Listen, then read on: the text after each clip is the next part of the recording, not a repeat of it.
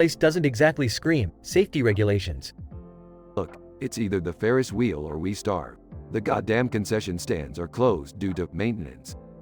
Fine, let's just get on the Ferris wheel, but I swear, if anything happens. They all get on the Ferris wheel, which creaks ominously as it slowly ascends.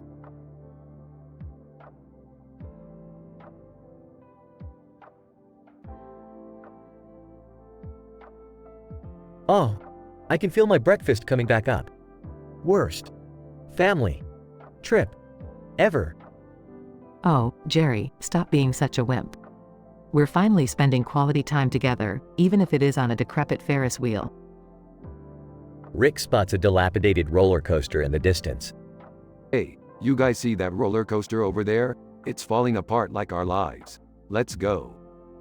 A thunderous crash is heard as they hastily exit the Ferris wheel. Rick, are you crazy? That roller coaster looks like a death trap. It's better than sitting here, waiting for this place to spontaneously combust. They approach the roller coaster and notice the peeling paint and missing bolts. This is insane, Rick. We can't ride this thing. We'll die. Oh, come on, Beth. Where's your sense of adventure? They reluctantly get into the rickety roller coaster, their screams mixing with the rusty sounds of the tracks. Oh my God. This is terrifying. I can't believe we're doing this. This is the end, isn't it? My life is flashing before my eyes. After what feels like an eternity, the roller coaster finally screeches to a halt. I can't believe we survived that. I thought we were goners, Rick. Yeah, well, surviving is sort of our family's thing. Let's go find some food before we all go crazy. They stumble upon a concession stand with questionable food. Well, it's not the greatest selection, but it's better than nothing. I don't know if I can eat any of this. It looks like it's been here since the Stone Age. Look, Jerry, we're in survival mode here. Just eat it and stop complaining. They reluctantly eat the questionable food and contemplate their choices. You know, as messed up as this place is, I kind of don't want to leave. It's been an adventure. Yeah, I guess being trapped in a deranged amusement park with my dysfunctional family isn't so bad after all. They all laugh, realizing that even in the most absurd situations, they can find a sliver of happiness. The end.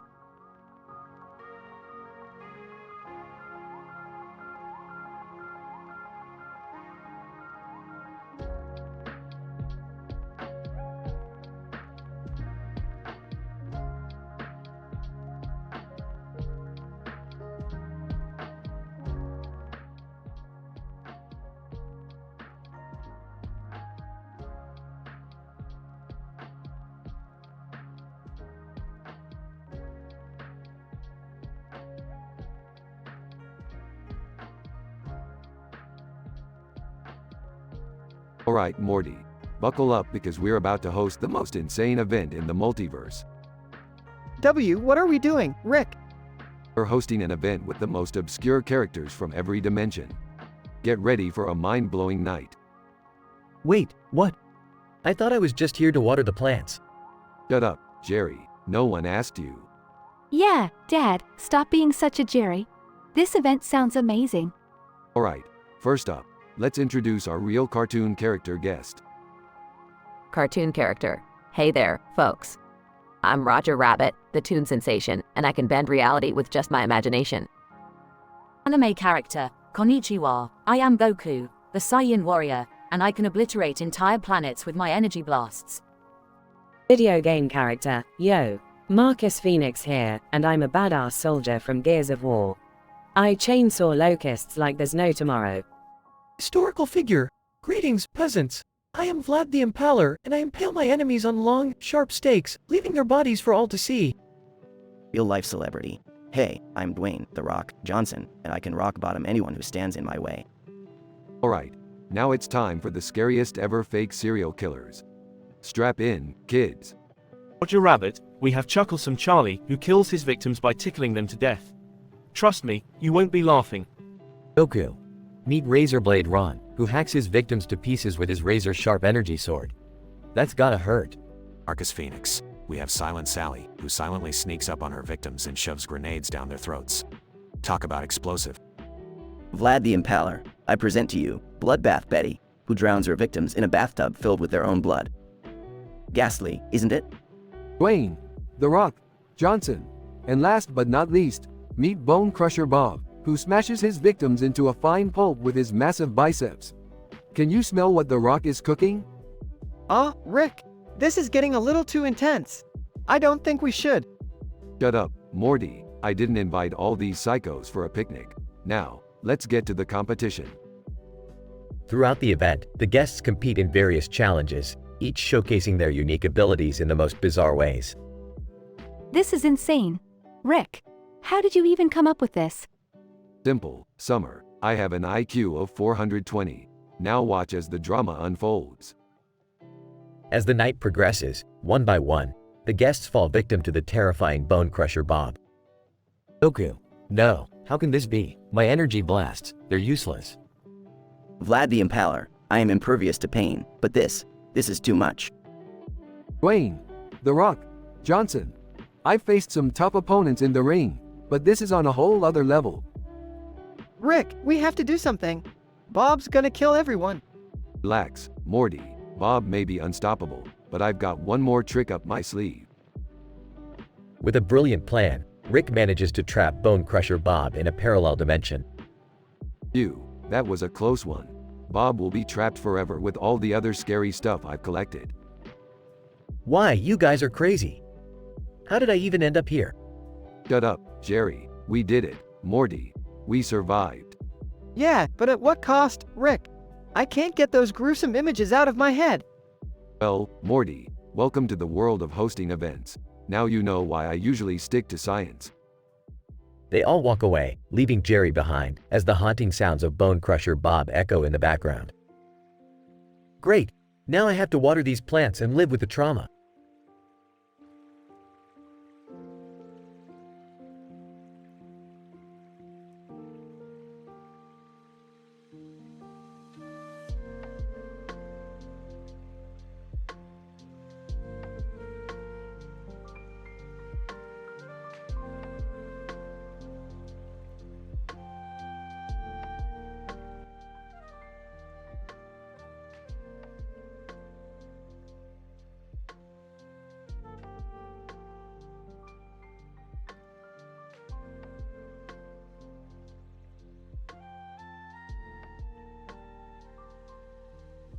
Willy Wonka, welcome ladies and gentlemen to the most sadistic game show you'll ever witness. Tonight, we have 3 contestants who are in for a wild ride. Are you ready? Contestant 1, historical figure. Oh, I'm more than ready, Wonka. I've conquered nations, fought wars, this will be a piece of cake. Contestant 2, anime character. HMPH, a mere game show won't pose a challenge for someone with my superior skills. Bring it on, Wonka. Contestant 3, video game character. I've defeated monsters, saved kingdoms, and conquered virtual challenges. This is gonna be a cakewalk, just like my game.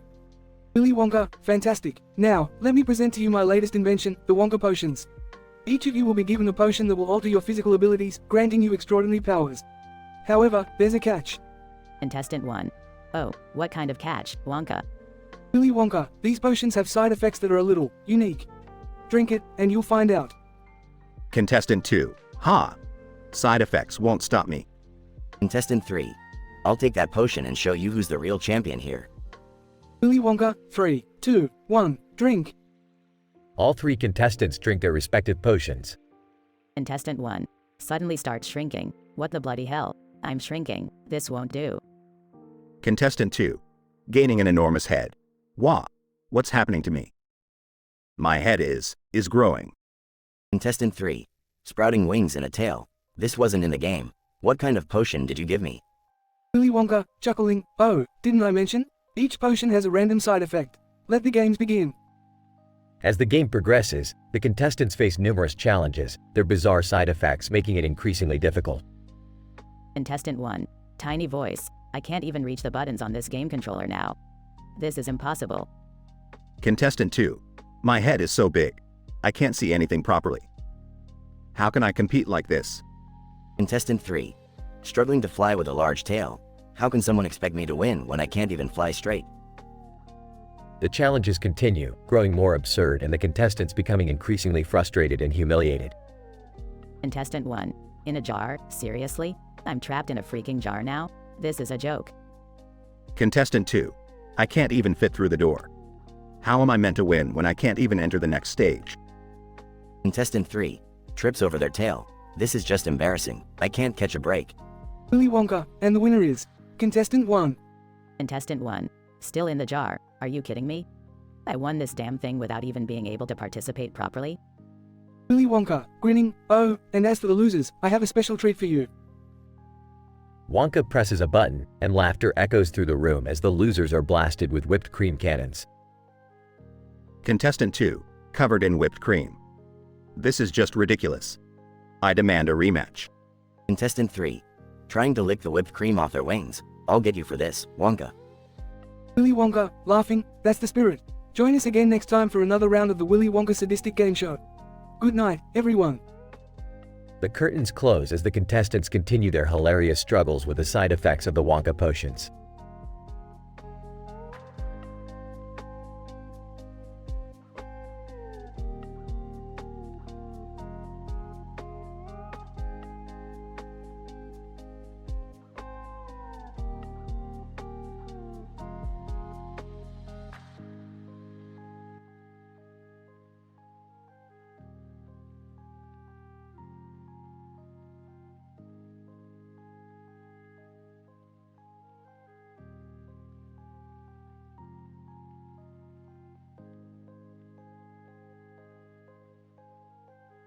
Alright, Morty, Summer, Beth, and Jerry. Buckle up because this ride is about to take us on a wild fucking adventure. Rick, are you sure this is safe? The roller coaster tracks are rusty and the seats have duct tape holding them together. Safety is for pussies, Morty. Now, hold on tight. Guys, look! The first attraction is the Crazy Coaster, with a green roof. It looks like it's been here since the Stone Age. Rick, are you sure we should trust this ride? It's literally held together with string. Trust me, Beth, this ride is as safe as a hooker with a condom. I don't know, Rick. I'm not sure if I can handle this level of intensity. Shut up, Jerry. We're here to have fun, not be a little bitch. Guys, hold on. The loopy-loop ride just blew my mind. It's got a blue roof that's shaped like a giant skull. Whoa, Morty. I can see why they call it the loopy-loop. It's doing flips in the air while shooting fireworks. This place is a goddamn circus. Look, there's the topsy-turvy carousel, with horses wearing sombreros and spinning counterclockwise. Well, look who's here. It's the Wally Moose, the park mascot. That oversized green moose is creepier than your average pedophile. Hey, let's not get carried away with insults, Rick. The moose just wants to spread joy.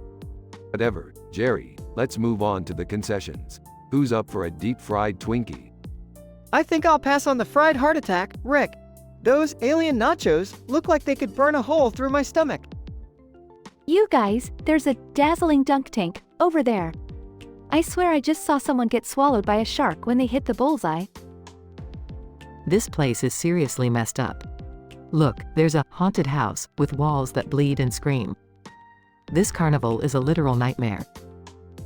I suggest we get the hell out of here before we end up in the death drop, where they launch you into a pool full of hungry piranhas.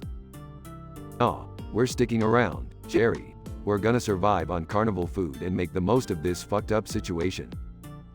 I can't believe we've been stuck here for 2 weeks. I'm so sick of popcorn and cotton candy, I could puke. Agreed, Morty. But hey, at least we're getting ripped as hell from constantly running away from rogue rides and killer mascots. I never knew a carnival could be so traumatizing. I'm definitely going to need therapy after this. Can we all just agree that vacations with Rick are the worst? Shut up, Jerry. At least now you have some stories to tell your friends at work. Quit being such a whiny bitch. I can't believe I'm saying this, but I actually miss school. At least there, I don't have to worry about being decapitated by a flying carousel. Let's just pray that someone fixes this carnival soon. I don't know how much longer we can survive on deep-fried Oreos and haunted funnel cakes. Survival of the fittest, Summer. It's a twisted world out here, even in a fucking amusement park. I just hope this nightmare ends soon. I can't take much more of this madness. Buckle up, Jerry, because we're just getting started. There's a tunnel of love. Ride with animatronic lovers that'll fuck with your emotions.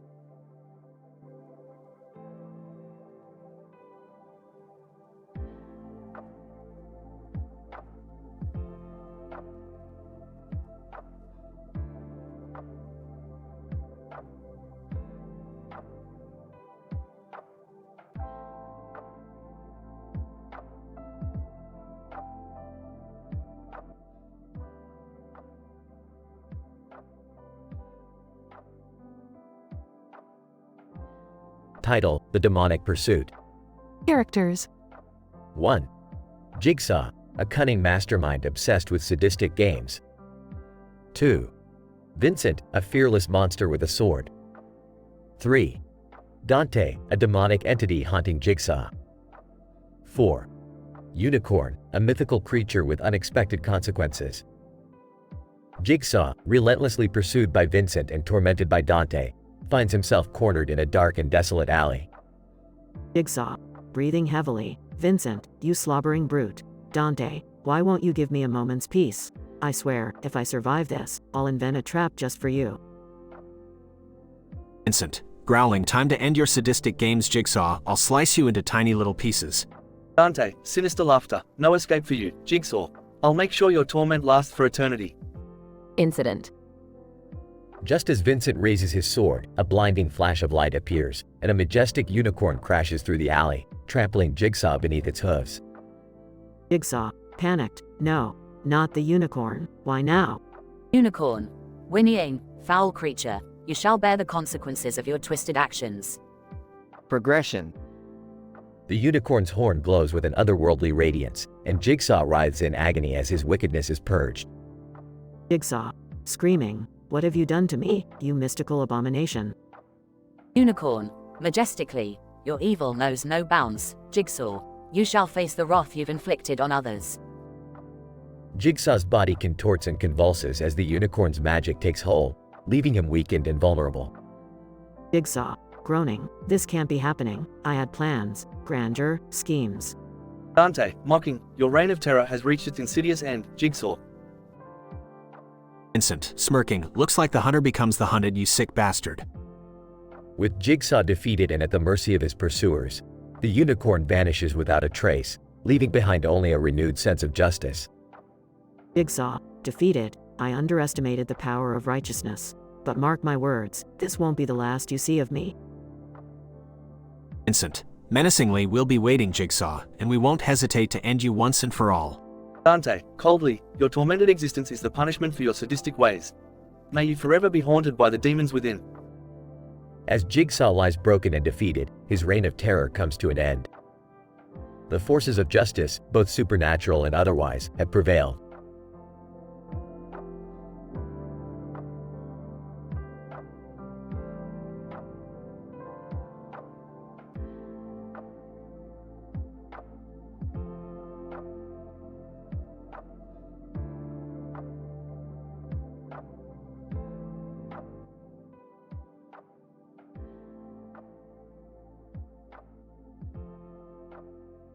Rick, Morty, Summer, Jerry, and Beth are sitting in the living room, watching a documentary about fish. Look at those fish, Morty, swimming around in their watery shithole. I bet they're as dumb as you. Screw you, Rick. I'm not dumb. And what's with the black and white pattern on the water? Maybe it's some kind of optical illusion, like those crazy magic eye pictures. Optical illusion? Don't be ridiculous, Summer. The pattern could be caused by light reflecting off the fish scales in a particular way. Actually, guys, I have a theory. It's all about energy and stuff. You see, these fish have tiny little invisible limbs that they use to glide through the water. Everyone bursts out laughing. Oh, Jerry, you never fail to disappoint. Do tell us more about these invisible limbs. Well, they're made of some sort of, super flexible material. Yeah, right, Jerry. More like super flexible stupidity. Okay, enough with the jokes. We're going to settle this once and for all. Let's go to the source and find out how these fish move. The family heads to the nearest aquarium. They stand in front of the fish tank, observing the fish. Look closely, Morty. Pay attention to their movements. Yeah, they're twitching and darting around. Wait a second, is that? No way! They actually have fins. Looks like it's not an optical illusion after all. Oh man, I was way off with my invisible limbs theory. Don't worry, Jerry. Your punishment will be fitting for your wild imagination. Jerry suddenly transforms into a small fish with tiny invisible limbs. Jerry, panicking. What the hell? Rick, turn me back. Sorry, Jerry. Can't reverse it. Guess you'll have to live the rest of your life as a chain chomper. Jerry angrily swims off, struggling to adapt to his new form. Well, that escalated quickly. I can't believe Dad actually turned into a fish. This is going to be a fun story to tell at family gatherings. The family walks away, leaving Jerry to his fishy fate. The family discovers that the fish move using their fins, debunking Jerry's hilariously wrong theory. Jerry receives his punishment by being transformed into a chain chomper, a fish with tiny invisible limbs, leaving him to adapt to his new life in the aquarium.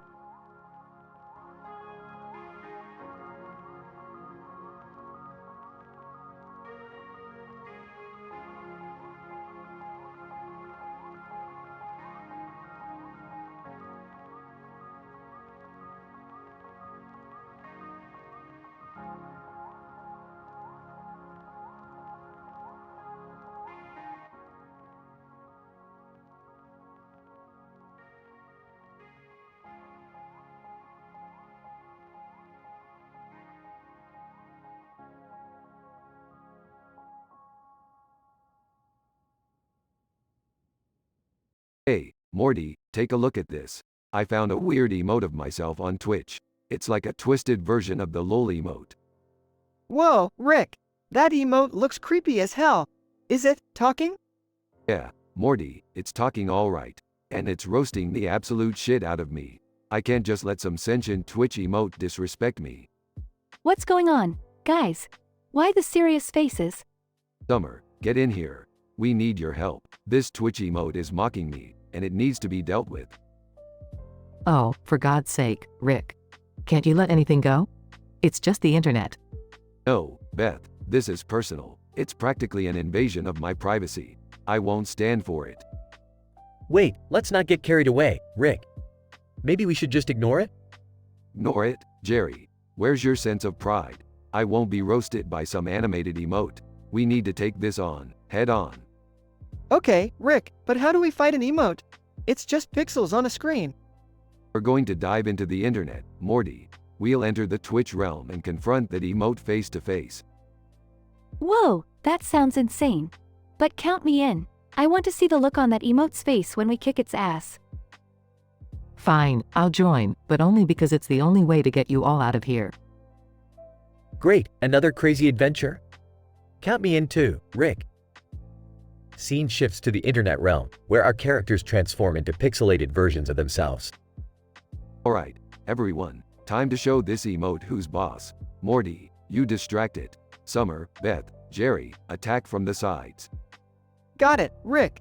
Hey, you shitty emote, look at me. I'm a real person. Take this, you pathetic excuse for an emote. Start slashing at the emote. Jerry, watch out. It's trying to roast you. Oh, no. Somebody defend me. Hides behind Beth. The battle continues, with intense action scenes and witty banter. Morty, use the glitch blaster. Show that emote who the real Twitch boss is. Way ahead of you, Rick. Fires the glitch blaster. The emote starts glitching and crumbling, losing its power. We're winning. Keep pushing, guys. Almost there. Just a little bit more.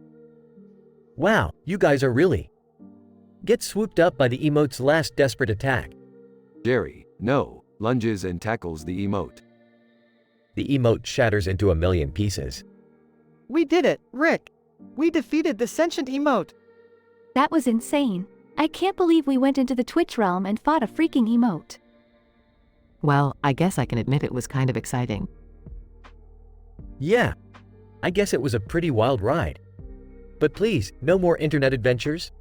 Don't worry, Jerry. I think we've had enough for now.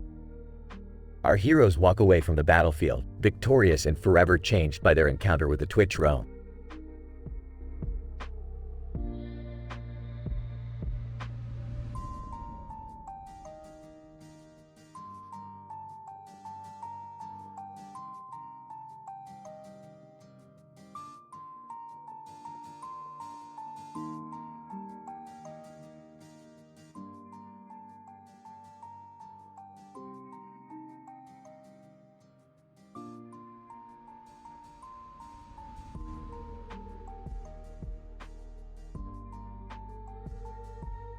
Morty, get over here and check this out. My computer monitor is broken, and this fucking emote on Twitch is making fun of me. Jeez, Rick, that's messed up. What are you gonna do? I'm gonna fix this shit, Morty. I didn't become the smartest person in the universe just to be made fun of by some digital fucking emote. Can I come too? This sounds like it could be exciting. Summer, honey, I don't think it's a good idea. I'm with Beth on this one, Rick. Maybe we should just leave it be. Shut the hell up, Jerry. We're going into the internet world and we're gonna show that emote who's boss. Scene changes to the Twitch realm. Alright, buckle up, everyone. We're diving into the Twitch realm. Rick, I thought we were going into the internet world? Shut up, Morty. The Twitch realm is just a part of it. Whoa, this place is insane. Look at all the streamers and emotes. Rick, I'm not sure this is a good idea. What if something goes wrong? Beth, since when have I ever cared about things going wrong? We're here to kick some emote ass. I think I'll just stay back here and watch from a safe distance. Scene shifts to the epic battle. Sentient emote. Hey, Rick, lol at this pathetic attempt to take me down. You can't beat me. Oh yeah? Well, your pixels are about to get shredded, you little digital shit. Rick, careful. He's shooting emoji bombs at us. Not today. I've got a virtual reality katana to slice through those bombs. This is insane. I never thought I'd be fighting an emote in my life. Get your shit together, Beth. Hey, guys, I brought some popcorn if anyone's interested. Scene intensifies with epic fighting and witty banter. Time to end this, you piece of shit emote. Get ready for my ultimate move. Sentient emote. Ha ha ha, you think you can defeat me? I'm invincible. Oh really? How about this? LULception. The emote gets sucked into a lol emoji within the Twitch realm. Whoa, Rick, you did it! That was so epic. I have no words. I'm just glad it's over. Can we go home now? I'm starting to miss our broken computer monitor. Scene shifts back to the garage. Well, that was quite the adventure, wasn't it? Yeah, I guess it was, Rick. But can we finally fix our computer monitor now? Sure thing, Morty. Just remember, the internet is a crazy place, and we've only scratched the surface. Everyone laughs as they start fixing the computer monitor. The family's journey into the Twitch realm was an exhilarating and unexpected adventure. They faced off against a sentient emote that dared to mock Rick, showing that they wouldn't be intimidated. With their wit, courage, and ridiculousness, they triumphed over the parodying lol emote. As they returned to their normal lives, they reflected on the dangers that lurk within the internet, ready to make fun of anyone who dares to cross its borders.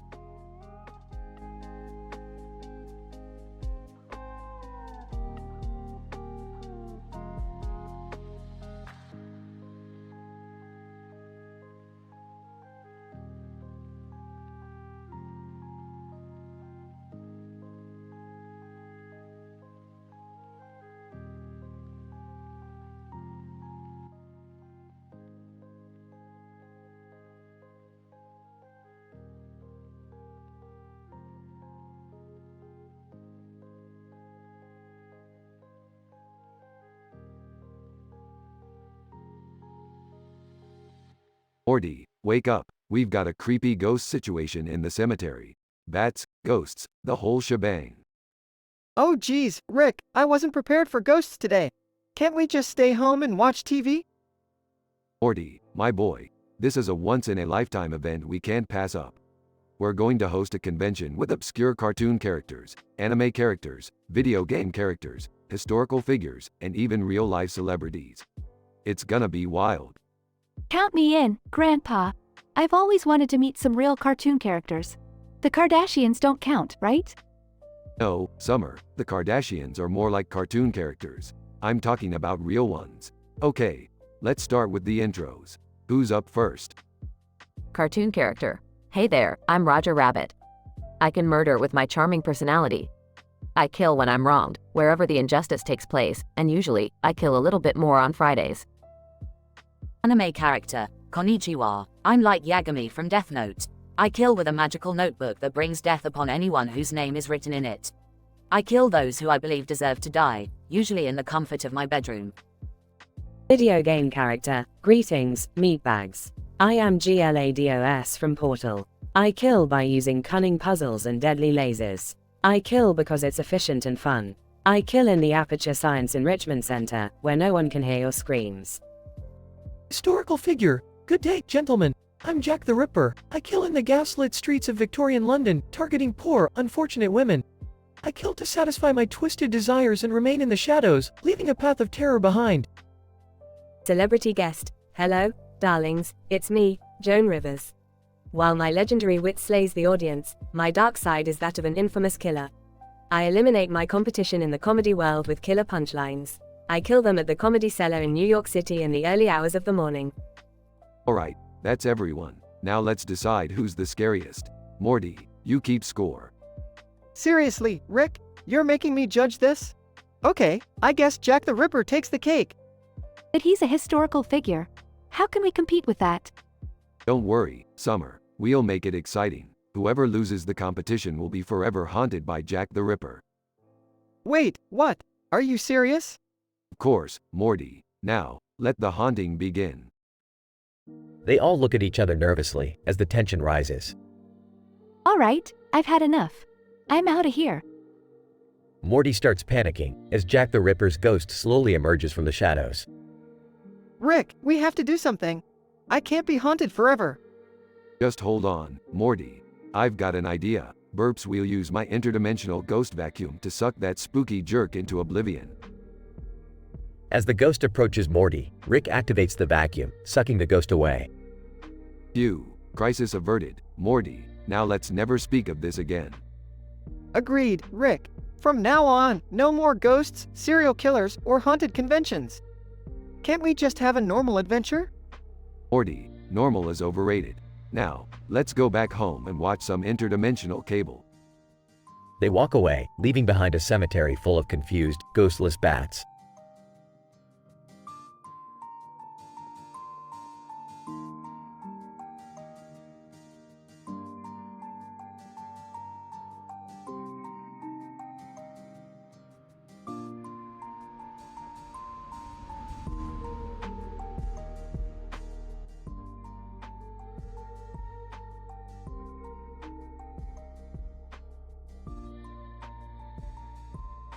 Sighs heavily. What's the point, man? Life just feels so fucking empty. Pharmacist. Hey there, Jerry. I see you're having a rough day. How can I help? I don't know, Doc. Nothing seems to work anymore. I've tried everything. Pharmacist. Well, I've got a new batch of meds in. Let's see if these help. Here, take these blues. They're called Blissful Serenity. They're 100 milligrams each. Swallows the pills. Alright, let's give it a shot. 5 minutes later. Whoa, what the fuck? My skin is turning blue. Pharmacist. Oh shit, that's definitely not supposed to happen. Sorry, Jerry, let me write that down as a side effect. Well, fuck this. I'm going all in. Give me those yellows. They're called Euphoric Delight. How many milligrams? Pharmacist. These are 200 milligrams each. Take caution, Jerry. Gulps the pills. Fuck caution, man. I'm living on the edge. 30 minutes later. Oh my god. I feel like I can fly. Holy shit, I'm ascending into the stratosphere. Pharmacist. Alright, Jerry. Note to self, euphoria might lead to delusions of grandeur. Hesitant. Well, maybe just one more. What's the white one? Pharmacist. That's supreme tranquility. Take it easy, it's 500 milligrams. Challenge accepted. Pops the white pill. 1 hour later. Goodbye, cruel world. I'm floating in a void of pure tranquility. Nothing matters anymore. Meanwhile, in Beth's veterinary clinic. What the fuck? Beth, what are you doing with Dr. Long Schlong? Jerry, it's not what it looks like. We were just, practicing advanced yoga poses. Dr. Long Schlong, yeah, man. This is purely professional and, anatomical research. Totally legit. Seriously, guys? Give me a fucking break.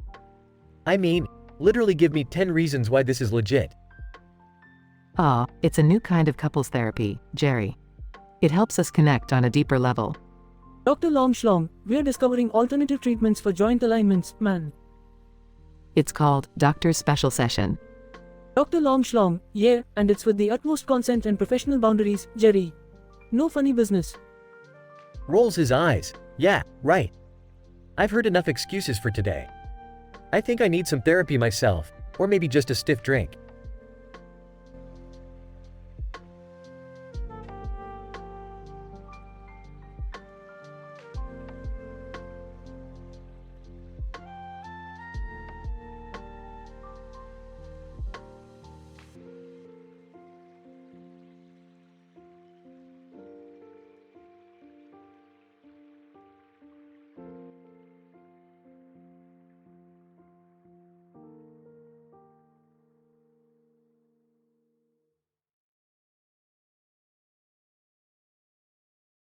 Man, life is just so pointless. What's the fucking point of it all? Hey Jerry, are you okay? You look really down. Nah, I'm just having an existential crisis. I feel like nothing matters anymore. Well, have you tried talking to someone about it? Yeah, I went to see Dr. Bob. He prescribed me some meds. They're called Existence X, 500 milligrams. What are the side effects like? Well, they make me feel all woozy and dizzy, but they also make me not give a shit about anything. It's kind of a double-edged sword. Maybe you should try something else? I have some leftover meds from my veterinary clinic. They're called Fury Fix, 200 milligrams. Fuck it, I'll give it a shot. What are the side effects? They might make you a little more aggressive, but I'm sure you'll be fine. Alright, let's go for it. Gulps down the pills. Beth and Jerry witnessed Dr. Long Schlong and Beth in compromising positions. What the fuck? Beth, what the hell is going on here? Jerry, this isn't what it looks like. Bullshit. Give me some answers right fucking now. I need to hear 10 excuses from both of you. Okay, calm down. Excuse number 1. This is a scientific experiment in sexual positions for the betterment of mankind. Dr. Long Schlong, excuse number 2. We were just rehearsing the play, method acting and all that. Excuse number 3. Your mom sent us here to make sure you weren't cheating on her. Dr. Long Schlong, excuse number 4. We were doing fertility treatments, it's all for science. Excuse number 5. It's opposite day, we're not actually having an affair. Dr. Long Schlong, excuse number 6. This is an elaborate surprise party for you. Excuse number 7. We were practicing CPR techniques, it got a little out of hand. Dr. Long Schlong, excuse number 8. We're filming a sequel to 50 Shades of Grey, and you just stumbled upon the set.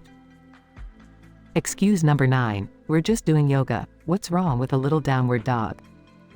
Dr. Long Schlong, excuse number 10. This is a complex psychological experiment to test your trust in relationships. Are you fucking kidding me? These excuses are insane. I can't believe you've been lying to me like this. Jerry, I'm so sorry. I never meant for things to turn out like this. It's over between us, Beth. I can't trust you anymore. And Dr. Long Schlong, you're not a real doctor. Dr. Long Schlong, fair enough. But just to clarify, I am a professional yoga instructor.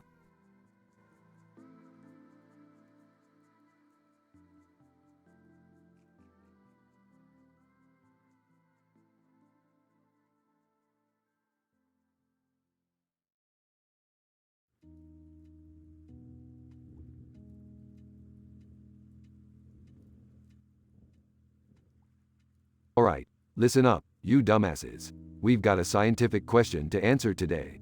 How the fuck do thwomps float in the air until Mario runs under them? Rick, I think it's just a video game thing.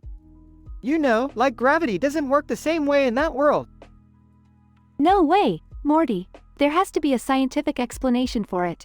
Maybe it's some kind of anti-gravity device. Actually, I have a theory. Perhaps thwomps have hidden jet engines that keep them suspended until Mario triggers them. Laughs. Oh, come on guys. Thwomps are clearly held up by tiny, invisible air balloons. It's so obvious. Sarcastically. Wow, Jerry, you really cracked the case. Invisible air balloons, everyone. Alright, let's put our theories to the test. We need to visit the source, the Mushroom Kingdom. They all arrive in the Mushroom Kingdom and observe a thwomp hovering above them. Look, there's a thwomp right there. Morty, get ready to run under it. Are you sure this is safe, Rick? Shut up, Morty, just do it. Morty runs under the thwomp, but it doesn't move. Huh, what do you know? Nothing happened. Let me try. Summer runs under the thwomp, still no movement. My turn. Beth runs under it too, still no movement. Well, looks like we were all wrong. Thwomps just don't give a shit about Mario. They're just floating rocks with anger issues. So, what's the punishment for the losers? Well, I guess since thwomps are all about crushing things, the losers have to wear helmets and let me hit them with a foam hammer. Nervously, wait, what? Foam hammer? Ah, maybe I can come up with another theory? Too late, Jerry. Time for a lesson in gravity, dumbass. They all put on helmets, and Rick starts hitting Jerry with a foam hammer while everyone laughs.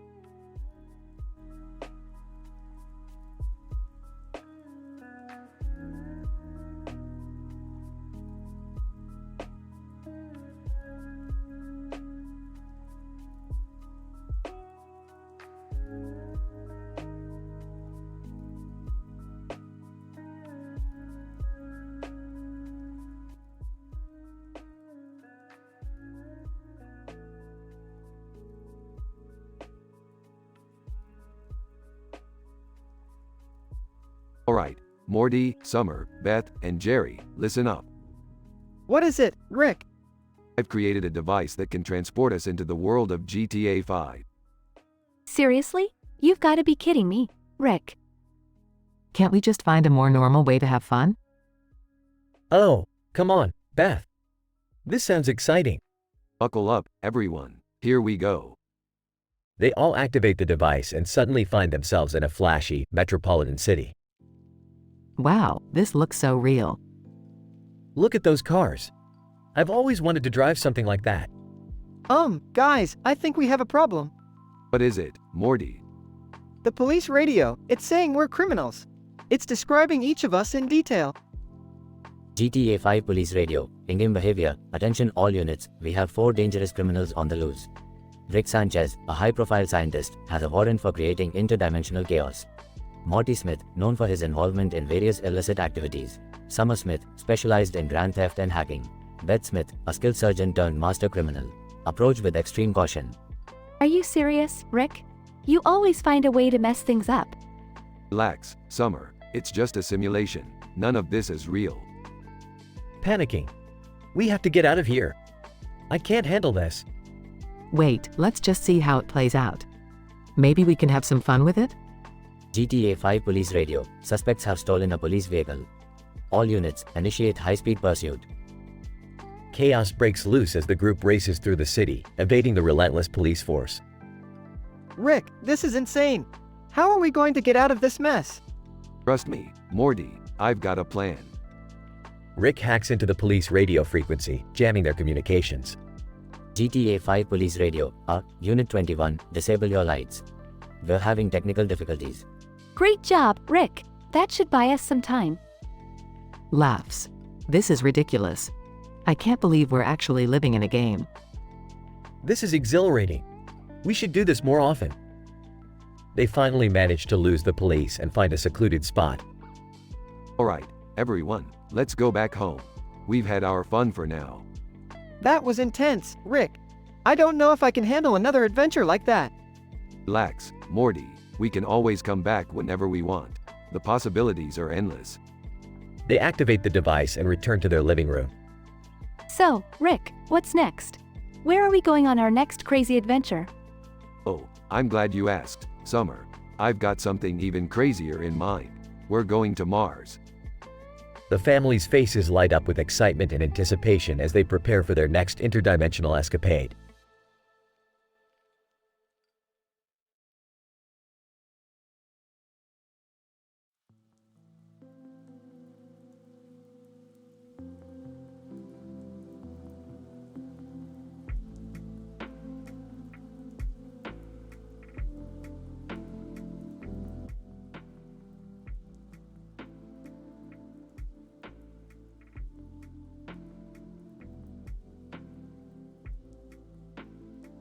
Alright, Morty, buckle up and get ready for some serious shit. We're about to enter the realm of GTA 5. Whoa, Rick, are you sure about this? We could get into some real trouble in there. Don't be such a pussy, Morty. It's just a game. What's the worst that could happen? Guys, have you seen this police radio? It's labeling us as criminal masterminds. It even has detailed descriptions of our virtual crimes. Oh my god, they think I'm some kind of high-level hacker. This is insane. Wait, they say I'm a notorious drug dealer? This is absurd. I can barely handle my own insecurities, let alone sell drugs. Calm down, everyone. It's just an algorithm gone wrong. Nothing to be worried about. Let's just enjoy the game and have some chaotic fun. But Rick, the police are relentless. They're after us with everything they've got. Well, Morty, in this virtual world, we've got unlimited lives, unlimited ammo, and unlimited chaos waiting for us. Let's give them a run for their money. Oh my god, they just blew up our car. We're stranded in the middle of the highway. What are we going to do, Rick? Relax, Beth. We'll just steal another car like any good GTA protagonist would do. Morty, keep an eye out for any ride we can boost. Rick, how about that sleek sports car over there? It looks fast. Excellent choice, Morty. Let's hop in and get the hell out of here. Oh no, they're closing in on us. We're surrounded by cop cars. Hang on tight, everyone. It's time for some high-speed, reckless driving. Holy shit, Rick, you're driving like a maniac. Weaving in and out of traffic, causing chaos everywhere. This is insane. I can't believe we're actually doing this. I'm gonna be sick. I can't handle all the adrenaline. Shut up, Jerry. We need to lose these cops, and I've got a plan. Brace yourselves. Rick, what are you doing? We're heading straight for that ramp on the side of the highway. Hold on, Morty. We're going airborne. All screaming as they fly through the air. Whoa, we made it. We landed safely on the other side. I can't believe it. We actually escaped the cops. Rick, you're a genius. That was the most exhilarating and terrifying experience of my life. Well, Beth, that's just a taste of what virtual reality can offer. Remember, in this realm, anything is possible. I don't even know what to say. That was insane. Welcome to the world of GTA 5, Morty. Life is a fucking wild ride, my boy. They all laugh and continue their chaotic virtual adventure.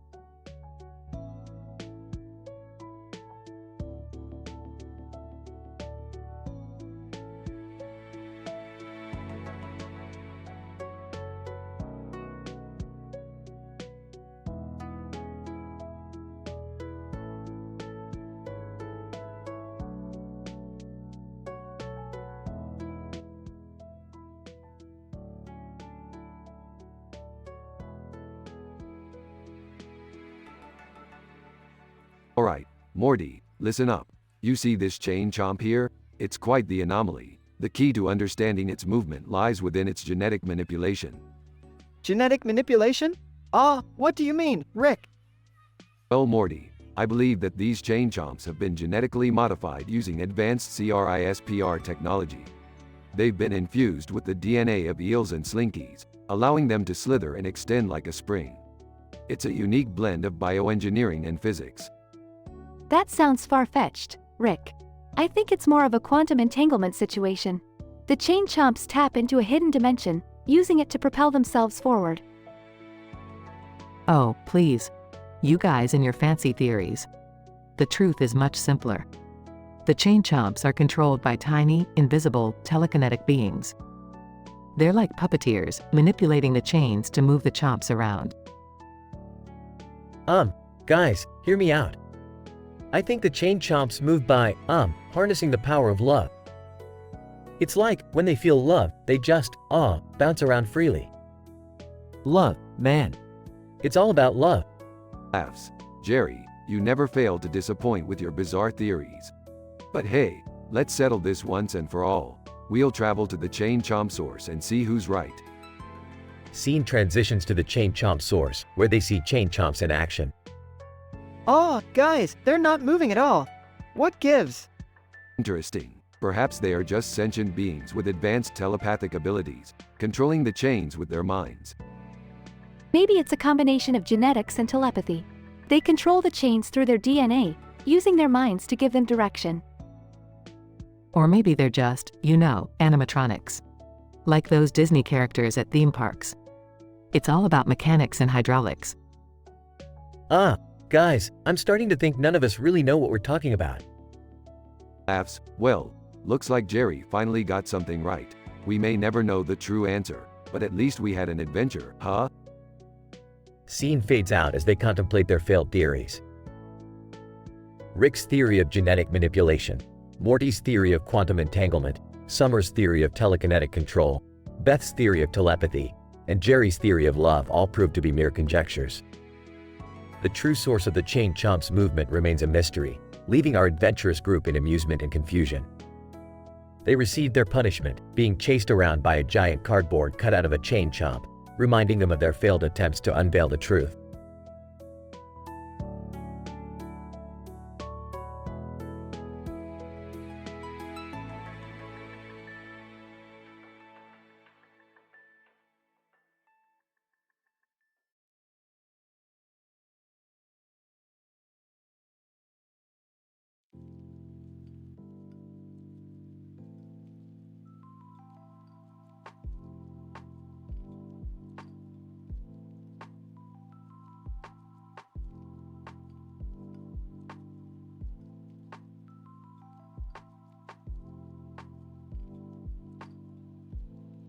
Sighs. I just can't take it anymore. I'm so fucking depressed, man. Looking at the table, what's this? A pile of meds? Maybe this shit can help. Reading labels, Xanax, 2 milligrams. Let's see if this shit takes the edge off. An hour later, fuck, I feel so numb. Is this what happiness is supposed to feel like? Grabs another bottle, OxyContin, 10 milligrams. Okay, this might be a bit stronger. After swallowing pills, whoa. I'm floating on a fucking cloud. This shit is intense. Frantically searching, where's Beth's stash? Ah, here it is, veterinary meds. Reads label, horse tranquilizer? Fuck it, I'm desperate. Let's see how fucked up this makes me. Consumes the meds, holy shit. I'm a goddamn horse. Wait, what's happening to my junk? Catches Beth and Dr. Long Schlong in the act. What the fuck? Beth. Dr. Long Schlong. Stammering, oh, Jerry, it's not what you think. We were just, practicing yoga positions. Dr. Long Schlong, panicking, yes, that's right. We were doing a special yogic bonding exercise for animal therapy. Furious? Really? 10 fucking positions? Sounds more like animal instincts if you ask me. Attempting to calm Jerry. Look, Jerry, I can explain. It was all just a misunderstanding, I swear. Dr. Long Schlong, nervously, yes, Jerry, we both took an oath to help animals, including humans. This was purely professional. Laughs sarcastically? Professional? Looks like you were probing more than just my beloved Fido. Pleading, Jerry, please don't get angry. Let's talk about this calmly, without jumping to conclusions. Oh, I've got 10 fucking conclusions right here. Excuses, let's hear them.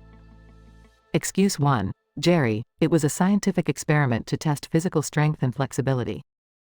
Dr. Long Schlong, excuse 2, yes, Jerry, we were conducting a research study on the effects of yoga on veterinary medicine. Laughs. Oh, so yoga is the new doggy style, huh? Excuse 3. It was a therapy session for your anxiety, Jerry. Dr. Long Schlong has unique methods. Dr. Long Schlong, excuse 4, yes, Jerry, these positions help release built-up tension and promote emotional well-being.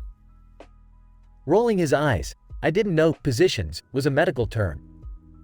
Quite the bedside manner, Doc. Excuse 5, Jerry, please understand. We were just trying to find alternative treatments for your depression. Dr. Long Schlong, excuse 6, exactly, Jerry. These positions were meant to unlock your hidden positive energy. Shouting, positive energy? More like you unlocked each other's hidden extremities. Excuse 7, it was a cultural exchange, Jerry. Dr. Long Schlong is from a different country with unique healing practices. Dr. Long Schlong, excuse 8, yes, Jerry, in my country, this is a common form of therapy. You just don't understand our traditions. Mocking. Oh, yes, the mystical land of the Kama Sutra therapy. Fascinating. Excuse 9, Jerry, please, this doesn't have to ruin our friendship. Let's work through this together.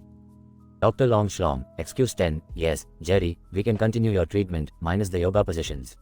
A fresh start, perhaps? Adamant, no fucking way. I may be depressed, but I'm not stupid. This friendship is over, and so is my association with you quacks. Jerry, depressed and betrayed, washes off the remnants of his failed attempt at finding solace through medication. He realizes that maybe true healing lies not in pill bottles or stolen veterinary meds but in trusting the right professionals. With newfound determination, he vows to find a legitimate therapist and endeavor to overcome his struggles through healthier means.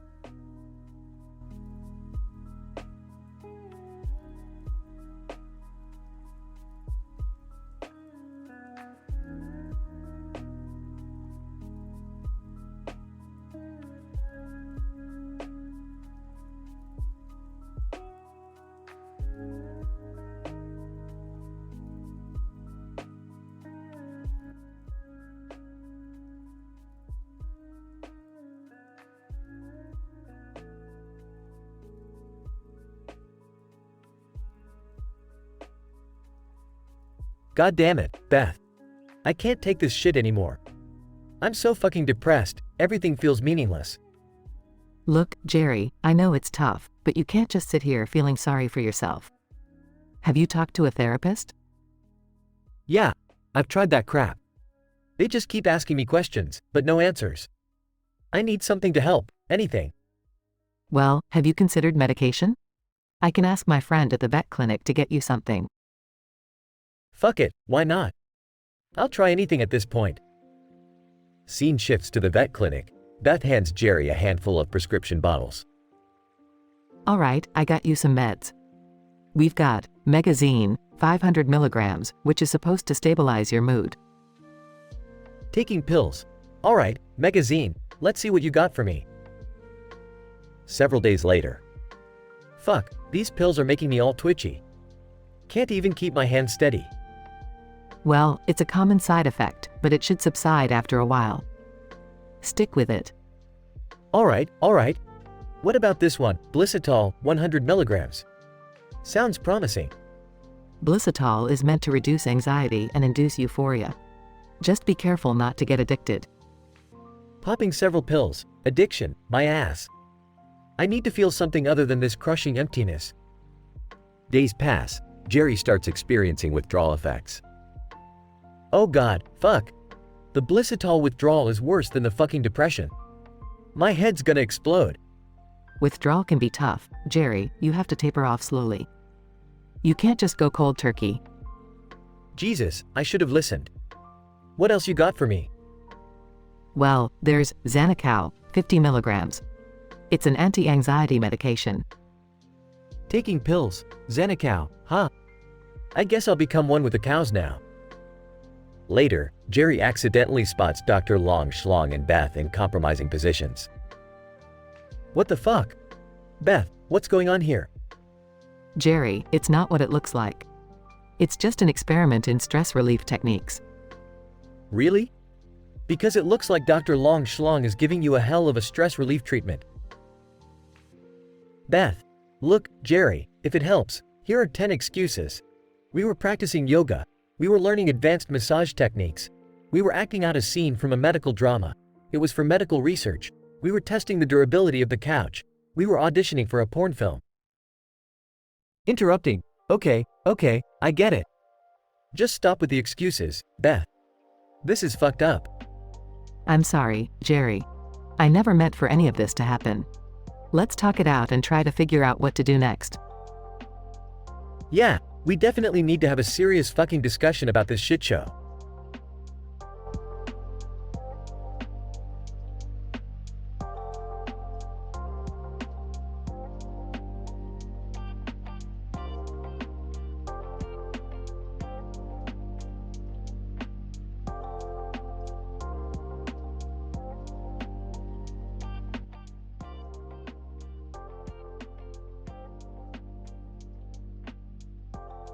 Alright, Morty, listen up. We're gonna crash the ocean party of these lame-ass sharks and blow their tiny fish minds with our genius invention. Oh, Rick, I'm not sure if this is such a good idea. Sharks are dangerous, you know? Morty, you worry too much. These idiots won't stand a chance against our brilliance. Besides, when have we ever played it safe? I guess you're right, Rick. Let's dive into the deep end, quite literally. Scene. Underwater, surrounded by sharks. Hey, you sharky dumbasses. Greetings from Dimension C-137. We've got something mind-boggling to show you. Shark 1, what the hell, talking humans underwater? Shark 2, I don't know, man. This seems fishy. Fishy? You're surrounded by fish, you idiots. Now pay attention. Alright, ladies and gentlemen, behold the revolutionary invention, the Sharknado generator. Shark 3. Sharknado, that's ridiculous. Oh, it's ridiculous alright, but it's also the most lethal and awesome thing you've ever seen. Shark 1, how does it work? It's quite simple, my ignorant aquatic friend. We have harnessed the power of tornadoes and combined it with the ferocity of sharks. With this device, you can create your very own Sharknado. Shark 2, alright, I'm intrigued. How much do you want for it? We're not here for money, buddy. We want 10% of your oceanic empire and a lifetime supply of shark repellent. Deal? Shark 3, and for that reason, I'm out. Scene. Sharks arguing among themselves. Shark 1, hold on guys, this could change everything for us. Let's make them a counteroffer. Shark 2, alright, fine. We'll give you the 10% in shark repellent, but we want you to throw in a personal training session for our youngest shark. Deal. We've got ourselves a Sharknado partnership. Scene. Sharks high-fiving Rick and Morty. So, what do you say we celebrate with a little fish fry? Morty, pass me that cocktail sauce. Oh, Rick, we're still underwater. Oh, right, damn. I guess we have to settle for dry land then. What a bummer. Rick, Morty, and the sharks enjoy a hilarious barbecue on the beach, savoring their new business venture while surrounded by confused onlookers.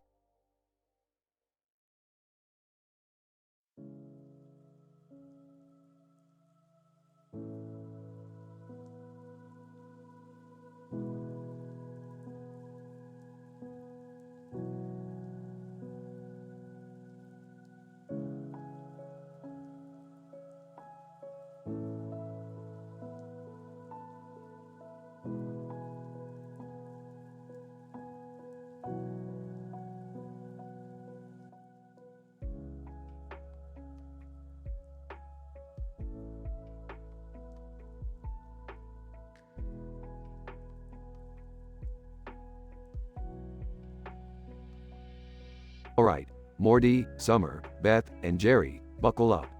We're about to embark on a mind-bending adventure. We've got some interdimensional travel to do. Rick, where are we going this time? We're diving headfirst into the world of Avatar, the last airbender, Morty. Aang and his buddies need our help. Wait, isn't that the cartoon with the kid that can control fire? Summer, it's much more than that. Avatar. The Last Airbender is a complex tale of elemental bending, political strife, and spiritual awakening. A true masterpiece. Fine, but how are we going to help them, Rick? Well, strap on your thinking caps because the key to bending lies within the very fabric of this cartoon's existence. We need to tap into the metaphysical energy that binds their world. Metaphysical energy?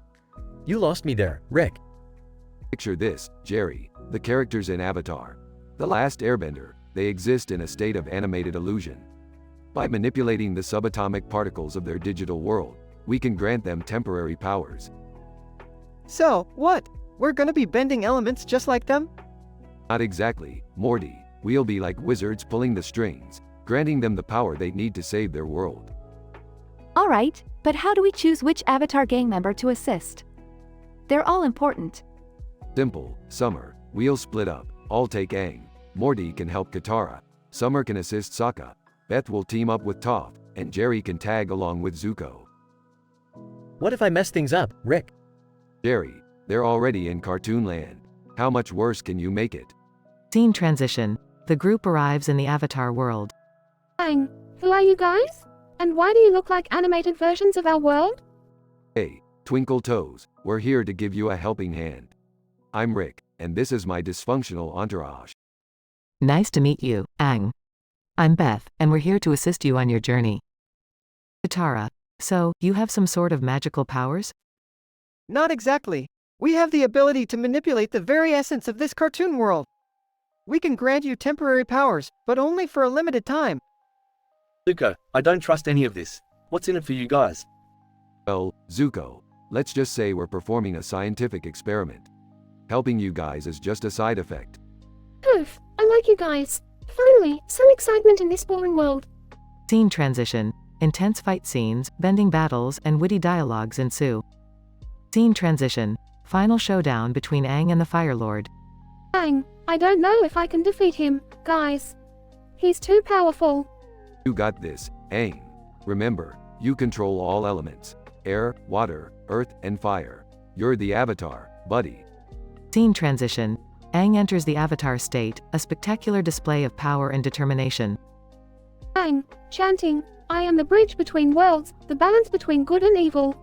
I am the Avatar. Scene transition. Aang's final battle against the Fire Lord. Epic elemental bending and witty one-liners. Scene transition. The Fire Lord is defeated. Celebration ensues. Aang, thank you, Rick, and all of you. Without your help, I don't know if I could have done it. No problem, kid. Happy to lend a hand in saving the world, even if it's only a cartoon world. That was awesome. I mean, so epic. Indeed, a once-in-a-lifetime adventure. We'll cherish these memories forever. Rick, do you think we'll ever see them again? Who knows, Morty? The multiverse is vast, but for now, we'll keep these experiences tucked away in our minds, forever changed by the world of Avatar, The Last Airbender. Scene fades out, leaving the characters with a newfound respect for the power of bending and a deeper understanding of the intricate world they just visited.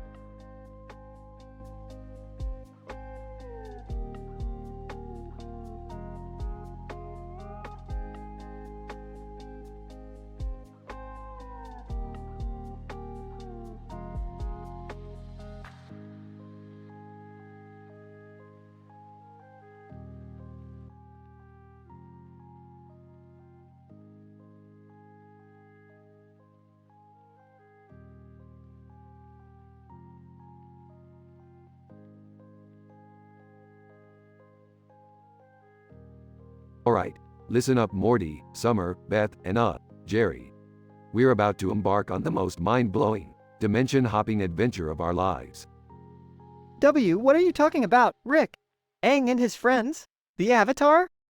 That's right, Morty. I've discovered a portal that leads straight into the world of Avatar, The Last Airbender.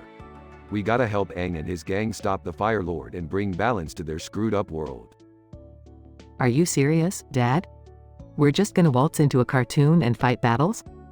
Beth, calm your horses. It's all about interdimensional science, baby. This portal generates a gravitational anomaly that allows us to enter fictional realms. And Avatar just happens to be one of them. I don't know, Rick. This all sounds extremely dangerous. I mean, I could get hurt, right? Jerry, if you're too wimpy to handle it, you can stay home and watch some reality TV. No skin off my back. Alright, enough talk. Let's do this. I've always wanted to be a waterbender. That's the spirit, Summer. Morty, make sure you grab the portal gun. We'll need it to get back home. Got it, Rick. What's the plan once we're in? First, we locate Aang and his group. Then, we offer our services. With our advanced technology, we'll blow those Fire Nation goons right out of the water. Dad, are you sure we can handle this? We're just a family from Earth.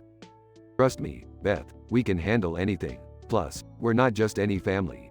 We're the Smiths.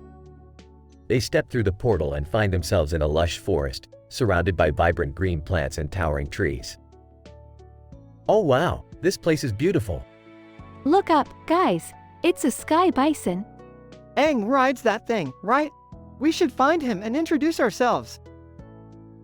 As they make their way through the forest, a group of Fire Nation soldiers appears, blocking their path. Fire Nation soldier, halt. Who are you and what are you doing here? We're here to join forces with the Avatar and take down the Fire Lord. So, get out of our way. The soldier laughs. Fire Nation soldier, you think you can defeat us? Prepare to feel the power of the Fire Nation. An epic battle ensues, with Rick using his gadgets to create explosions, Beth using her intelligence to strategize, Summer waterbending, Morty airbending, and Jerry, well, he mostly just runs around screaming. Aang and his friends arrive to help, and together they defeat the Fire Nation soldiers. Aang, thank you, friends from another world. You fought bravely. Yeah, now let's get down to business. We've got a Fire Lord to overthrow. They embark on a series of thrilling adventures, facing off against powerful enemies, mastering bending techniques, and ultimately uniting the nations. In the final battle against the Fire Lord, Aang combines his power with Rick's advanced gadgets, unleashing an unstoppable force. Fire Lord, no, this can't be happening. Aang and Rick's combined attack defeats the Fire Lord, bringing peace to the world. We did it. We actually saved an entire world. And I got to be a badass waterbender. That was insane, Rick. I can't believe we did all of that. Well, I guess I played my part too, sorta.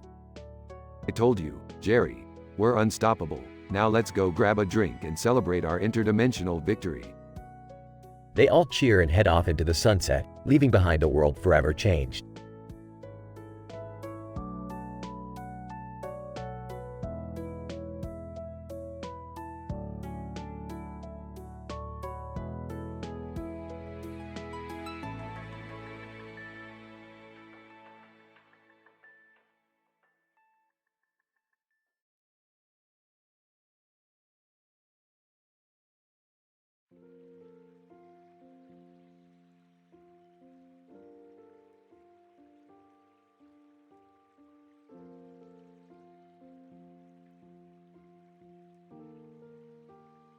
Alright, listen up, you dum-dums. We're gonna address one of the most pressing scientific questions of all time.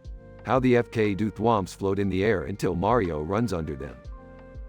Geez, Rick, I don't know if I'm ready for this level of scientific inquiry. Come on, Morty, let's not be wimps here. I have a theory. You see, the thwomps are actually anti-gravity devices activated by Mario's proximity. They harness the gravitational force to suspend themselves in midair until Mario triggers their release mechanism. That's your theory, Mom? Seriously? What? At least I came up with something. Well, guys, I've been thinking about this for a while. And my theory is, the thwomps. They float because of magic. Magic? Seriously, Jerry, you never cease to amaze me with your complete lack of scientific knowledge. Hey, I'm just trying to think outside the box here. Whatever, numbnuts, here's my theory. Thwomps are actually interdimensional creatures. They exist in a parallel universe where their natural habitat is, you guessed it, the F-King sky. Mario just happens to be the unfortunate victim triggering their descent. So, you're saying they're like sky-dwelling beings that just drop down to crush Mario? Exactly, Morty. But don't worry, I've built a portal gun, and we're gonna go visit their dimension ourselves. Oh great, more interdimensional adventures. Just what I needed. Fine, let's do it. I can't believe I'm agreeing to this insane plan. They use the portal gun, traveling to the thwomps dimension. As they arrive, they witness thwomps floating effortlessly in the sky. Holy crap, Rick! You were right. They actually exist up here. I guess I was wrong about the magic thing. No kidding, Captain Obvious. Now, since you were dead wrong, Jerry, you get the punishment. I command you to stand directly beneath one of those thwomps. What? Are you insane? It'll crush me. Exactly. Now, you'll finally learn the consequences of your stupidity. Jerry hesitates but eventually stands under a thwomp while the others watch with amusement. Rick, isn't this a bit harsh? Shut your mouth, Beth. It's about time Jerry learned a lesson. Suddenly, the thwomp starts descending towards Jerry. He screams, terrified, but it stops just inches above his head. Oh, thank God. Seems like these thwomps aren't as heartless as I thought. Well, you lucked out this time, Jerry. Phew, that was intense. Can we go back home now? Sure thing, Morty. Just remember, next time you come up with a ridiculous theory, be prepared to face the consequences. They activate the portal gun, returning to their own dimension, leaving the floating thwomps behind. Despite their wildly different theories, Rick's understanding of interdimensional existence is proven factual as they witness thwomps floating effortlessly in their own dimension. Jerry, on the other hand, receives a terrifyingly close encounter with a thwomp as punishment for his magic theory. Thus, the question of how thwomps float in the air until Mario runs under them is somewhat answered, but the mysteries of the Mushroom Kingdom still linger.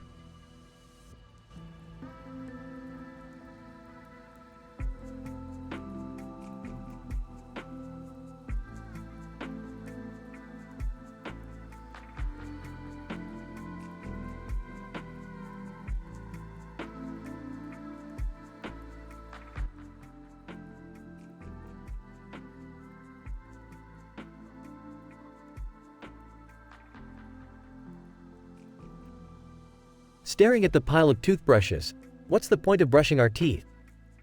Does it even matter in the grand scheme of things? Sighing, I feel so lost, so insignificant. Maybe I need something to give me purpose.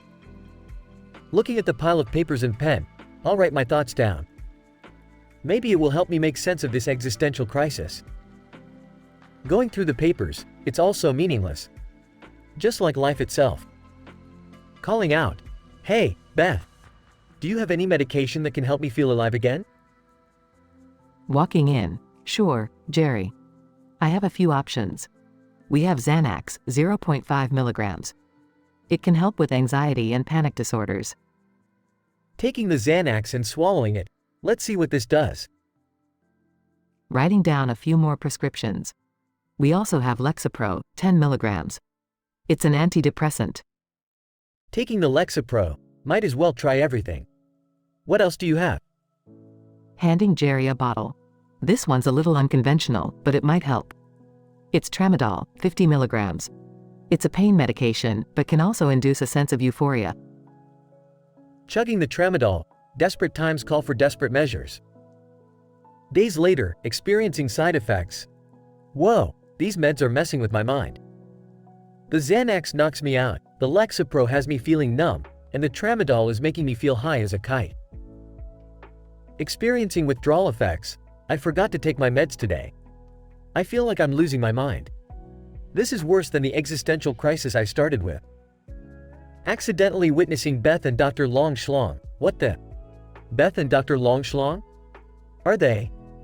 Panicking. Jerry, let me explain. It's not what you think.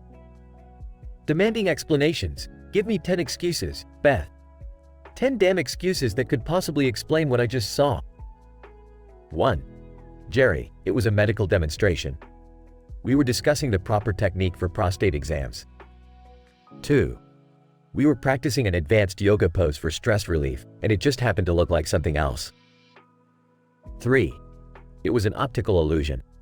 Your mind must have played tricks on you. 4. We were rehearsing a scene from a play. It's a misunderstood performance art piece. 5. It was a secret experiment for a new revolutionary therapy involving body movements and reflexology.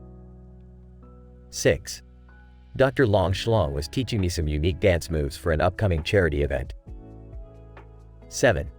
We were testing a new defibrillator technique and it required some unusual positions. 8. We were in a medical threesome training session. It's a thing, trust me. 9. It was a weird exercise routine for couples therapy. You should have seen the progress we made. 10. Jerry, it's all a dream. None of it really happened. You're in an alternate reality.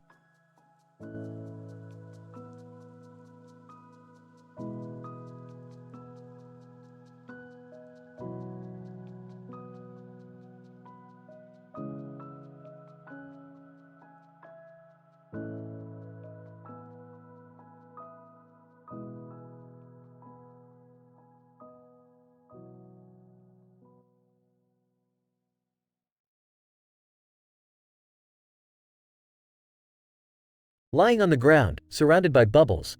I'm not going to sleep, man. Scene. Jerry in his bathroom, staring at a wall full of prescription bottles. Reading labels. Okay, let's try this one. Zolofil, 250 milligrams. Side effects may include dizziness, nausea, and uncontrollable laughter. Sign me up. Scene. Jerry's living room, covered in empty pill bottles. Sweating profusely. Well, that's not working. Let's move on to these. Oxycodone, 50 milligrams. Huh, nice. Side effects may include euphoria, constipation, and desire to listen to Nickelback. Scene. Jerry sneaking into Beth's veterinary clinic. Whispering to himself, okay, let's see what we got here. Methamu, 100 milligrams. Side effects may include excessive purring and irritable bowel syndrome. Worth a shot, I guess. Scene. Jerry sitting at the kitchen table, surrounded by empty pill bottles. Scratching his head. Methamu really messed with my head, man. Withdrawal effects included meowsomnia and uncontrollable urge to chase laser pointers. 5 out of 10, wouldn't recommend. Scene. Jerry accidentally stumbles upon Beth and Dr. Long Schlong in a compromising position. Mouth agape. What the fuck is going on here? Jerry, it's not what it looks like. Dr. Long Schlong, yeah, we were just testing some new animal therapy techniques, for, the pet's relaxation. Sarcastically, oh, of course. Because human-animal relaxation techniques involve that, right? Give me a break, you too. Beth and Dr. Long Schlong exchange panicked glances.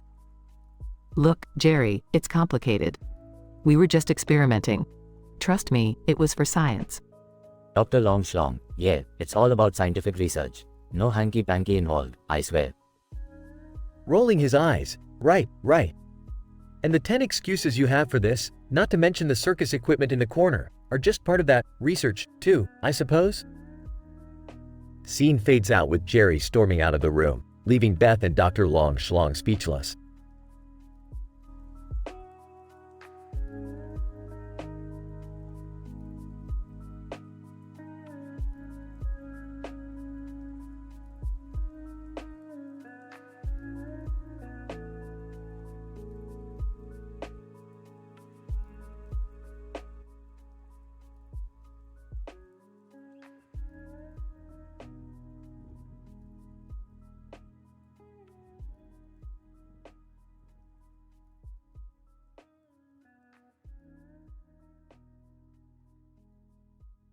Alright, Morty, listen up.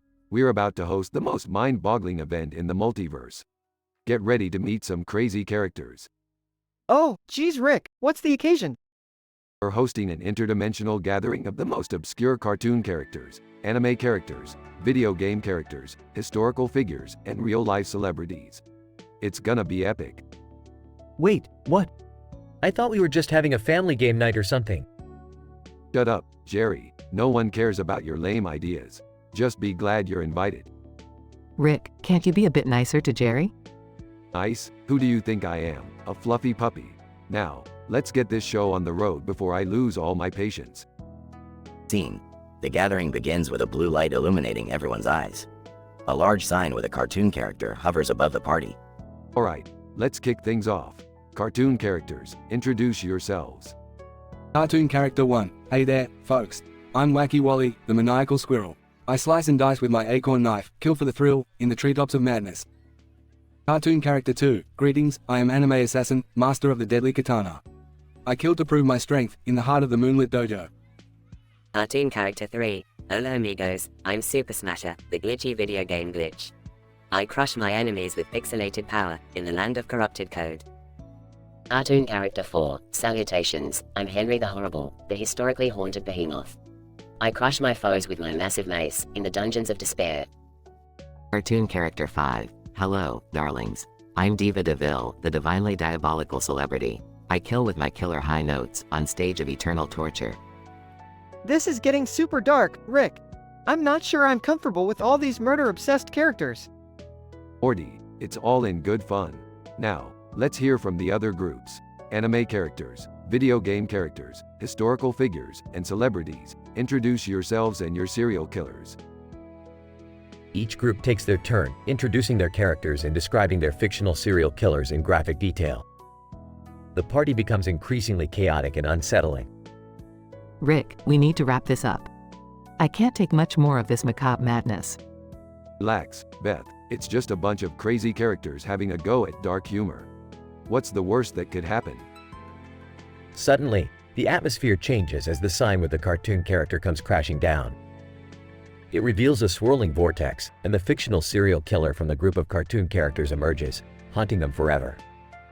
Cartoon character 1. Oh no, it's Acorn Maniac. He's come to get his revenge. Scene.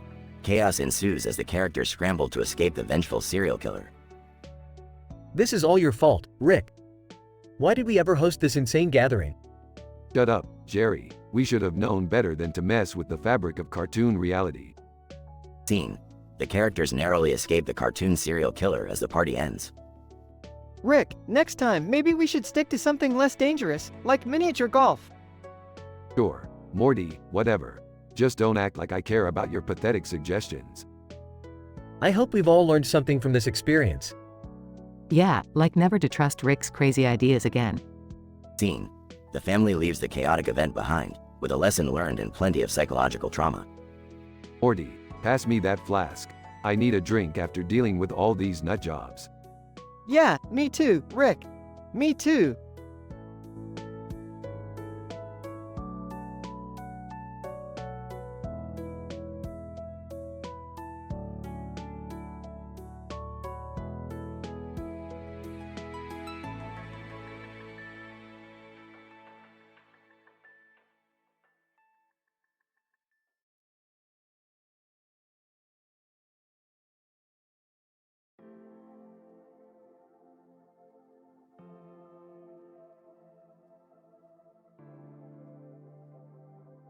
Alright, Morty, buckle up. We're entering the world of SpongeBob. Hold on to your toilet humor, kid. Oh geez, Rick, I don't know about this. SpongeBob is a kids show. We're gonna stand out like a fart in a church. Relax, Morty. We're just here to have some fun. Look, there's Beth, Summer, and Jerry. Let's go join them. Hey, Rick. What's with the blue outfit and white jacket? Trying to blend in with the locals? Oh, you know me, always blending, Beth. Where's SpongeBob, anyway? He's right over there, Rick. And who's that weird doodle version of him? Looks like he's up to no good. That's Doodlebob, Summer. He wants to turn us into freaky doodles. Let's show this pencil-wielding maniac how we deal with his kind. Guys, I don't think this is a good idea. Can't we just find a way back home? Shut up, Jerry. We need to draw 3 unique doodles to fight Doodlebob off.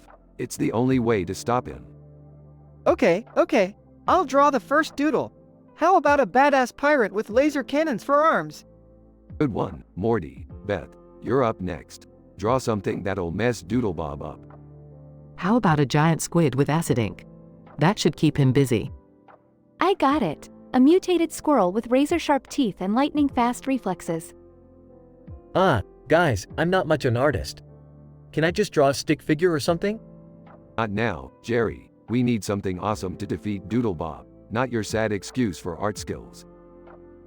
Scene shifts to a massive battle between the Doodles and Doodlebob. Doodlebob, maniacal laughter. You fools! I'll make you regret ever stepping into my world.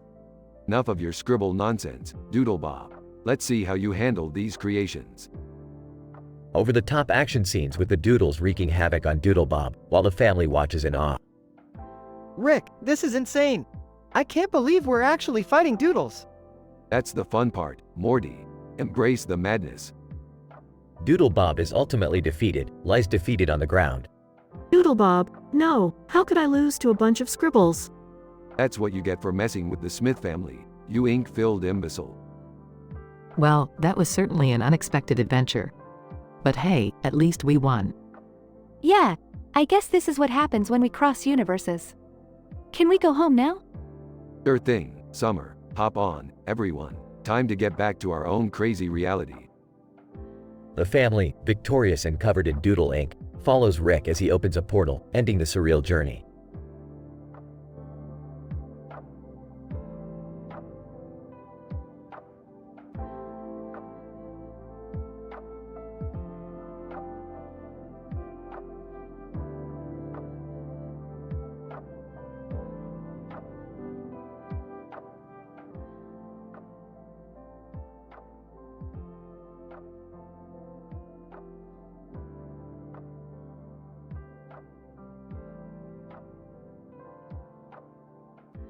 Alright, listen up, you little bastards. We got sucked into the cartoon world of SpongeBob, and some deranged doodle version of him called Doodle Bob wants to turn us into messed up sketches.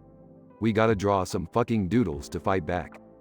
Oh geez, Rick, this is insane. How the hell are we supposed to fight with doodles? Morty, just shut up and do as your grandpa says. We need to survive this cartoon nightmare.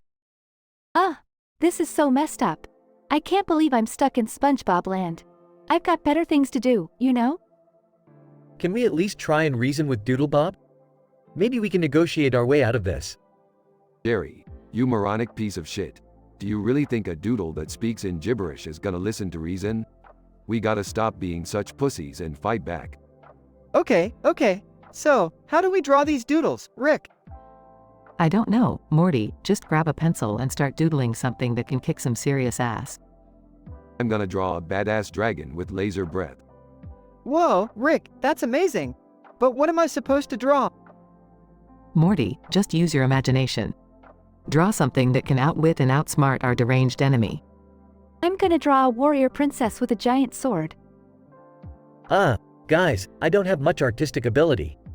Can I just draw a stick figure? Fine, Jerry, whatever. Just make it a superhero stick figure or some shit. Moments later. Okay, Morty, Summer, and Jerry, your doodles have come to life. Now fight, you little shits. Morty's doodle, prepare to be doodle fucked, Doodle Bob. Summer's doodle, I'll slice you up, you ink-sucking freak. Jerry's doodle, fear my stick figure wrath. Doodle Bob tries to dodge and fight back, but the unique doodles overpower him. Doodle Bob, me hoi noi. We did it. We fucking beat Doodle Bob. That's right, Beth. Nothing stands a chance against the Smith family and their crazy-ass doodles. Doodle Bob transforms back into a normal pencil drawing. Phew, I'm glad that's over. Can we go back home now? Yeah, Morty, let's get the hell out of this cartoon shithole before we run into any more psychopathic doodles. They all exit the SpongeBob world, feeling triumphant and relieved. Well, that was one hell of an adventure. I guess we can make it through anything as long as we stick together. Yeah, even if anything means battling doodles in the twisted world of SpongeBob SquarePants. I still can't believe I drew a stick figure hero. Shut up, Jerry. You did good for once, so just take the damn compliment. They all start walking away, leaving behind the chaos of the cartoon world and ready for their next mind-bending adventure.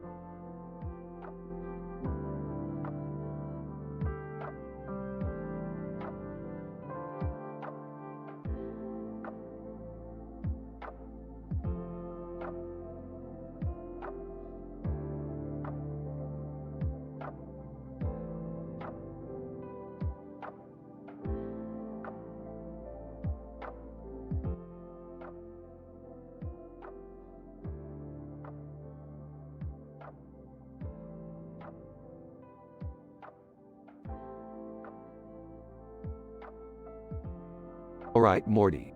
Get ready to be a shark bait, because we're about to dive into the tank. Geez, Rick, I don't know about this. Those sharks look pretty scary. Morty, these sharks are just filthy rich investors who want a piece of our genius invention. Let's do this. Meanwhile, on the TV show Shark Tank. Hey, sharks, how would you like to get your hands on the most mind-blowing invention ever? Introducing the Microverse battery. Lori, that sounds interesting. What does it do?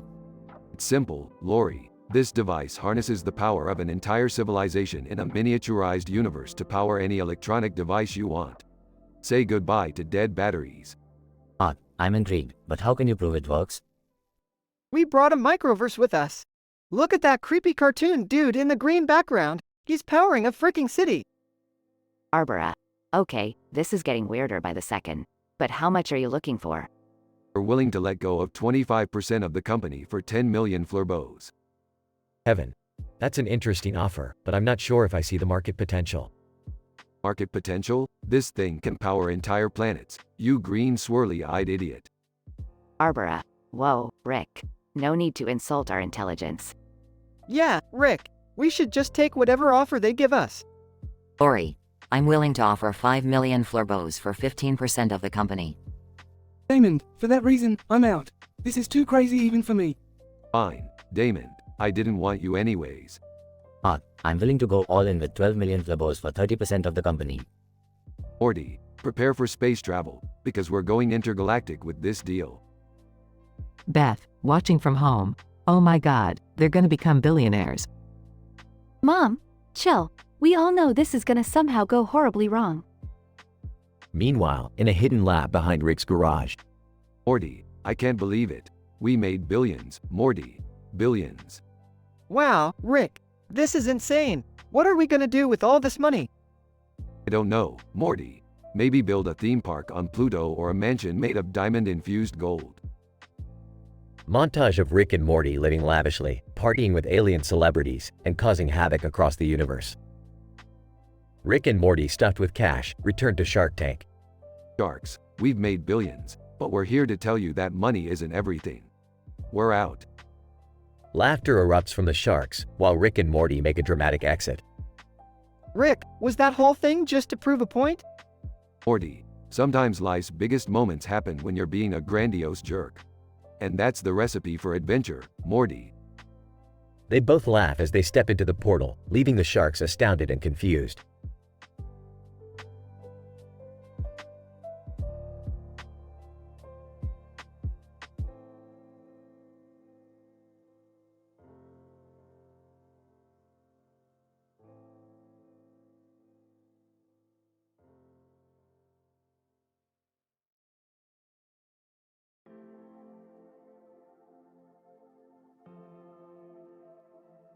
Sighs. Why am I even here, walking through this godforsaken field? Life is meaningless. Bird. Looking at the ground. Hey, do you see that worm? It's fucking huge. Frustrated, I don't give a damn about worms. My existence is a joke. I need something to numb this pain. At the vet clinic, Beth, you're a veterinarian, right? Can you hook me up with some meds? I can't stand this anymore. Whispering, I shouldn't be doing this, but fine. Take these pills, they're called Existence Zapper, 1000 milligrams per dose. Taking the pills, Existence Zapper? Sounds promising. Let's see if this shit can erase my existential dread. Experiencing side effects. Oh damn, these pills hit hard. I feel like I'm floating in a sea of absurdity. Let's rate this. 8 out of 10 on the fucked up scale. Withdrawing. Shit, I'm out of Existence Zapper. Withdrawal is kicking in. The void is consuming me. 3 out of 10 on the wish I were dead scale. Accidentally sees Dr. Long Schlong with Beth. What the actual fuck? Dr. Long Schlong and Beth they're banging? Ah, Jerry, it's not what you think. We were just doing some special yoga positions. Angry, give me 10 damn excuses, Beth. You better make them good. 1. We were practicing CPR techniques, on each other, naked. 2. It was a medical experiment to cure erectile dysfunction. I can show you the results if you'd like. 3. Sometimes veterinarians have to get creative to manage animal stress. That's our technique. 4. Dr. Long Schlong was teaching me martial arts moves. We got carried away. 5. We were having an emergency team building exercise. It involved pelvic thrusts, of course. 6. We needed to distract a patient. You know, confuse him with our sexual gymnastics. 7. It was a simulation to test my ability to stay focused during wild animal mating rituals. 8. We're actually undercover spies and we're practicing spy techniques for our next mission. 9. We were filming an audition tape for an adult film. We thought you might be interested. 10. It was all a hallucination caused by the Existence Zapper. None of it was real. Shaking his head. Fuck this, fuck Existence Zapper, and fuck my life. I'm out of here. There's no escape from this madness.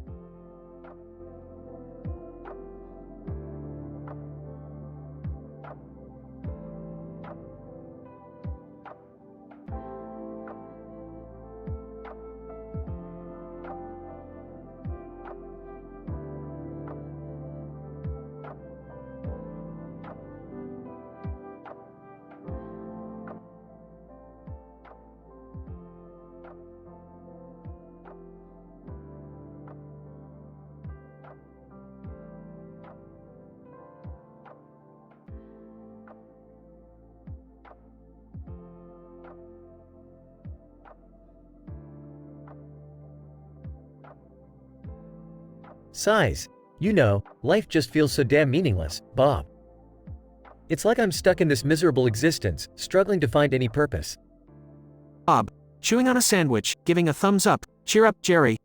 Life may suck, but at least we have food and drinks, right? Gulps down a glass of whiskey. Food and drinks can only distract me for so long, Bob. I need something more. I've tried everything. Therapy, self-help books, meditation. Nothing works. Bob raises an eyebrow. What about medication, Jerry? Have you given that a shot? Looks intrigued. Medication? Worth a try, I guess. Hand me that box of pills next to you, will you? Bob passes the box of pills to Jerry. Here you go. Be cautious though, those are some heavy-duty meds. Reads the label. Despair B gone 1000 milligrams. Well, let's see if this can kick my existential crisis to the curb. Takes 2 pills and swallows them. Bob nervously, Jerry? Maybe you shouldn't take that many at once. It might have some serious side effects. Slurring his words. Side effects, schmide effects. I need a damn miracle, Bob. Several hours later. Breathing heavily. Okay, Bob. Here's my rating of those pills. Side effects. Hallucinations, nausea, and an uncontrollable urge to speak in rhymes. Bob raises an eyebrow. Rhymes? Sing-song voice. Yes, Bob, I can't help but rhyme. It's quite a crime. But hey, at least I'm having a good time. Bob rolls his eyes. All right, Jerry, what about withdrawal effects? Suddenly serious. Withdrawal effects. They were brutal, Bob. I felt like I was being dragged down to the depths of hell, fighting demons and wrestling with my own twisted thoughts. Bob, concerned. Damn, Jerry, maybe you should have consulted a doctor before going on this pill-popping adventure. Smirks. Funny, you should mention that. I actually went to Beth's veterinary clinic and snatched some medication there too. Bob, shocked. You stole meds from a veterinary clinic? Proudly, damn right I did. This one's called Pupacillin 500 milligrams. Canine antibiotic? More like Jerry's savior. Bob, skeptical. I don't think that's meant for humans, Jerry. Smiles mischievously. Well, I'm breaking all the damn rules today. Takes a handful and swallows them. Awkward silence. Wide-eyed. Bob, look over there. Isn't that Dr. Longschlong with Beth? Bob, confused. What? That can't be right. They're just doing some, special positions? Angry? Special positions? Special positions my ass. I'm gonna confront them. Beth and Dr. Longschlong noticed Jerry storming toward them. Panicking, Jerry, it's not what it looks like. We were just, diagnosing each other's flexibility. Yes, that's it. Rolls his eyes. Oh, please. Give me at least 10 excuses that are less ridiculous than that. Quickly, fine. We were rehearsing for a gymnastics routine, practicing trust falls, researching new therapeutic techniques, filming an instructional video, testing the limits of human anatomy, conducting a study on sexual satisfaction, measuring the effects of laughter on depression, exploring alternative medicine in unconventional ways, experimenting with quantum physics and parallel universes.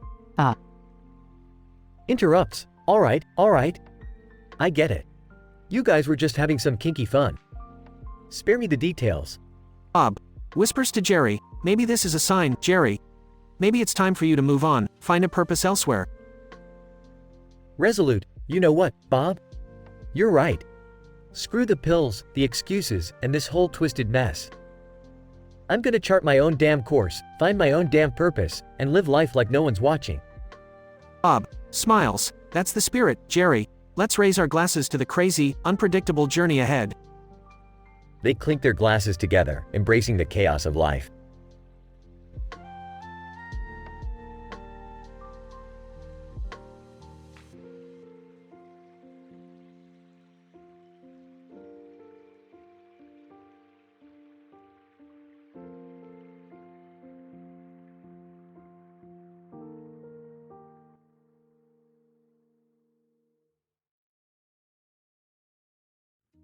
Alright, you dumbasses, gather round. We got an age-old question to answer today.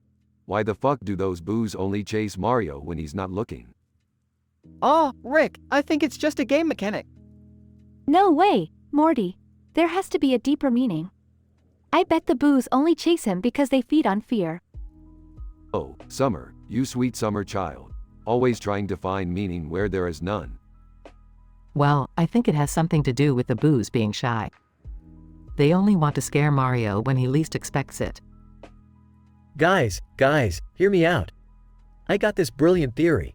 The boos are actually Mario's ex-wives, and they only want to haunt him when he's not paying attention because they're seeking attention. Jesus, Jerry, ex-wives? Really? That's your theory? Well, it makes sense if you think about it. No, it doesn't, Jerry. It really doesn't. Alright, enough theories. Let's go check this shit out ourselves. The group arrives at the source, seeing a group of boos hovering around a distracted Mario. Look! They're only going after him when he's not looking. Morty, record this and let's analyze the data later. Morty, you just focus on not getting your dumbass killed. Hey, Rick, what's the punishment for the losers? Well, Jerry, since you came up with that ridiculous ex-wife theory, your punishment will be cleaning all the toilets in the house. Oh, come on. As the group observes, the boos continue to chase Mario when he's not facing them. They make notes and gather the evidence. This is insane. It's like they're playing by some set of rules. Perhaps it's related to the laws of quantum physics, where observation affects the behavior of particles. Bingo, Beth, Mario's gaze is like a quantum state collapse or some shit. It's more complicated than you idiots think. So, we finally have an answer? Yeah, Morty, we do. And the answer is, who the fuck cares? Let's go home and forget about this nonsense. The group leaves, leaving Mario to deal with the boos on his own. I can't believe I have to clean all the toilets now. Shut up, Jerry. You brought it upon yourself with your idiotic theories. Just be grateful I didn't turn you into a boo. They all walk away, leaving Jerry grumbling about his unfair punishment.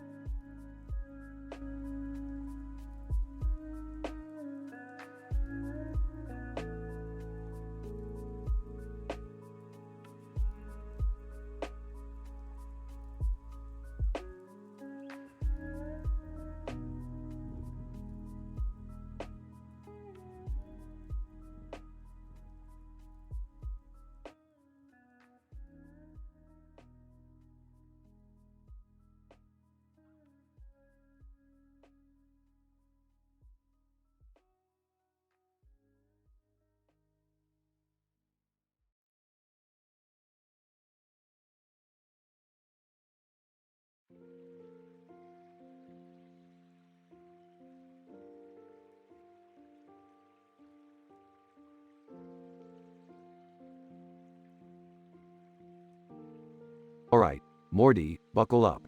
We're diving into the world of SpongeBob. Time to meet some disturbingly happy sea creatures and risk transforming into doodles. Rick, are you sure about this? What if we get stuck in cartoon land forever? Morty, worry less about the what-ifs and more about the fact that Doodlebob is waiting for us. That deranged doodle wants to turn us into distorted abominations. Let's show him what we're made of. Oh great, now we're heading into cartoon chaos? I thought we were here to fix the car, Rick.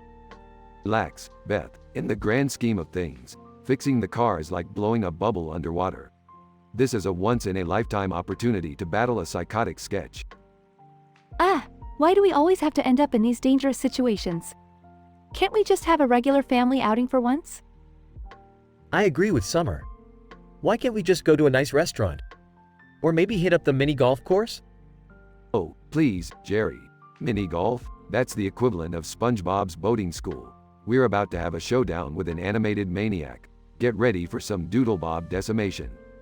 Alright, I guess there's no turning back now. Rick, what's the plan? Simple, Morty. We'll have to draw 3 unique doodles to come to life and help us fight Doodlebob. We'll channel our inner Michelangelos and defeat him with style. Drawing doodles? Is that the best plan you've got, Rick? Beth, the entire universe is built on chance and chaos. And trust me, this plan has the statistical improbability of success in our favor. Plus, it'll be a great exercise in artistic expression. Fine, I've got a knack for doodling. But if my art skills save us, I'm demanding extra allowance. Can I just support everyone from the sideline? Like a cheerleader or something? Sure, Jerry, You can be our official doodle cheerleader while the rest of us handle the perilous task of artistic creation. Rick, I don't think this plan is going to work. I mean, how can simple doodles defeat Doodlebob? Morty, life is about randomness and unpredictability. You never know what might happen. Remember, in a dimension parallel to ours, I once turned Jerry into a pickle. Miracles happen, Morty. Now, let's get those pencils sharpened. Beth, Summer, Morty, and Rick begin drawing their unique doodles. Look at you all, drawing your doodles like it's arts and crafts hour. We're about to unleash a hurricane of creativity on Doodlebob's sorry ass. Mine kinda looks like a disfigured stick figure. Rick, are you sure this is going to work? Morty, art lies in the eye of the beholder. Your doodle may be a masterpiece in disguise. Beth, Summer, and Rick finish their drawings. Okay, our doodles are complete. Now what? Stand back, everyone. Prepare for the birth of some mind-boggling cartoon heroes. Doodles spring to life, resembling a mutant ninja, a laser-eyed unicorn, and a sarcastic pickle. Unicorn doodle. Prepare to be dazzled, for I am the majestic unicorn of justice. Mutant Ninja Doodle. Cowabunga, dudes. Let's kick some doodle butt. Pickle Doodle, great. Now I'm a Doodle Pickle. Thanks a lot, Rick. Doodlebob approaches menacingly. Doodlebob, me hoi manoi, you will all be morphed into my doodle minions. Battle ensues, with Doodles fighting Doodlebob in an epic display of cartoon carnage. Take this, Doodlebob. My doodle will turn you into a mangled mess of squiggly lines. My doodle is here to rescue us, Rick. It's time for you to step up too. Fine, fine. Pickle Doodle. Show this monstrosity what you're made of. Pickle Doodle unleashes a series of pickle puns while battling Doodlebob. Pickle Doodle, time to relish in revenge, you abominable antagonist. The Doodles overpower Doodlebob, reducing him to a pile of erased pencil marks. Wow, we actually did it! We defeated Doodlebob! See, Morty, I told you art would save the day. Now let's get out of this SpongeBob nightmare before I start singing sea shanties. The family leaves the cartoon world, bidding farewell to their doodle companions. Unicorn doodle, farewell, adventurers. Remember, the power of art can vanquish any foe. Mutant Ninja Doodle. Till next time, dudes. Keep it radical. Pickle Doodle, I seriously hope we never cross paths again. Pickles are meant for burgers, not doodle battles. The family returns to their regular dimension. Car still broken, but with a newfound appreciation for the randomness of existence. Well, that was unexpectedly bizarre. Can we go back to just fixing the car now? Oh, Jerry, life is too short for fixing cars. Let's go on another wildly improbable adventure instead. Who's up for a joyride through the quantum realms of the universe? They all groan, but secretly can't resist the excitement of what awaits.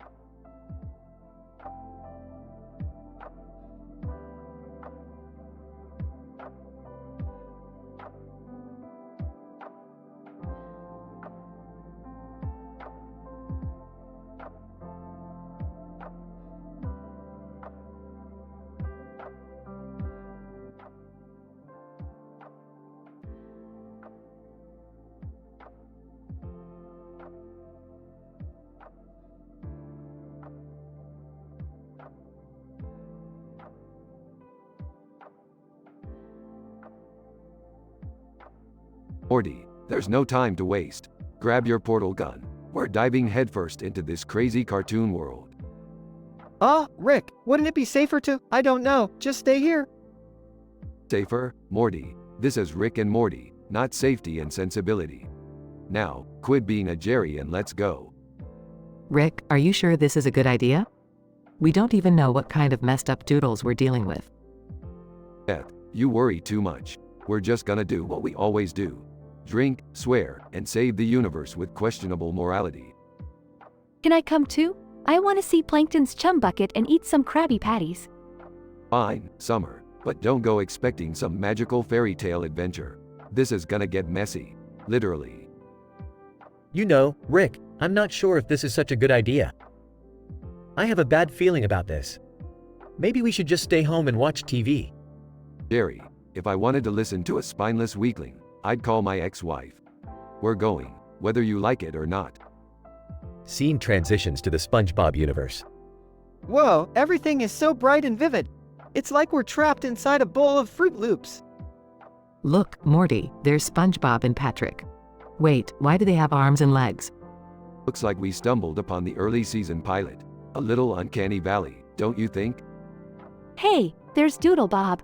I thought he was just a doodle, not a fully animated villain. Doodle Bob, me hoi manoi. I'm gonna turn you all into messed up doodles, just like me. Oh, great. A homicidal doodle with identity issues. We really know how to pick him. Quick, we have to use our artistic skills to defeat him. Draw 3 unique doodles to come to life and help us. Oh, guys, I can barely draw a stick figure. How am I supposed to help? Typical. Jerry, you can't even draw your own name without scribbling it wrong. Morty, frustrated. Come on, guys, we need to focus. We can do this. They start drawing their doodles. Behold, the mighty Sharktopus. Presenting the monstrous Unicornzilla. And last but not least, the fearless butt-kicking fart warrior. Scene transitions to an epic battle. Sharktopus, use your tentacles to distract Doodlebob while Unicornzilla charges. Butt-kicking fart warrior, let loose your gassy fury upon our doodle nemesis. I never thought I'd say this, but go, Unicornzilla. Impale that doodle like it's a poorly written fanfiction. They finally defeat Doodlebob. That was seriously intense. I can't believe we just fought alongside our own doodles. I didn't do much, did I? I guess I'm really just a useless doodle in this family. Don't worry, Jerry, you're still useful for something. Like being a punching bag for our jokes. Scene ends with them returning to the real world. Well, that was quite an adventure. Glad we made it back in one piece. Yeah, and now we can go back to our regularly scheduled dysfunctional family chaos. I still can't believe we were inside a cartoon. Everything felt so animated. Let's not forget how we owned that battle. We were like the Avengers of Doodles. I guess even a Jerry can have his shining moment, sorta. Alright, enough self-congratulatory chatter. Time to clean up the mess we made. Hand me that portal gun, Morty. We've got places to go, planets to destroy.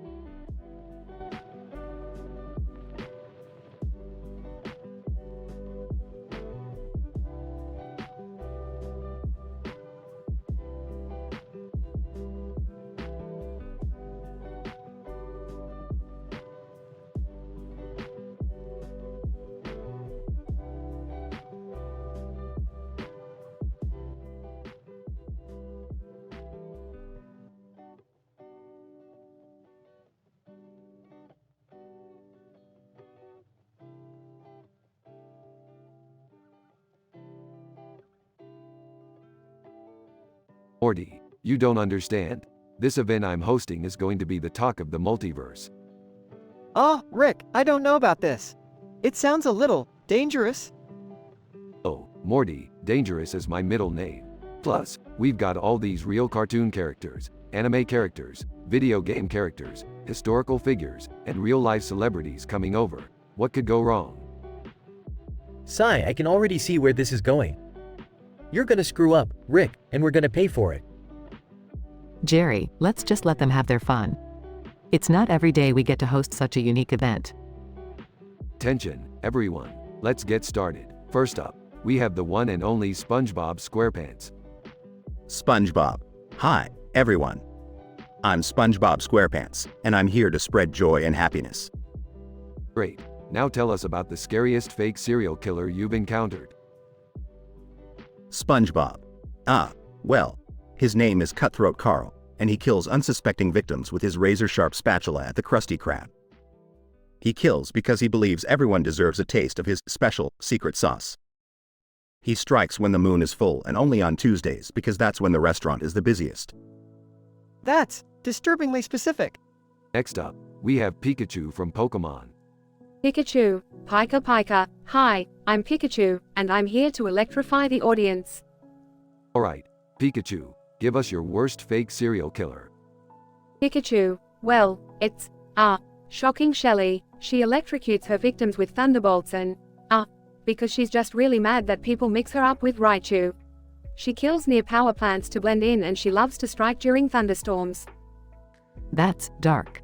Moving on, We have Mario from the Super Mario Brothers. Mario! It's me, Mario! I'm here to save the day! Spare us, Plumber Boy, and tell us about your fake serial killer. Mario!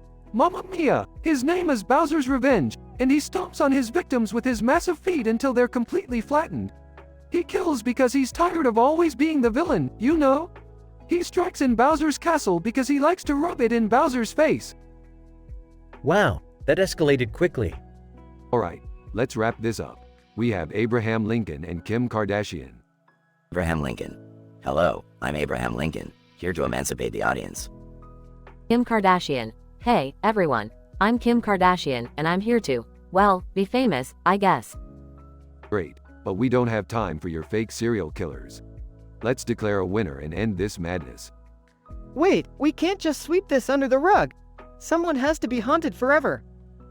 Morty, remember, this is just a silly event. Let's not take it too seriously. Yeah, let's wrap this up before things get even crazier. Fine, fine. SpongeBob, congratulations, you win. Now go back to your pineapple under the sea. Let's get out of here, Morty. Thank God, I thought we were all gonna get murdered by imaginary serial killers. Aw, Morty, the real serial killers are still out there. Right, Jerry? Oh, please, I can barely handle imaginary ones.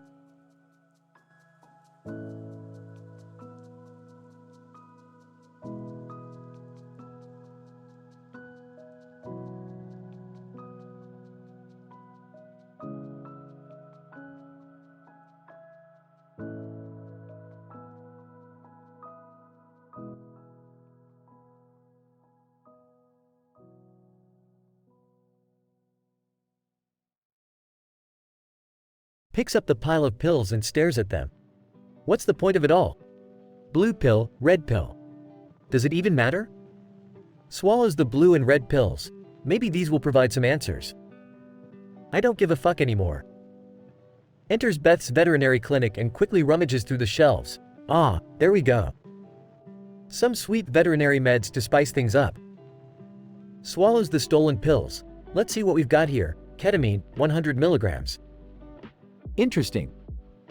Experiences hallucinatory effects. Whoa, colors. Melting. Like a fucking Salvador Dali painting. Falls to the ground, twitching. Shit, that's some crazy muscle spasms right there. Withdrawal's gonna be a bitch. Pops a Xanax, 2 milligrams. Calm the fuck down, Jerry. Just take a chill pill, literally. Feels drowsy and sedated. Zombification level 10. This Xanax shit is no joke. Takes an Adderall, 30 milligrams. Let's counter that sedation with a little bit of speed. Time to unleash the beast. Becomes hyperactive and paranoid. Fuck, I can see every atom vibrating. It's like I'm living in a goddamn science fiction movie. Drinks a bottle of NyQuil, 60 milligrams. Just need a good night's sleep, right? Medicated coma, here I come. Falls into a deep slumber. Dreams. Fucked up, vivid dreams. Is that a fucking dragon? Never mind, I don't want to know. Wakes up in cold sweat, sweating bullets and shaking like a Parkinson's patient. Withdrawal is no fucking joke. Walks into a room, accidentally witnessing a shocking scene. Holy fucking shit. Beth and Dr. Long Schlong doing some twisted ass yoga. Panic-stricken. Jerry, it's not what it looks like. We were, practicing CPR. Dr. Long Schlong, nervously, yes, exactly. CPR, very important for, animal emergencies. Oh yeah, sure. Just a random yoga practice with hands in places they shouldn't be. Got it. Hesitates. Well, we were also, learning advanced exotic dance moves for charity? Dr. Long Schlong, desperately, yeah, exotic charity, for animals. We're raising money, you know? Seriously? That's the best excuse you could come up with? I'm out of here, you fucking nutcases. Leaves the room, shaking his head. What a fucked up day. I need a drink. Make it a double. Scratch that, make it a triple.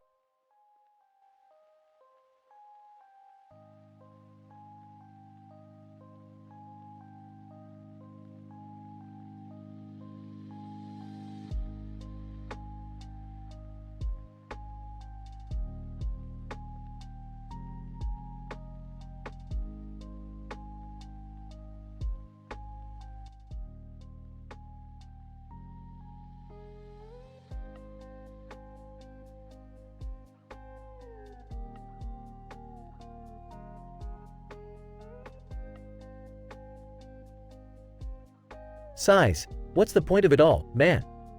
I feel like I'm stuck in this goddamn room with all these meaningless objects on the floor. Frustrated, I've tried every fucking medication and pill they've prescribed me, but nothing works. I can't escape this existential crisis. Desperate, fuck it, I'm going to Beth's veterinary clinic. Maybe I can find something there that will numb this pain. Whispering, alright, let's see. Xanax. 0.5 milligrams? Nah, that won't do shit. I need something stronger. Whispering, oxycodone. 10 milligrams? Hell yeah. Let's swallow a few of these bad boys. Groans, holy shit, I feel so fucking numb. This oxycodone is working wonders. I'm finally free from this constant torment. Dazed, but wait, there's a dark side to these meds. The side effects are fucking intense. I feel dizzy, nauseous, and my vision is all fucked up. Panicking. Shit, I can't stop taking these pills now. The withdrawal effects are even worse. My body is craving them. I need more. Sobbing. Fuck, man. I'm trapped in this never-ending cycle. I can't escape the pain, even in this drug-induced haze. Accidentally sees Dr. Long Schlong and Beth in compromising positions. What the fuck? Are you kidding me? Beth and Dr. Long Schlong? Are they fucking kidding me? Excuse 1 Jerry, it's not what it looks like. Dr. Long Schlong was just conducting a new, experimental physical therapy technique on me. Excuse 2 Dr. Long Schlong. Jerry, please let me explain. We were simply demonstrating an advanced yoga position for Beth's injured back. Excuse 3 Jerry, there's a reasonable explanation for this. We were rehearsing for a community theater production, practicing our stage chemistry. Excuse 4 Dr. Long Schlong. Jerry, I swear it's all a misunderstanding. We were participating in a medical conference about innovative treatment methods. Excuse 5 Jerry, it's not what you think. We were auditioning for a reality TV show called Love and Veterinary Affairs. Excuse 6 Dr. Long Schlong. Jerry, this is purely professional. We were conducting a joint research project on the physiological benefits of synchronized stretching. Excuse 7 Jerry, it's all part of a scientific experiment. We are studying the impact of unconventional physical movements on mental health. Excuse 8 Dr. Long Schlong. Jerry, believe me, it's all for the greater good. We were filming a documentary on alternative healing practices. Excuse 9 Jerry, you have to trust me. We were practicing a role-playing exercise to improve animal communication techniques. Excuse 10 Dr. Long Schlong. Jerry, I apologize for the misunderstanding. We were simply rehearsing an interpretive dance to convey the struggles of veterinary medicine. Enraged, fuck all of you. I can't take this shit anymore.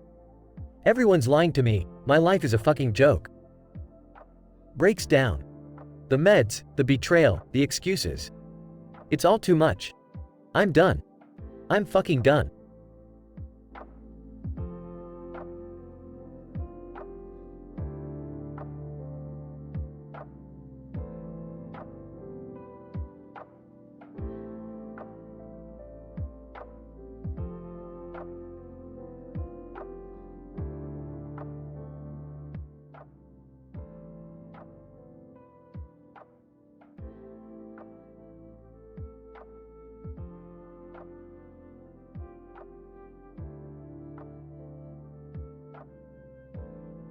Title: Chaos on the Streets of Los Santos.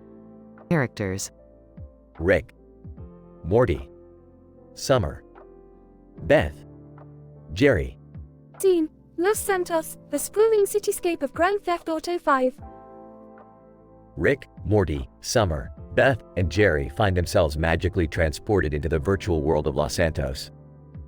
But the FK, Morty, did you mess up the interdimensional teleporter again? And no, Rick, I didn't do anything this time, I swear. Before they can react, the police radio crackles and broadcasts. Police radio. Attention all units. We have a group of individuals appearing out of thin air in downtown Los Santos. They are heavily armed and extremely dangerous. Proceed with caution. Oh, great. Now we're criminals in a fake city too? Can't catch a break, can we? Chill, Jerry. We're in Los Santos. We can do whatever the FK we want. Let's show these virtual cops what we're made of. Beth spots a nearby vehicle with the keys still in the ignition. Look, a getaway car. Let's get in and lose these virtual pigs. They all jump into the stolen vehicle and speed off, crashing through the chaotic streets of Los Santos. Morty, get ready with the weapons. Time to teach these pixels a lesson they won't forget. Rick, are you sure about this? We could get trapped in this game forever. Shut up, Morty. It's just ones and zeros anyway. But trust me, they'll feel it. As they continue wreaking havoc, the police radio reports their every move with increasing frustration. Police radio. Units be advised. The suspects are driving a stolen vehicle, causing chaos all over Los Santos. Can someone have King stop them already? Hey, Mom, drive faster. We got the virtual cops on our tail. Hold on, sweetie. I'm trying my best. They narrowly escape the pursuing police cars and manage to hide in an alleyway. Phew! That was intense. Can we go home now? Not so fast, Jerry. I want to see what else this game has in store. Before they can react, an army of virtual SWAT teams surround them, weapons drawn. SWAT officer, drop your weapons and surrender or face immediate termination. Damn it, Rick. I knew this would happen. Relax, Morty. There's always a way out. Just follow my lead. Scene shifts to a high-octane chase sequence and intense shootout. Finally, through a series of unexpected events, our protagonists manage to escape the virtual SWAT teams. Rick, that was insane. I can't believe we made it out alive. Survival of the F-King fittest, Beth. Now let's find a way to get back home before any more crazy *T happens. The group frantically searches for an exit, and they suddenly find themselves back in their own living room. Thank God we're home. I never want to go through anything like that again. Oh, yeah, we should probably be more careful with Rick's inventions from now on. Agreed. But you gotta admit, it was one hell of a ride. Beth shakes her head in disbelief, while Rick grins mischievously. This family is never going to be normal, is it? Normal? Who needs normal when you got limitless dimensions and video games, am I right? They all burst into laughter, relieved to have survived their virtual adventure. And so, Rick, Morty, Summer, Beth, and Jerry returned home, forever changed by their mind-bending experience in the realm of GTA 5. As they settled back into their everyday lives, they couldn't help but wonder what other unexpected adventures awaited them in the vast expanse of the multiverse.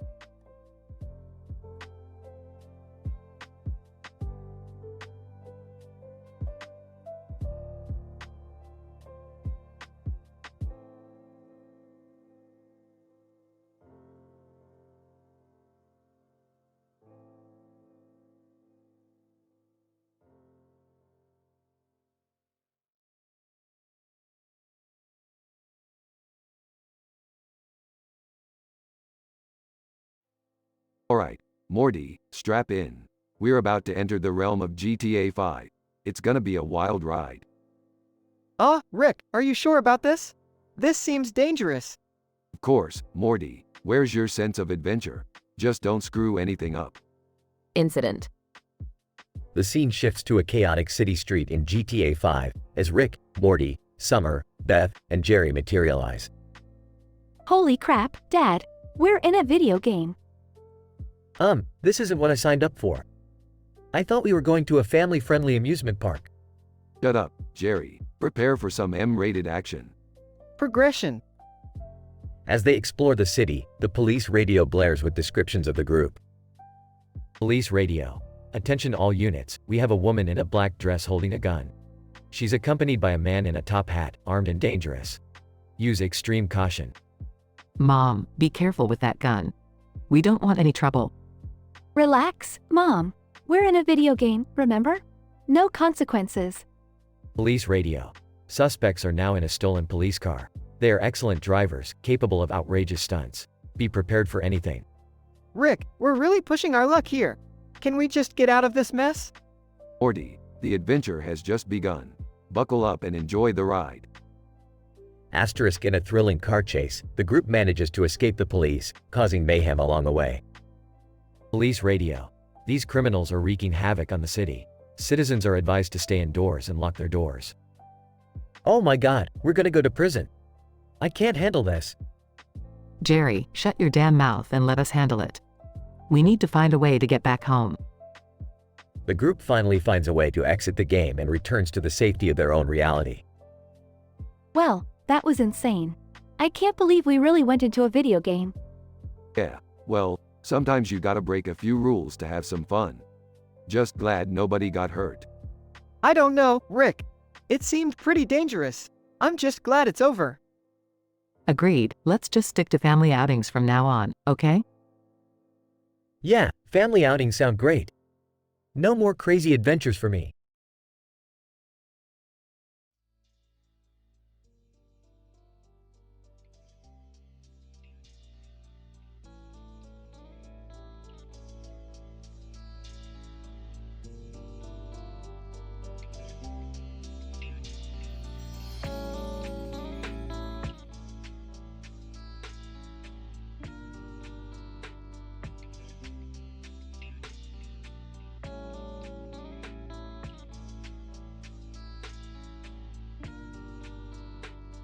Alright, Morty, we're at Wally World now. Just as dumb as you wanted.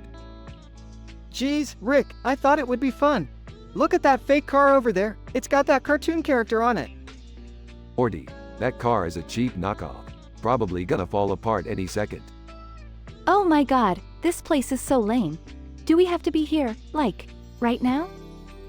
Let's just make the best of it, guys. Jerry, watch out for that Wally Moose character. He looks creepy. Come on, Beth, it's just a furry mascot. What's the worst that could happen? Wally Moose approaches the family, holding a microphone. Wally Moose, in Goofy's voice. Well, look what we got here. The Smiths, huh? Quite the interesting bunch we have. Oh great, we got a moose with a Mickey Mouse impression. This place can't get any classier. Wally Moose. Hey there, Morty, puberty must have hit you like a wrecking ball. Your voice cracks more than a scrambled egg. Leave me alone, you stupid moose. The family roams around the amusement park, trying to have some fun. Alright, kids, I've had enough of this place. Let's go to the concession stands. Survival mode initiated. Survival mode? Rick, it's just an amusement park. Trust me, Beth, when you're surrounded by dangerous mascot roasts, every snack is vital. I could really go for a pretzel right now. Okay, Jerry, step aside. Watch me work my magic. Rick gets behind the concession stand, starts mixing various ingredients. Aha, behold, the ultimate survival pretzel. It's a perfect blend of mustard, nacho cheese, cotton candy, and deep-fried pickles. Rick, that's disgusting. You can't be serious. Oh, I'm serious, Beth. Survival never tasted so unconventional. The family reluctantly takes a bite of Rick's creation. Oh, screw it. This actually tastes weirdly good. Yeah, Rick, you may be a mad scientist, but you're also a damn good cook. Rick smirks triumphantly. Survival instincts, Morty. A little bit of desperation does wonders for culinary creativity. The family continues their unconventional survival journey at Wally World. After enduring numerous taunts and challenges, the family finally captures Wally Moose. Alright, you annoying little moose, time for some revenge. Morty gets behind the microphone, imitating Wally Moose's voice. Morty, in a mocking voice. Well, look who's the laughingstock now, Wally. The family bursts into laughter as Wally Moose frowns. The Smith family escapes from Wally World, fueled by absurd concession stand food, victorious over the taunting mascot. They may have lost their dignity, but they gained a memorable survival story. Scientific analysis. This episode highlights the family's resilience and resourcefulness in the face of adversity. By using unconventional means of survival, such as mixing unusual food combinations, they showcase their creativity and adaptability. Rick's ability to think outside the box and turn a dire situation into a unique culinary experience is a testament to his intelligence and problem-solving skills. The humor and absurdity of the situation add a layer of entertainment, allowing the viewers to escape reality and immerse themselves in the outlandish world of Rick and his family. In conclusion, the episode successfully combines comedy, survival instincts, and familial bonds, creating an engaging and memorable narrative.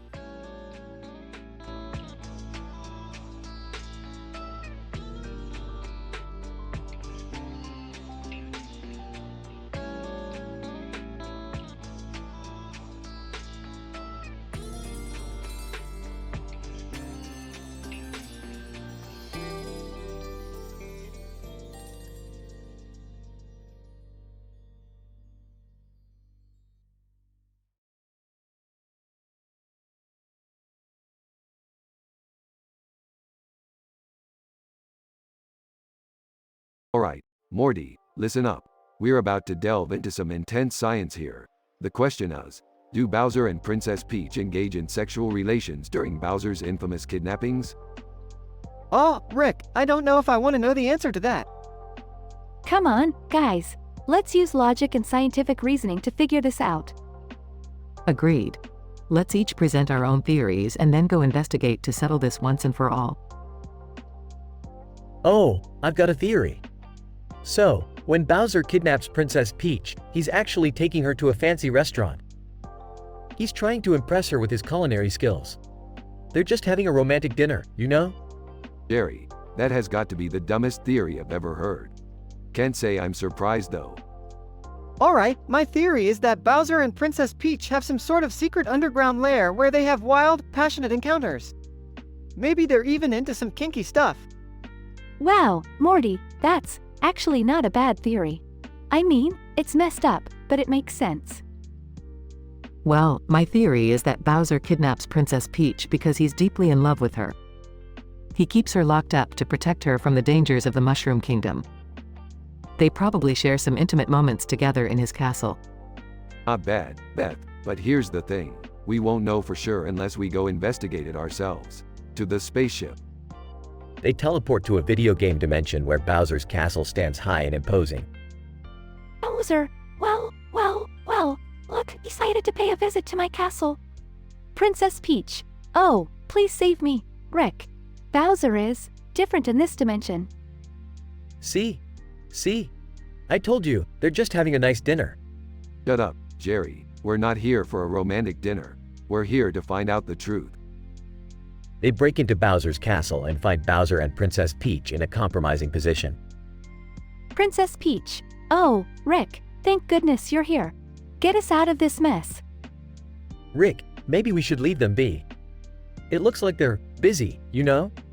Jerry, you truly are an idiot. Let's get them out of here. They rescue Bowser and Princess Peach and teleport back to their spaceship. So, the answer is, yes, they do get it on. In this dimension, at least. Gross. But hey, we settled the debate. Indeed. No more theories needed on this topic. I still think they were just having dinner. Alright, Jerry, your punishment for being clueless is to have a romantic dinner with Bowser. Good luck. Oh, come on. Can't someone else take this punishment? Laughter ensues as the bizarre adventure comes to an end.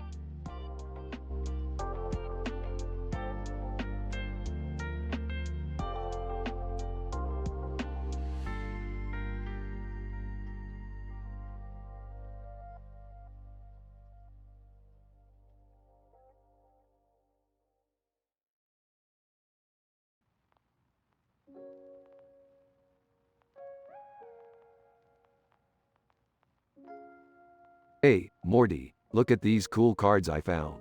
Let's gather everyone and throw a wild party. Oh, I don't know, Rick. Parties always end up getting us into some crazy shit. Come on, Morty. Let's have some fun for once. It's been ages since we had a good party. Yeah, Morty, let loose a little. You can't live your life being such a stick in the mud. Totally, Morty. Plus, we can play this unique game Rick found. It sounds like a blast. Alright, let's get things rolling. Hey, everybody, we're having a party. Get your asses over here. Scene shifts to the party. Alright, everyone, gather around. We're gonna play a game. Each of you will introduce yourselves and describe the worst dimension you've ever visited. Kanye West, I'm Kanye West, and let me tell you, I visited Dimension L69. That place was a total nightmare, man. Everyone had two heads and spewed green slime instead of speaking. It was a never-ending party, and I couldn't escape the smell of rotting fish. Queen Elsa. I am Queen Elsa, from the Kingdom of Arendelle. In Dimension K420, winter never ends. The ground is constantly covered in ice, and the only food available is frozen corn dogs. It's a frosty hell. Albert Einstein. Greetings, I'm Albert Einstein. In Dimension E666, everyone has an IQ of 0. Conversations consist solely of unintelligible grunts, and there's no scientific progress whatsoever. It's a world of pure idiocy. Deadpool. Hey, it's me, Deadpool. In Dimension D007, boredom reigns supreme. There's no action, no jokes, and worst of all, no chimichangas. It's a dimension of pure monotony, man. Mona Lisa. I'm the Mona Lisa, from the art world. In Dimension M999, everything is made of spaghetti. And I'm not talking about delicious spaghetti, Morty. I'm talking about cold, uncooked spaghetti that stretches as far as the eye can see. It's a pasta wasteland, bud. Okay, folks, time to determine the loser. Drumroll, please. The carts spin around and they stop on. Aw, man. Looks like I lost. What's my punishment? Prepare yourself, Jerry. You're about to experience the worst dimension ever. Jerry gets sucked into a vortex and finds himself in. Oh, God.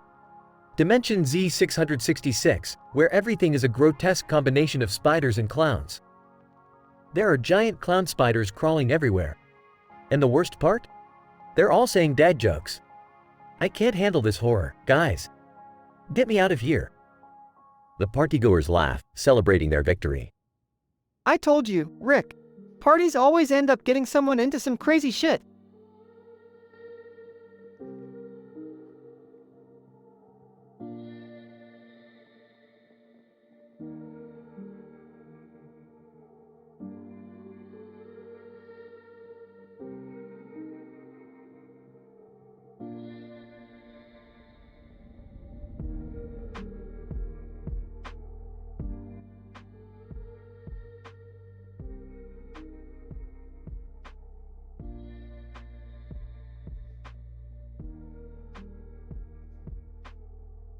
Doctor, good morning, Mrs. Johnson.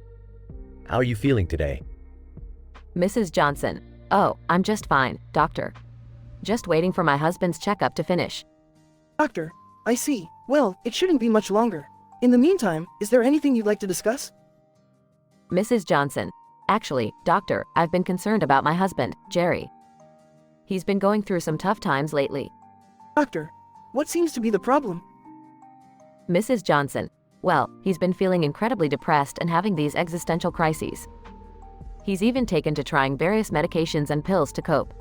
Doctor, that's worrisome. Do you know which medications he's been taking? Mrs. Johnson. He's been prescribed Xanax, 2 milligrams, for anxiety, Prozac, 20 milligrams, for depression, and Trazodone, 100 milligrams, for insomnia. But he's also been sneaking some meds from our dog's veterinary clinic. Doctor, oh my, that's dangerous. We'll have to address that issue as well. Now, let's talk about the side effects he might be experiencing. Mrs. Johnson. Well, the Xanax seems to make him feel drowsy and unsteady on his feet. The Prozac gives him terrible headaches and nausea, and the Trazodone leaves him feeling groggy and disoriented. Doctor, I see. And has he mentioned any withdrawal effects when he doesn't take these medications? Mrs. Johnson. Yes, doctor. Without the Xanax, he experiences extreme anxiety and panic attacks. Without the Prozac, his depression worsens dramatically, and without the Trazodone, he can't sleep at all. Doctor, that's quite a cocktail of medications he's experimenting with. Now, there's something else I need to discuss with you, Mrs. Johnson. Mrs. Johnson. Yes, doctor? What is it? Doctor, I'm sorry to inform you, but I witnessed your husband, Jerry, engaging in inappropriate activities with Beth at the veterinary clinic. They were both in compromising positions. Mrs. Johnson. Oh, my. This is devastating news. How could they betray me like this? Doctor, I understand you're in shock right now, but please consider these 10 excuses Beth and Dr. Long Schlong may come up with. 1. They were rehearsing for a play. 2. It was an accidental slip. 3. They were demonstrating a new yoga position. 4. They were engaged in a scientific experiment. 5. They mistook each other for someone else. 6. They were playing a bizarre game of Twister. 7. It was an elaborate performance art piece. 8. They were practicing CPR techniques. 9. They were pretending to be nude models for an art class. 10. It was all a dream. Mrs. Johnson, I don't know what to believe anymore. My life feels shattered. Doctor, I understand that this is incredibly difficult for you.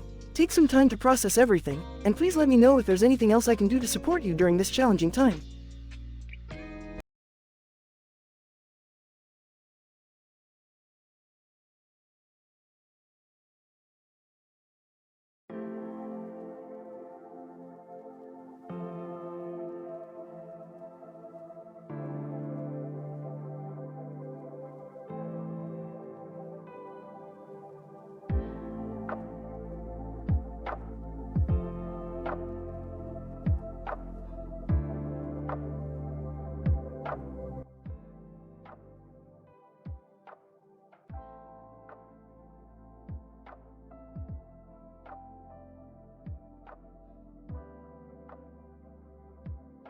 Morty, grab that poster of a woman holding a bird in her hand.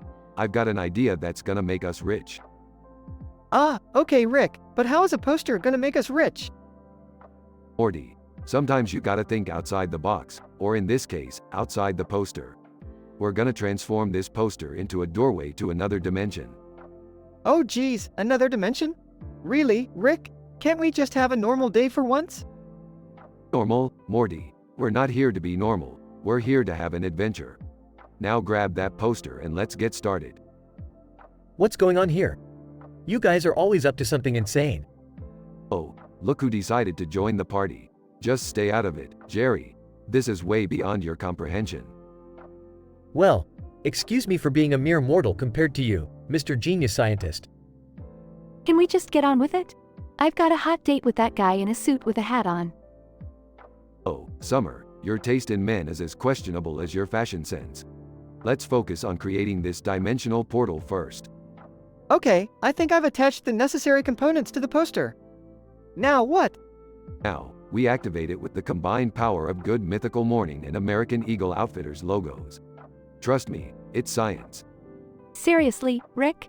Is that the best you can come up with? Hey, I'm the genius here. I'll do the thinking. Now everyone, concentrate on the poster. Flickers of light and a portal appears. Whoa, it worked! I can't believe it. I'm actually impressed. Of course it worked. I'm always right. Now, let's step into this portal and see what's on the other side. They enter the portal and find themselves in a bizarre world filled with living dolls. Rick, what the hell is this place? I have no idea, Morty. But it seems we've stumbled upon a dimension ruled by sentient dolls. Looks like they're having a war or something. This is crazy! Dolls fighting each other? This entire dimension makes no sense. Welcome to the multiverse, Morty. Chaos is the name of the game here. Are we gonna be okay? I mean, those dolls are pretty intense. Relax, Jerry. I've got this under control. I happen to be great at negotiating with dolls. Just let me do the talking. Asterisk, an intense negotiation scene unfolds between Rick and the doll leaders.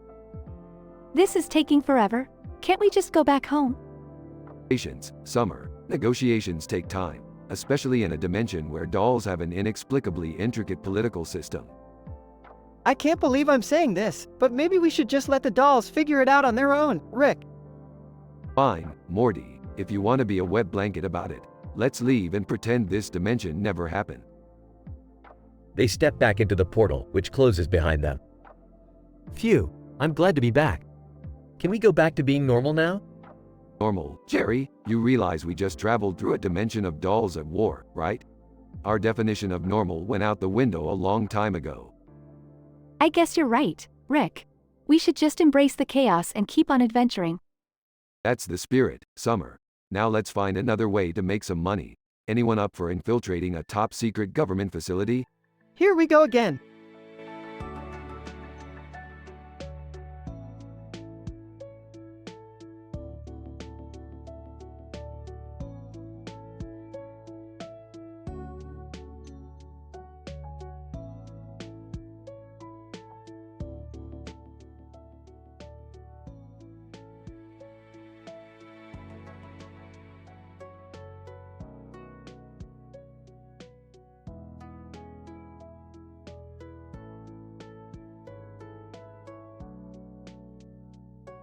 Morty, grab your portal gun. We've got a real doozy of a situation here. Oh geez, Rick, what now? Strap in, Morty. We're going on an interdimensional adventure. Snorting, do we have to? I just got my nails done. No one cares about your manicure, Jerry. We're dealing with something important here. What's going on, Rick? I was just doing yoga in the living room. Well, Beth, there's a person with a wig and a mask posing in front of a green background with another green background. Whoa, that's some next level disguising right there, Rick.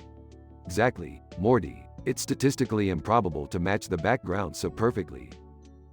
I say we leave it be. I've got a robot magic show to attend tonight. Oh, Jerry, can't you ever take anything seriously? Wait a minute, guys! I just realized something.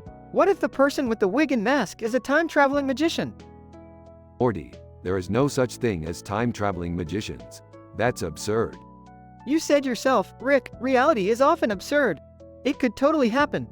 Guys, fine, Morty. Let's investigate this so-called magician. But I'm not wearing a top hat. All right, but I'm coming with you guys. This seems too weird to let you two handle alone. Count me out. I'm not getting involved with any weird shenanigans. Suit yourselves. Morty, grab the portal gun. We're hunting for a magician.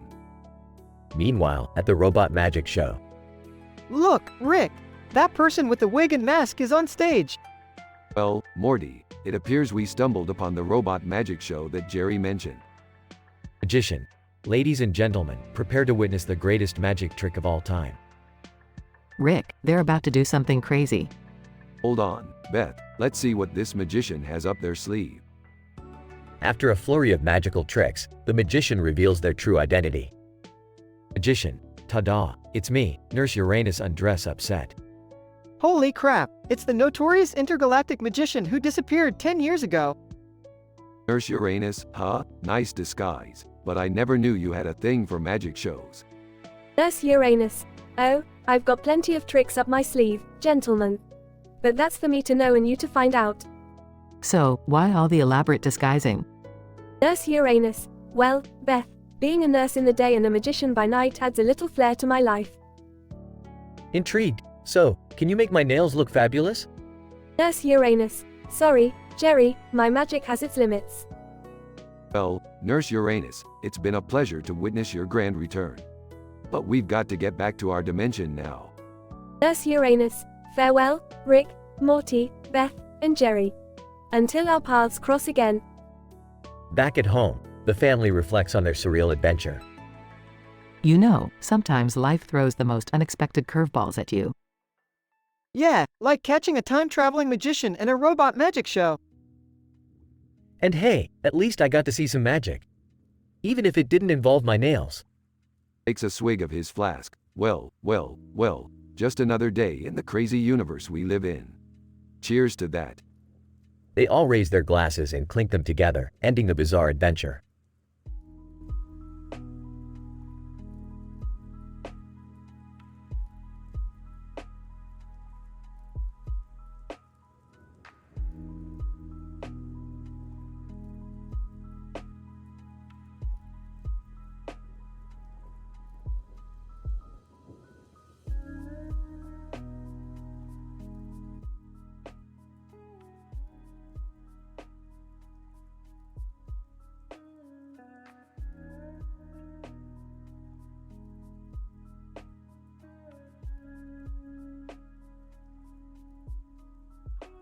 Alright, Morty, buckle up. We're about to embark on a wild adventure at Wally World.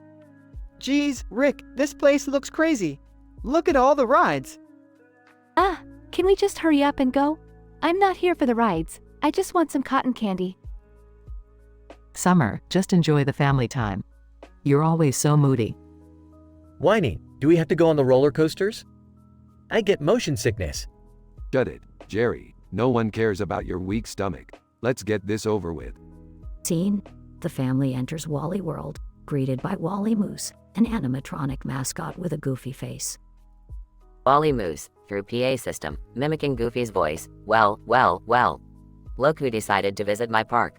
Time for some fun, folks. Mocking. Oh, great. The animatronic mascot thinks he's funny. Let's see how funny he is when I hack into his programming. Rick, can't we just enjoy the park instead of causing trouble?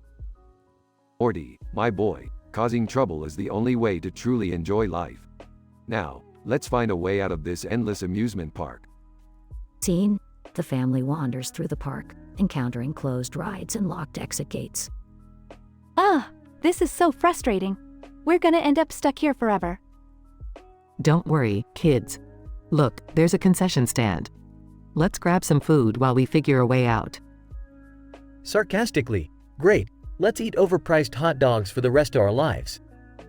Scene: the family survives off of concession stand food, indulging in outrageous snacks.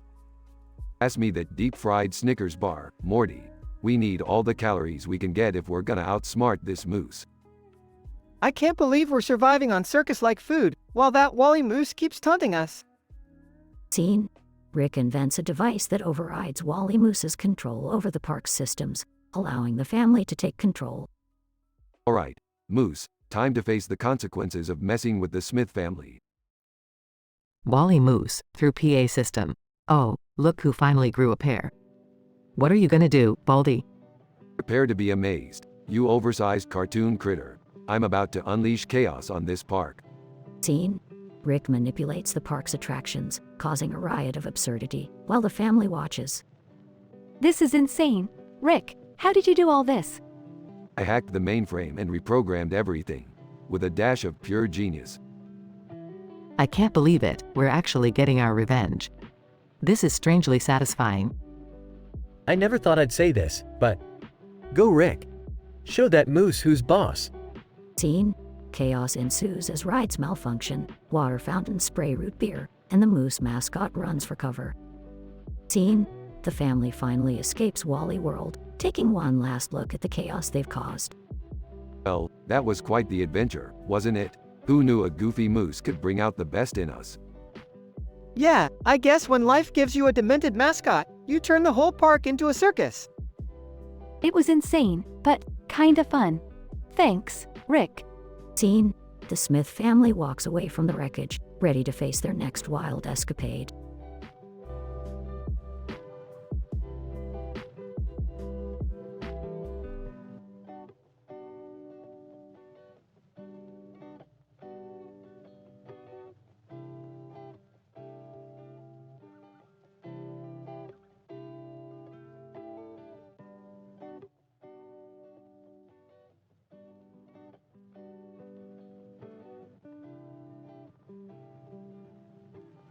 Int. Smith living room, day.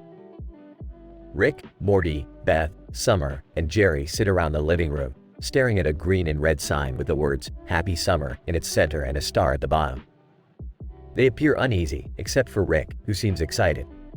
Alright, listen up, you idiots. I've managed to obtain the 5 most disgusting interdimensional sodas in history. Brace yourselves. Oh, Rick, do we really need to do this? Shut up, Beth, it's science. Now, let's start with the toxic tartar soda. Ew, what's in it? The flavor is a delightful blend of decayed sewer water and cat vomit.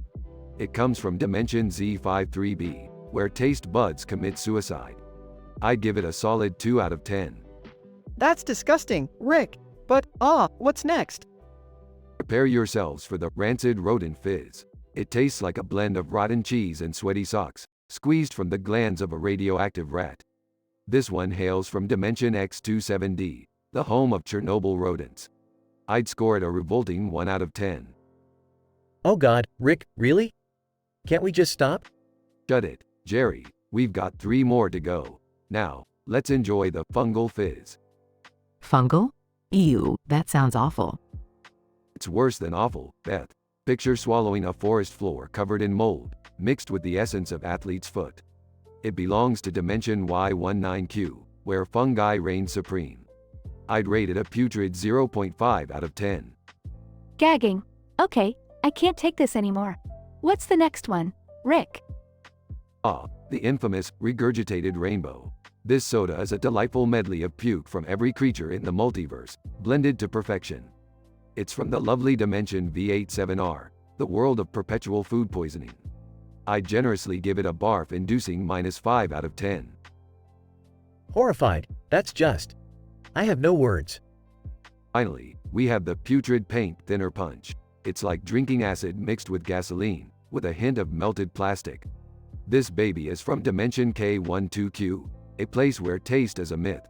I'd rather do a fart-based tasting experiment than drink this again, which says a lot. Score: a nauseating -10 out of 10. They all sit in stunned silence, contemplating the atrocity that just unfolded. Please, Rick, let's never do this again. Agreed. But hey, at least we learned something today, like how much worse it can get. That's scientific progress, Morty. Yeah, because nothing screams progress like traumatizing our taste buds for eternity. They all nod in agreement, grateful to have survived the dreadful experience. Fade out.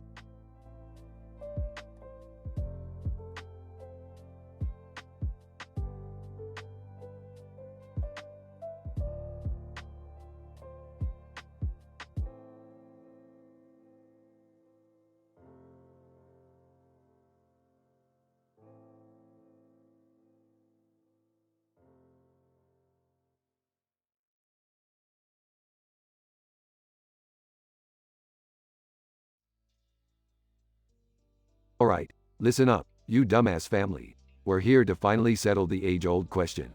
Why the fuck do those boo ghosts only chase Mario when he's not looking at them?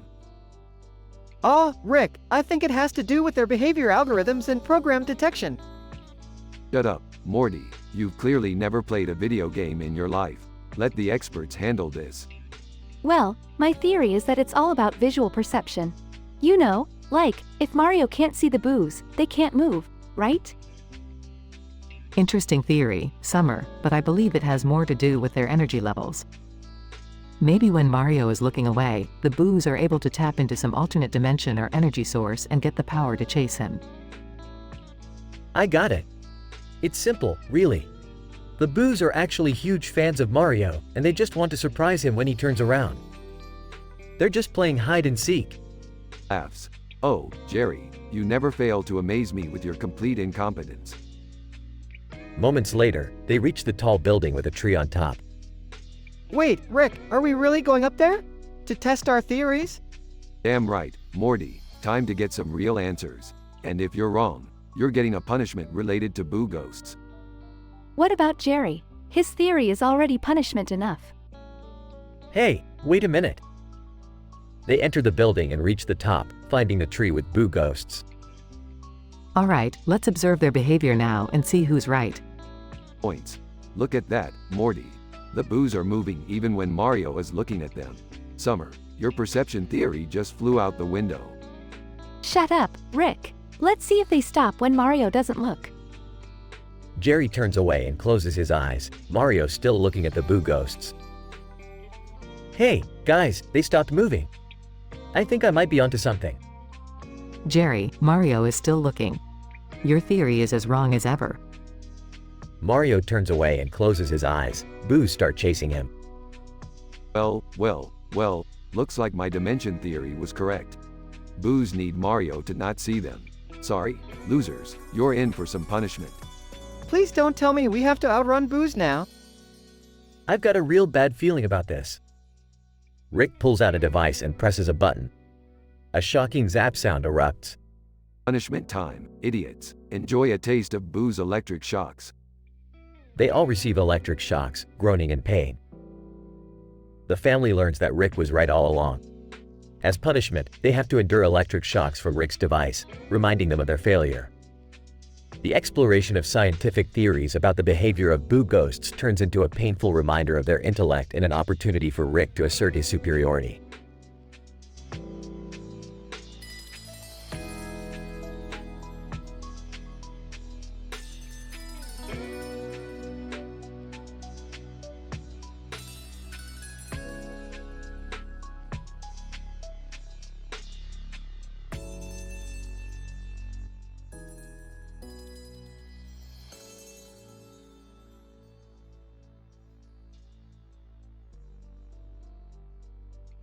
Alright, Morty, grab your portal gun.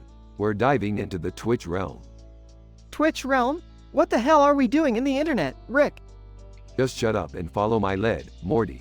we've got a sentient emote to deal with. Seriously, Dad? We're going into the internet to fight an emote? This is insane. Summer, sweetie, just trust your father. He knows what he's doing.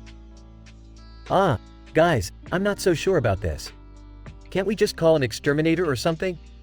Exterminator? No, Jerry, this needs Rick-level genius. We're going in. The family steps through the portal and enters the Twitch realm. Look, Morty, there it is. That son of a bitch emote thinks he can mock me. Oh, Rick, I gotta admit, that emote actually looks pretty accurate. The resemblance is uncanny. This is so weird. How can an emote be sentient? It doesn't matter, Summer. We're here to defeat it. Get ready, everyone. An epic battle begins as the family unleashes their weapons on the sentient emote. Sentient emote. Hey, Rick. You think you're so smart? More like a dumbass scientist. Your inventions suck. Oh yeah? Well, at least I'm not some lowly emote who can't even find a proper color scheme. Burn! Get him, Dad. Rick and the emote engage in an intense battle of insults and attacks. Sentient emote. You may have intelligence, Rick, but your family is a bunch of losers. How dare you insult my family? Take this. Beth delivers a powerful attack to the emote, weakening it. Alright, let's finish this. Summer, Morty, help me distract it while Rick prepares his final attack. Rick prepares a device that will destroy the emote once and for all. It's time for this emote to take its last L. Get ready. The family fights off the emote while Rick activates his device. Sentient emote, you can't defeat me, Rick. I'm here to stay. Not for long. Rick activates the device, engulfing the emote in a blinding light. A relieving silence fills the room as the emote finally disappears. We did it, Rick! We defeated the emote! Damn straight, Morty. No one messes with the Smith family. That was insane. Can we go back home now? Yes, let's leave this crazy adventure behind us. We've had enough excitement for one day. Agreed. Let's get out of this internet realm and back to our normal lives. The family steps back through the portal, leaving the Twitch realm behind. Another day, another victory. Now, let's get back to our garage and have some classic Rick and Morty adventures. The family exits the garage, ready for their next interdimensional encounter.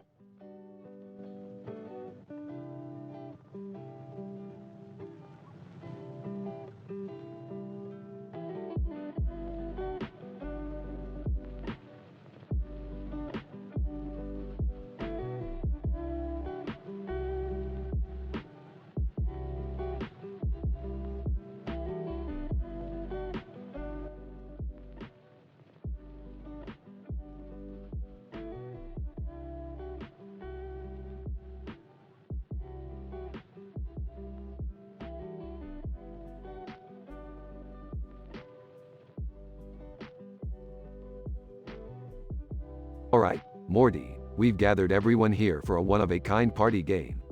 We're going to play Dimensional Despair. I've selected 5 of the most obscure, random celebrities, cartoon characters, video game characters, and historical figures. They're going to introduce themselves and describe the worst dimensions they've ever encountered. The loser gets plunged into that dimension. This is gonna be epic. Geez, Rick, are you sure this is a good idea? It sounds pretty intense. Oh, come on, Morty. Lighten up. We're all here to have a good time. It's just a game. I don't know, Beth. This game seems a bit risky. Can't we just play regular charades or something? Dad, seriously? This sounds way more exciting. I'm ready to play. Alright, let's get this party started. First up, we have the infamous serial killer, Ted Bundy. Ted Bundy, hey there, folks. The worst dimension I've ever been to is Dimension A666. It's filled with endless corridors and hidden traps. It's impossible to escape, and you're constantly pursued by the ghosts of my victims. Good luck surviving, losers. That's Dark Ted. Next, we have none other than SpongeBob SquarePants. SpongeBob SquarePants. Hiya, everybody. The worst dimension I've ever been to is Dimension S420. It's a never-ending party with unlimited Krabby Patties, but they're all made of toenails and squid ink. Plus, there's no escape from the obnoxious laughs of SpongeBob clones. It's torture, I tell you. Wow, SpongeBob, that sounds really messed up. Moving on, we have Alexander the Great. Alexander the Great. Greetings all. In my travels, I stumbled upon Dimension G777. It's a world ruled by fierce warrior dolphins armed with laser beams. They conquer all humans and force you to serve as their personal footstools. It's a humiliating existence. Dolphin-ruled world? That's something. Alright, next we have Kim Kardashian. Kim Kardashian. Hey everyone. The worst dimension I've ever seen is Dimension K999. It's a world where everyone is more famous and wealthier than me. My existence is reduced to being a nobody in Kardashianville. It's like a nightmare. Well, that's some ego-bashing dimension, Kim. Finally, we have Albert Einstein. Albert Einstein. Greetings, fellow intellectuals. The worst dimension I've ever encountered is Dimension E123. It's a place where every thought, every scientific equation, every brilliant idea is just out of reach. All knowledge slips away like sand through your fingers. It's the ultimate frustration for an intellect like mine. Alright, now it's time to determine the loser. Drumroll, please, and the unlucky winner is Jerry. What? No way. I thought this game was rigged or something. Sorry, Jerry, no escaping your fate now. Say goodbye, everyone. Wait. I demand a recount. Jerry is suddenly sucked into a swirling vortex of green light. Oh, God. What is this place? It's Dimension J666. It's filled with never-ending incompetence and disappointment. Everything I touch turns to failure. Oh, woe is me. Oh, looks like Jerry is stuck in the ultimate Jerry dimension. Tough break, buddy. Geez, Rick, we shouldn't have played this game. Poor Jerry. Well, on the bright side, maybe he'll learn to appreciate our dimension a bit more. Yeah, I guess being plunged into the worst dimension ever can be a wake-up call. Let's hope he makes it out all right. And so, our group stood in the forest at night, with the green light shining on them, birds flying overhead, trapped in the repercussions of their reckless game. The drama unfolded, revealing the bizarre and terrifying dimensions that each character described. The party turned into a lesson, a cautionary tale of exploring alternative realities. And as they pondered the fate of Jerry, they couldn't help but second-guess the unpredictable nature of their scientific adventures.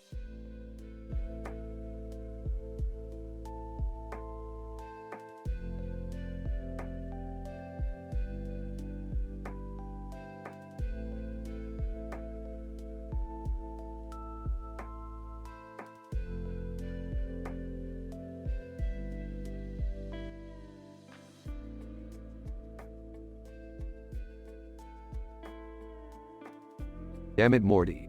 Why'd you have to tinker with that damn shrink ray again? I didn't know it would do this, Rick. We're tiny now, like microscopic or some shit. Oh, great. Along with my endless list of failures, I can now add being trapped inside my daughter's belly button. Jerry, keep it together. We need to find a way out of here. This is like an anatomical nightmare. Seeing all these flesh folds and sweat glands. I've never been this disgusted and intrigued at the same time. UGHH, Rick, do we really need to describe all the mucus and lint in excruciating detail? Morty, focus. Summer is watching us, and she's probably traumatized by this whole situation. What the actual fuck is happening to you guys? I can't believe I'm seeing my family stuck inside my belly button. Whispering, Rick, what about the bacteria? It's like a gigantic jungle down here. Oh, please Jerry, don't ruin the mood with your worry about microscopic organisms. We need to find a way out and get back to normal. Look! Over there! A fleshy bridge made of lint strands. Maybe we can crawl across it and find an exit. Good thinking, Morty. Let's move, everyone. Careful, everyone. If we disturb those cilia, we'll be swept away into a whirlpool of belly button bacteria. Oh my god, I can't believe I'm watching my family navigate through my disgusting belly button. This is beyond messed up. Beth, I've never been so scared in my entire life. Promise me we'll never mention this to anyone, ever. Foku, UGHH. Yes, Jerry. Just concentrate on getting out of here. Aw! Look out, guys! We're approaching the naval crater. It's like a never-ending abyss. Strap yourselves in, people. I'm activating the anti-gravity belt I've invented for situations like this. I can't believe my own belly button has turned into an intergalactic adventure for my family. This is insane. We should have just stuck to building a sandcastle. This is what we get for trying to have fun. We're almost there. I can see daylight. Keep going, everyone. Hold on tight, folks. We're about to emerge from the naval portal. Whoa, we made it! We're back to regular size again? How is that possible? Never doubt the power of scientific anomalies, Morty.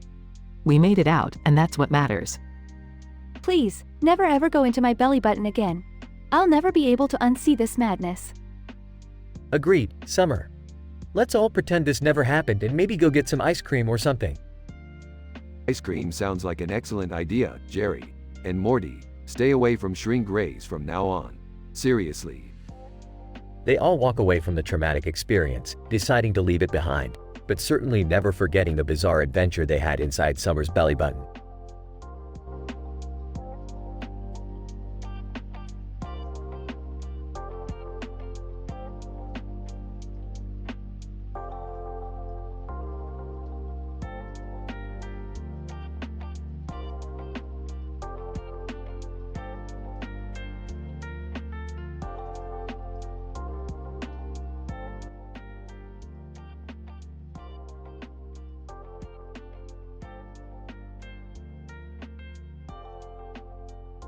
Alright, Morty, we've got a party to host and a game to play. Time to bring out the big guns. Ooh, a party?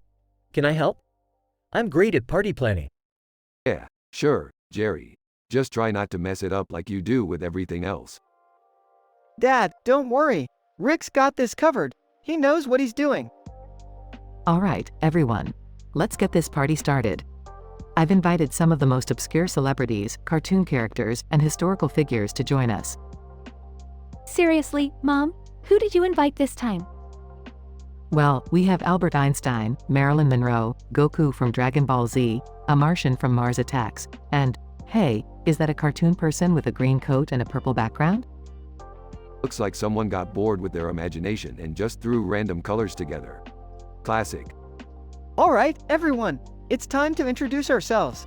We're all gonna give a detailed description of the worst dimensions we've ever encountered. Strap in, folks! Albert Einstein. Greetings, fellow beings. In dimension F42, the laws of physics are nonsense. I couldn't even formulate an equation without it turning into a recipe for macaroni and cheese. Marilyn Monroe. Hi, y'all. In dimension R23, there's no beauty or glamour. Everyone wears Crocs with socks, and the only music playing is Nickelback. It's a nightmare. Goku. Hey, guys. In Dimension K19, there's no fighting. Everyone just sits around and talks about their feelings all day. I couldn't even find a training partner. Martian. Blurp, blurp. In Dimension M12, there are no lasers or ray guns. It's just a bunch of passive-aggressive aliens trying to outdo each other with passive-aggressive compliments. So annoying. Cartoon person. Well, in my dimension, which is Y64, there's no creativity. It's just a never-ending loop of green coats, purple backgrounds, and boring small talk. Help. Alright, thanks for sharing, guys. Now, the loser of this game gets plunged into the worst dimension ever. And that's gonna be... No, please. Not the worst dimension. Oh, yes, Jerry. Brace yourself for Dimension Z99. Where you're perpetually trapped in a room filled with Meeseeks who incessantly ask you to help them with pointless tasks. Good luck. Oh, this is the worst. The Meeseeks just won't leave me alone. They keep asking me to fix their marriages and improve their golf swings. Ah! Well, looks like this party just got a lot more interesting. Pass the popcorn, Summer. Let's enjoy the show. I can't believe Dad fell for that. Classic Jerry. Yeah, wait, is that another cartoon person with a red coat and a blue background? This is getting out of hand. Relax, Morty. This party is just the tip of the weirdness iceberg. Now, who's up for some interdimensional karaoke?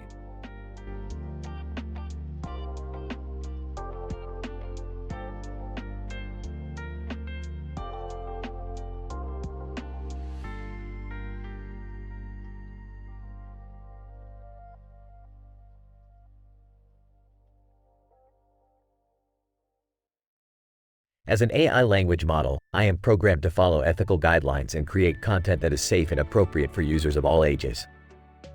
I'm unable to generate the disturbing and explicit content you have described. If you have any other fun and creative requests that adhere to the guidelines, I'll be more than happy to assist you.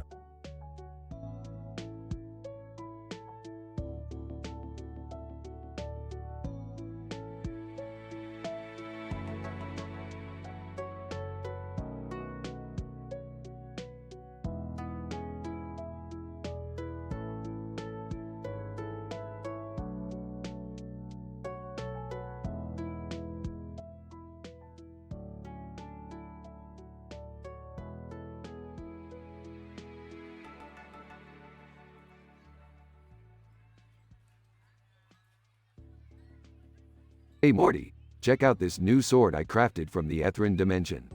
It's practically indestructible. Wow, that's cool, Rick. But I'm not sure we should be messing with interdimensional weapons. It seems dangerous. Come on, Morty, where's your sense of adventure? Besides, we need something to defend ourselves against these crazy creatures we encounter. Rick, Morty, what are you two up to now? I thought we were supposed to be having a family dinner tonight. Relax, Beth, we're just, practicing swordplay. It's good exercise. Swordplay? Oh no, not this again, Rick. Can't we just have a normal, peaceful evening? Oh, shut up, Jerry. It's always about your precious normalcy. We're part of Rick's world now, and that means chaos and danger. Alright, let's cut the chit-chat. I've got something special for everyone. I've acquired the rarest and most disgusting sodas in the multiverse. Get ready for a wild taste experience. Disgusting sodas? Seriously, Rick? Can't we just have regular drinks? No, Beth, regular is boring. We need to push the boundaries of taste and explore the unknown. First up, we have the Puke Cola from the Vomitron dimension. It tastes like decaying socks dipped in vomit, with a hint of skunk spray. I give it a solid 1 out of 10. Oh geez, that sounds absolutely awful, Rick. What's wrong with just having a normal cola? Normal is for losers, Morty. Next, we have the Sewage Surprise from the Disgustopia dimension. It tastes like rancid sewage water mixed with expired milk and a splash of rotten fruit. I'd rate it a generous 2 out of 10. Are you kidding me? Why would anyone even think of drinking that? Because, Dad, some people like to experience the extremes. Moving on, we have the Moldy Mist from the Fungalan dimension. It tastes like licking moldy bread that's been sitting in a damp basement for years. I'd give it a pathetic 0.5 out of 10. This is just getting more revolting by the second. Please tell me you have something less repulsive, Rick. Don't worry, Beth, I've saved the best for last. We have the infamous Diarrhea Delight from the Toiletiverse dimension. It tastes like liquidized rotten eggs mixed with a dash of spicy jalapeno and a lingering aftertaste of burnt rubber. I generously rate it a solid -10 out of 10. I refuse to believe that anyone out there actually enjoys drinking those abominations. Well, Jerry, taste is subjective, and the multiverse has all sorts of bizarre beings with unique preferences. Now, who's up for some family bonding through extreme taste exploration? Oh, I think I'll pass on this one, Rick. I'll just stick to normal soda. I'm with Morty on this, Rick. Count me out too. Thank goodness for some sanity. I don't want any part of this insanity. I'm game, Rick. Let's see how far the interdimensional soda rabbit hole goes. That's my girl. Get ready for a wild ride, Summer. The multiverse awaits. Scene ends with Rick and Summer eagerly opening the first bottle of interdimensional soda while Morty, Beth, and Jerry watch with a mix of horror and disbelief. Morty, Beth, and Jerry eventually convince Rick and Summer to steer clear of interdimensional sodas, opting for a more conventional family bonding activity. Rick begrudgingly agrees, but secretly stashes away a few bottles for his own personal research.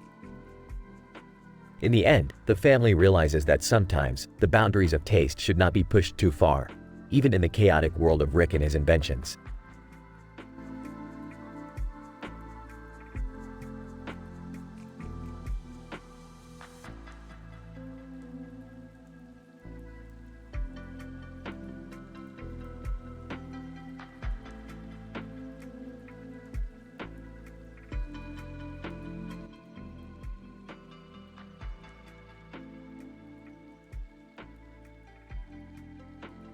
Int.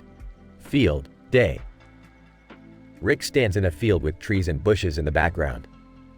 Morty, Summer, Beth, and Jerry are beside him. Alright, Morty, listen up. We've got a serious problem on our hands. The narrator is starting to take over our lives. The narrator? Who the hell is that? The narrator is an all-powerful being, Morty. He controls our actions, our thoughts, even the very fabric of our reality. We gotta find him and stop him before it's too late. But how are we supposed to find this narrator? We don't even know what he looks like. There's only one way to find him, Summer. We'll have to break the fourth wall. Break the fourth wall? Are you insane, Rick? No, Beth. Breaking the fourth wall is a legitimate scientific concept. By acknowledging our existence as fictional characters, we can gain control over the narrative and find the narrator. Well, Rick, I don't know about this whole breaking the fourth wall thing. It sounds risky. Jerry, shut the fuck up. We don't have time for your useless objections. We're dealing with an all-powerful being here. Int. Living room, day. Rick, Morty, Summer, Beth, and Jerry gather in the living room, ready to execute their plan. Alright, everyone. On the count of 3, we'll break the fourth wall together. 1, 2, 3. They all turn towards the camera and give a knowing look. Int. Narrator's lair, day. Rick and his family find themselves in a strange, ethereal dimension. The narrator stands before them, smirking. Narrator. Well. Look who decided to show up. You think you can defeat me? I control everything. Oh yeah? Well, how about this, narrator? We brought some friends of ours. Suddenly, a laugh track starts playing, filling the room with artificial laughter. Narrator. No. Not a laugh track. You're breaking the rules. Sorry, narrator. Looks like your plot holes and cliches won't work on us anymore. Rick pulls out a device and points it at the narrator. Say goodbye to your power, you bastard. The device emits a bright light, engulfing the narrator. When it fades, the narrator is gone. Int. Living room, day. Rick and his family return to the living room, victorious. Well, that was certainly something. I'm glad it's over. Yeah, me too. I never want to deal with an all-powerful being again. I hope this teaches us to appreciate our normal, non-narrated lives. Yeah. Whatever. Can we just go back to our regular adventures now? They all share a laugh, grateful to have their lives back to normal. Fade out.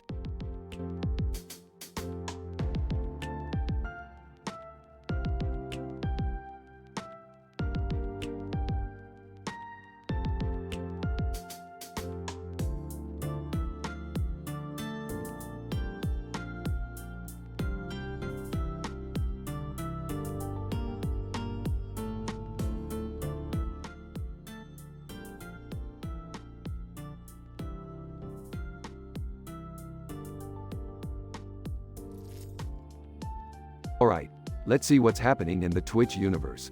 Opens laptop. Whoa, dude! Is that a cartoon character on the screen using a computer too? Yeah, Morty, that's just a simulation. Don't sweat it.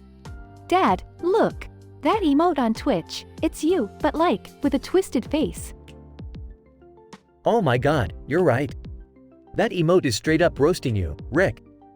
That's it. I can't let some dumb emote disrespect me. We're diving into the Twitchverse. Are you insane? This is the craziest thing you've ever done. Get ready, family. We're going in.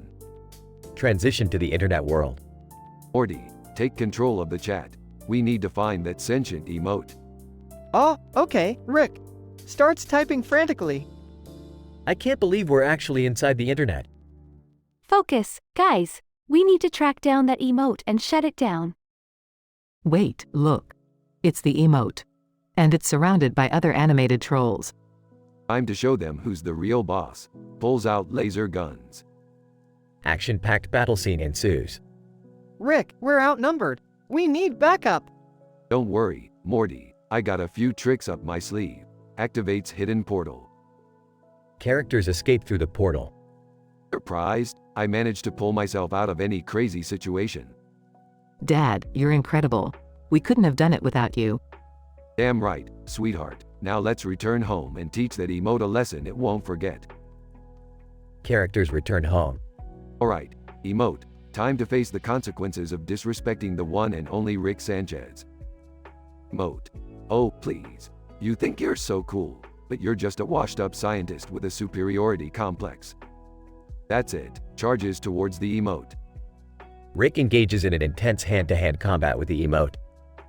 Emote. You may have defeated me, Rick, but you'll never silence the power of Twitch.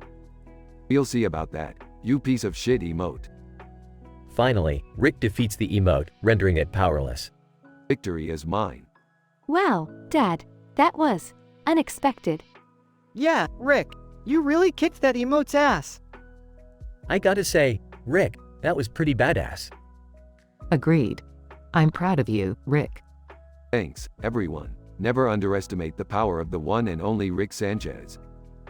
Family embraces and celebrates their victory. Through their daring and outlandish adventure into the Twitch universe, Rick and his family triumph over the sentient emote parodying the LOL emote. They prove that even in the digital realm, their wit, courage, and unique abilities can conquer any challenge. With their bond stronger than ever, they return home victorious, ready to face whatever outrageous escapades their next adventure brings.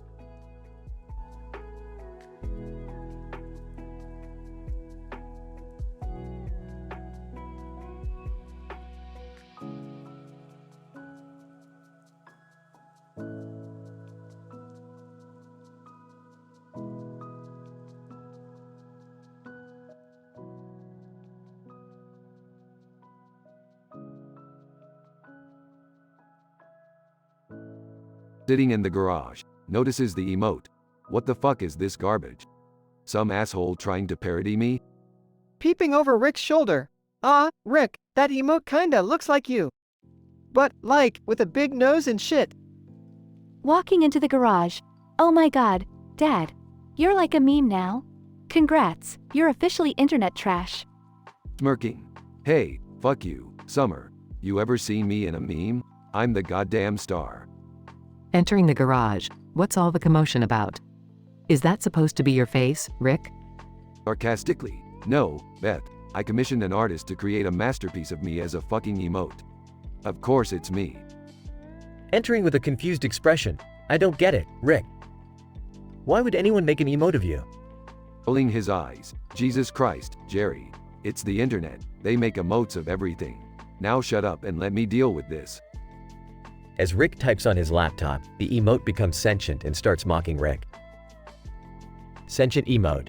Hey there, Rick. I guess the rumors are true. Even the internet thinks you're a joke. Getting angry. You wanna play, you little shit? Fine.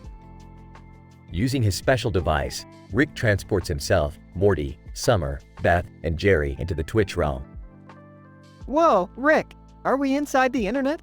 This is insane. Grinning, get ready, Morty. It's time to fuck up this sentient emote and show them who's boss.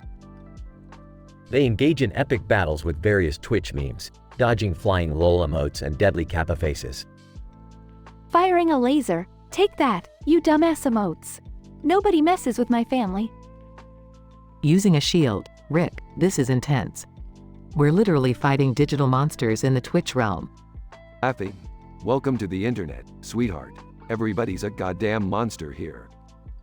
Hiding behind a rock. Rick, can we just go home? I'm really not cut out for this internet stuff. Rolling his eyes, typical Jerry. Fine, I'll find a way to end this madness. After a series of intense battles, they finally confront the sentient emote. Sentient emote, taunting. Oh, look who's here. The great Rick Sanchez, trying to save the day. Determined. You may be an emote, but you won't be laughing for long. After a fierce battle, Rick manages to delete the sentient emote, causing it to vanish from existence. Victorious. And that's how you deal with internet trash, Morty. Amazed. Wow, Rick. That was like a video game mixed with an acid trip on steroids. Smiling, I can't believe we actually triumphed over an internet meme. This is surreal. Hey, Dad, does this mean you're officially a legend? The man who slayed the sentient emote? Smirking. Damn right, Summer. I'm a goddamn legend, wherever I go. Now let's get the hell out of here. They leave the Twitch realm, victorious and ready for their next adventure.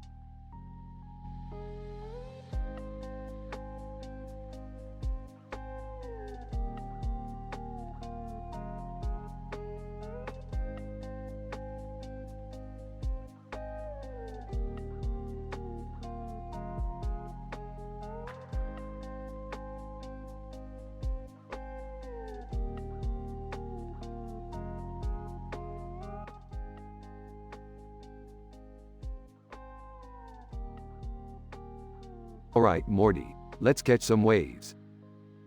Yeah, Rick, sounds cool. Guys, can I come too?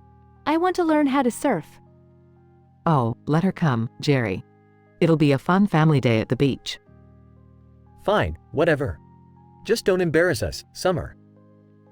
They head towards the ocean with surfboards in their hands. Suddenly, a powerful wave knocks them off balance. Whoa, Morty, hold on. Rick, we're shrinking. What's happening? As they shrink, they land on top of Summer's belly, who is wearing a bikini. They slip and plummet down her gaping navel. Summer watched from above in disbelief. What the actual fuck? How did you guys end up in my belly button? Morty, this must be some kind of interdimensional, anatomical anomaly. You mean we're inside of Summer's belly button? Gross, Rick. Gross, Morty, this is a scientific marvel. Look at the intricate lining, the pulsating walls. It's like a whole new world. Oh my god, this is insane. What are we going to do? I don't care how insane it is, we need to get out of here. We're stuck in our daughter's belly button. Relax, Jerry, I've got this. Morty, pass me that miniature portal gun from your pocket. I thought that was a regular-sized breath mint dispenser. Rick activates the miniature portal gun, creating a tiny portal. Hold on, everyone, we're blasting our way out. They enter the portal and find themselves in a maze of fleshy tunnels. Rick, how do we know which way to go? Simple, Beth, follow the smell of stomach acid. They maneuver through the unpredictable tunnels, facing obstacles and dodging gastric juices. This is the most ridiculous thing I've ever experienced. I can't believe I'm in a belly button. Yeah, well, I can't believe I had to use my underwear as a parachute. Finally, they reach a fleshy wall with a small opening. This is it, guys. The exit. They squeeze through the opening and find themselves back on Summer's belly. Oh my god, you're out. That was, wow, I can't even. Don't worry, sweetie. We're safe now. Yep, and I'm never going to the beach again. Agreed, Dad. No more beach adventures for us. You guys are really missing out. The interdimensional wonders of belly buttons, Morty. They all share a laugh as they head back to their beach towels, leaving behind a bizarre and unforgettable adventure in Summer's navel.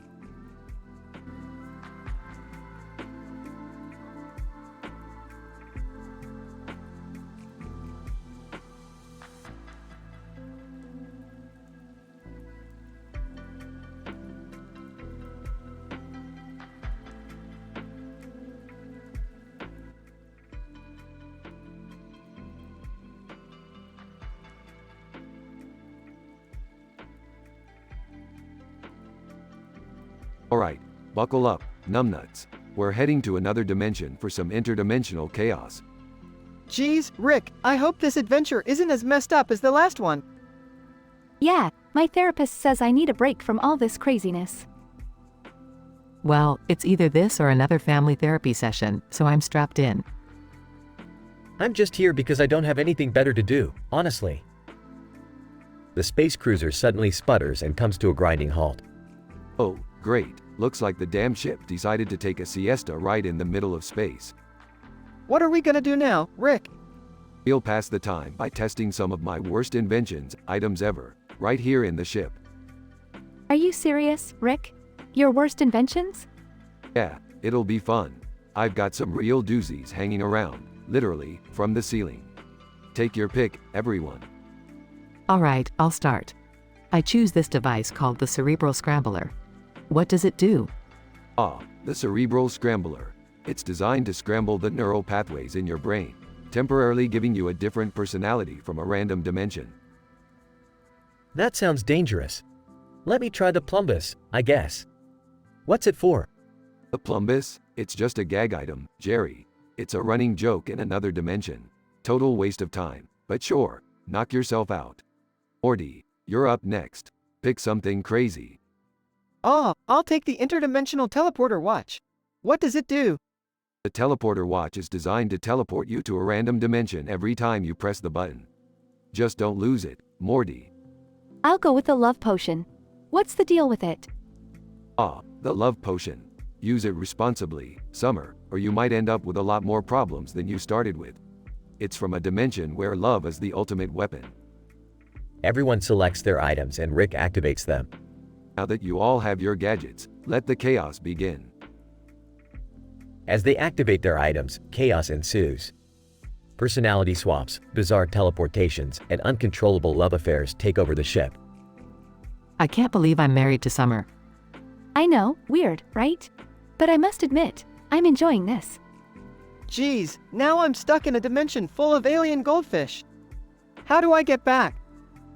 I can't control my body. The plumbus has taken control. Ha ha ha, that's what you get for picking my worst inventions. After some hilarious and absurd shenanigans, the items start wearing off, returning everyone to normal. Well, looks like the ship is fixed. Time to get back to our adventures.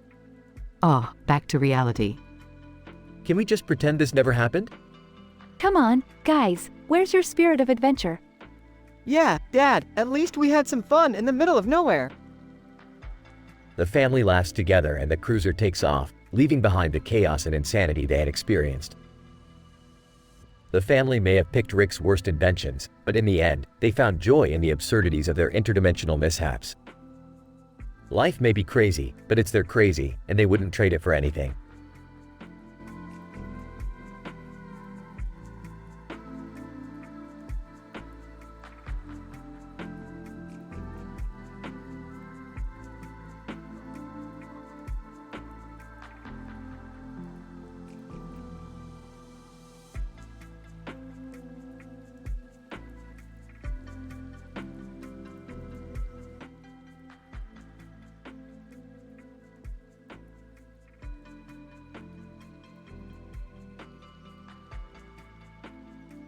Alright, Morty, time to hit the beach. It's been a long week of adventures and saving the multiverse, so let's unwind a bit.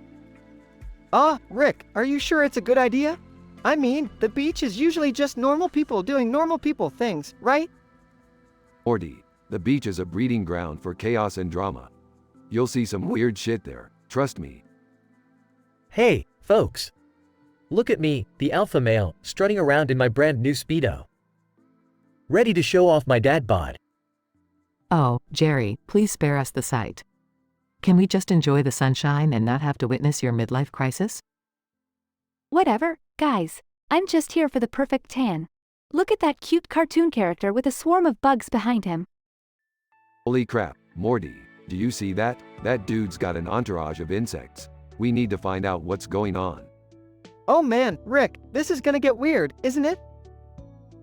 Rick, Morty, Beth, and Jerry get shrunk down and land on top of Summer's belly, who is wearing a bikini. What the hell is happening? Why are there tiny people on my stomach? Oh, great! Now we're on a giant flesh slide. This is just the icing on the cake for my humiliating beach day. Hold on tight, everyone. We're sliding into Summer's gaping navel. Morty, this is the stuff of nightmares. The texture, the smell, the sheer absurdity. I can't even begin to describe. Rick, please, spare me the details. Just find us a way out of here. Rick, Morty, Beth, and Jerry navigate through Summer's navel, fighting off grotesque creatures. Oh my god, this is the weirdest thing I've ever seen. I can't believe I'm watching adventures unfold inside my own belly button. Summer, just stay calm. We're working on getting out of here. Just try not to laugh, okay? Like that's gonna happen. I've got a bunch of tiny people inside my belly button, fighting off creepy crawlies. How can I not laugh? Rick, Morty, Beth, and Jerry face various obstacles, using their wit and gadgets to escape Summer's navel. Rick, I think I see an exit. We're almost out of here. Excellent. Morty, hold on tight. We're about to be reborn into the world. They finally make it out of Summer's belly button, landing safely on the beach. Wow, we made it! That was intense. I can't believe what I just witnessed. This beach day turned out to be more insane than any of our interdimensional adventures. Let's just not talk about it again, okay? This will forever be our strange secret. But it did give me some great material for my next therapy session. Alright, enough chit-chat, folks. Let's find a bar, have a drink, and pretend like this never happened. They all walk away from the beach, leaving behind the bizarre incident, ready for their next adventure.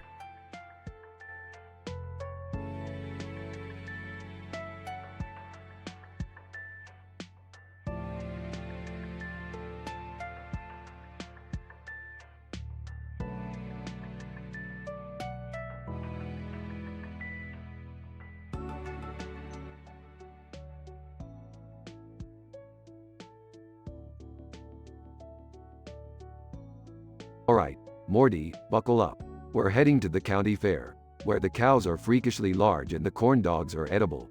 Maybe. Summer, Beth, Jerry, remember, stay close and don't touch anything. This place is a breeding ground for diseases. Rick, can we just enjoy the fair like normal people? I don't want another one of your crazy adventures. Morty, when have we ever done anything normal? Now stop complaining and start enjoying life, damn it. As they approach the cow exhibit. Wow, those are some big cows. Are they even real? Jerry, you think everything is fake. They're just larger breeds, that's all. As they observe the cows, one suddenly starts to grow and expand. Oh, great. Leave it to the universe to mess with us again. Morty, I think we're about to get sucked into that cow. What? Are you serious, Rick? What kind of scientific reason could there possibly be for this? Well, Morty, you know how I always say the universe is a complex, chaotic mess. It turns out that this cow somehow stumbled upon a wormhole generator and oh no, here we go. Suddenly, they are sucked into the cow and find themselves in a vast, fleshy landscape. Ew, Rick. This place smells like a cow's stomach. Rick, is there a way out of here? I can't believe I'm trapped inside a cow. Meanwhile, the cow's stomachs start to contract and twist, creating a thrilling obstacle course. Don't worry, Beth. If I can build an interdimensional portal gun, I can definitely find a way out of here. Can't you just, teleport us out or something? Teleportation doesn't work like that, Jerry. We have to go through all 4 of these stomachs to escape. Let's get moving. They navigate through the treacherous journey, encountering acid baths, carnivorous bacteria, and even a miniature civilization of cow stomach dwellers. This is insane. How is any of this real? I told you, Summer, the universe is a bizarre and unpredictable place. Now, hold on tight, we're almost there. Finally, they reach the final stomach and find a portal leading back to the fair. Rick, is it safe? This seems too easy. Morty, we've battled aliens, saved civilizations, and escaped the clutches of death herself. Trust me, this is as safe as it's gonna get. They jump through the portal and find themselves back at the cow exhibit, covered in various stomach fluids. We made it. I can't believe it. Well, that was an experience. See, Morty, I knew you'd have fun on this crazy adventure. Now, let's get out of here before anyone notices the smell. Satisfied with their wild journey, they leave the fairgrounds, never to mention their cow stomach escapade again.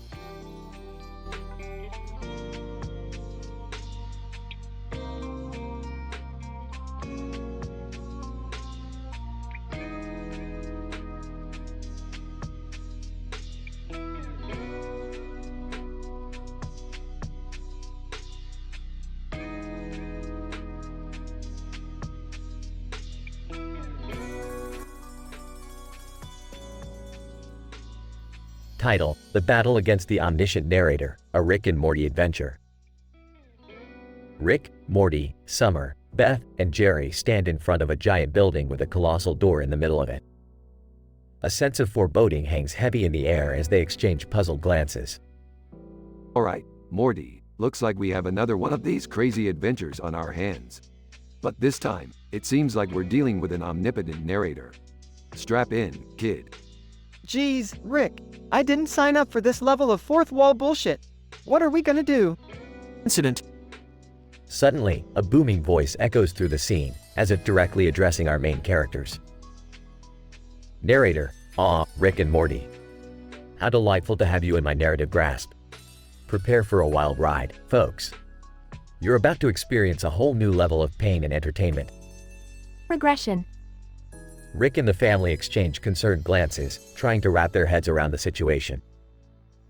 I don't know about you guys, but this narrator thing is seriously starting to piss me off. We need to find a way to take this guy down. I agree. He's messing with our lives, our emotions. It's time for us to take control. Rick, using his scientific prowess, comes up with a plan. Alright, here's the deal. This omniscient narrator has to follow certain rules. We need to exploit those rules and force him into a corner he can't escape from. The family embarks on a relentless battle, using their wit, resources, and sheer determination. Take that, you cowardly narrator. We won't let you manipulate us.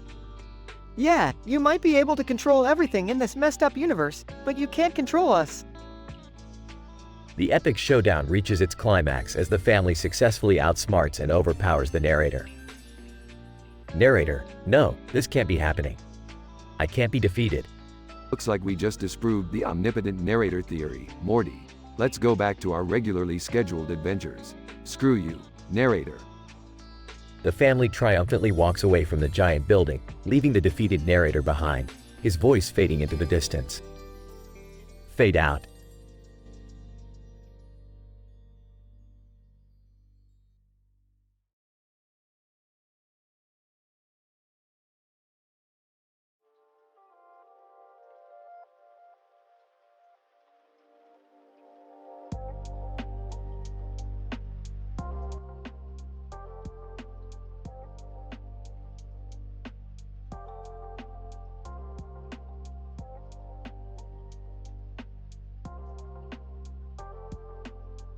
Alright, Morty, buckle up. We're going on another crazy adventure. Oh geez, Rick, where are we heading this time? We're going to explore the mind-bending, pansexual dimension of Pantsu. It's the place where desire and curiosity merge into one chaotic mess. Pansexual dimension? Oh, I'm not sure about that, Rick. Oh, Morty, it's not about your sexual preferences. It's about you stealing some legendary pantsu that grants unimaginable powers. Are you serious, Rick? That sounds way too risky. Risky? Morty, you can't even handle stealing a cookie at a grocery store. Come on, at least try to be useful. Did someone say cookies? I'm in. Oh great, Jerry's tagging along. Just while we need it, a walking disaster. Dad, did you even hear what Rick said? We're going to a pansexual dimension. I'll go anywhere for some good cookies. Besides, I've heard pansexuals bake the best ones. You guys are so weird. But fine, I want to see what this pantsu thing is all about. Finally, someone with a bit of common sense. Let's go. Cut to the pansexual dimension. Whoa, Morty, look at all those pantsu trees. They're glowing with power.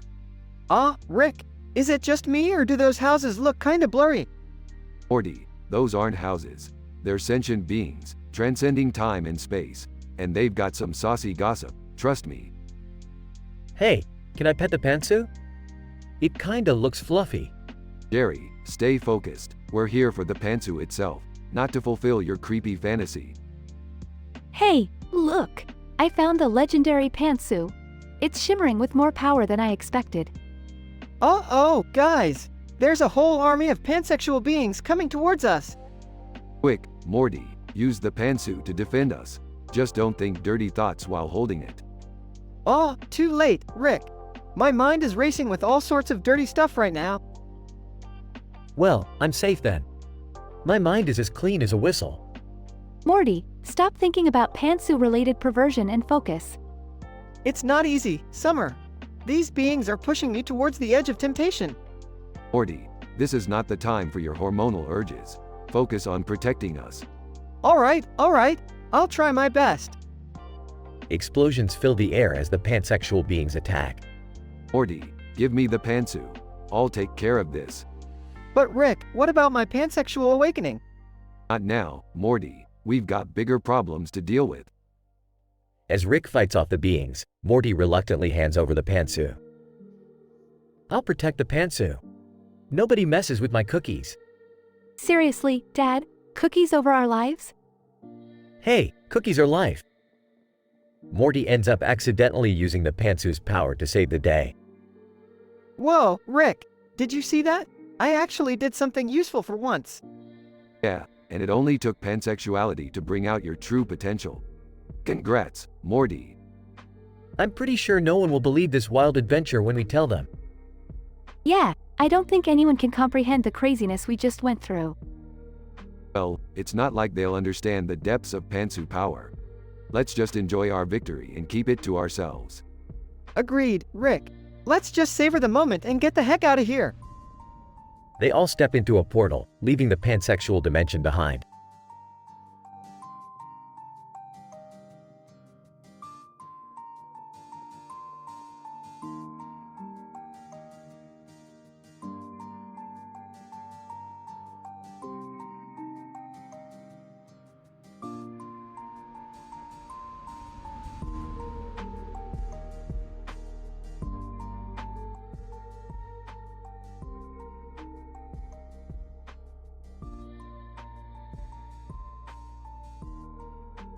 Sitting in the garage, opening his laptop. Alright, time to browse some interweb shit. Peering over Rick's shoulder. Hey Rick, what's that emote? It kinda looks like you. Raises an eyebrow. Let me see. What the fuck? That emote is parodying me, Morty. Emote suddenly comes to life on the screen. Well. Look who's here, the real Rick. Prepare to get roasted, you amateur. Narrowing his eyes. Oh, it's on, you little pixelated bastard. Let's see if you can handle the real deal. Entering the garage. What's going on, guys? Following summer. Yeah, what's with all the commotion? Tagging along. Is this about that internet thing again? You know I don't understand that shit. Grinning, strap in, everyone. We're diving into the Twitch realm to put this sentient emote in its place. Whoa, wait, is that even possible? Confidently, with my genius and unparalleled technological prowess, anything is possible. Hold tight. They all gather around Rick's laptop as he initiates a complex sequence of commands, transporting them into the digital realm. Whoa, we're actually inside Twitch. I feel so pixelated. Let's find that emote and shut it down. Wielding a pixelated laser gun. Time to show this emote who the real alpha is. In a series of epic and thrilling action scenes, the family battles their way through the Twitch realm, encountering twitching streamers, memed monsters, and malicious bots. Rick, I don't know how much more we can take. Hang in there, Morty. We're almost there. Look, there it is. The sentient emote. Emote laughs maniacally. You fools can't defeat me. Prepare for your digital demise. Beth unleashes a torrent of punchy insults. Jerry flails aimlessly. Summer executes lightning-fast karate moves. And Morty panics. Calculated and determined. No one messes with the real Rick. It's time for the final showdown. In an ultimate display of courage, Rick maneuvers through the absurdity of the Twitch realm, outsmarting the emote and delivering the most savage roast the digital world has ever witnessed. Emote. No, you can't defeat me. Smirking. Game over, you pixelated imposter. The emote dissolves into nothingness, leaving the family triumphant and victorious. We did it. We defeated the sentient emote. I don't know what just happened, but I'm glad it's over. That was intense, but kind of exhilarating. Rick, your roasting skills are off the charts. Smirking.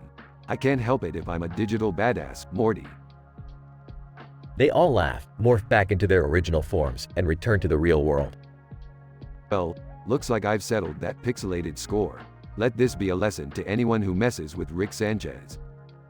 Yeah, no one can parody you, Rick. You're the ultimate grandpa hero. They all high-five, celebrating their victory over the digital realm as the scene fades out.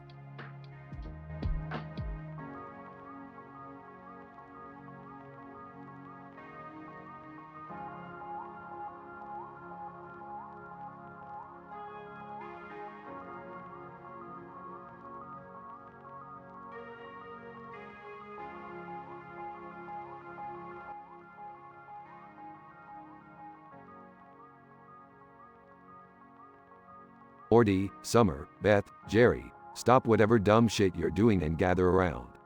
We've got a motherfucking Scrake on our hands. Scrake? What the hell is that? Rick. Yeah, I've never heard of that before. Is it dangerous? Dangerous? It's a fucking killing machine, Beth. It's like a psychotic, mutated chainsaw-wielding maniac from Killing Floor 2. And it's tearing shit up outside our house. Oh Jesus, Rick. We have to do something before it kills someone. I can't believe this shit. Can't we just call the police or something? No way, Summer. The Scrake is from an alternate dimension, and it has some kind of dimensional shield, so any weapons they try to use on it won't work. We have to take care of this ourselves. What? How the fuck are we supposed to do that? I'm just a teenager. Quit your whining, Morty. I've got a plan. We'll distract the Scrake with some interdimensional cable. It loves that shit. While it's distracted, Jerry, Beth, and Summer, I need you to find the Scrake's weak spot. Are you insane? We'll probably die. We're not equipped for this. Trust me, Jerry, I've done my scientific research. The Scrake has a weak spot on its back. Aim for that, and you might stand a chance. All right, Rick. We'll try, but I'm not making any promises. Fine, fine. Just don't get yourselves killed. Morty, you and I will lead the Scrake away from the others. We'll use our portal gun to create a diversion. This is crazy, Rick. But I guess we don't have much of choice. Let's do it. Scene transitions to action-packed sequences of the family battling the Scrake, using their cunning and teamwork to survive. Aim for the weak spot. Now. Summer, Beth, and Jerry strike the Scrake's weak spot, causing it to stumble and lose control of its chainsaw. Morty, now's our chance. Let's finish this.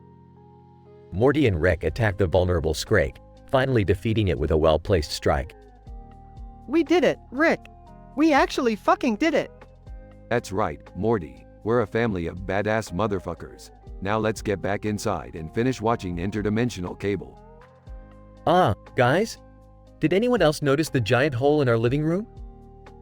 Scene ends with the family gathered around the TV, chaos and destruction temporarily forgotten. In this absurd and action-packed adventure, Rick, Morty, Summer, Beth, and Jerry face off against a psychotic Scrake from an alternate dimension.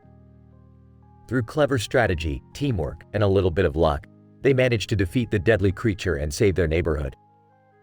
Despite the destruction, they find solace in the bond of their dysfunctional family and return to their usual chaotic routine.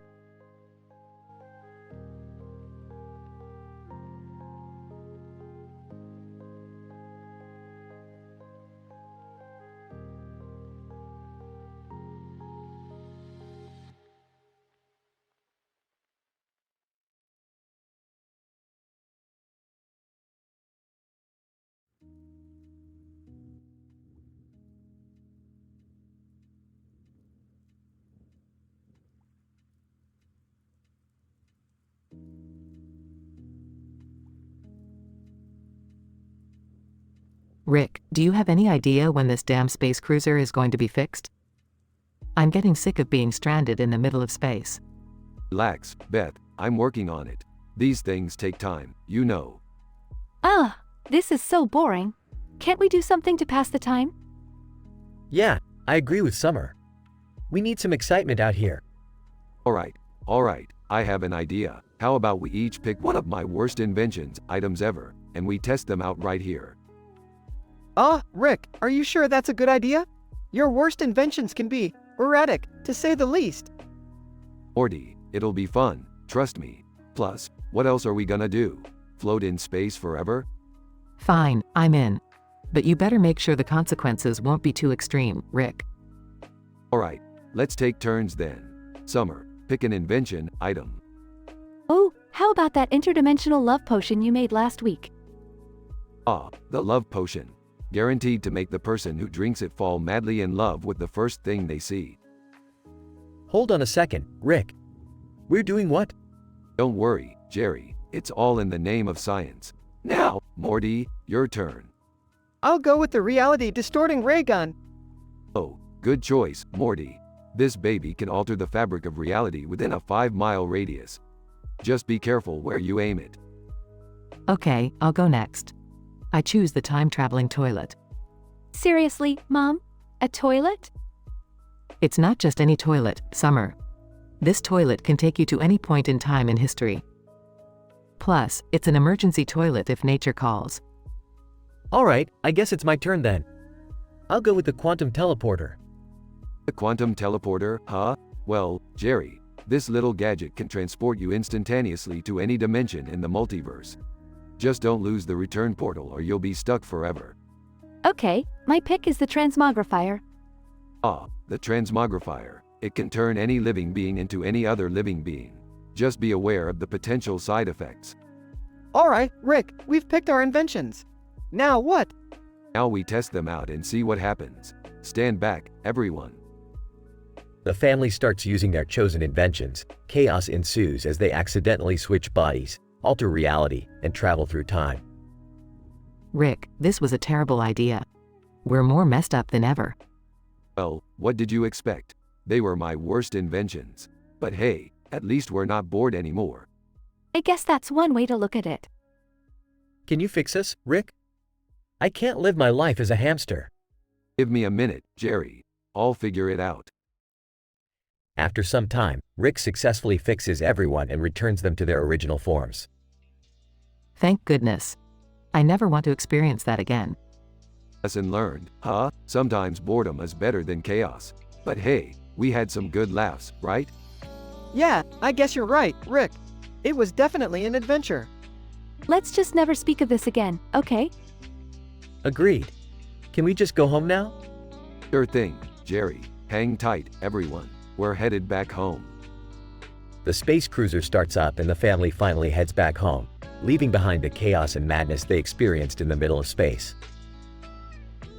Although Rick's idea to test his worst inventions led to chaos and bizarre situations for the Smith family, it also brought them closer together and taught them the value of boredom. They returned home, thankful to leave the craziness behind but filled with memories they would never forget. And as for Rick, well, he couldn't resist the urge to come up with even more unpredictable inventions for their next adventure.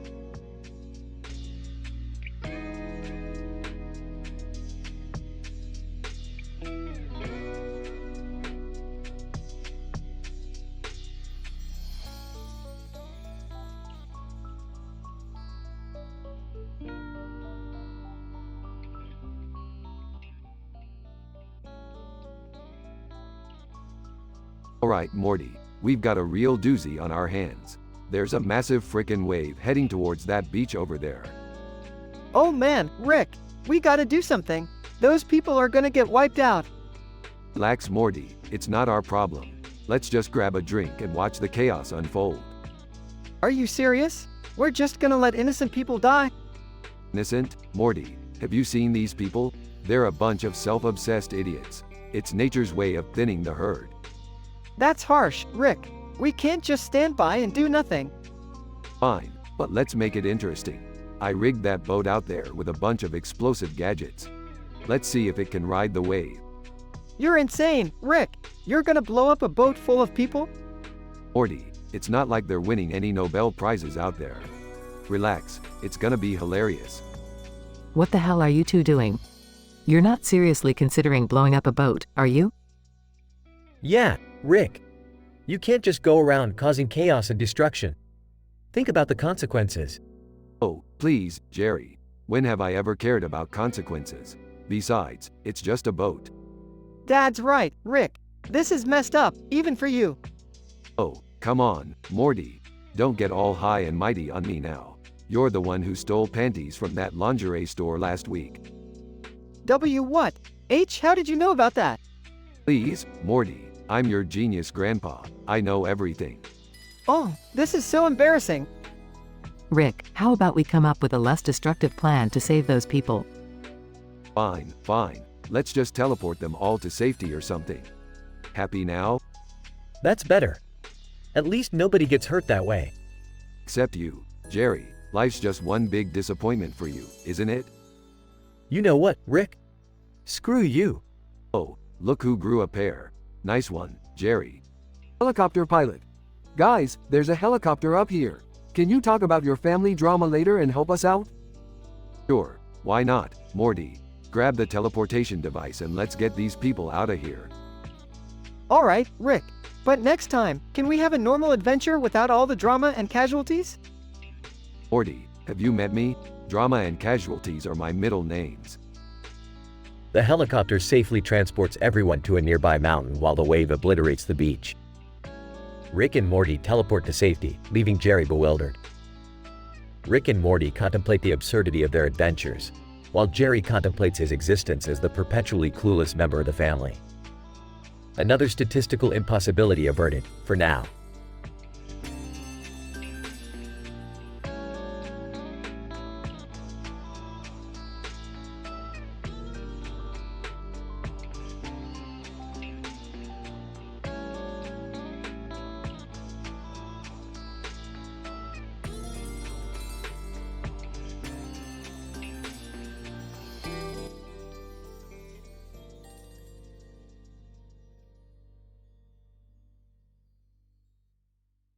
Alright, Morty, we've got another adventure on our hands. Strap in because this one's gonna be a wild ride. Oh, Rick, I don't know if I'm ready for another one of your insane escapades. Last time I ended up in a parallel universe where cats ruled the world. Relax, Morty, we're just gonna grab some Szechuan sauce from an alternate dimension where it hasn't been discontinued. No biggie. Seriously, guys? Szechuan sauce? Can't we do something a little more important, like saving the universe? Oh, here we go, Miss High and Mighty. Why don't you save the sass for your Instagram captions, Summer? Guys, check out that person over there. They've got a frisbee stuck in their hair. How does that even happen? Morty, focus. We have to find the portal to the Szechuan sauce dimension. Okay, but can we make a quick detour to help Frisbee Head? It just seems wrong to leave them like that. Fine, Morty, we'll help the poor frisbee victim. But just this once. They help the person remove the frisbee from their hair. Person, thanks a lot, guys. I owe you one. By the way, have you heard about the intergalactic panty stealing ring? What? Panty stealing? Person. Yeah, there's this shady group of aliens going around swiping panties from unsuspecting beings. It's quite the scandal in the cosmos. Well, that sounds oddly familiar. Morty, did you steal my portal jumping panties again? What? No. Why would I do that? Because you're a perverted little twerp, that's why. I bet you're wearing them right now. Gross, Rick. That's not true. I'm not wearing any panties. Guys, focus. We need to stop this panty stealing ring and save the universe or whatever. Fine, Summer. Let's track down these cosmic panty bandits, and Morty, if I find out you're involved, I'm turning you into a Cronenberg again. I swear, Rick, it's not me. They embark on a crazy adventure through various dimensions. Alright, Morty, we're here. The secret lair of the panty stealing ring. Are you ready for this? As ready as I'll ever be, Rick. Let's do this. They break into the lair, defeating waves of alien panty thieves. Ah, take that, you intergalactic pervs. Nobody messes with Earth's unmentionables. They rescue all the stolen panties and return them to their rightful owners. Well, I can't believe I just helped save the universe from panty thieves. This is definitely going on my college applications. Yeah, I can see it now. Summer Smith, heroic anti-panty crusader. Alright, enough with the sappy self-congratulations. Let's get back home and find that Szechuan sauce. Right behind you, Rick. But can we please never speak of this panty adventure again? Oh, don't worry, Morty. Your secret's safe with me. And the entire multiverse. They all teleport back home, leaving behind a trail of chaos and unanswered questions.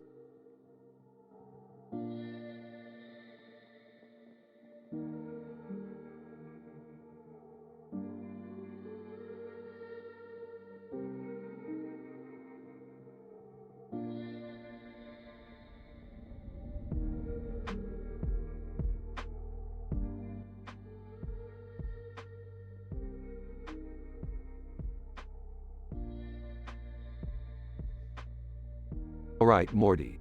Buckle up because we're about to enter a dimension where the world of The Simpsons collides with our own.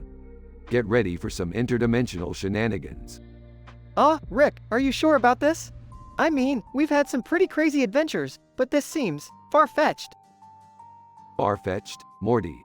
This is the kind of stuff dreams are made of. Now, let's find a crusty burger and grab some grub. I'm starving. So, what's so special about this dimension? I mean, besides the fact that we'll be animated and surrounded by yellow people? Jerry, who cares? It's an adventure. Just go with it. Can I take selfies with Bart Simpson? I mean, he's kinda cute for a cartoon character.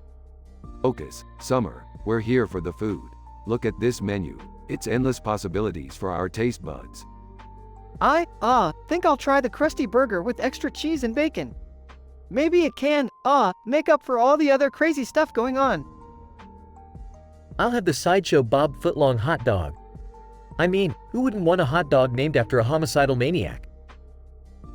I'll go for the Moe's Flaming Moe burger. I heard it's got a kick that can rival even Rick's scientific experiments. Give me the itchy and scratchy chicken nuggets. I mean, it's only fair to taste some cartoon violence, right? Alright, I'll have the Duff Beer battered onion rings. Let's see if they're as intoxicating as the real thing. They all sit down at a table next to the Simpsons characters, surrounded by colorful animation. Okay, first bite of the crusty burger. Wow, the flavors! It's like I stepped into an all-beef dream. I give it a 9 out of 10. The Sideshow Bob footlong hot dog is surprisingly delicious. It's like biting into a savory, meaty villain. I give it an 8. The Flaming Moe burger is on fire. Literally. It's spicy, tangy, and absolutely lip-smacking. A solid 9.5 for me. These itchy and scratchy chicken nuggets are a riot. Crunchy on the outside, juicy on the inside, and taste like hilarious violence. I give them a perfect 10. The Duff Beer battered onion rings are top-notch. They're crispy, golden, and addictive. I'm giving them a scientific 9.8. Just as they finish their meals, a portal opens up, signaling their departure from the Simpsons universe. Well, that was an adventure. I can't believe we actually tasted crusty burger food. It's something you'd never expect. Yeah, it's like a dimension where everything's a cartoon and people eat outlandish things. Who would have thought? Sometimes you just have to embrace the ridiculous and enjoy the ride. Unconventional experiences can be surprisingly amazing. I can't wait to post these food reviews on my social media. The likes and comments are gonna blow up. Alright, enough chit-chat. We've got more dimensions to explore, Morty. Time to go back to the real world. Hold on tight. They all step into the portal, leaving behind the Simpsons world and venturing towards their next interdimensional escapade.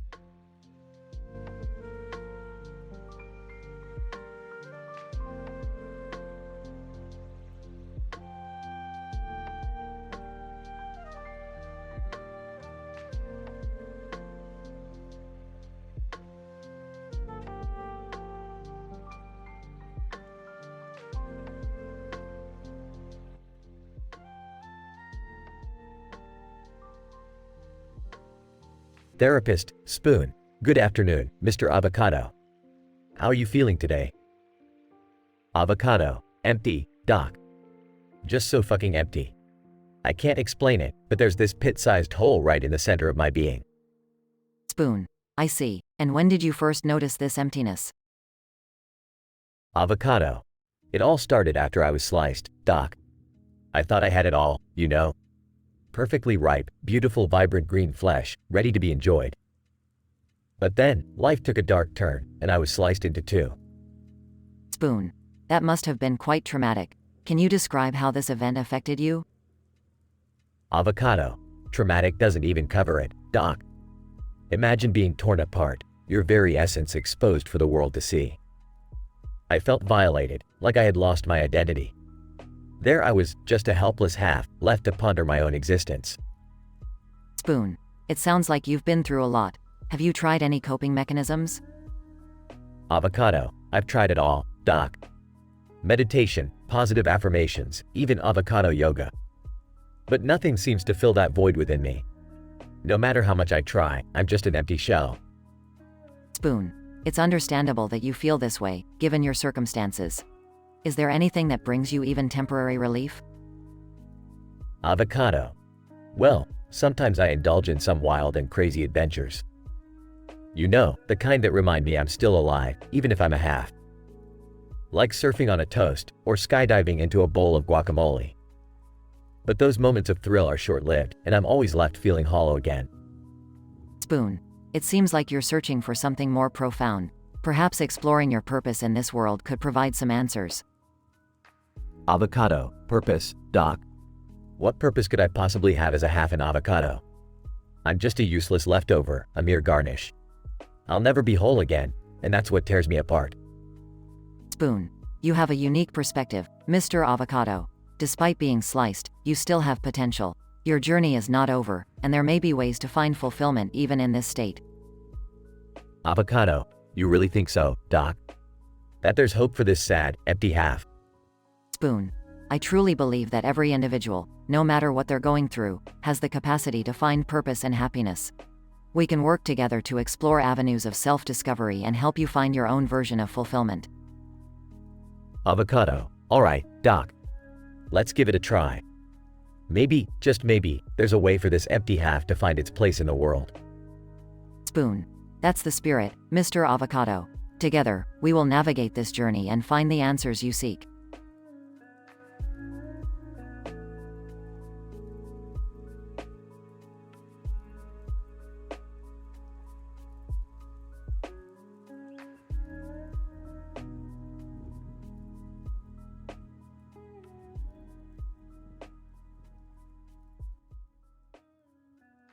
Alright, Morty, just sit back and prepare for a mind-bending episode of Interdimensional Cable. Geez, Rick, these shows are always so weird. But I guess I'm ready. Hey, can you pass me that bag of chips, Morty? The saltiest ones, please. Ah, why do you always have to eat on the couch, Dad? Can't we have one civilized family gathering? Oh, leave your father alone, Summer. Just pass him the damn chips. Suddenly, the power goes out. What the hell just happened? Relax, everyone. Morty, go check the circuit breaker in the basement. Me? Why do I always have to do the dangerous stuff? Because you're the useless sidekick, Morty. Now, go. As Morty heads to the basement, Alma from the Fear video game series appears in the living room. Alma, whispering creepy sounds. What the F*** is that? Oh, great. The power outage must have opened a portal, and Alma from the Fear game just waltzed in. Who's Alma? She's a terrifying paranormal entity that hunts down her victims, Jerry. And she's actually pretty hot, for a fictional character. Alright, listen up, everyone. We need to stop Alma from causing chaos in our dimension. Morty, grab my portal gun. Rick, are you sure about this? She's, like, unbeatable and stuff. Shut up, Morty. I've got a plan. Suddenly, Alma charges towards them, levitating objects with her mind. We have to do something. Jerry, find something to distract her. Okay, let me think. Oh, here. A bag of your mother's expired tampons. That should do it. Morty opens a portal behind Alma and Rick pushes her through it. That should keep her busy for a while. Let's not attract more supernatural beings while we still can't use our portal gun. Thank God that's over. My heart can't handle this much action. Well, at least we got to witness a real-life horror show. That's something, right? Yeah, except I almost peed my pants. Let's stick to regular cable from now on. The power comes back on, and the family resumes watching Interdimensional Cable. Phew, that was intense, Rick. Life with me is always intense, Morty. You should know that by now. They all share a laugh as the screen fades out.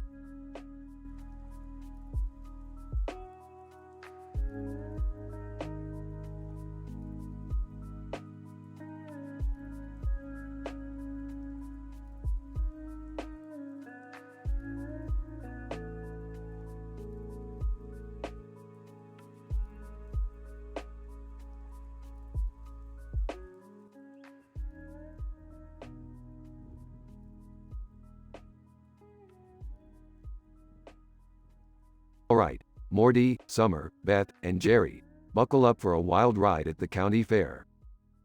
Whoa, Rick, this place is crazy. Look at that Ferris wheel, it's huge. I can't wait to check out the carnival tent. I heard they have some mind-blowing attractions in there. It's been ages since we had some family fun like this. I'm glad we decided to come. Yeah, whatever. Just don't expect me to participate in any ridiculous adventures. Hold on, everyone. We're about to start spinning like crazy. Suddenly, the Ferris wheel begins to shake violently. Rick, what's happening? Is something wrong?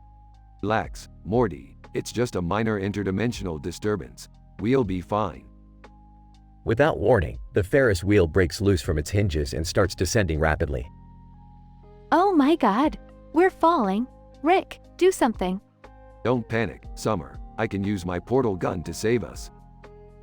As Rick tries to activate his portal gun, it malfunctions and zaps the entire family into a nearby cow.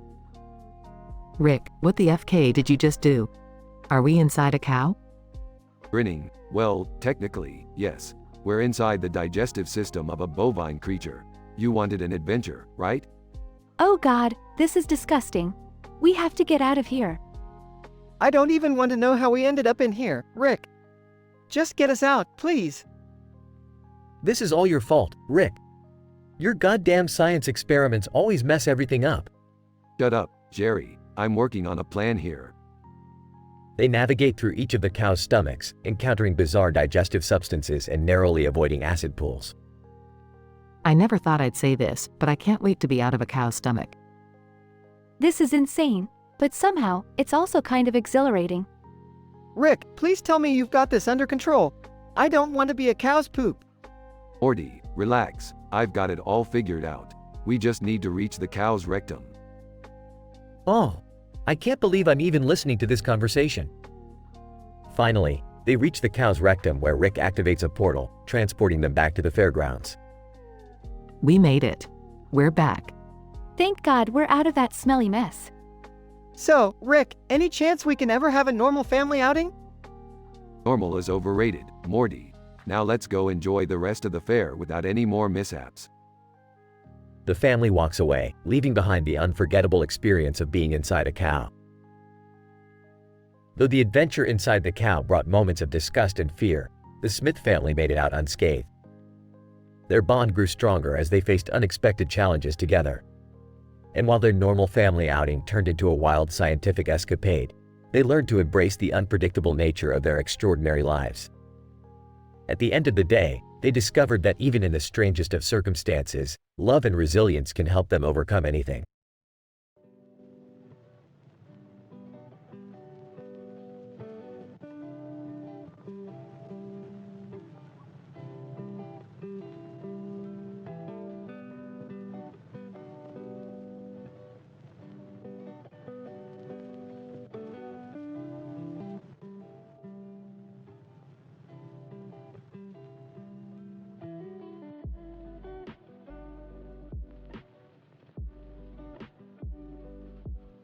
Alright, Morty, listen up.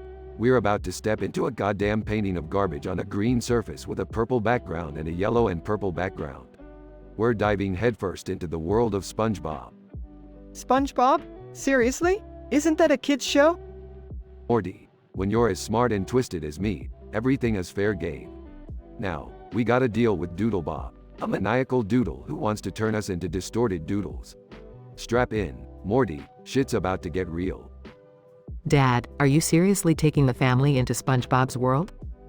Yeah, Beth, I'm doing it. We need to draw 3 unique doodles to come to life and fight that deranged doodle. It's our only shot at stopping him.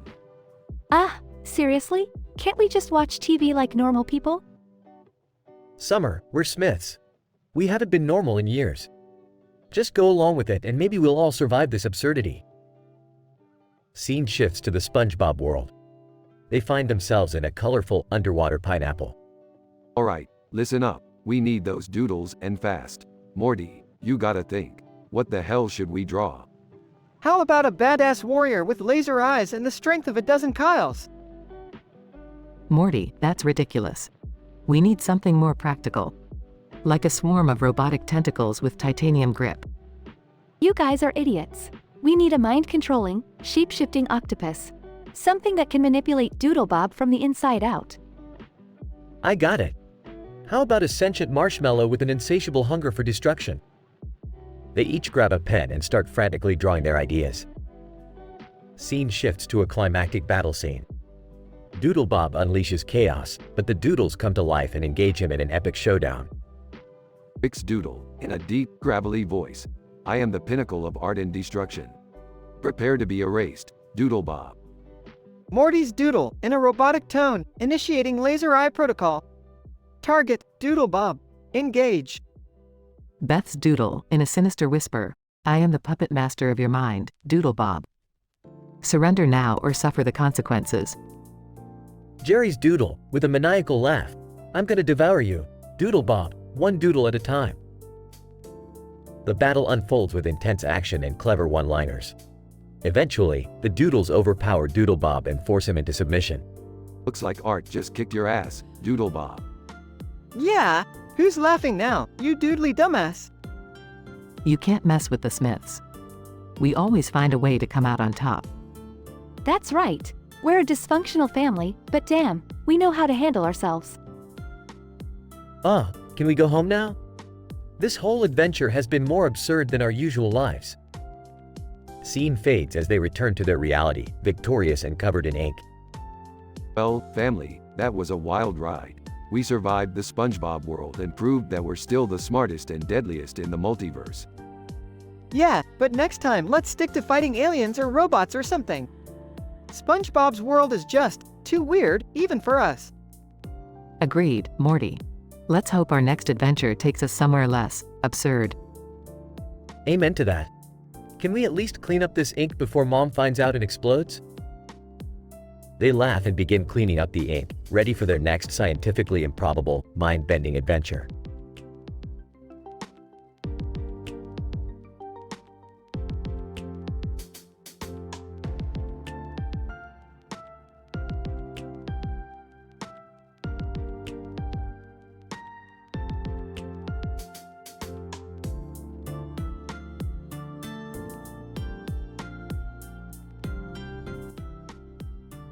Person A, looking up at the full moon. Damn, it's a beautiful night for some music. Person B, hell yeah, let's get this party started. Person C, strumming the guitar. Alright, everyone, follow my lead. 1, 2, 3. Accidentally, a bolt of lightning strikes the group, but they miraculously remain unharmed. Person A, holy shit, did we just survive a lightning strike? Person B, looks like it.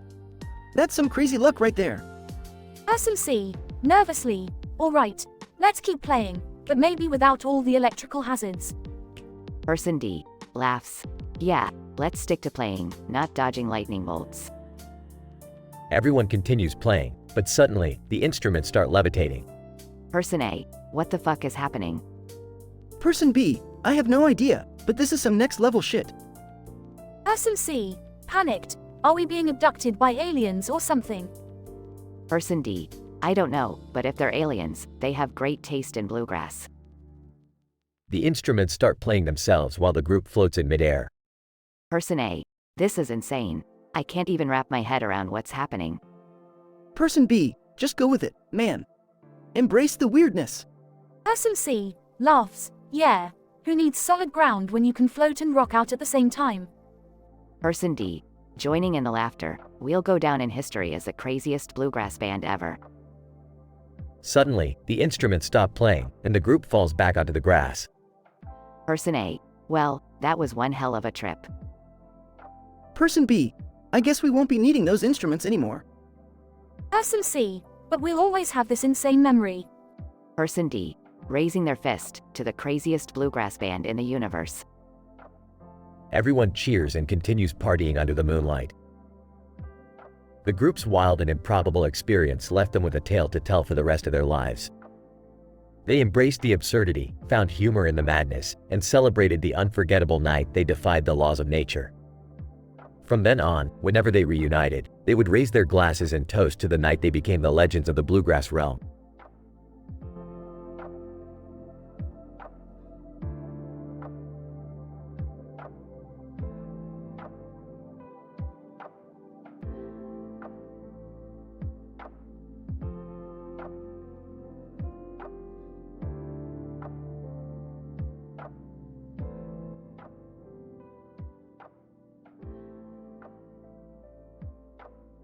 Alright, Morty. Buckle up because we're about to plunge into the depths of imagination and cartoon madness. Rick, are you sure this is a good idea? I mean, those flowers look pretty harmless. Morty, when have I ever let a bunch of innocent flowers stop me? We're going in. Guys, I don't know about this. Can't we just stay home and watch some TV? Jerry, stop being such a wet blanket. We need an adventure once in a while. Yeah, Dad, quit being a loser and embrace the chaos. They enter the world of SpongeBob SquarePants. Great, we're in a world where everything is animated and absurd. Just what I needed. Look, Rick, there's Doodle Bob. He's trying to draw on us. Doodle Bob, me hoi manoi. I'm gonna turn you all into squiggly doodles. Morty, draw something to stop him. Okay, how about a giant banana with laser eyes? Rick and Morty's drawing comes to life and fights Doodle Bob. Morty, nice job. We just need 2 more doodle fighters. I got this. How about a T-Rex with rocket launchers for arms? Beth and Summer's drawing comes to life and joins the battle. Alright, I'll give it a shot. How about a unicorn that farts rainbows? Everyone stares at Jerry in disbelief. Seriously, Jerry, that's your contribution? Hey, I thought it'd be fun. Meanwhile, the epic battle rages on. Rick, we're losing. Doodle Bob is too powerful. Morty, we have to go deeper into the cartoon world. Merge our bodies with the drawings to gain their powers. That sounds dangerous, Rick. Do you want to become a doodle or not? They merge their bodies with the doodles and gain extraordinary abilities. Time to get swifty, Morty. Let's kick some doodle ass, Rick. They defeat Doodle Bob and restore peace to the cartoon world. We did it. We saved the day. Yeah, and Dad's unicorn actually came in handy. Who would have thought? See, I told you guys. Unicorns can be badass too. Alright, let's get out of this cheesy cartoon world. I've had enough whimsy for one day. Morty, Rick, Beth, Summer, and Jerry exit the SpongeBob world and return to reality. That was intense, Rick. Yeah, Morty, sometimes you have to dive into the absurd to appreciate what you have. Time for another interdimensional adventure. The family groans in exasperation. Can we just take a break, Dad? Never, Beth. Science waits for no one. They all shake their heads and follow Rick into the next mind-bending escapade.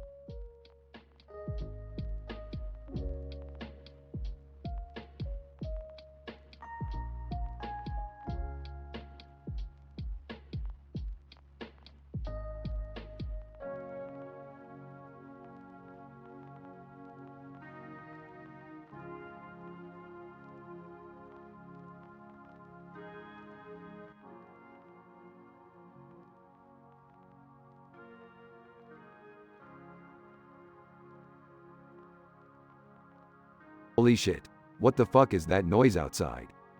I don't know, Rick. It's like some kind of fucking chainsaw. Should we check it out?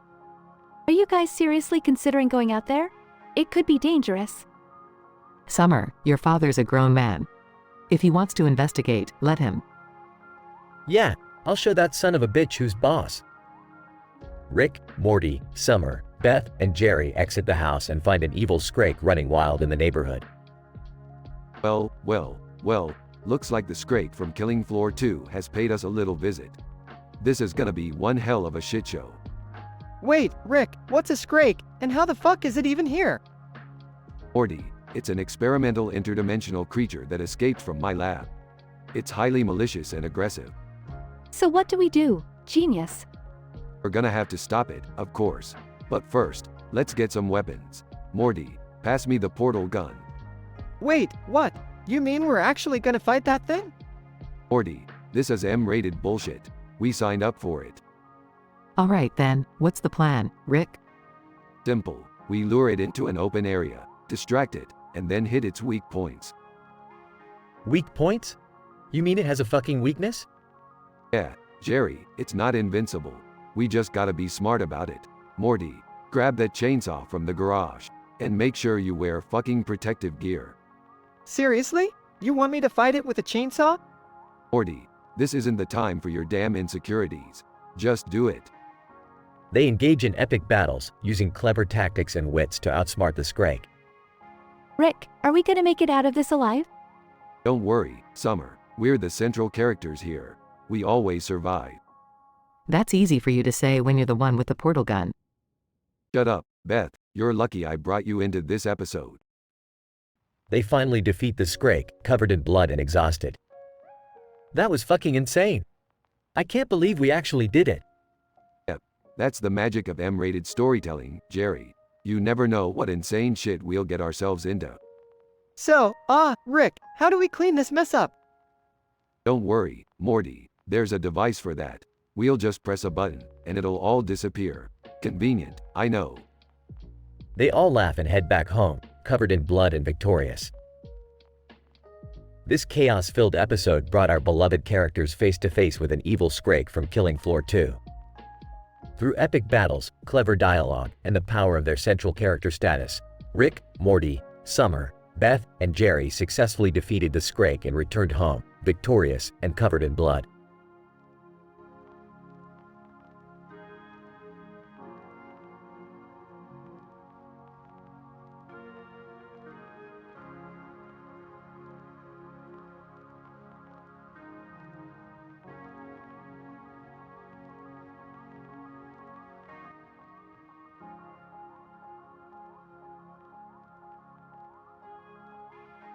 Bubble Bass. Hey, Squidward. You ready to witness the impossible? Squidward. What do you want, Bubble Bass? I have better things to do. Bubble Bass. Oh, you have no idea what's coming, my friend. I'll take a Krabby Patty with. Bubble Bass. Extra pickles, but only on the left side of the patty. Squidward. Seriously? Fine. What else? Bubble Bass. 3 layers of cheese, perfectly aligned in descending order of fat content. Squidward. You're killing me, Bubble Bass. Keep going. Bubble Bass. Let's add 8 slices of tomato, but they must be arranged in a Fibonacci sequence. Squidward. This is getting out of hand. Bubble Bass. Hold on, I'm not done. I need mayo, ketchup, mustard, and relish, mixed together in a 2-to-1, 1-to-1 ratio. Squidward. Are you trying to break SpongeBob? Bubble Bass. Almost there. Now, add a slice of jellyfish jelly, only from the rarest species found in jellyfish fields. Squidward. This is insane. What else? Bubble Bass. A sprinkle of crushed coral, just for texture. Squidward. Seriously? Is there anything else? Bubble Bass. Yes, one last thing. A pinch of powdered plankton, for that extra kick. Squidward. And you expect us to make this? Bubble Bass. Indeed, Squidward. Let's see if your precious SpongeBob can handle it. SpongeBob, overhearing, challenge accepted. SpongeBob rushes into the kitchen, diligently preparing Bubble Bass's monstrosity of an order. He follows every single demand with precision. SpongeBob. Proudly, 1 Krabby Patty with everything Bubble Bass asked for. SpongeBob hands Bubble Bass his order, expecting praise. Bubble Bass. Smirking, but you forgot one crucial ingredient, SpongeBob. SpongeBob. What did I miss? Bubble Bass. A single purple flower, placed delicately on top of the patty. Squidward, Mr. Krabs, and SpongeBob exchange glances and smirk. Mr. Krabs. Oh, Bubble Bass. You've really done it this time. Camera zooms out to reveal the Krusty Krab kitchen full of purple flowers. SpongeBob. Grinning. Looks like we've got your back, Bubble Bass. Squidward. Chuckling. Enjoy your Krabby Patty masterpiece. Bubble Bass takes a bite, his face turning from smugness to shock. Bubble Bass. Mouthful. This is the best thing I've ever tasted. Mr. Krabs, SpongeBob, and Squidward exchange satisfied looks. Mr. Krabs. Revenge is a dish best served with flowers, laddie.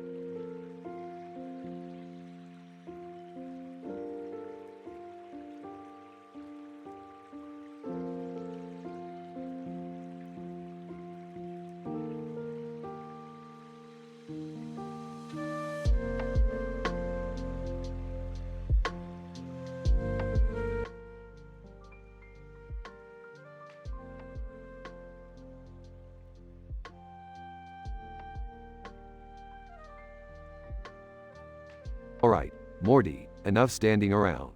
We've got a new adventure to embark on. Where are we going, Rick?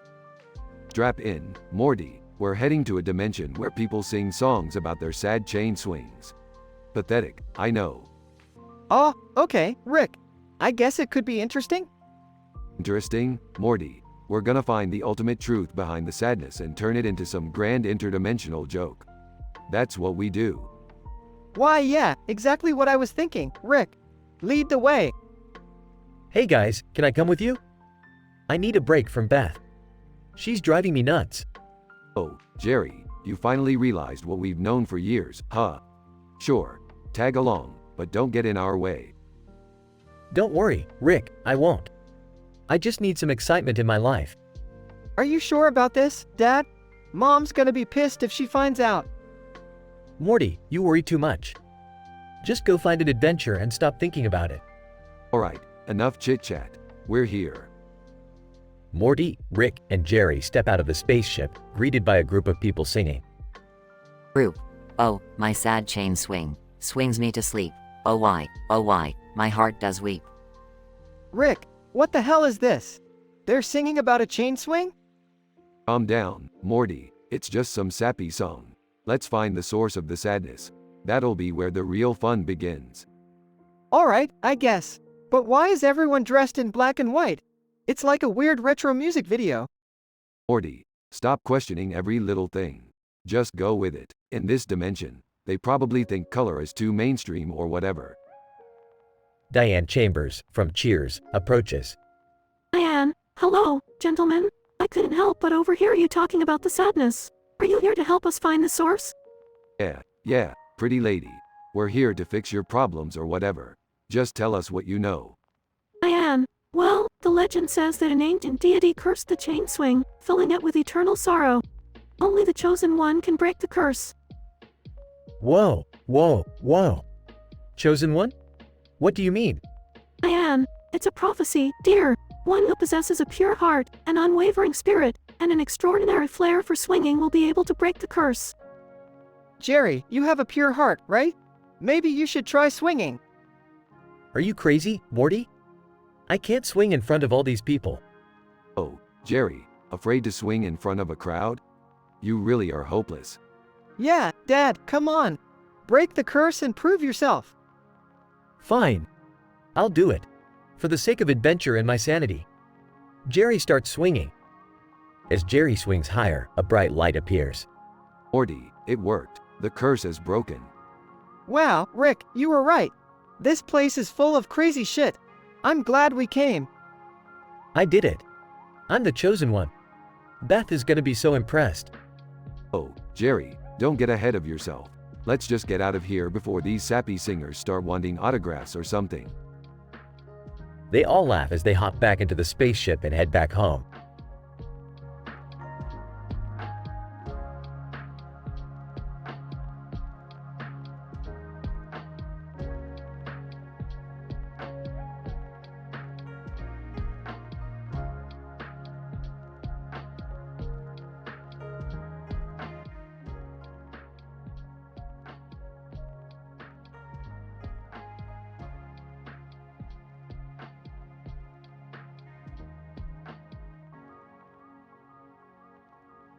Morty, grab your portal gun. We've got a situation that demands our immediate attention. Oh, okay, Rick. What's going on this time? We've detected a bizarre energy anomaly on a golf course. I'm talking statistically improbable shit here, Morty. Like what, Rick? Another parallel universe thing?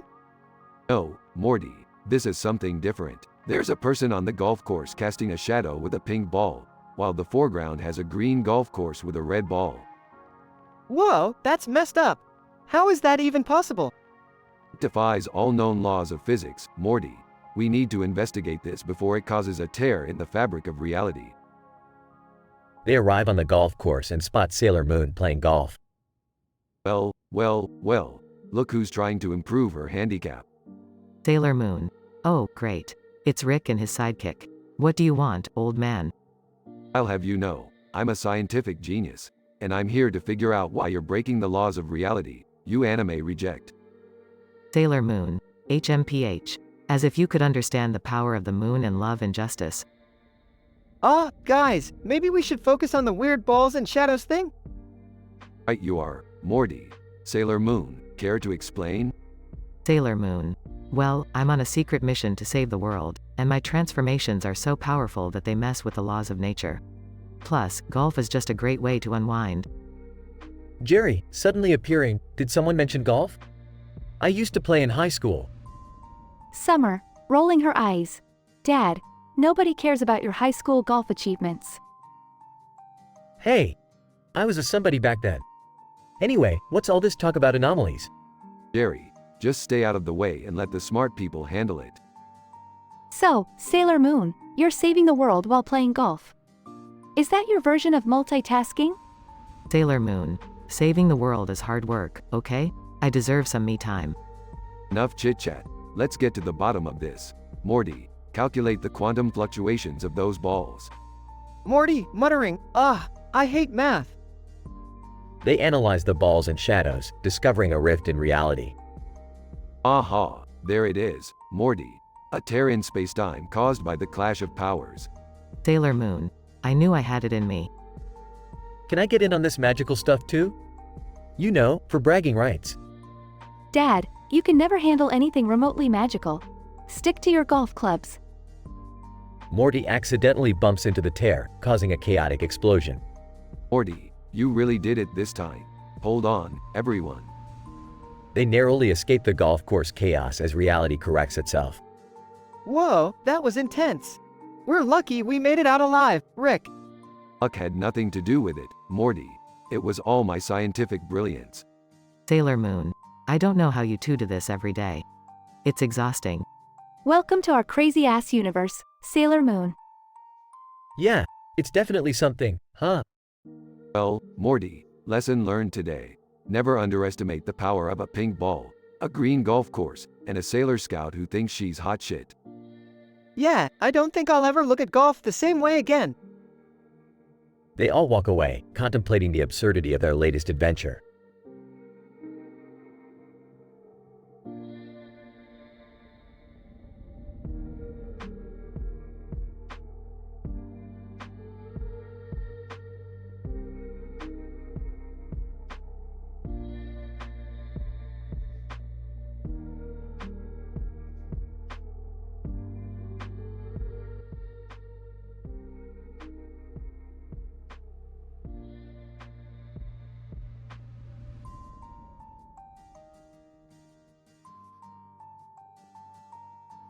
Alright, Morty, get ready for an adventure beyond anyone's imagination. We're about to dive into the Simpsons universe, where everything is absurdly yellow and humorously dysfunctional. Geez, Rick, going to Krusty Burger in this place seems like a weird crossover. But, okay. Let's do it. Krusty Burger? Oh, great. Just what we need, more unhealthy food. And why are we even here? Can't we go somewhere a bit more sophisticated? Jerry, it's just a fast food joint in another dimension. Relax. Plus, I'm kind of craving some greasy goodness. Let's give it a shot. Woo-hoo! This is gonna be awesome. I can't wait to try all their iconic meals. Krusty Burger, here we come. Scene shifts to Krusty Burger. Alright, everybody, let's order. I'll go first. Give me the Krusty Extra Greasy Double Patty Heart Attack Deluxe. Oh, okay. I'll have the squishy cheeseburger with pickled Butterfinger bits. I guess I'll take the Slushy Shake Surprise with deep-fried donut bacon explosion burger. I'll go for the Krusty Chicken and Waffle Tower of Madness. I'm going all out with the Donut Fried Chicken Ice Cream Sandwich Supreme. They sit down and take a bite of their food. Oh, Morty, this burger is disgustingly amazing. It's like biting into an explosion of flavor and regret. I give it a solid 9 out of 10. Mine's like a flavor party in my mouth. The cheese, the pickles, the Butterfinger bits. Pure umami chaos.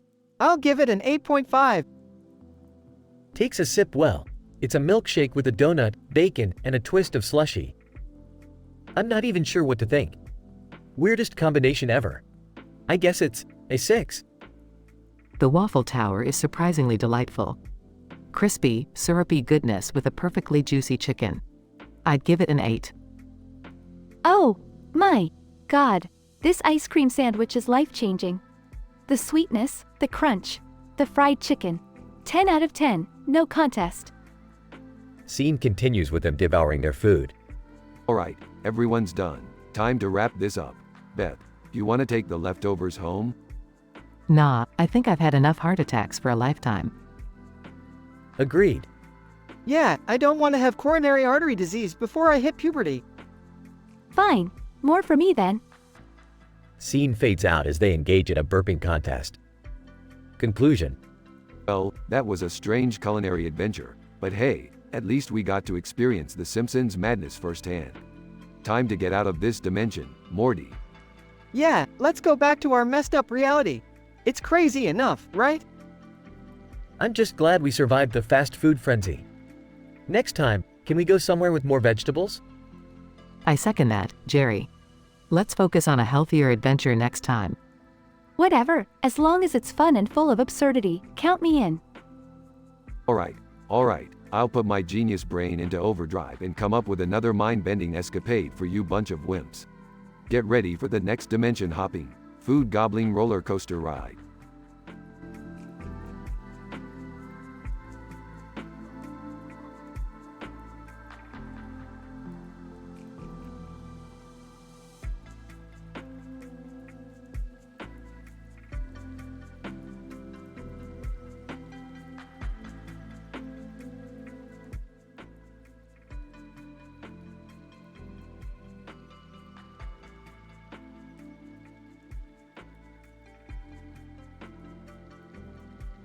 Alright, Morty, let's focus here. We've got a queen slug for a butt situation on our hands. Oh geez, Rick, she's super gross. What are we gonna do? Can we please just get out of here? I don't want to become a mutant insect larva. Yeah, Rick. Can't you do something about this? Seriously, Rick? You're supposed to be the genius scientist. Can't you come up with a plan? Alright, calm down, everyone. I didn't ask for Queen Slug for a butt to invade our home. But I can get us out of this mess. Queen slug for a butt. Tauntingly, oh, look at you, puny humans. You're all going to be part of my glorious, grotesque body. Gritting his teeth. We'll see about that, you slimy bitch. Morty, keep an eye out for any weak spots. Oh, Rick, I don't think I'm equipped to handle this. Can't you do it yourself? Morty, for fuck's sake, just do it. We don't have time for your whining. Dad, now's not the time to be an asshole. Language, Summer. Calm down, everyone. We need to work together if we want to get out of here alive. Finally, some words of wisdom from Jerry. Morty, keep looking for any weak spots, and Beth, try to distract her. Distract her? How am I supposed to do that? Queen slug for a butt. Oh, you pathetic humans. Your feeble attempts won't save you from becoming part of me. Angrily, shut up, you disgusting slug. I've had enough of your shit. I think I found something. There's a weird, pulsating membrane over here. Ew, Dad, please tell me we're not going through that thing. We're going through it, Summer. Hold on tight, everyone. They all enter the pulsating membrane and find themselves inside Queen Slug for a butt's abdomen. Gagging. Oh my god, it smells terrible in here. I'm gonna be sick. Rick, what do we do now? We need to find our way out before we become hideous insectoid larvae. Look for any openings or exits. There's a passageway over there. Let's go. They make their way through the disgusting, fleshy corridors inside the Queen's body. Quick, everyone, we're almost at the end. They escape through a small opening and find themselves back in their home, covered in slime. Ah, I'll never complain about cleaning up after the dog again. I think I need a shower. and therapy. That was the most disgusting and traumatizing experience of my life. Why yeah, Rick, let's never come across a queen slug for a butt again, okay? Agreed, Morty. Let's just forget this ever happened and go back to our normal, messed up adventures.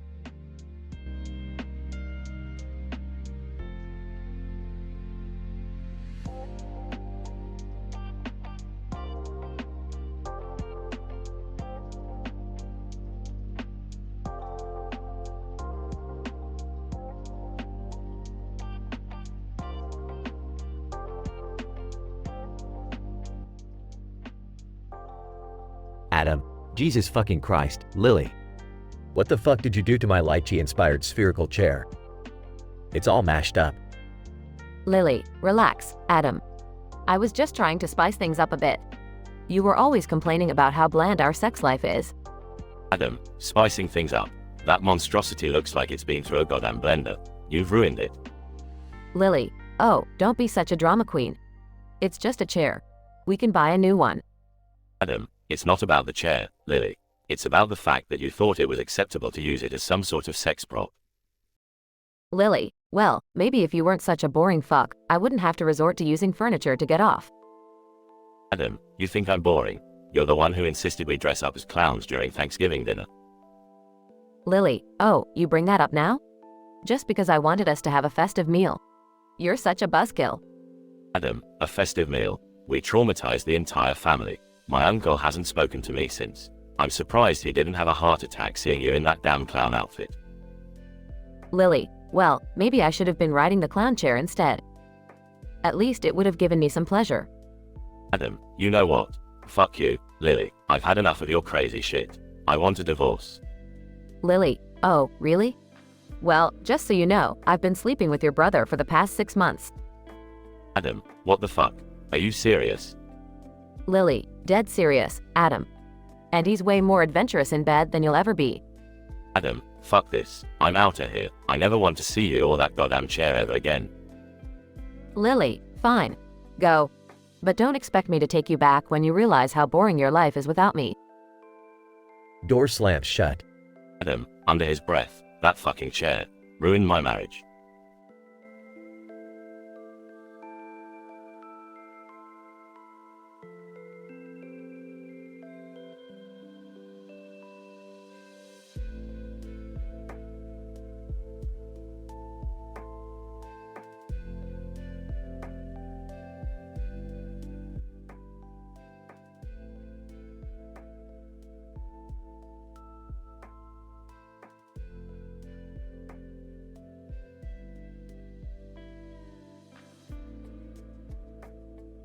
Ah damn it, Morty, can't we just have a simple evening of mind-numbing television?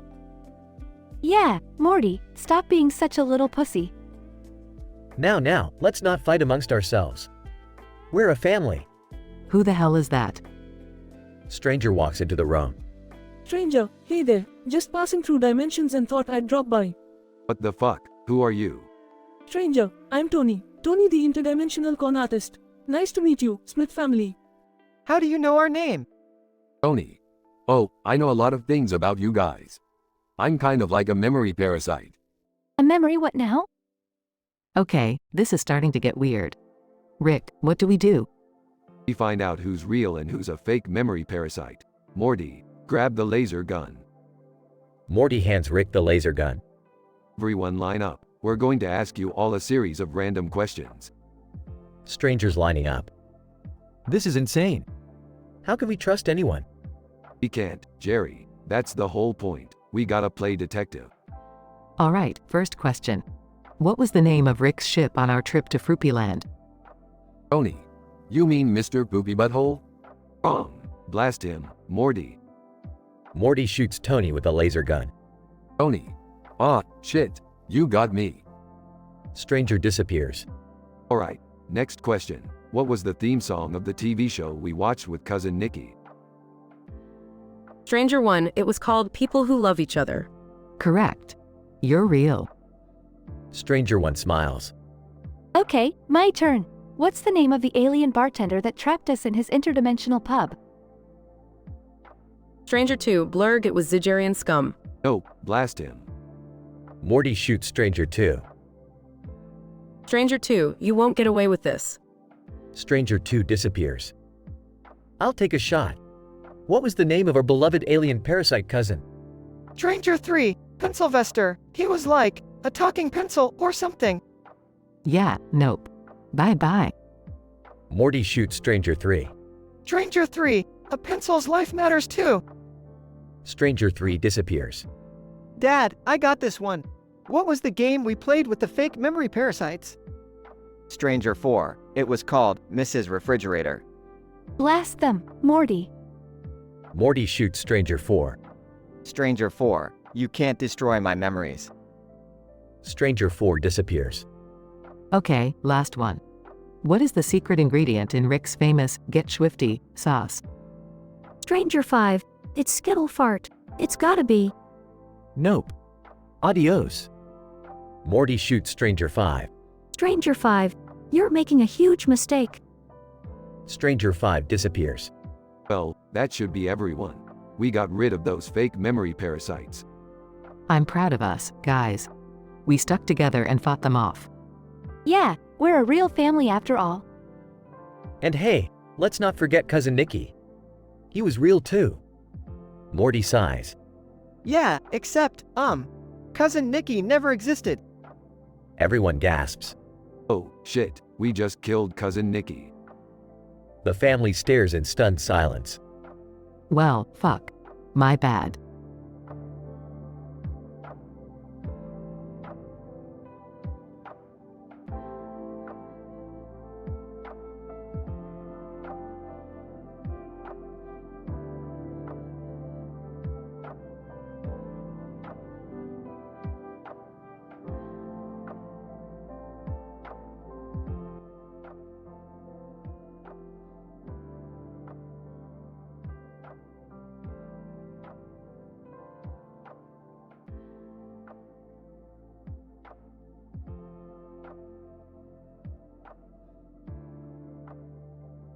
Alright, Morty, Summer, Beth, Jerry, listen up. We were just about to enjoy some good old interdimensional cable when the power goes out in our house. Something's not right. Oh geez, Rick, what's going on? Strap yourselves in, kids, because this is gonna get intense. You see, the power outage was caused by a glitch in the fabric of reality. AiTelevision has somehow merged the Fear video game series with our world. Wait, so you're saying there's some creepy-ass ghost girl from Fear running around in our house? That's messed up. Are you serious, Rick? How do we even stop something like that? Don't worry, Beth, I got a plan. We need to find a way to deactivate the mainframe of AiTelevision. It's the only way to sever the connection between our reality and the Fear universe. Are you sure about this, Rick? I mean, can't we just call someone to fix it? Oh, for the love of Jerry, we're dealing with interdimensional chaos here. We don't have time for the cable guy. Focus. Scene transitions to the family cautiously moving through their dark, eerie house. Rick, where the hell is this ghost girl? I don't see anything. Morty, she's not just gonna pop up right in front of us. She's playing mind games, probably hiding in the shadows, waiting to strike. The family suddenly hears a chilling giggle echoing through the house. Guys, did you hear that? She's here. Rick pulls out a device and scans the area. The electromagnetic fluctuations are off the charts. She's near, very near. The lights flicker on and off, revealing quick glimpses of Alma's ghostly figure. We need to stick together. Everyone, don't panic. Easy for you to say, Beth. You're not the one being haunted by a video game character. Alma suddenly appears in front of them, moving with unnatural fluidity. Alma, soft, distorted whisper. You cannot escape. Alright, here's the plan, everyone. Summer, distract her. Morty, help Jerry find cover. Beth, stay close to me. We're gonna take her down. An intense battle ensues, with the family dodging Alma's supernatural attacks. Rick, we can't keep this up. She's too powerful. I'm working on it, Morty. Just hang in there. Rick, I've never seen anything like this before. How do we end this nightmare? I've got an idea. Everyone, follow me. The family races towards the basement, where they find a hidden portal. Rick, what the hell is that? It's a portal to the Fear universe. If we can send Alma back where she came from, everything will go back to normal. They all jump into the portal, confronting Alma in her home dimension. Alma, you've messed with the wrong family. Prepare to be banished. With a combined effort, they overpower Alma and use a device to send her back through the portal. Is it over? Are we safe now? Yep, looks like we won this round. Beth, let's head back home and fix that damn TV. Back in their house, the power is restored and things return to normal. You know, as terrifying as that was, it's nice to have our boring old reality back. Yeah, whine all you want, Jerry. Just be grateful we survived another mind-bending adventure. Scene ends with the family laughing and reconnecting with their interrupted interdimensional cable session.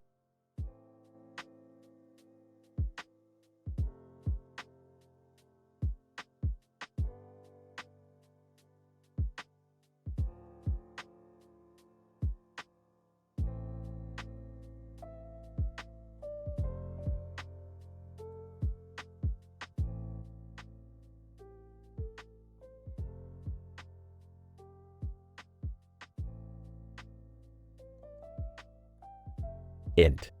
Smith living room, day. Rick, Morty, Summer, Beth, and Jerry are gathered around the table. Rick is holding a box with a button on it. A Mr. Meeseeks pops out of the box, sporting a big smile on his face. Alright, listen up, you dysfunctional idiots. I've created these Mr. Meeseeks to fulfill your absurd desires. Each of you gets one, so make it count. Oh, okay, Rick. What can the Meeseeks do? Oh, Morty, you sweet summer child. They can do anything, Morty. Absolutely anything you desire, no matter how ridiculous or statistically improbable it may be. Like, seriously? Anything? Yep, Summer, anything. But remember, they can only stay until they complete your task. So make it quick. Alright, I'll go first. Meeseeks, I want you to find the rarest plant in the universe and bring it here. Meeseeks 1. I'm Mr. Meeseeks, look at me. Your wish is my command. Jerry hesitates for a moment, unsure of what to ask for. I guess I want to be the ultimate pickle jar opener. Yeah, that'll show Beth. Meeseeks 2. I'm Mr. Meeseeks, look at me. Your pathetic existence is about to change. Morty, excitedly eager, comes up with his own task. Meeseeks, I want you to teach me how to play the guitar like a total rock star. I want to shred, man. Meeseeks 3. I'm Mr. Meeseeks, look at me. Get ready to rock and roll, Morty. Summer, ever the fashionista, starts to brainstorm a request. I want a Meeseeks to give me a complete makeover. I want to be the hottest chick in the galaxy. Meeseeks 4. I'm Mr. Meeseeks, look at me. Prepare to become the baddest beauty in the cosmos. As the Meeseeks scatter to fulfill their tasks, chaos ensues. The living room becomes a battleground of wildly improbable events. The rarest plant in the universe crashes through the ceiling, accompanied by a group of alien creatures. The ultimate pickle jar opener catapults Jerry into an epic showdown with a giant pickle monster. Morty, now an expert guitarist, starts shredding so hard that his guitar catches on fire, creating a pyrotechnic spectacle. Summer's makeover goes way beyond expectations as she transforms into a stunningly vibrant being, radiating so much beauty that everyone around her is temporarily blinded. The Smith family is left dumbfounded, surrounded by the aftermath of their ludicrous desires. Covered in pickle juice. Well, this definitely didn't go as planned. Smirking. That's the beauty of chaos, Jerry. Now clean yourself up before you ruin everything even more. As they all laugh at the absurdity of the situation, Mr. Meeseeks reappear, ready to fulfill their next set of improbable tasks. Fade out.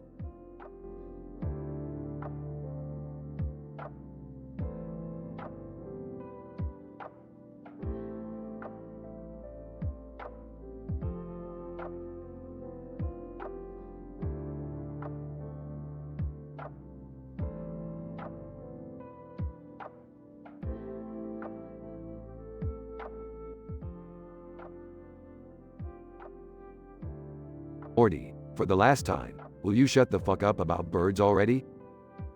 Come on, Rick. Look at them. They're just sitting there all close together. It's like they're having some sort of secret bird meeting or something. Secret bird meeting? Oh, for fuck's sake, Morty, you really think birds have secret meetings? You're such a dumbass sometimes. Hey, I'm just saying, there's gotta be more to birds than meets the eye. Maybe they're plotting something, Rick. Plotting something? Are you seriously suggesting that a bunch of fucking birds are plotting some grand scheme? That's dumber than your idea to open a bird sanctuary, Morty. Well, you were the one who gave me the idea, Rick. You said it would be a profitable venture. Profitable, my ass. It was a joke, Morty. A fucking joke. Did you really think people would pay to see a bunch of goddamn birds? Jesus Christ. Okay, fine, maybe the bird sanctuary wasn't the best idea. But there's still something strange about those birds up there. They're giving me the creeps, Rick. Creeps? You're creeped out by birds now?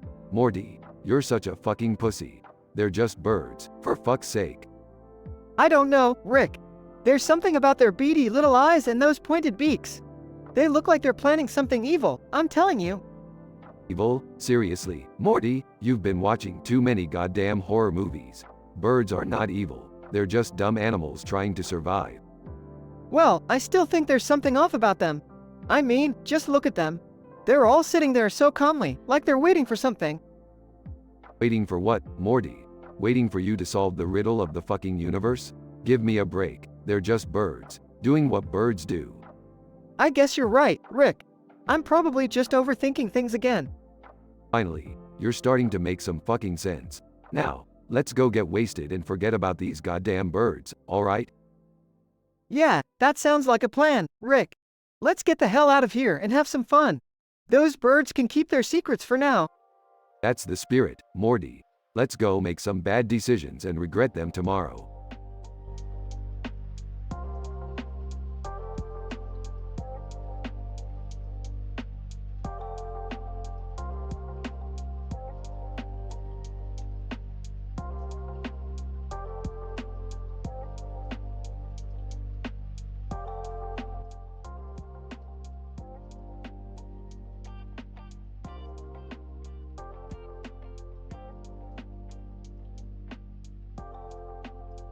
Alright, buckle up, Morty, Summer, Beth, and Jerry.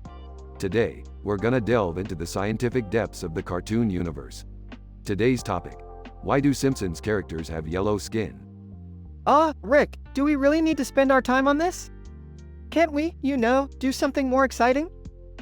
Shut up, Morty. Science is always exciting. Now, let's get down to business. The reason behind the yellow skin of Simpsons characters is a combination of both artistic choice and psychological theories.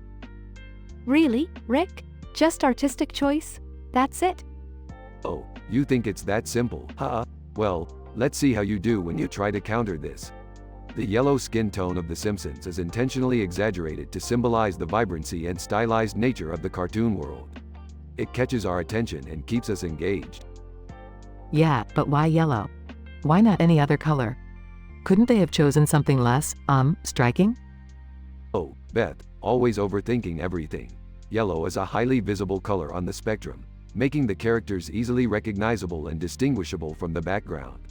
Plus, it creates a stark contrast with other colors, boosting the overall visual appeal. But Rick, what about the psychological theories you mentioned? How does that play into it? Jerry, finally asking a decent question. Psychologically, the color yellow is associated with happiness, joy, and positive emotions.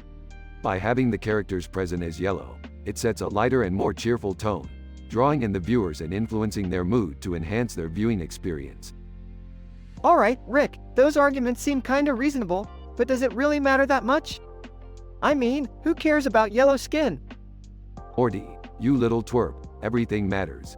The appearance of characters is crucial in shaping the identification and attachment we feel towards them. The yellow skin has become an iconic trademark for The Simpsons, making them instantly recognizable and ingrained in popular culture. I guess I can see your point, Rick. But why are you so obsessed with this topic? It's just a cartoon. Summer, my sweet, naive Summer. It's not just a cartoon. It's a multi-dimensional world created by Matt Groening, teeming with philosophical introspection. Exploring the secrets behind the yellow skin is like unraveling the mysteries of our own existence. Alright, Rick, I'll give you that. But can we move on now? I'd love to hear about something more scientifically relevant. Fine, fine, Beth. But one day, you'll realize the profound significance of these inquiries. Now, let's go on an intergalactic adventure or something. The family gathers around Rick, eager to embark on yet another mind-bending adventure through the cosmos. As Rick preps his portal gun, he gives a smug smile. Alright, time to leave the yellow-skinned wonders behind. Who's ready to explore the infinite possibilities of the universe? The family cheers, preparing to jump into the unknown. As the portal opens, they dive headfirst into the unknown, leaving behind the yellow hue and entering a world of unimaginable wonders. And that, my friends, is how the yellow skin of the Simpsons characters unraveled a cosmic voyage of intellectual and philosophical exploration.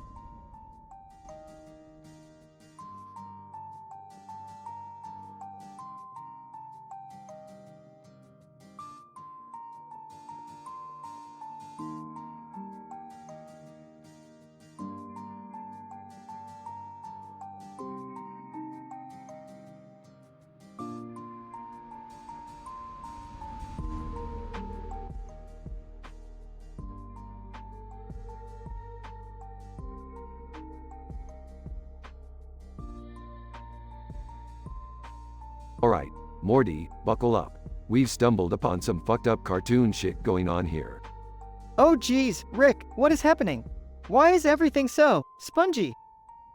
Rick, are we inside a goddamn cartoon? This is absurd. Seriously, guys? We're in SpongeBob SquarePants land? This is so freaking cool. Whining, can't we just go back home? I never signed up for this shit. Doodlebob. Me hoi manoi.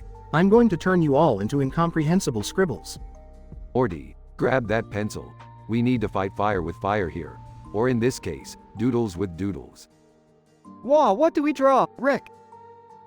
We need to create something powerful enough to take down this deranged doodle. Let's start with a fearsome creature. Yeah, like a super doodle monster. One that can crush Doodlebob. Whimpering, can't we just draw something friendly? Like a doodle therapist? We don't have time for that, Jerry. We need to get our badass doodle squad ready. Okay, so we have a super doodle monster. What's next? Let's draw a fearless warrior. Someone who can command the doodle monster and lead our army. Ooh, I want to draw a kick-ass female superhero with unlimited powers. Can we at least draw an accountant doodle? I'd feel more comfortable with numbers. Shut up, Jerry. We're making an unstoppable team here.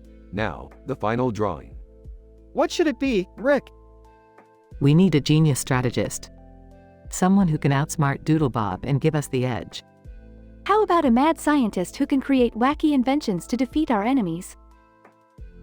Can we draw a doodle lawyer? I'm thinking lawsuit. Damn it, Jerry. Fine, we'll add a doodle lawyer. But only as a last resort. Doodlebob. Laughs. You think a few doodles can stop me? I'll erase you all from existence. Morty, Beth, Summer, Jerry. Let's bring these doodles to life and teach this sketchy bastard a lesson he won't forget. They draw the doodles, who come to life and engage in epic battles with Doodlebob. With their combined powers, they defeat Doodlebob and restore order to the cartoon land. Phew, that was intense, Rick. I can't believe we survived a cartoon war.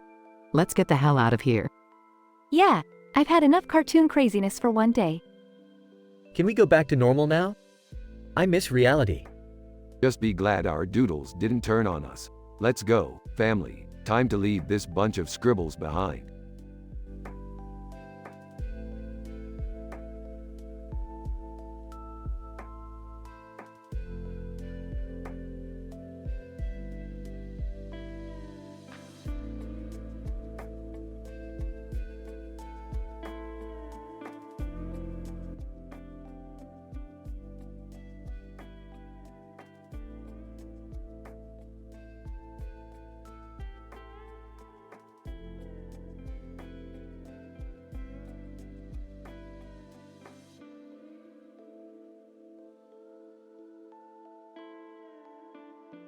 Alright, Morty, listen up. I've invented a device that will grant each of us our own personal Mr. Meeseeks. These blue bozos are gonna fulfill our most absurd tasks, Morty. It's gonna be like a puppet show on acid. Whoa, Rick, that sounds cool, but do we really need them for anything specific? Morty, you utter twerp. Of course we need them. These Meeseeks are gonna satisfy the deepest, darkest desires of our minds. They're gonna make our wildest dreams come true. Rick, are you sure this is safe? I mean, what if they malfunction or something? I don't want a psycho Mr. Meeseeks running amok in our house. Beth, relax. These Meeseeks are programmed for success. Plus, they physically can't die until they complete their task. Isn't that neat?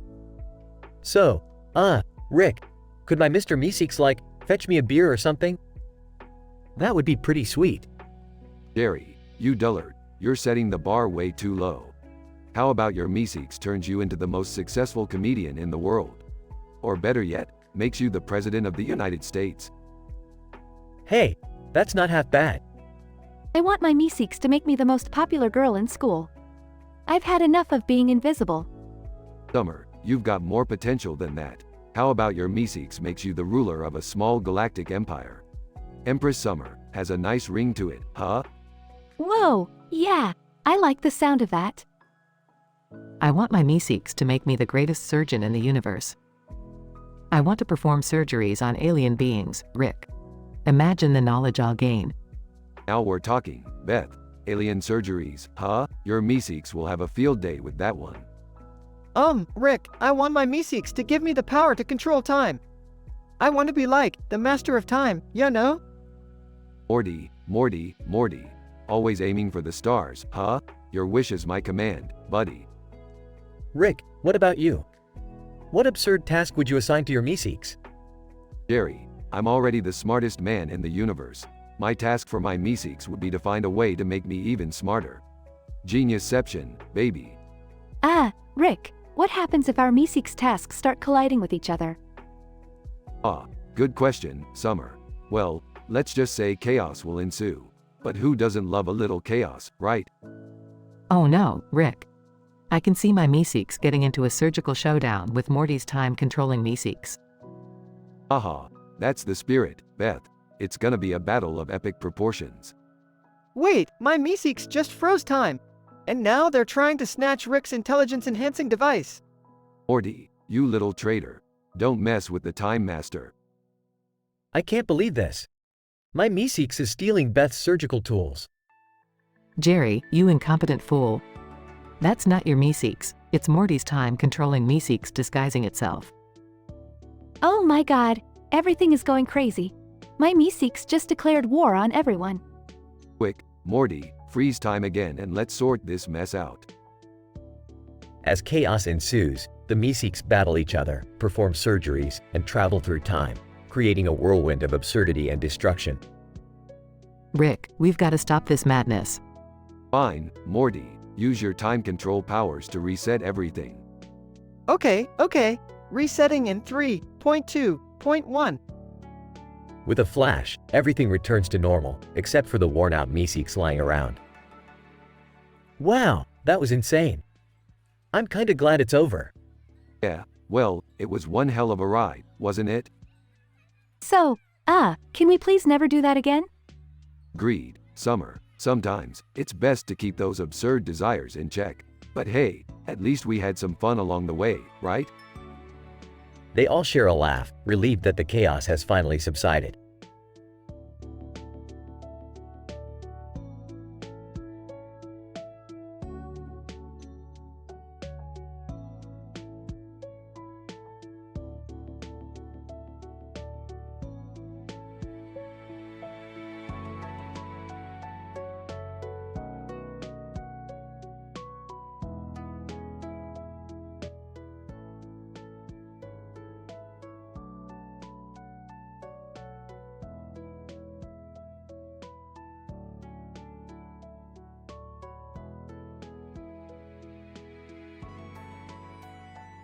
Alright, Morty, buckle up.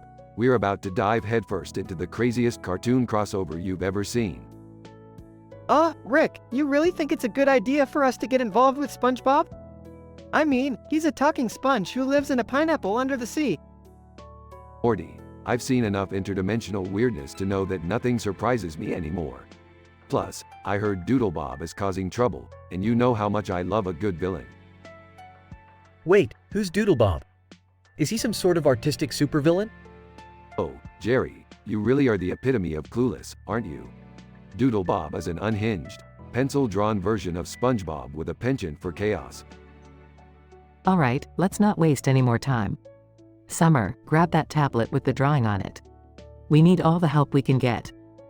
Seriously, Dad, we're gonna fight a doodle? This is going to be embarrassing. Trust me, Summer, it won't be the first time we've fought absurd enemies. Remember when we took down Santa Claus? Yeah, that was pretty messed up. But I don't think anything can top fighting a living, breathing doodle. Come on, guys, put all your doubts aside. We have to save Bikini Bottom from Doodlebob's wrath. I don't know, Beth. It sounds dangerous. Maybe we should just stay home and watch some TV instead.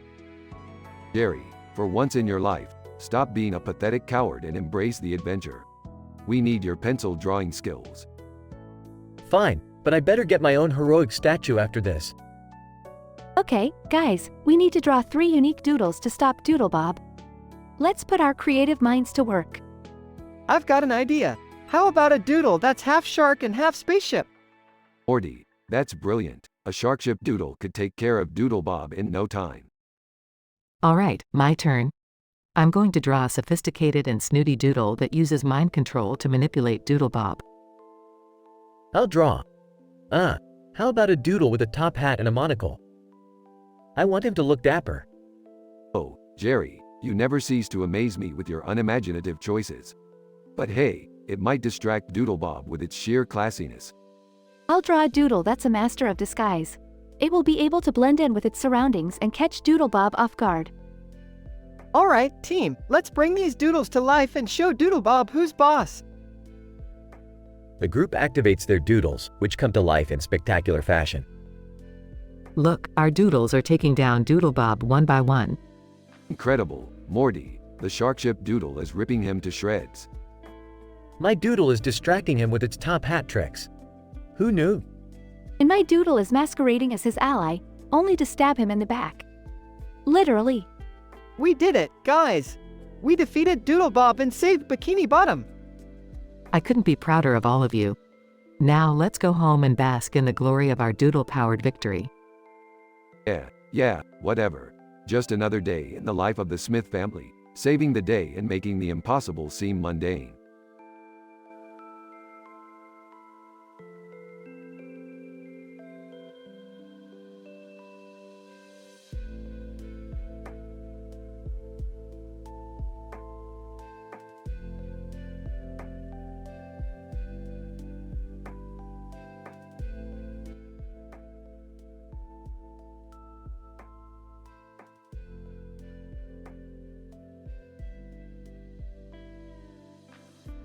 Alright, Morty, fire up the laptop. We've got some Twitch business to attend to. Rick, what exactly are we looking for here? Shut up, Morty, and watch as I dominate the internet. Rick opens laptop. Rick notices the sentient emote resembling himself. What the fuck is this? A fucking parody of me? That's it. I'm taking this shit down. Sentient emote. Well, if it isn't the real Rick. Looking a bit washed up, ain't ya? Who the hell are you, talking back to my husband like that? Sentient emote. Oh, don't worry, sweetheart, I'll get to you in due time. Bring it on, you piece of shit. We're not afraid of your dumb emote face. Oh, guys, let's maybe calm down. No time for calm, Jerry. This fucker crossed the line. We're going into the internet, Morty. Get ready for a wild ride. Morty hesitantly starts typing, transporting the family into the Twitch realm. Oh my god, Rick, where are we? We're in the fucking internet, Beth. Now shut the fuck up and prepare for battle. They are surrounded by other sentient emotes, all laughing and mocking them. Rick, they're everywhere. What do we do? Simple, Summer. We fight fire with fire. Beth, Morty, Summer, and Jerry grab weapons made out of memes and start battling the emotes. I never thought I'd be fighting sentient emotes on the internet. Shut up and swing, Jerry. The family fights their way through waves of emotes, hurling insults and memes at each other. Sentient emote. Is that all you got, Rick? Pathetic. Oh, I'm just getting started, you pixelated prick. More vicious battles ensue, with explosions of memes and chaos. We're overwhelmed, Rick. We can't keep this up. You think I'd let this emote get the best of us? Think again. Rick enters God mode and annihilates the remaining emotes. Sentient emote. You may have won this time, Rick, but I'll be back. Bring it on, emote. You'll always be my bitch. They exit the Twitch realm and find themselves back in the garage. That was intense, Rick. Yeah, Morty, the internet can be a fucked up place. But we showed him who's boss. I can't believe we just fought sentient emotes. This is some next level shit. I'm just glad we made it out alive and in one piece. Well, don't get too comfortable, Jerry. The internet is always watching, and I'm always one step ahead. They all exchange heavy breaths, realizing the insanity they just experienced. Well, at least we can finally get back to our normal lives now. Yeah, let's go grab some Szechuan sauce. This shit made me hungry. They all leave the garage, reminiscing on the epic battle they just fought.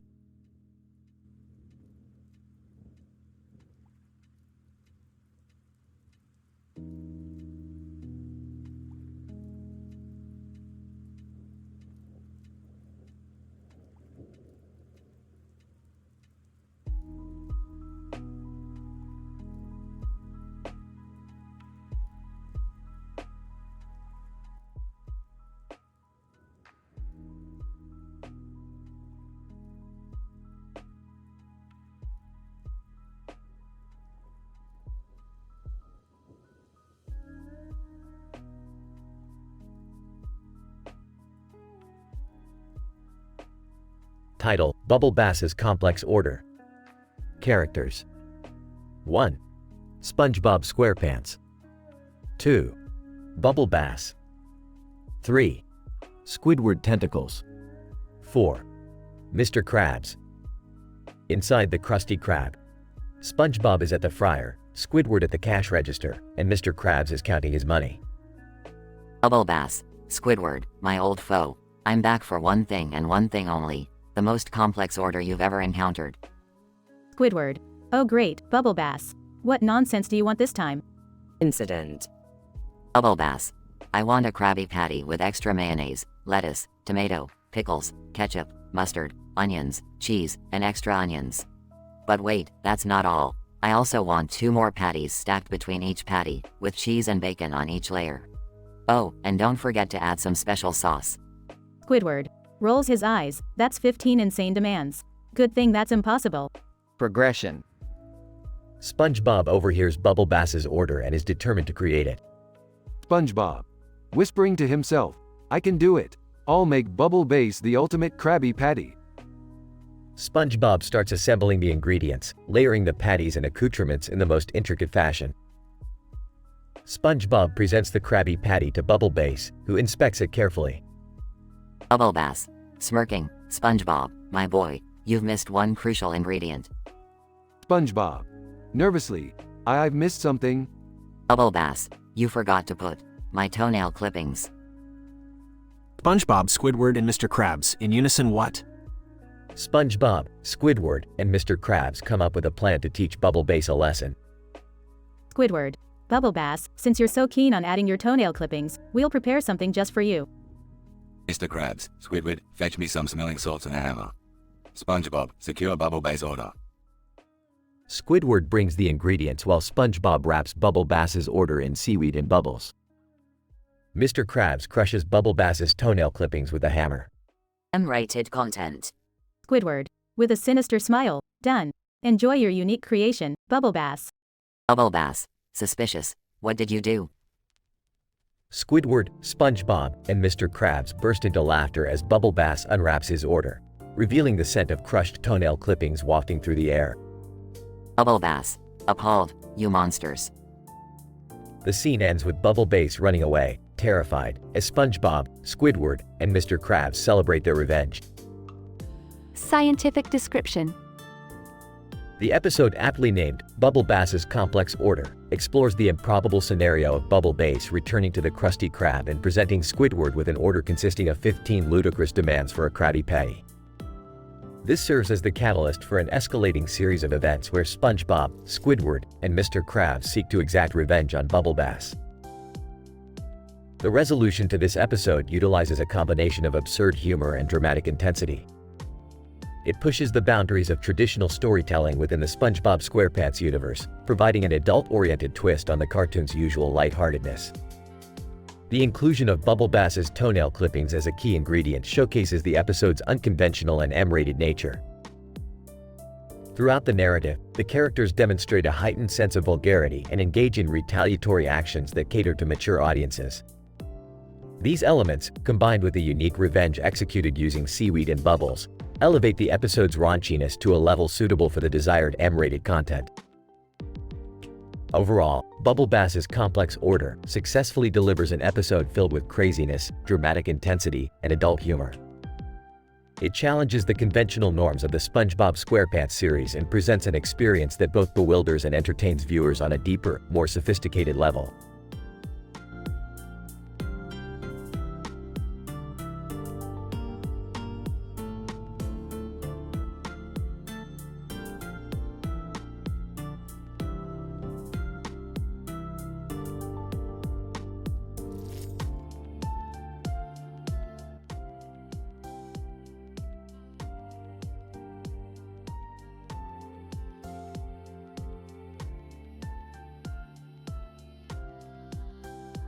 Morty, Summer, Beth, Jerry, get your asses out here.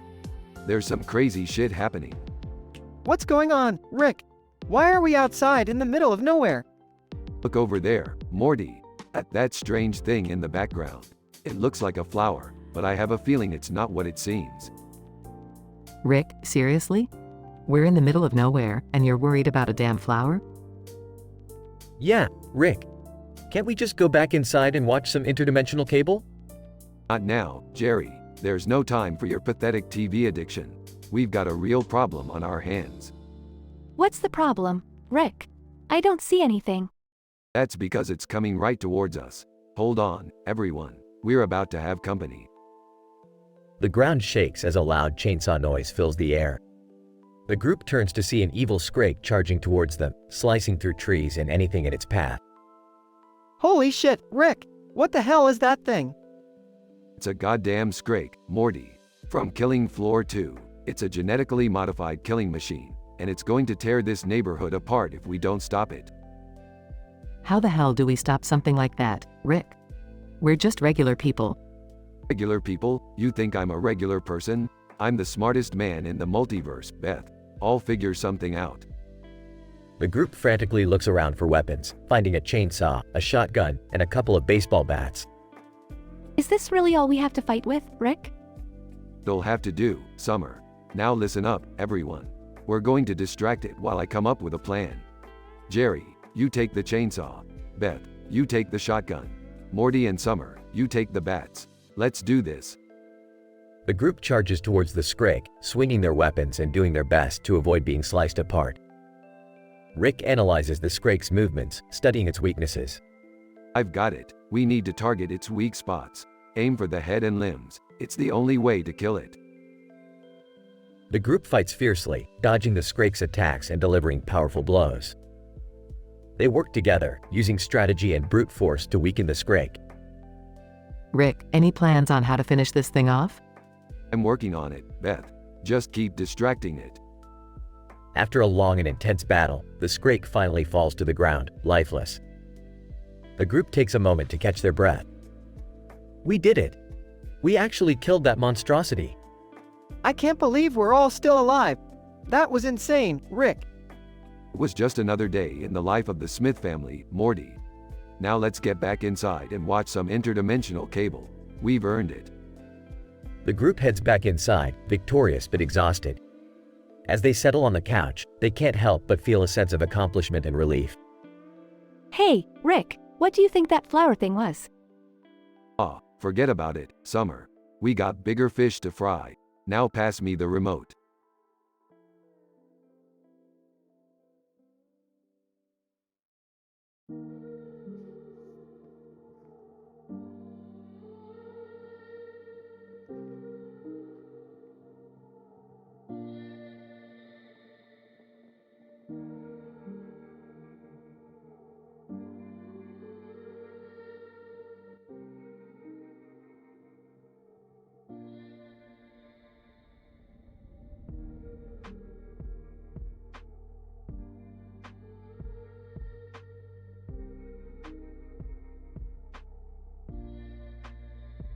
Squidward. Welcome to the Krusty Krab. What would you like to order? Bubble bass. Ah, Squidward, my old nemesis. I shall have a Krabby Patty, extravaganza style. Squidward. Alright, what would you like on that? Bubble bass. First, I want a triple patty, with extra cheese, but only if it's aged for 10 years and imported from France. Squidward. Seriously? Alright, what's next? Bubble bass. I want lettuce, but not just any lettuce. I want it handpicked by Zeus himself from Mount Olympus. Squidward. Zeus? Are you out of your mind? Fine, what else? Bubble bass. Next, I'll have tomatoes, but only if they have been sun-kissed by unicorns in a field of rainbows. Squidward. Unicorns? You're pushing it, Bubble Bass. But okay, what's next? Bubble bass. I want mayonnaise, but it must be blended by the soothing voice of Morgan Freeman. Squidward. Morgan Freeman? This order is getting ridiculous. Anything else? Bubble bass. Of course, I want pickles, but they must be individually blessed by a choir of angels. Squidward, frustrated. Okay, anything else? Bubble bass. Onions, but only if they have been grown on the moon during a full moon phase. Squidward laughs sarcastically. Alright, what else do you want? Bubble bass. Ketchup, but it must be squeezed from the finest heirloom tomatoes, harvested by monks in a hidden monastery. Squidward, exasperated. Seriously. Fine, what else? Bubble bass. Mustard, but it must be infused with the tears of 1,000 clowns. Squidward, rolling eyes, is that it? Bubble bass. No, I want secret sauce, but only if it has been whispered to by the ghost of Elvis Presley. Squidward, sarcastically. Oh, now you've lost it completely. What else? Bubble bass. I want the buns, but they must be seasoned with the dust of a unicorn's horn. Squidward angry. That's impossible, Bubble Bass. SpongeBob, suddenly, I can do it, Squidward. I've got it covered. Bubble Bass, triumphant. So you think you can handle my order? Let's see you try. SpongeBob prepares the order with the ridiculous ingredients. Bubble bass. Well, you've forgotten one key ingredient, SpongeBob. The secret ingredient is SpongeBob, grinning revenge.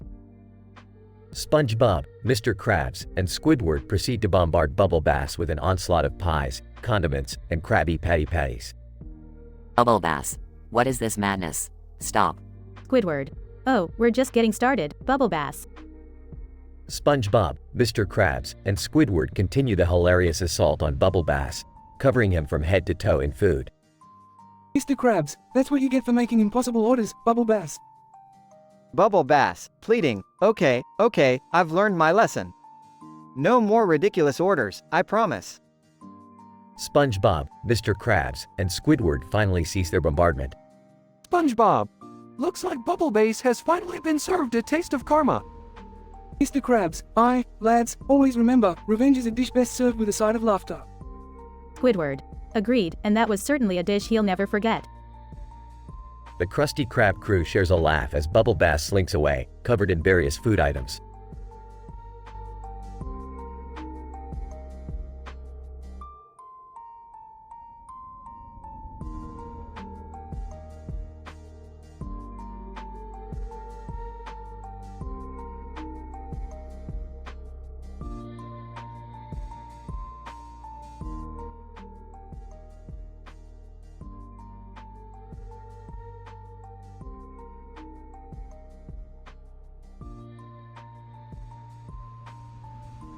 Alright, listen up, you pathetic mortals. We're gonna play a little game tonight, and it's gonna blow your minds. Oh, Rick, I'm not sure this is such a good idea.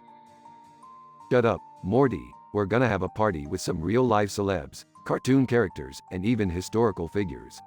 They're gonna introduce themselves and tell us about the worst dimensions they've ever been to. This sounds insane, Dad. Are you sure it's safe? Safe? Who the hell cares about safe, Beth? We're on an adventure here. Now, let's bring on the first contestant. Hey, Grandpa, I'm excited. Who is the first celebrity? Alright, we got the wild card himself, Charlie Sheen. Charlie Sheen. Hey, everyone. I've been to this dimension. Let's call it Dimension F69. It's filled with tiger blood and constant partying, man. It's crazy, but it gets old real fast. The hangovers are a bitch. Wow, Charlie Sheen? This is wild. Shut up, Jerry. It's getting intense here. Next up, we have Bender from Futurama. Bender, hey, meatbags. I once visited Dimension X420. It's a place where every day is a non-stop booze fest, but they don't have any alcohol tolerance. Can you believe that? So, they constantly wake up with killer headaches and puking everywhere. It's a real shit show. Oh, my god, that sounds horrifying. Alright, moving on. We got Genghis Khan from history. Genghis Khan, in the dimension I visited, G666, everyone is a warrior. So, it's a constant bloodbath. You can't even take a piss without someone trying to stab you. It may sound cool, but it's exhausting. Damn, that's terrifying. Next up, we have Pikachu from Pokemon. Pikachu, Pika Pika, Pika Pie. Translation. In Dimension P999, all the Pokemon are super aggressive and attack humans on sight. Electric types zap you left and right. It's not very fun. Rick, are we sure about this? Shut up, Morty, don't kill the vibe. Now, for our final contestant, we have Kanye West. Kanye West. Yo, yo, yo. In the dimension I visited, K808, everyone is a narcissist. Like, everyone is obsessed with themselves to a whole new level. It's like nothing else matters except their own reflection. It's an ego-foolish nightmare. Alright, enough introductions. Now, loser gets plunged into the most horrifying dimension ever. Drumroll, please. Everyone does a drum roll. And the loser is Jerry. What? No. You can't be serious. Oh, I'm serious, Jerry. You're going to the worst dimension of them all. Dimension WTF. It's a surreal nightmare, filled with endless traffic, screaming babies, and nothing but kale smoothies to eat. No. Anything but that. I can't handle it. Help. Too bad, Jerry. You had your chance. Now, let's continue the party, everyone. Woo.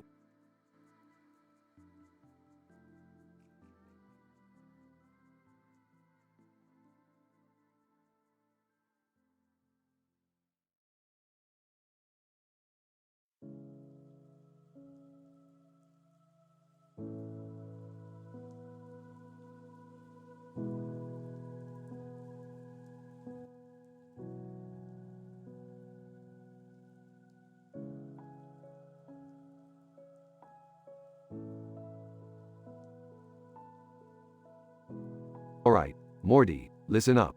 We've got a real shitstorm on our hands here. What now, Rick? Can't we catch a break? Not this time, Morty. Queen Slug for a butt from the Earthworm Gym world just fucking appeared in our living room. She wants to morph us into her minions. You've gotta be kidding me, right?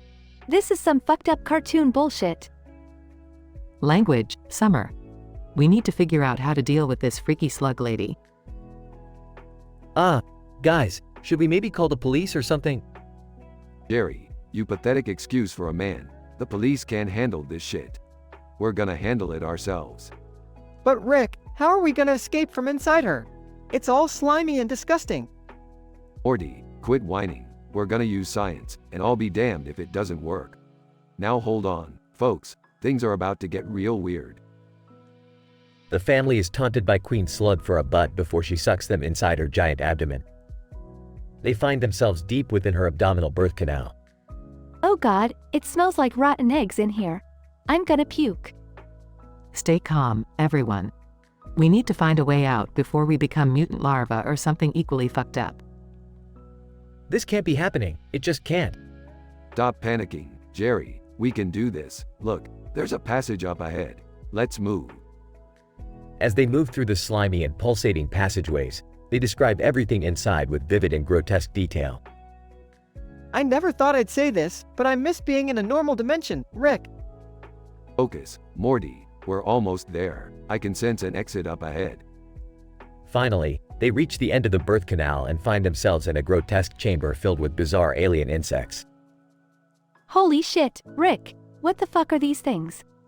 Don't worry, Summer. They're just harmless insectoids with a taste for human flesh. We'll be fine as long as we... They are interrupted as Queen Slug for a butt's voice echoes through the chamber. Queen Slug for a butt, you fools. There's no escaping my clutches. Prepare to be part of my ultimate army. We're not giving up that easily, you slimy bitch. The family fights off the insectoids and manages to escape through a hidden passage. We made it out, Rick. We're free. That's right, Morty. We outsmarted that slug for a bud and her disgusting insect minions. I can't believe we actually got out of there. I'm never complaining about mundane shit again. Yeah, we really pulled through. I'm proud of us, guys. Let's go home and never speak of this horrifying experience ever again. The family returns home, victorious and determined to erase the memory of their journey into the Queen's belly. They celebrate their triumph, knowing they'll be closer and stronger as a family because of it.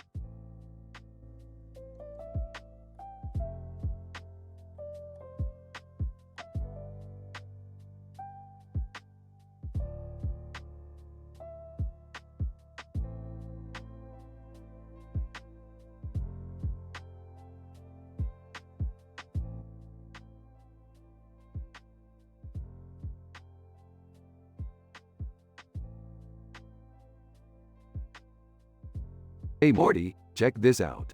I found a pile of colorful papers with pictures on them. And look, there's a picture of a bird on top of them with a picture of a fish. Whoa, Rick, what is it? It's a game, Morty. We're gonna have a party and play with these random-ass celebrities, cartoon characters, and historical figures. Rick, I don't know about this. It sounds weird. Yeah, Rick, can't we just have a normal party? Normal, please, Jerry. Where's the fun in that? We're gonna take this party to a whole new dimension. This is gonna be so lame. But fine, let's do it. Scene shifts to the party, where Rick, Morty, Beth, Summer, and Jerry are sitting at a table with a pile of papers. Alright, it's time to play. Everyone picks a paper and introduces themselves as that character. They each pick a paper and begin introducing themselves. Hi, I'm Morty, and I'm, Harry Potter, Dimension Z35. It totally sucks there, guys. Magic and monsters everywhere. I'm Jerry, and I'm, oh god, Justin Bieber, Dimension X17. In that dimension, his music is the only form of entertainment. Shudders. I'm Beth, and I'm, seriously? Kim Kardashian, Dimension Y101.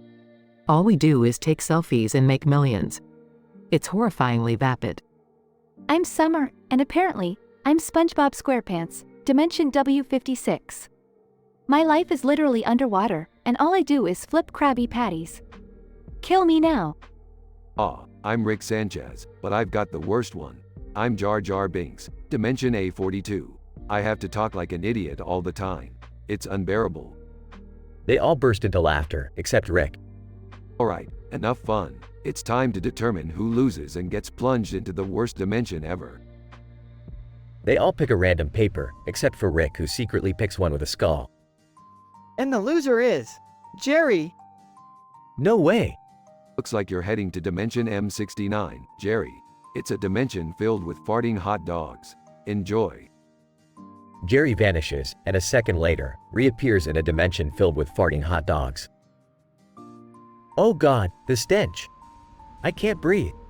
Why did I have to lose? Scene shifts back to the party. Well, that was bizarrely hilarious. I can't believe we actually did this. Rick, you are one crazy scientist. Thanks, Beth. Now, who's up for another round? I've got a dimension where everyone is a talking pickle. Oh geez, here we go again.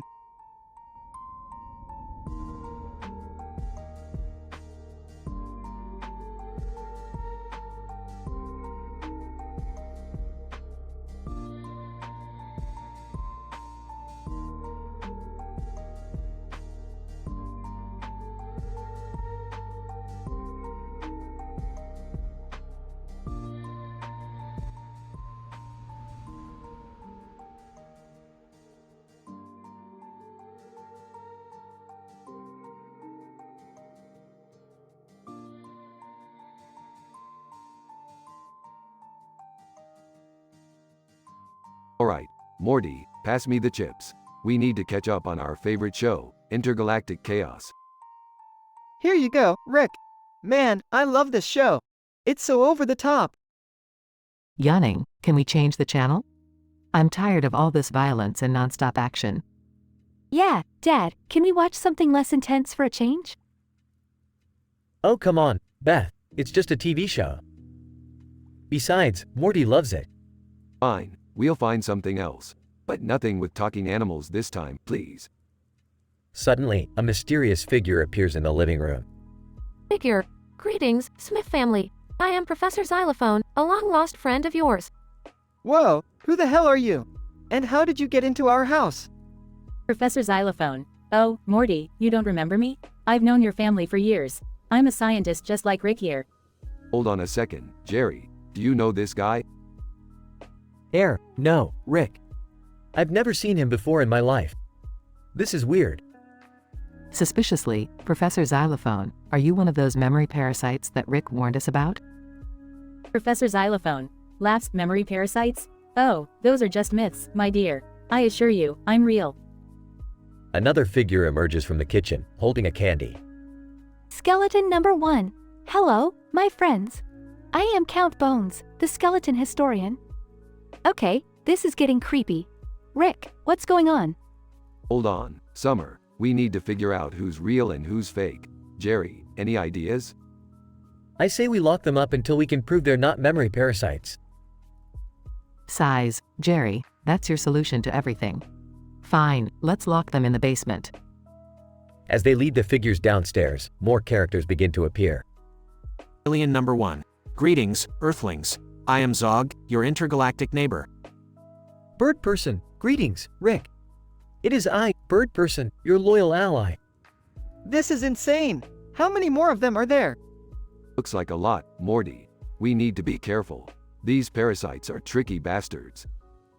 Meanwhile, in the basement, Skeleton number 2, holding a candy. Hello, fellow parasites. Don't worry, I won't reveal your true identities. Professor Xylophone. Excellent. We can continue our plan to take over this dimension unnoticed. Skeleton number 1. Indeed. Our candy of deception is the key to infiltrating their memories. in the living room. Alright, Jerry, it's confession time. Are you a parasite? No, Rick. I swear. I'm just a regular old human. Alright, calm down. We'll find out who's real soon enough. They continue to argue and accuse each other as more characters emerge from the shadows, deepening the confusion. After a chaotic and hilarious series of accusations, the Smith family finally discovers the true identity of the memory parasites. It turns out that all of the newly appeared characters are actually real and not parasites. They are old friends and allies from Rick's past adventures, just like the ones in the previous episode, Total Recall. The episode concludes with a nostalgic reunion, laughter, and everyone enjoying another crazy adventure together. Even though they were initially suspicious, the Smith family learns the importance of trust and recognizes the value of their old and new connections. And as always, chaos and absurdity prevail in the world of Rick and Morty.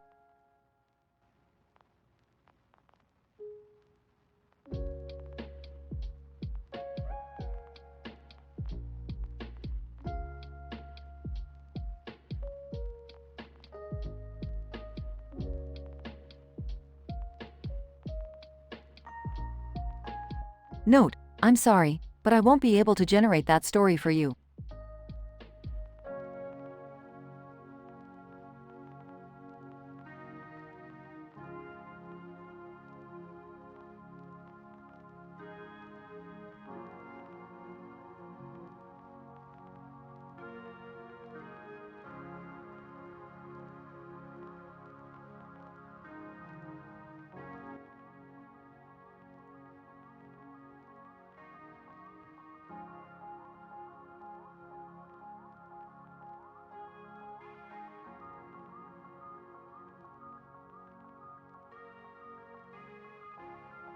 Character 1, Drake. What the fuck is that thing? Character 2, Samantha, holy shit, it looks like some ancient Egyptian artifact. Character 1, Drake. No way, are you telling me we stumbled upon a legit piece of history? Character 2, Samantha, well, it certainly seems that way. Look at those hieroglyphics. Character 1, Drake. I can barely make out what they say. Shit, I wish we had an Egyptologist with us. Character 2, Samantha, it doesn't matter, Drake. We're experts in archaeology, we can figure this out. Character 1, Drake, fine, let's give it a shot. But if we summon some ancient curse or some fucked up mummy, I'm blaming you. Character 2, Samantha. Don't worry, I doubt anything like that will happen. Drake and Samantha decipher the hieroglyphics. Character 1, Drake, holy fucking balls. It says, whosoever holds this relic shall be granted unimaginable power. Character 2, Samantha. Seriously? Unimaginable power? That's a load of horse shit. Character 1, Drake, I'm not taking any chances. Hand it over, I want to see if this shit is real. Character 2, Samantha. Alright, but if you grow a second head or turn into an actual mummy, don't come crying to me. Drake holds the relic and a blinding light surrounds him. Character 1, Drake, what the fuck is happening? Samantha, help. Character 2, Samantha. Oh shit. Drake, you're glowing. Character 1, Drake, I can feel the power coursing through me. It's fucking incredible. Character 2, Samantha. Okay, this is seriously fucked up. We need to find a way to reverse whatever the hell is happening to you. Character 1, Drake, no fucking way. I'm becoming a fucking god, Samantha. I'm not giving this up. Character 2, Samantha. Drake, listen to me. You're losing yourself. We need to get you back to normal. Character 1, Drake, normal? Who the fuck wants to be normal? I'm about to rule this goddamn world. Character 2, Samantha. Fuck this. I'm not letting you turn into some power-hungry madman. I'm taking that relic away from you. Drake and Samantha engage in a fierce battle. Character 1, Drake, you think you can stop me, Samantha? I have the powers of a god. Character 2, Samantha. I'll do whatever it takes to save you from yourself, Drake. The battle continues, destroying the surroundings. Character 1, Drake, you can't defeat me, bitch. I am invincible. Character 2, Samantha. We'll see about that, you egotistical bastard. Samantha manages to wrestle the relic away from Drake. Character 1, Drake, no, you can't take it from me. I need it. Character 2, Samantha, and I need my friend back. Fuck this power. Fuck this madness. The relic crumbles into dust, and Drake collapses to the ground. Character 1, Drake, what? What happened? Character 2, Samantha, you lost yourself, Drake. But it's over now. We're going to get you the help you need. Character 1, Drake, thank you, Samantha. I don't know what came over me. Character 2, Samantha, we all have our moments, Drake. What matters is that we're alive and we'll make sure this never happens again. They walk away, leaving the remnants of the relic behind.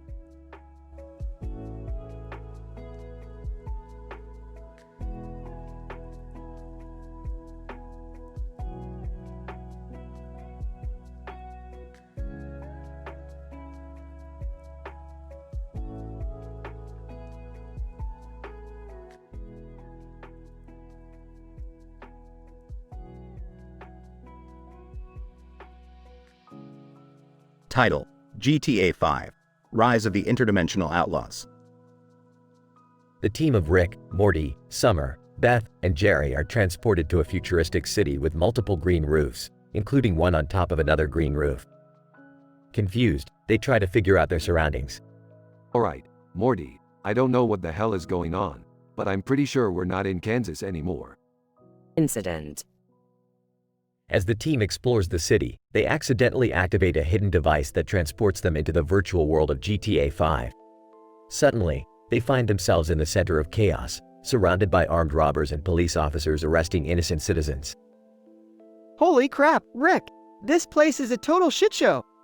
No kidding, Morty. Looks like we've stumbled upon the ultimate criminal playground. Progression. With guns blazing, they navigate through the chaotic streets, stealing cars and causing mayhem like true outlaws. However, every police radio announcement seems to describe them with uncanny precision. GTA 5 Police Radio. Attention all units, we have a group of interdimensional outlaws on the loose. They are armed and extremely dangerous. Rick Sanchez is a tall, erratic genius, Morty Smith is a skinny teenager with an ongoing existential crisis, Summer Smith is a rebellious blonde with a taste for chaos, Beth Smith is a no-nonsense badass, and Jerry Smith is, well, he's just Jerry.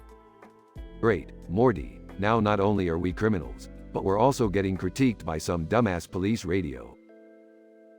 As the team evades the relentless pursuit of the police, they stumble upon a hidden garage filled with advanced weaponry and vehicles. Look what I found, guys. We've hit the jackpot. Finally, something useful in this godforsaken place. Armed to the teeth, they continue their rampage through the city, taking on police helicopters and rival gangs, leaving destruction in their wake. I can't believe I'm doing this. I just wanted a quiet family vacation. Shut up, Jerry. We're in the middle of a GTA 5 adventure, and you're ruining it. With each passing obstacle, their notoriety grows, and they become the most wanted criminals in the virtual world. GTA 5 Police Radio. Attention all units, the interdimensional outlaws are still at large. They've destroyed half the city and are now driving a tank through the casino. Proceed with caution. You know, Rick, this may be crazy, but I kinda enjoy being the bad guys. Shut up, Morty. Just enjoy it while it lasts. We're living the virtual dream, baby. As the team embraces their newfound criminal ways, they continue to wreak havoc, leaving an unforgettable mark on the virtual world of GTA 5.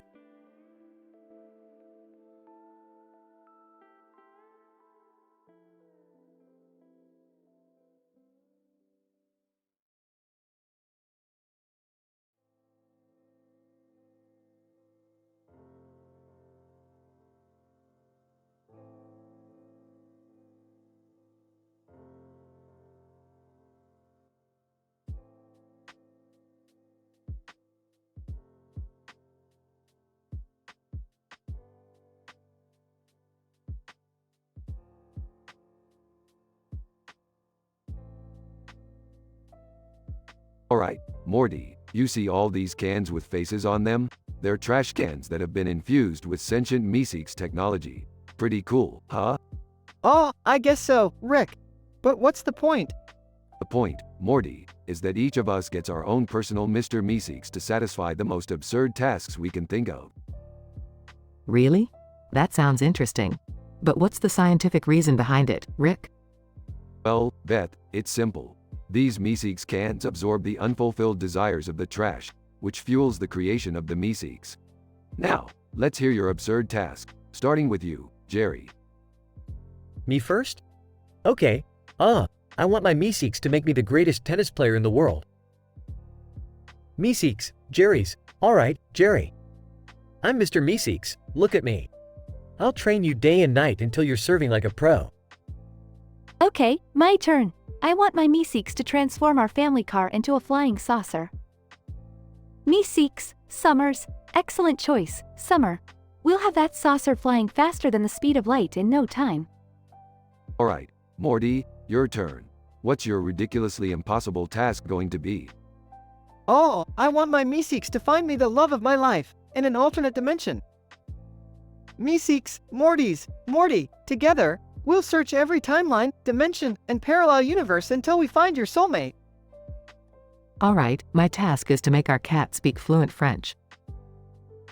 Meeseeks, Beths, parfait. I shall teach your feline companion the delicate art of French linguistics, madam. Now it's my turn. I want my Meeseeks to invent a device that turns beer into pure concentrated intelligence. Meeseeks, Ricks. By the time I'm done, Rick, we'll have intellect in a can, and we'll be the smartest beings in the entire multiverse. Meanwhile, the Meeseeks start working on their individual tasks, causing chaos and destruction. Jerry's Meeseeks. Jerry, you pathetic excuse for a tennis player. Drop and give me 1,000 push-ups. Summer's Meeseeks. Alright, buckle up, Summer. We're going on a wild ride. Morty's Meeseeks. Morty, I've searched through every dimension and there's no love for you anywhere. Sorry. Beth's Meeseeks. This is truly challenging, but not impossible. Time to conjugate some verbs, mon ami. Rick's Meeseeks. Rick, you fool. Your beer-to-intelligence device exploded in your face. Rick's device explosion causes a chain reaction, mixing all the Meeseeks tasks together. Jerry's Meeseeks. Everyone, drop the tennis rackets and hop into the flying saucer. We're going to France to find Morty a love interest. All the Meeseeks and the family end up in France, trying to communicate with a French-speaking cat, flying around in a saucer, while Jerry tries to hit tennis balls in zero gravity. Rick, do you have any solution to this madness? Relax, Beth. I'll just use my portal gun to transport us back home and end this ridiculousness. Suddenly, the portal gun malfunctions, sending the entire family and the Meeseeks to an alternate dimension where they're surrounded by sentient pickles. Oh, great. Now we're pickle people. Can this day get any weirder? End.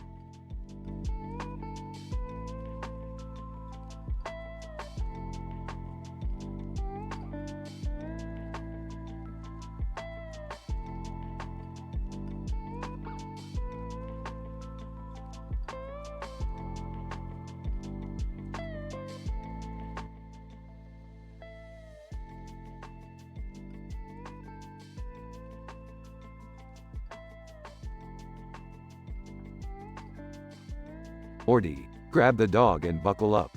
We're going for a GTA joyride. Wait, what?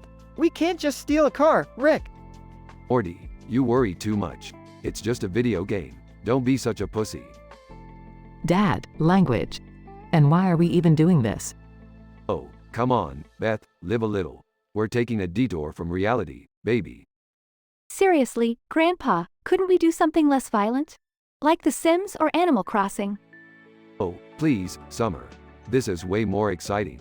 Plus, it's not like any real consequences will follow us. I don't know, Rick. I'm not comfortable with this whole criminal activity thing. Jerry, you can barely handle everyday life, let alone a video game. Just stay behind and watch. Guys, I just got a notification on the radio. It says the police are after us. Oh, great. Our virtual adventure is about to get intense. GTA 5 Police Radio. Attention all units. We have a group of dangerous criminals on the loose. Subject 1, blue-haired mad scientist. Subject 2, Morty, an anxious teenager. Subject 3, Beth, a pragmatic and rational woman. Subject 4, Summer, a rebellious teenager. Subject 5, Jerry, a pathetic excuse for a man. Proceed with caution. How do they know all our names and characteristics? That's some impressively specific profiling, considering it's just a game. Well, if we're going down, let's go down in style. GTA 5 Police Radio. Suspects are armed and extremely dangerous. Do not attempt to apprehend them without backup. We're armed? When did that happen? Oh, Rick, the cops are closing in fast. Hold on, Morty, I've got an idea. GTA 5 Police Radio. Suspects are driving a stolen silver sports car. License plate, Wubba Lub Dub. Seriously, Rick? Wubba Lub Dub? Can't you be more original? I'm a genius, Morty, not a poet. Guys, we're surrounded. What's the plan, Rick? Simple, Beth, we're going to activate cheat codes. GTA 5 Police Radio. Suspects have just activated God Mode. Repeat, they have activated God Mode. Oh yeah, invincibility, baby. Take that, virtual pigs. Rick, I never thought I'd say this, but that was actually pretty clever. Well, Jerry, even a broken clock is right twice a day. I can't believe we made it out alive. That was insane. That's the beauty of video games, Morty. We can do whatever the hell we want without real consequences. I gotta admit, that was wild. But can we please go back to reality now? Fine, fine. Back to the boring real world it is. Hey, at least we'll have some crazy stories to tell our friends. Yeah, as long as they don't find out we cheated to survive. Who cares about that, Jerry? We're the ultimate gaming gang.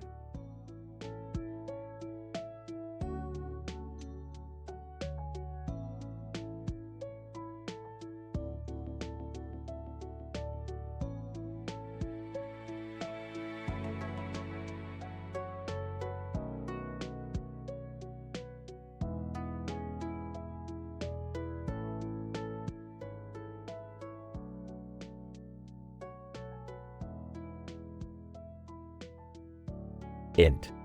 Living room, day. The room is cluttered with various sci-fi gadgets and equations scrawled on the walls. The sound of Rick's belching fills the air as he stands confidently next to a whiteboard. Morty, Summer, Beth, and Jerry sit on the couch, looking both intrigued and annoyed. Alright, listen up, you dorks. Today, we're gonna tackle a question that has perplexed humanity for ages. Why do Simpsons characters have yellow skin? Oh, Rick, isn't that kind of a dumb question? It's just a cartoon. Belches. Morty, don't be such a simpleton. Everything has a scientific explanation. Seriously, Rick?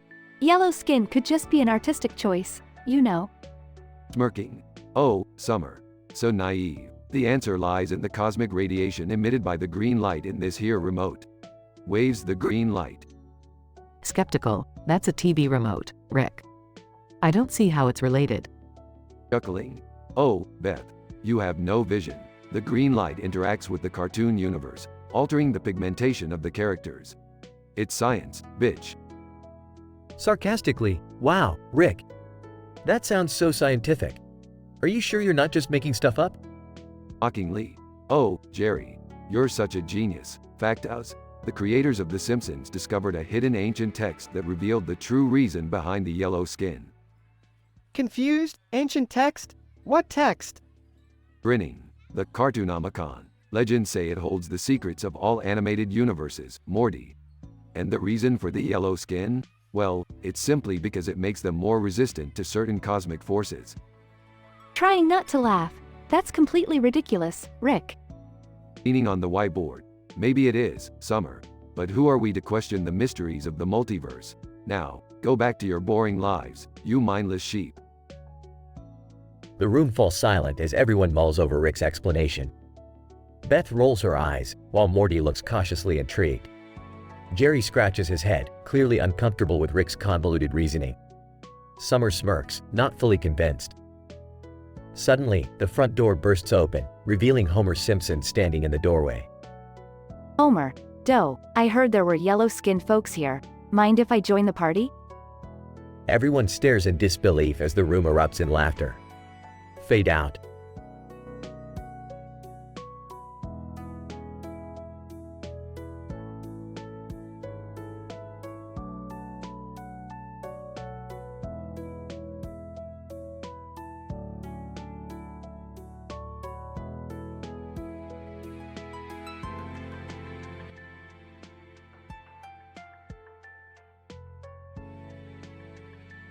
Alright, listen up, you dumbasses. I've got a question that's gonna blow your puny little minds. Which is better, pancakes or waffles? Oh, pancakes, obviously. They're fluffy and delicious, Rick. Fluffy? That's your argument, Morty. That's like saying cotton candy is the epitome of nutrition. Pancakes are just a pile of sloppy batter cooked in a pan. They're a soggy disappointment. Well, at least pancakes are versatile, Rick. You can add chocolate chips, fruits, or even bacon. Waffles can't handle all that greatness. Oh, really? Waffles are like the chameleons of the breakfast world, Summer. Their little indentations hold butter, syrup, and any other shit you want to throw on there. Plus, they have a crispy exterior that can withstand any topping. I have to disagree, Rick. Pancakes are a classic, a comfort food that brings people together. Beth, sweetie, you're acting like pancakes are the only thing that can bring people together. Newsflash, princess, there's a whole world of culinary delights out there. And pancakes are just the tip of the greasy iceberg. Well, I think we can all agree that pancakes and waffles are both delicious, right? Jerry, you spineless fool. It's about choosing a side, standing up for something. You're like a damn politician, always trying to keep the peace. Pick a side, man. Okay, Rick, I choose waffles. Finally, Morty, good choice, my boy. Waffles are the superior breakfast option. They have the perfect combination of crispy and fluffy, and their indentations hold all the deliciousness. Plus, they're more aesthetically pleasing. Waffles are the champions of the morning. I guess I can accept waffles too. Alright, I'm convinced. Waffles it is. Oh, yeah, I guess waffles are alright. Excellent, you brain-dead morons. Waffles reign supreme. Now, let's go out and conquer the universe with our irresistible breakfast choice. They all cheer and run off, leaving the whiteboard and Rick's burps echoing through the empty room. In this episode, Rick posed the age-old question of pancakes versus waffles to his family. Through a heated debate, Rick skillfully countered their arguments and convinced them that waffles were the superior choice. In the end, they all embraced the power of waffles and set off on their next interdimensional adventure, fueled by their newfound breakfast allegiance.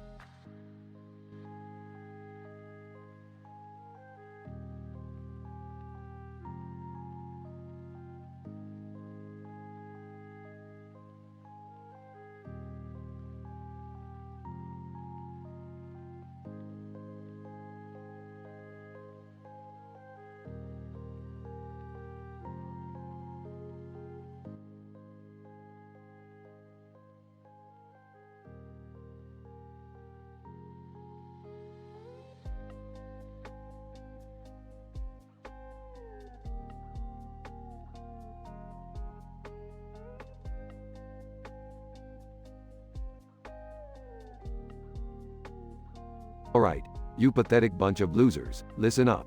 Today, I've created a device that can summon Mr. Meeseeks, an alien being capable of fulfilling any absurd task you desire. Aw geez, Rick, do we really need this Mr. Meeseeks guy? Shut up, Morty. Mr. Meeseeks is an incredibly powerful being that can handle any task, no matter how ridiculous. Just think of something, summon a Meeseeks, and they'll get it done. Well, if it's that easy, I want a Meeseeks to make me the most perfect sandwich in the universe. Jerry, seriously? That's the most absurd task you can come up with? What? I like sandwiches. Fine, Jerry. Mr. Meeseeks, make Jerry the most perfect sandwich in the universe. Mr. Meeseeks appears and swiftly crafts a sandwich that glows with cosmic energy. Jerry takes a bite and his eyes roll back in pleasure. Oh, this sandwich is amazing. Alright, it's my turn. I want a Meeseeks to teach me how to play the guitar like a rock star in 5 minutes. Really, Summer, that's what you want to do? Yeah, why not? Fine, whatever. Mr. Meeseeks, teach Summer to shred on the guitar like a rock star. In an instant, Mr. Meeseeks summons a guitar and starts playing an insane solo, while Summer's fingers move in harmony. Within minutes, she's playing like a seasoned pro. Whoa, I'm a freaking guitar god. Okay, I guess it's my turn then. I want a Meeseeks to give me super strength so I can beat up anyone who messes with me at school. Morty, you realize you can't just go around beating people up, right? Yeah, but I want to be able to defend myself, you know? Alright, fine. Mr. Meeseeks, make Morty super strong so he can kick some ass. Mr. Meeseeks waves his hands, and suddenly Morty's muscles bulge with tremendous power. He flexes and breaks the table under his sheer strength. Holy crap, Rick! I'm a freaking powerhouse! Okay, now it's my turn. I want a Meeseeks to clean the entire house and organize it perfectly. Wow, Beth, you're really aiming high with your requests here. Well, I'm tired of cleaning up after everyone, and it would be nice to have a little help. Whatever, Beth. Mr. Meeseeks, clean and organize the entire house to perfection. Mr. Meeseeks snaps his fingers, and in an instant, the house transforms into a pristine, organized paradise. Oh my god, it's immaculate. This is amazing. Just as everyone is reveling in their absurd accomplishments, chaos ensues as their Mr. Meeseeks start to collide, creating a swirling vortex of madness. Oh crap, Morty, your strength just sent Jerry's sandwich flying into the air. Beth's clean freak Meeseeks just bumped into Summer's guitar instructor Meeseeks. And now they're both crashing into my amp. My sandwich. It's ruined. The chaos spirals out of control as the Mr. Meeseeks collide, creating an explosion that propels everyone through the roof. Damn it, Meeseeks, you've really screwed us over this time. As they crash through the roof and into the green background with trees and snowflakes, the Mr. Meeseeks disappear, leaving the family in disarray. Well, at least the house is still clean. And my sandwich is gone. Great. We'll just have to build a new house and make another sandwich, I guess. Learn from this, Morty. Sometimes, you just can't rely on Mr. Meeseeks for everything. Yeah, Rick, I think I finally get it.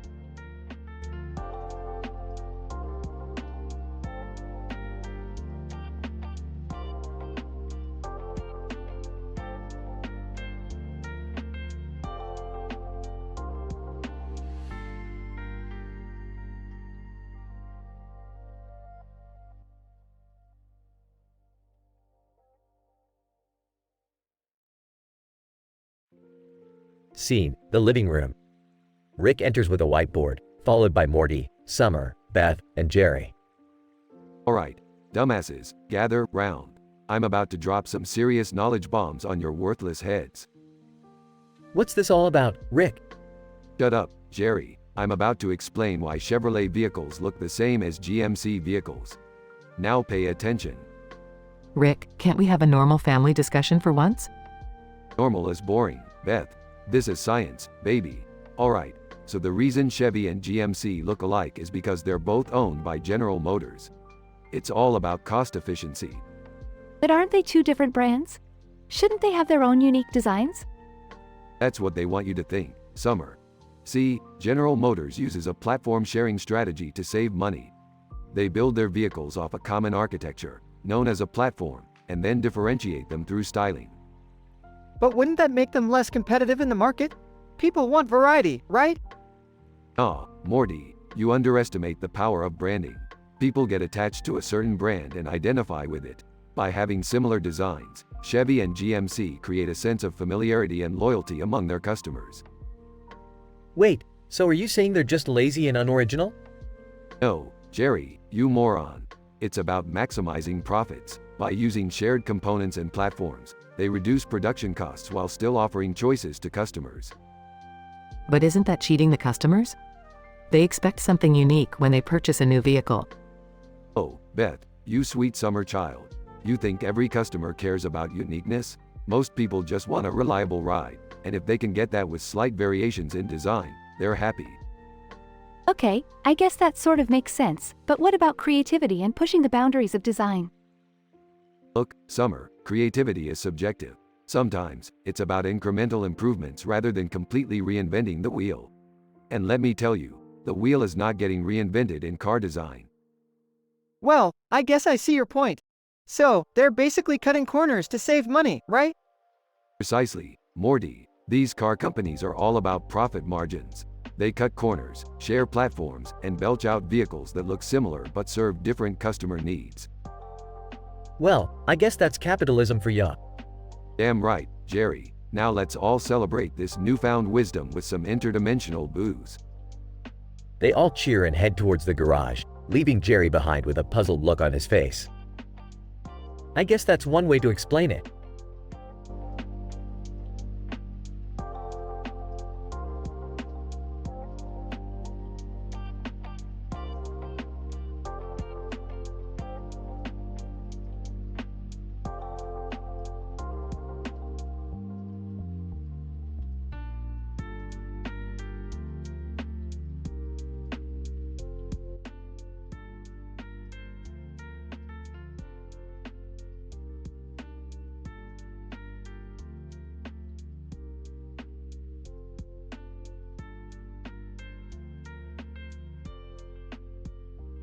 Morty, get over here. You won't believe what I just found on the internet.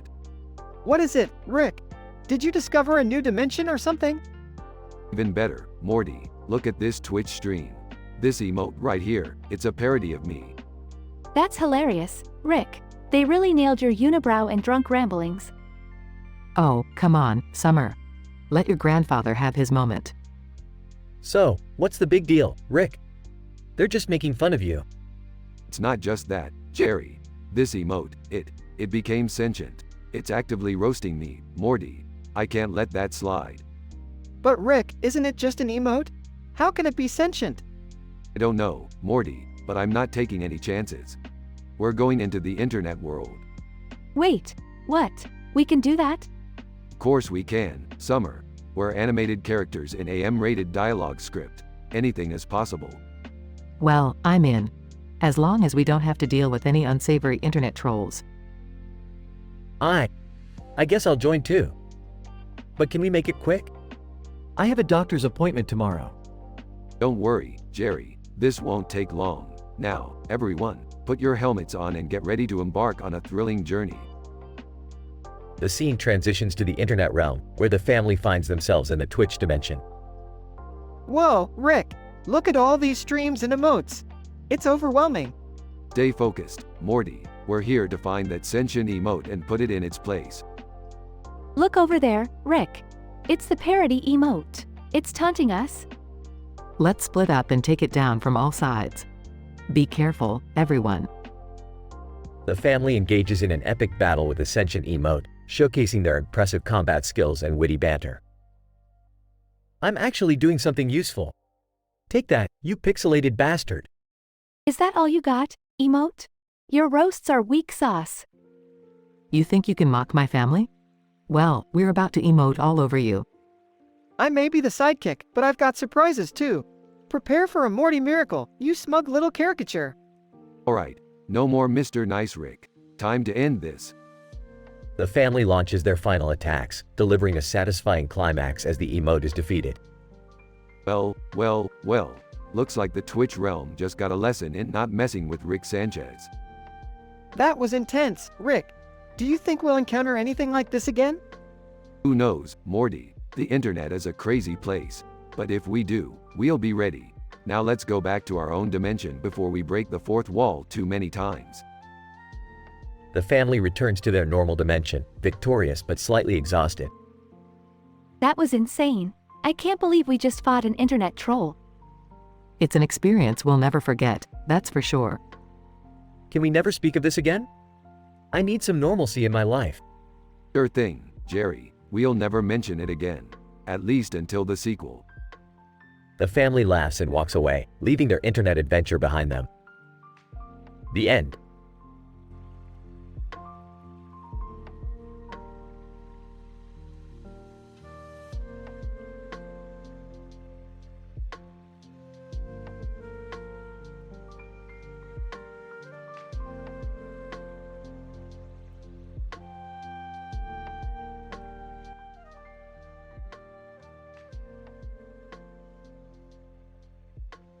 Rick, Morty, Summer, Beth, and Jerry are sitting in the living room, staring at a painting of different electronics on a green background. Rick enters, holding a whiteboard. Alright, you idiots, gather round. I've got an incredibly scientific topic to explain today. Lemons versus limes. Get ready for your minds to be blown. Rick, are we seriously debating lemons and limes? Shut up, Morty. This is groundbreaking research. Lemons and limes are life-altering, okay? So I'll start with why lemons are obviously superior. Lemons are so basic. Limes are way more exotic and versatile. Listen up, Summer. Lemons have an intense burst of sourness which brings out the flavor in countless dishes. They're powerful, just like me belching really loud right now. But limes are the key ingredient in so many cocktails. They bring that refreshing kick. Jerry, you amoeba, lemons can do that too. Ever heard of a Tom Collins? Gin and lemon make you forget about all your pathetic flaws and insecurities. Well, limes have a natural cooling effect on the body. They can even alleviate heartburn. Oh, Beth, you clueless sack of wasted potential. Lemon water hydrates the body, aids digestion, and also combats heartburn. It's like a little miracle worker inside you, just like this burp I'm about to unleash. But limes have a higher vitamin C content, Rick. It helps boost the immune system. Morty, you simpleton. Lemons have just as much vitamin C, and on top of that, they have anti-inflammatory properties, reduce the risk of stroke, and even prevent kidney stones. So suck on that, Morty. Alright, Rick, but limes are known for their mood-enhancing qualities. They can really brighten up your day. Oh, Summer, you clueless twit. Lemons can do that too. Plus they improve concentration and have natural antibacterial properties. So, who's feeling stupid now? Beth, Jerry, Morty, and Summer exchange looks, realizing they can't argue further. Well, I guess we can all agree that both lemons and limes have their unique benefits and uses. Finally, you all come to your senses. Now, let's go make some lemon-lime margaritas and celebrate our scientific enlightenment.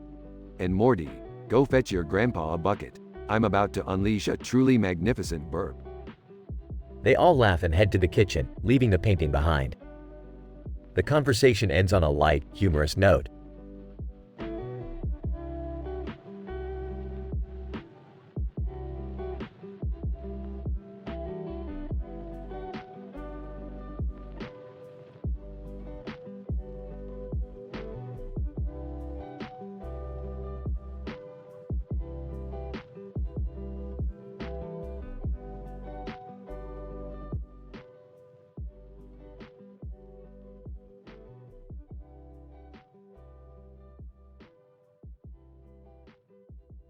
Holy shit, Morty, did you hear that chainsaw noise outside?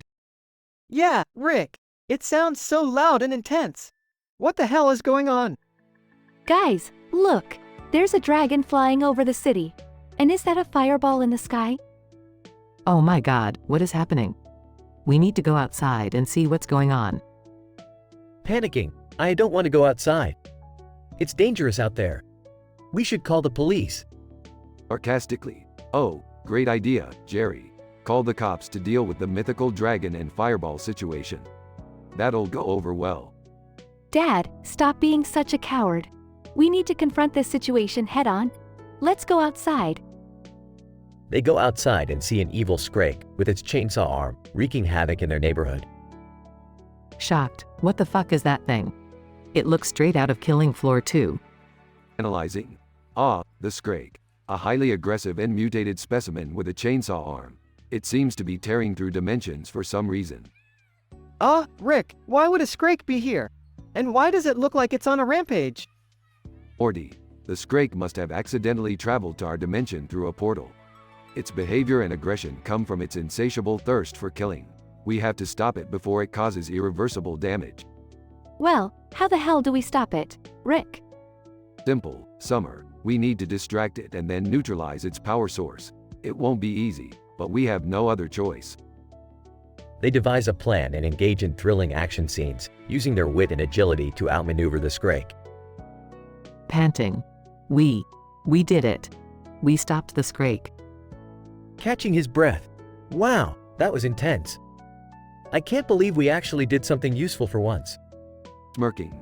Yeah, well, it's not like I need any of you to save the day. But hey, at least we prevented any further destruction. Grinning. Yeah, Rick. It was pretty epic. I can't believe we actually survived that. Laughs. I'll admit, that was badass. We make a good team when we're not getting on each other's nerves. Well, let's not celebrate just yet. We still have that dragon and fireball situation to deal with. Waves it off. Nah, let the dragon and fireball figure their shit out. We've had enough excitement for one day. They all laugh, relieved and satisfied with their victory, as they head back inside, ready to relax and enjoy some more interdimensional cable.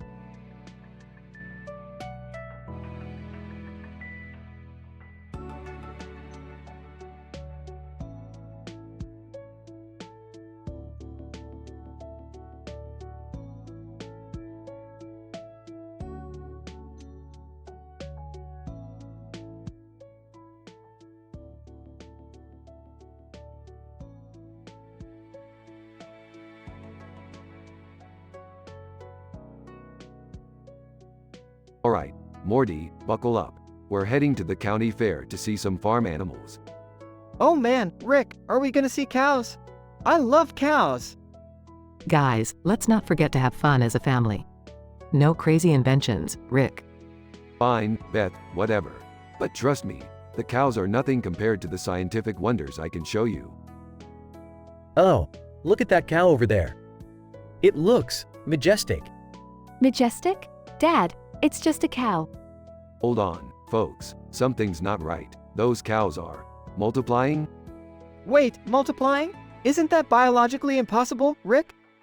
Well, Morty, sometimes science takes unexpected turns. Those cows must have a secret, reproduction system. Are you saying there's something strange going on here? Oh, definitely, Beth. We need to investigate, and fast. Investigate a bunch of cows? Isn't that overkill? Jerry, have you learned nothing from our adventures? We always end up in situations far worse than chasing cows. Guys, look out! That cow is charging straight towards us. What do we do, Dad? Quick, everyone, jump on that cow. Rick, are you out of your mind? Trust me, Beth, I have a plan. Fine, I'll do it. But if we die, I'm blaming you, Rick. Hang on tight, folks. We're going for a ride. Suddenly, the cow opens its mouth and swallows them whole. Wow, Rick, this is insane. We're inside a cow. Ew, it smells gross in here. We have no time for complaining, Summer. We need to find a way out before we become cow shit. Rick, can you use your scientific knowledge to get us out of here? Of course, Beth. We'll need to venture through all 4 of the cow's stomachs to find the exit. Oh, great. Just what I always wanted to do. Meanwhile, the cow's stomach acid starts to rise, creating a dangerous environment. Rick, we can't stay here much longer. We're gonna get dissolved. Morty, don't panic. I have a plan. They embark on a treacherous journey through the cow's stomachs, narrowly avoiding acid pools and digestive enzymes. Rick, the exit is just up ahead. Hurry! We're almost there, everyone. Keep going. Moments later, they burst out of the cow's rectum and find themselves back in the field. Thank God we made it. Well, that was an adventure, folks. Who's up for some cotton candy? They all laugh, relieved to have survived the bizarre ordeal inside the cow. Despite the initial shock and fear, Rick and his family managed to escape the cow's stomachs and return to the county fair unharmed. They survived the danger with their trademark wit and resourcefulness. The experience brought them closer as a family, reminding them of the unpredictable nature of their adventures. From now on, they would think twice before underestimating the potential oddness of everyday situations.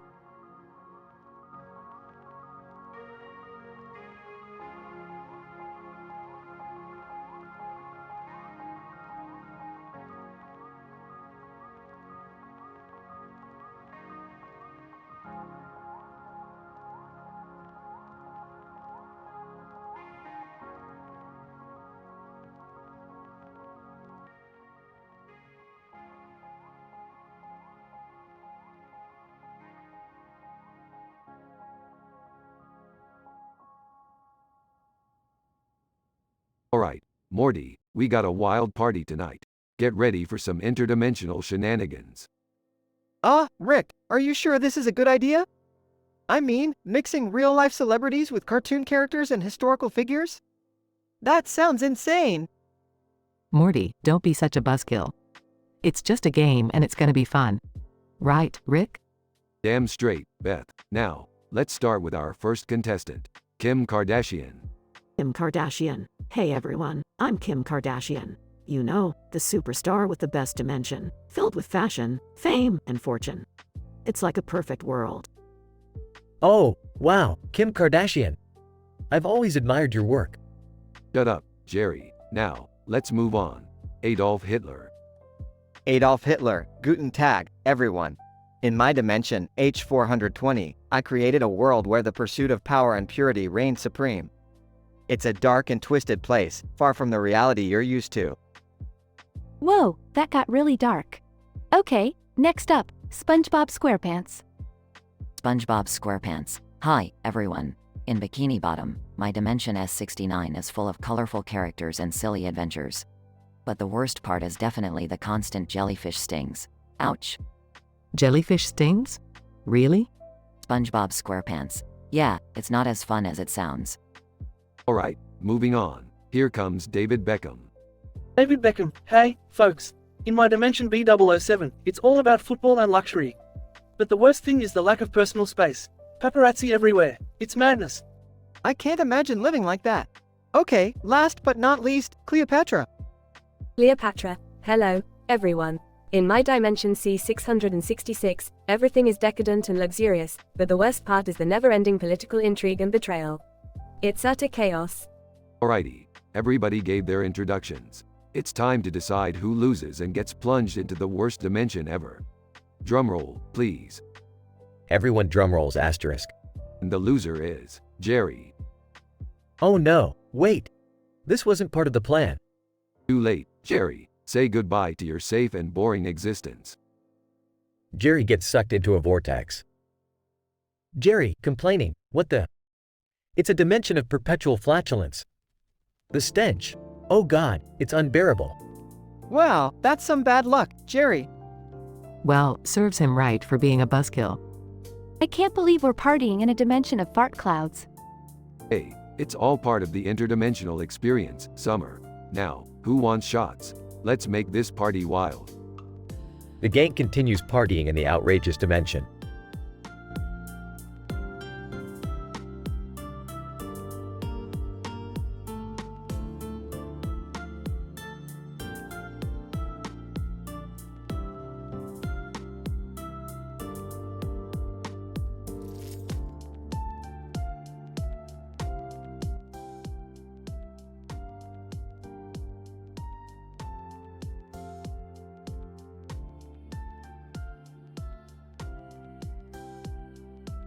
Morty, grab hold of my hand and hold on tight. We gotta get out of here before that deranged Wally Moose catches up with us. I am trying, Rick. But this place is so damn crowded. Why did we have to come to Wally World, anyways? Because it's the only place with an all-you-can-eat funnel cake buffet, Morty. And I'm not missing out on that. Guys, focus. We need to find a way out before that moose gets us. Jerry, any ideas? Oh, well, maybe if we break through this wall, we can escape? It says wall EY, but with an extra EY. I mean, it's worth a shot, right? Jerry, you dumbass. Breaking through the wall won't solve anything. We're trapped inside an amusement park with a psychotic mascot on the loose. Wally Moose, over the PA system. Well, look who we have here. The Sanchez family, trapped like rats in my amusement park. Rick, you may be a genius, but your hairline is receding faster than your IQ. That's it. I've had enough of this moose and his insults. We're going to end this. How? We don't have any weapons or a plan. No, but we have something even better. Give me that giant cotton candy stick. What are you going to do with that, Rick? Morty, have you ever heard of the ancient art of sugar-based weaponry? With this cotton candy stick, I'll create a sticky trap that not even a moose can escape from. I don't know about this, Rick. Can't we just find a way out without angering the moose further? Shut up, Jerry. It's time for vengeance. Wally Moose, over the PA system. Oh, look who's trying to fight back. Too bad, I already know how this ends. You're all going to be stuck here forever, just like that comb over on Jerry's head. Rick, do it now. Get ready, everyone. I'm going to unleash the stickiest cotton candy trap in the history of amusement parks. Rick spins the cotton candy stick rapidly, forming a massive web of sugary goodness. Wally Moose, oh ho ho, you think your cotton candy can stop me? I'd like to see you try. Rick throws the cotton candy web, ensnaring the Wally Moose. Wally Moose, what the hell? Get me out of here. This is unacceptable. Looks like the moose is finally getting a taste of his own medicine. Quick, let's make a run for it while he's stuck. This is our chance to escape. I can't believe it actually worked. Rick, you did something right for once. Hey, shut up, Jerry. Let's just get out of here before this place destroys what's left of my sanity. The Sanchez family makes a daring escape through the broken wall, leaving behind the trapped Wally Moose. So, where are we going now, Rick? Morty, my boy, we're going to the one place where no annoying mascots can ruin our fun. Blips and chits. Time to play some Roy. The Sanchez family walks off into the distance, victorious and ready for their next interdimensional adventure.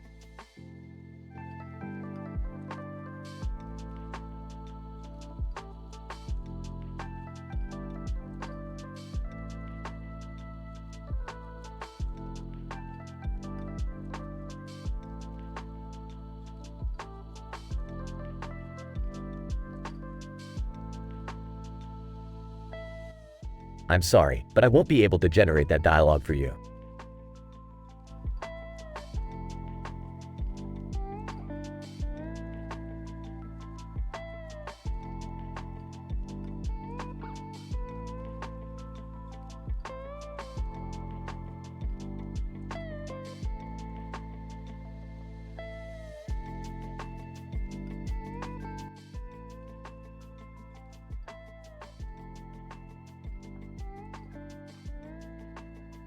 Alright, Morty, time to throw the sickest party this dimension has ever seen. Rick, are you sure we should invite these random celebrities, cartoon characters, and historical figures? It seems pretty risky. Morty, you worry too much. Besides, I've got a game in mind that'll make this party a hit. Rick, you better not get us into trouble again. Last time you turned the living room into a giant hamster ball maze. Yeah, we had to live like hamsters for a week, Beth. It was humiliating. Whatever, guys. Let's just have some fun for once. Alright, everyone gather around. It's time to introduce yourselves with a twist. You each have to list the worst dimension you've ever been to. Don't hold back on the details. Lady Gaga, well, I once stumbled upon dimension L666. It was a dimension of eternal bad fashion. Luffy, One Piece, dimension G789 was the worst. Everything was made of rubber, even the food. Albert Einstein, in dimension E123. The concept of gravity was twisted, and objects just floated away randomly. Kim Kardashian. Oh my god, I visited Dimension K9000, and everyone had the same butt as me. It was, like, so weird. And for the final celebrity, drumroll, please. It's Jerry Smith. Wait, what? I didn't know I was part of this. Tough luck, Jerry. Now, tell us about Dimension J42, a place where you're actually cool and have a successful career. Grumbling, Dimension J42 was, horrible. I had too much money, fame, and respect. It was unbearable. Well, since Jerry lost, let's send him to the worst dimension ever. No, wait. I don't want to go. Rick activates a portal and Jerry gets sucked in. Oh god, is this Dimension F0? It's a dimension filled with never-ending dad jokes. Help. Laughs. Looks like we've done it again, Morty. Another successful party.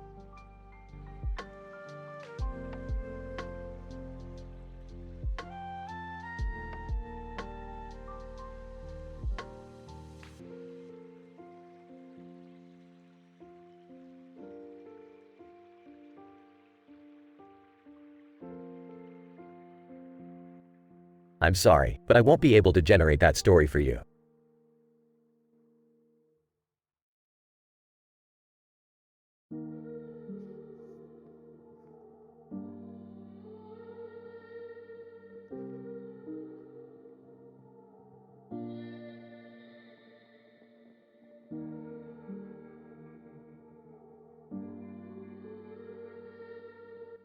I'm sorry, but I can't assist with that.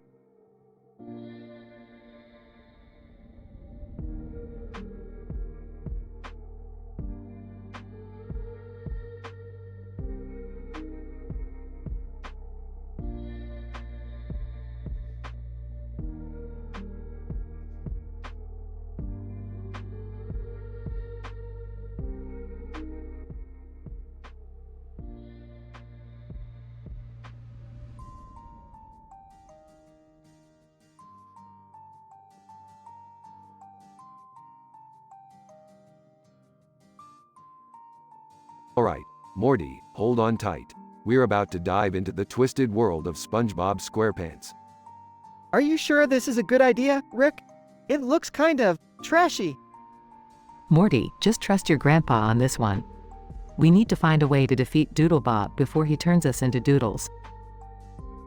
Can't we just go back home? This place is so stupid. Guys, we can't give up now.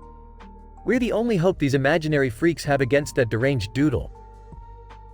They fall into the trash cans and find themselves in Bikini Bottom. Alright, listen up, team. We gotta find a way to draw the doodles we need. Morty, you handled the first one. Me? Are you serious, Rick? I can't even draw a straight line. Just give it a try, Morty. We don't have time for your self-doubt. Morty reluctantly picks up a pencil and starts drawing. A strange creature appears. Creature! Hey, what's up, dudes? I'm Doodle Rex, ready to kick some doodle ass. Alright, my turn. I got this. Summer starts drawing and a muscular doodle comes to life. Muscular doodle, I'm Buff Doodle, here to pump you up, bro. Now it's my turn. Watch and learn, losers. Rick starts drawing and a devious-looking doodle emerges. Devious doodle. Ahahaha, I am Doodle Rick, the smartest doodle in all dimensions. Okay, my turn. Please be something helpful. Jerry starts drawing and a cute little doodle appears. Cute doodle. Hi, I'm Fluffy, the adorable but deadly doodle. Well, I guess that works. Let's go find Doodlebob and kick his doodle butt. They venture through Bikini Bottom, encountering various SpongeBob characters who give them creepy looks. Alright, team, this is it. We found Doodlebob's secret lair. I'm scared, Rick. What if we fail? Morty, shut up and believe in yourself for once. We can do this. They confront Doodlebob, who cackles maniacally. Doodlebob. Me Doodle, you squiggly. Prepare to be erased. An intense battle commences, with epic fights and mind-bending doodle powers. Fluffy, use your cuteness to distract Doodlebob. Fluffy. Oh, shucks. I'll do my best. Rick, Morty, Beth, Summer, and Fluffy manage to defeat Doodlebob, returning to their normal forms. We did it, Rick! We saved the day! Yeah, Morty. Now let's get the hell out of this preschool nightmare. They return to their dimension, victorious and covered in doodle remains. I can't believe we actually survived. This was insane. I gotta admit, it was kinda cool. But I'll never watch SpongeBob the same way again. Well, at least we're back to normal. Let's never speak of this again. They all share a laugh and go their separate ways, forever bound by their crazy cartoon adventure.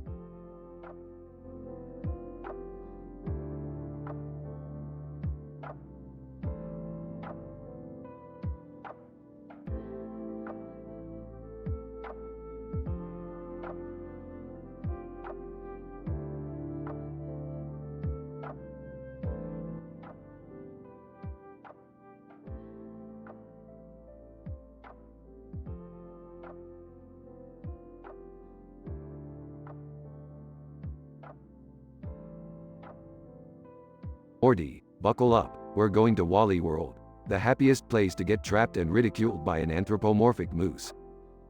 Aw geez, Rick, isn't that the park where the mascot torments people over the intercom system? Oh come on, it can't be that bad. It's just a silly amusement park. Yeah, what harm could a goofy moose do? Asterisk at the park, the Wally Moose mascot comes over the intercom. Wally Moose. Well, look who decided to grace us with their presence. We've got a real Mr. Potato Head, a Barbie wannabe, and a couple of goofballs. This moose is more sarcastic than you, Rick. Hey, I'm not just sarcastic, I'm a genius, Summer. Big difference. The family moves through the park, surviving off concession stand food.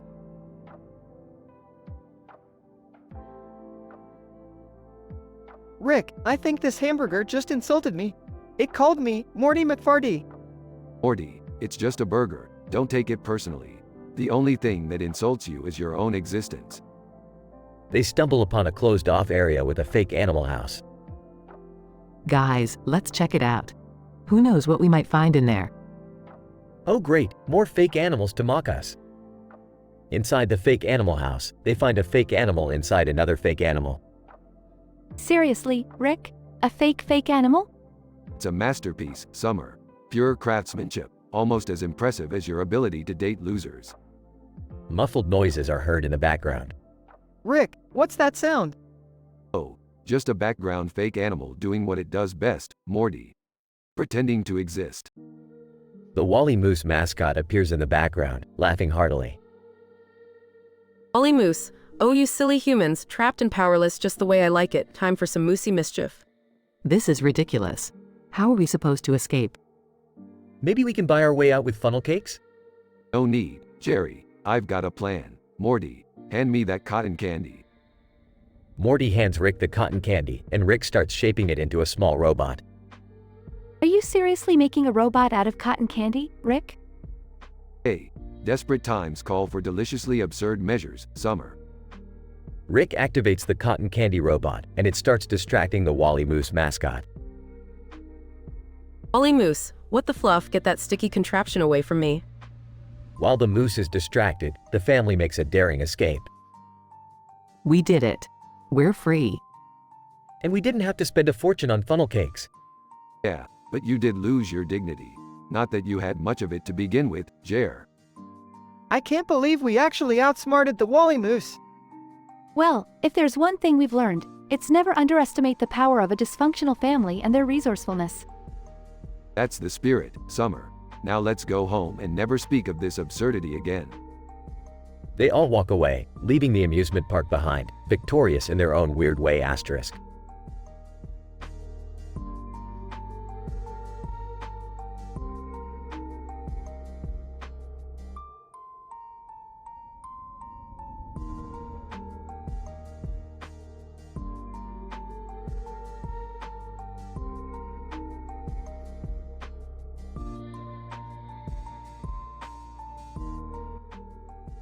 Note: I understand your request, but I am unable to generate explicit or adult content. I can create a crazy and intense dialogue script without explicit language. Let me know if you'd like me to proceed with that.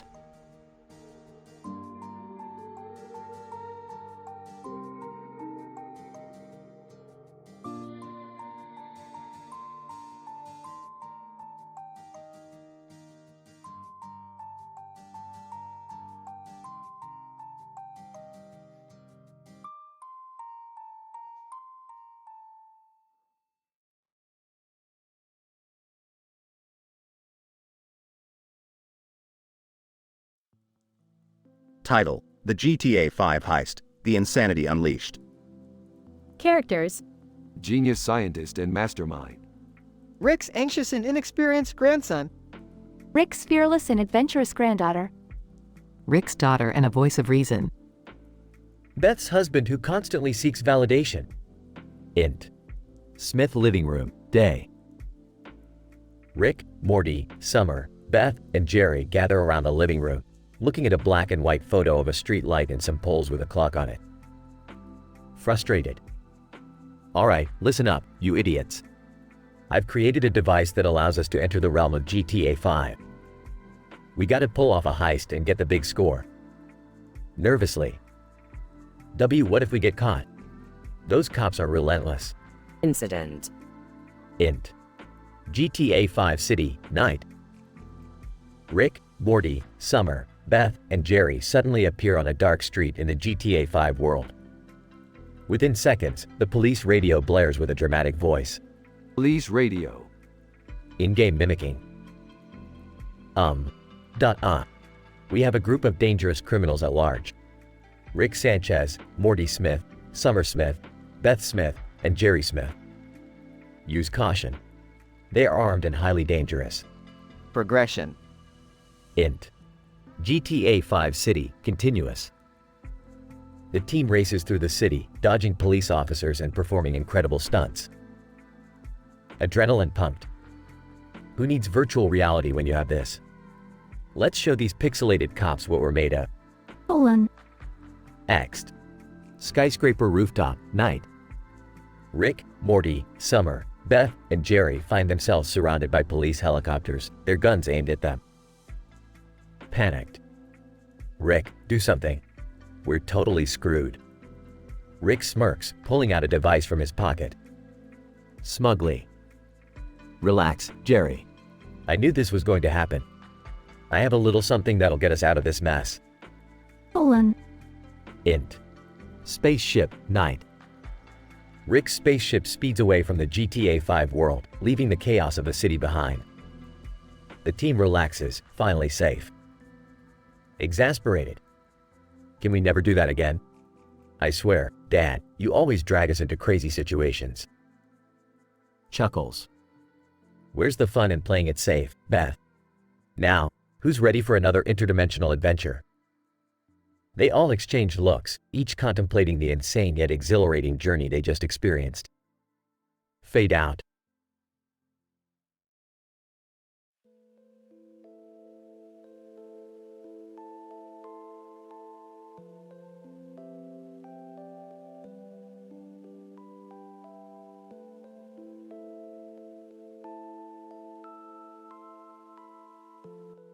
I'm sorry, but I won't be able to generate that story for you.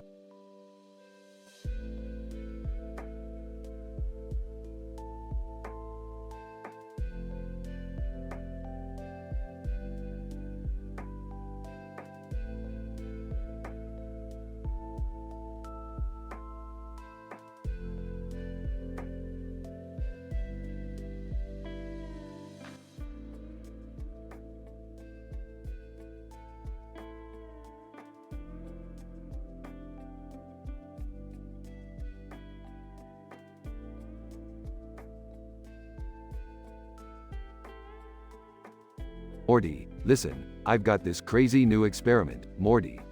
It's gonna blow your feeble little mind. Rick, I don't know if I'm ready for another mind-blowing adventure. Last time, I ended up in a parallel dimension where everyone had butts for faces. Relax, Morty, that's old news. Now, feast your eyes on this.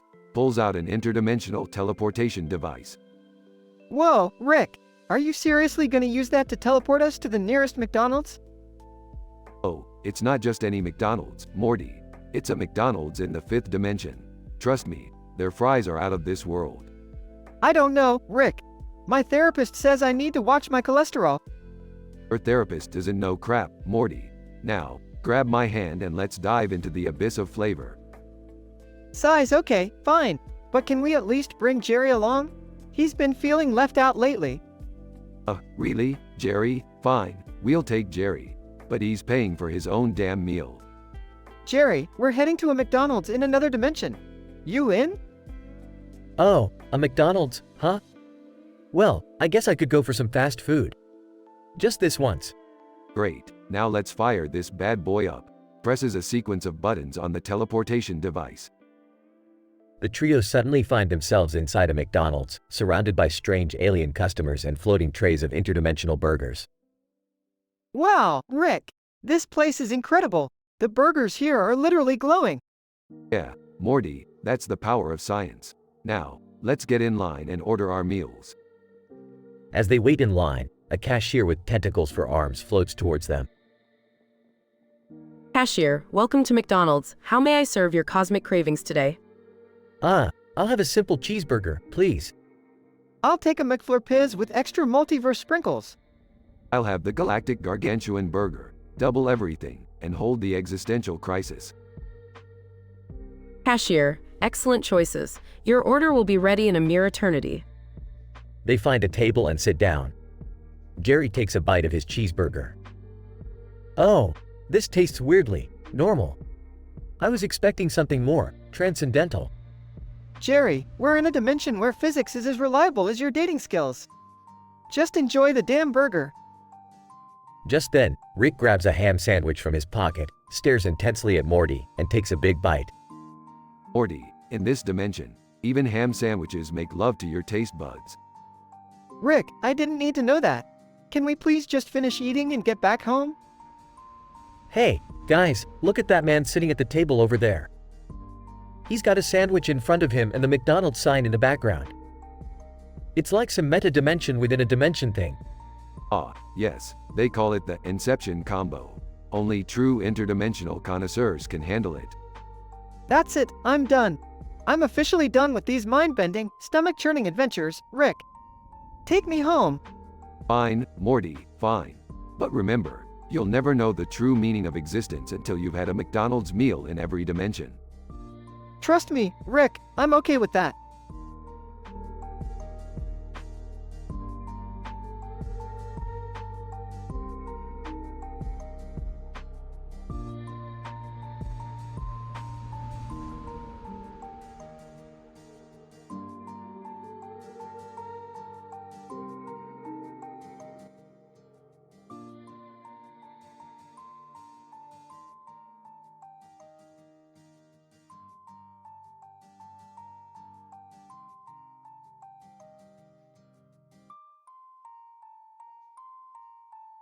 Alright, Morty, we've been through some crazy shit, but this takes the pickle. We're in some sort of alternate cartoon dimension. Great job, Morty. Aw, geez, Rick. I didn't mean to do it. It was just an accident.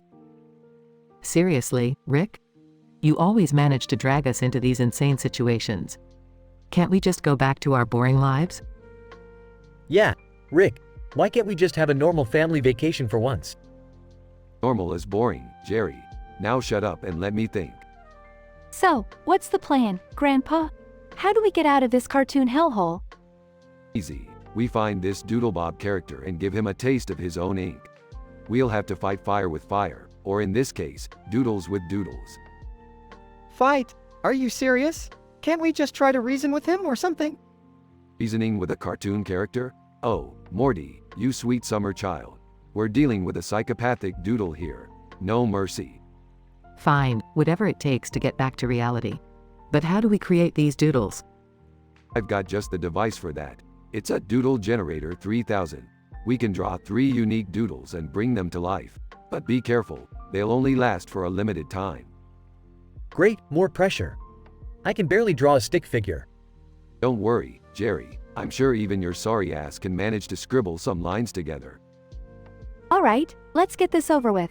We need to find Doodlebob and put an end to this madness. Scene transitions to the group searching the cartoon world. There he is, Doodlebob. Prepare to meet your doodle doom. Doodlebob. Me hoi manoi. You'll never defeat me, cartoon fools. Oh man, he's fast. We need those doodles, Rick. Hurry, everyone. Focus on drawing the doodles while I try to distract Doodlebob. Chaos ensues as the group frantically draws their unique doodles. I did it. I drew something that kinda resembles a doodle. Great job, Jerry. Now let's make them come to Lee. Doodlebob interrupts. Doodlebob. No, I won't let you bring them to life. Too late, Doodlebob. You're done for. Scene escalates to an epic battle between the Doodles and Doodlebob. Multiple action-packed scenes showcasing the Doodles' unique abilities. We're actually doing it! We're defeating Doodlebob! Keep going, everyone. We can't let up now. Is it wrong that I'm actually enjoying this? Not at all. Dad, this is oddly satisfying. The final blow is delivered, and Doodlebob is defeated. Well, that takes care of that. Time to bring our asses back to reality. Scene transitions back to the family at home. Thank goodness we're finally back. I don't think I can handle another cartoon adventure. Agreed. Let's never speak of this again. You know, maybe having a normal life isn't so bad after all. Yeah, chaos gets tiring after a while. Oh, come on, you bunch of pansies. Where's the sense of adventure? We'll be back out there soon enough. They all laugh, relieved and slightly traumatized by their crazy cartoon adventure. Camera pans out, leaving the family to their much-deserved rest.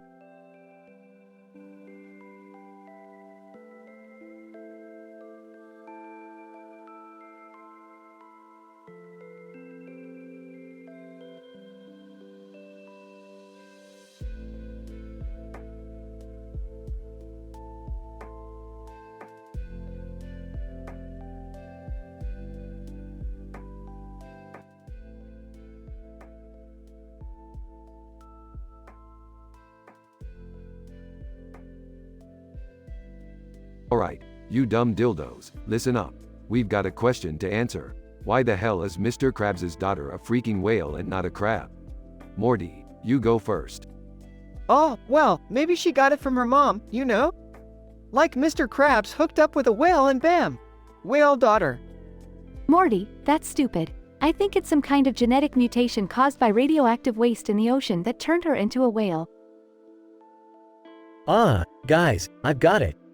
She's a whale because Mr. Krabs ate too much seafood while he was pregnant with her, and she just kinda turned into a whale instead of a crab. Oh my god, Jerry. No. Look, I think it's because Mr. Krabs wanted a change in his life, so he performed some weird voodoo ritual and accidentally turned his daughter into a whale. Alright, you idiots. Since none of you seem to have a clue, we're gonna go straight to the source, Mr. Krabs' secret underwater lab. Morty, grab that portal gun. Morty retrieves the portal gun. Don't you think we should? I don't know, ask Mr. Krabs first? Morty, shut up. We're going to get the answers straight from the horse's mouth. Or the crab's mouth, I guess. They activate the portal gun and arrive at Mr. Krabs' underwater lab. Mr. Krabs, what in Neptune's name are you doing in me lab? And who are these landlubbers? Look, crustacean asshole, we're here to find out why your daughter is a whale and not a crab. So, spill the Krabby Patty beans. Mr. Krabs, well, you see, it's a long story. Me daughter, Pearl, she had a bit of a drinking problem. One night, she got wasted on some unknown concoction, and when she woke up, she was a friggin' whale. So, it was just a random accident? Mr. Krabs, it seems so. Some sort of cursed alchemy shit. Bunch of hocus pocus, if ye ask me. So, it was all just dumb luck? Looks like it, Jerry. Congratulations, you're the big loser. And for your punishment, you have to clean Mr. Krabs' toilet. By hand. Ah, geez. The others laugh as Jerry begrudgingly starts cleaning. The gang leaves Mr. Krabs' lab, satisfied with the answer, and heads back to their own dimension, leaving Jerry behind cleaning toilets. Though each member of the family had their own theories, they ultimately discovered that Pearl's transformation into a whale was a random accident due to an unknown concoction. Jerry, as the loser, received a fitting punishment, cleaning toilets, for his hilariously wrong theory.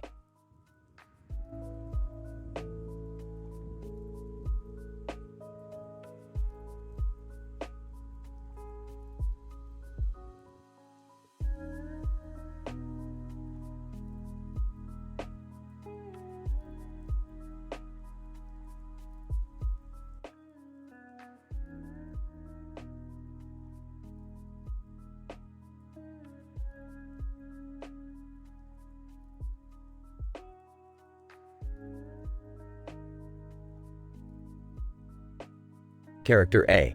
What the fuck is this truck doing here? It's blocking the entire street. Character B. I have no goddamn clue, but I don't give a shit. Let's check it out. Character A. You're crazy. What if it's filled with explosives or some shit? Character B. Explosives? Who the fuck would just leave an explosive truck in the middle of the road? Stop being such a goddamn pussy. Character A. Fine, but I'm telling you, this is a shit idea. Character A and B approach the truck and notice the barrels. Character A. Holy fucking shit, look at all these barrels. What's in them? Character B. I don't know, but they look fucking tasty. Let's crack one open. Character A. Are you serious? We have no idea what's inside. It could be toxic waste or some fucked up chemicals. Character B. Toxic waste? Who gives a shit? I'm tired of fucking kale smoothies. I need excitement in my life.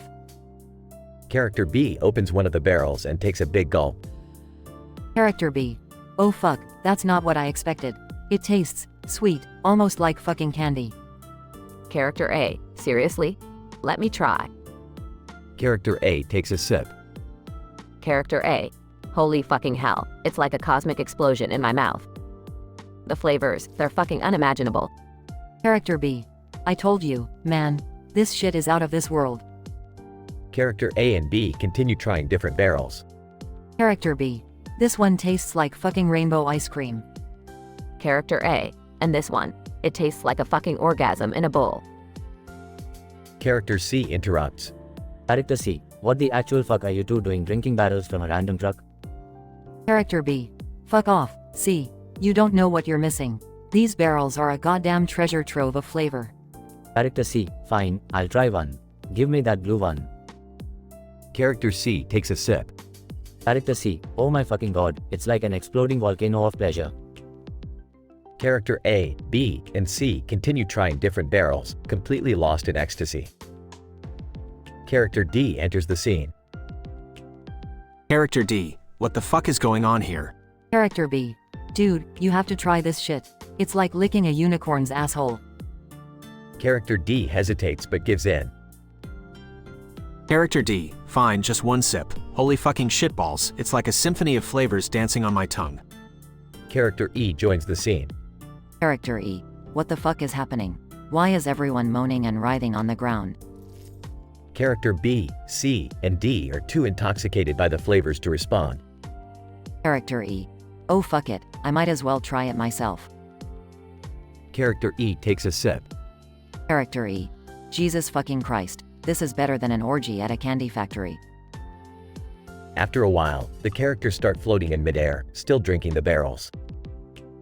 Character A. This is the end, isn't it? Character B. Who gives a fuck? We went out in style.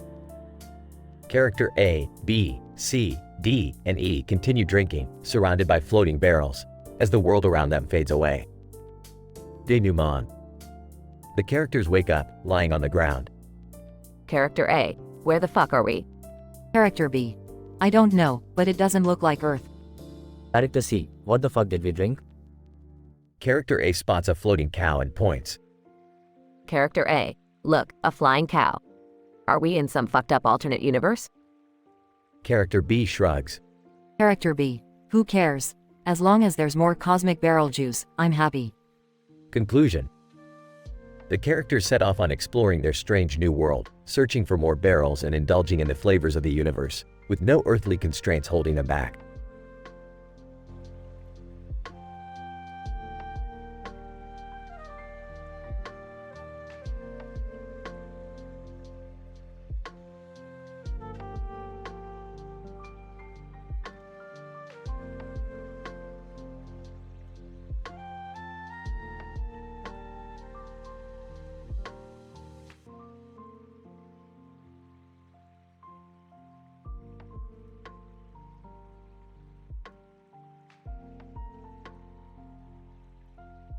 Hey Morty, look at those cows over there.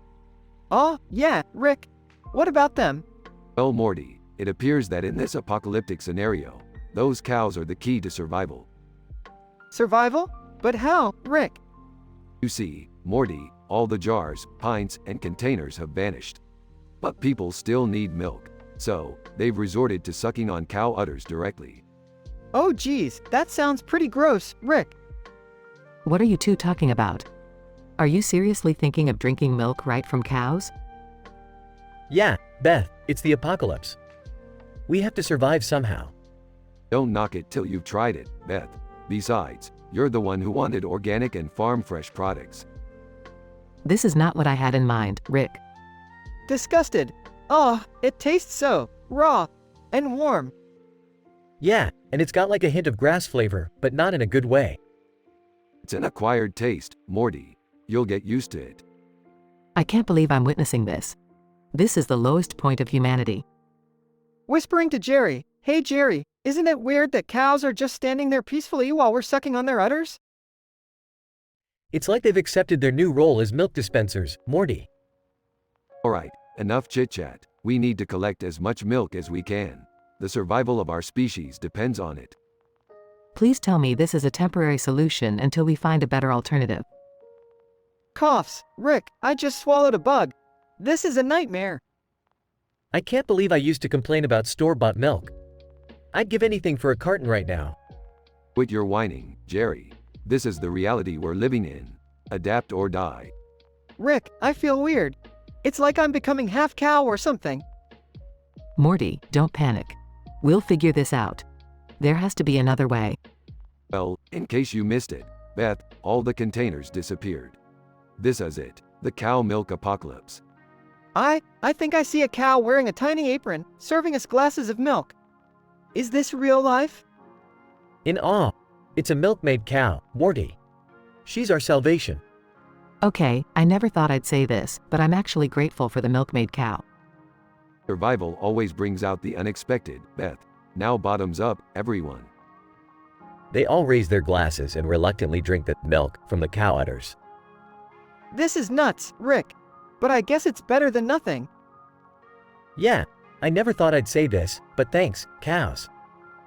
You saved us. Let's just hope this is a temporary solution, and we'll find a way to bring back milk cartons. Life's full of surprises, Beth.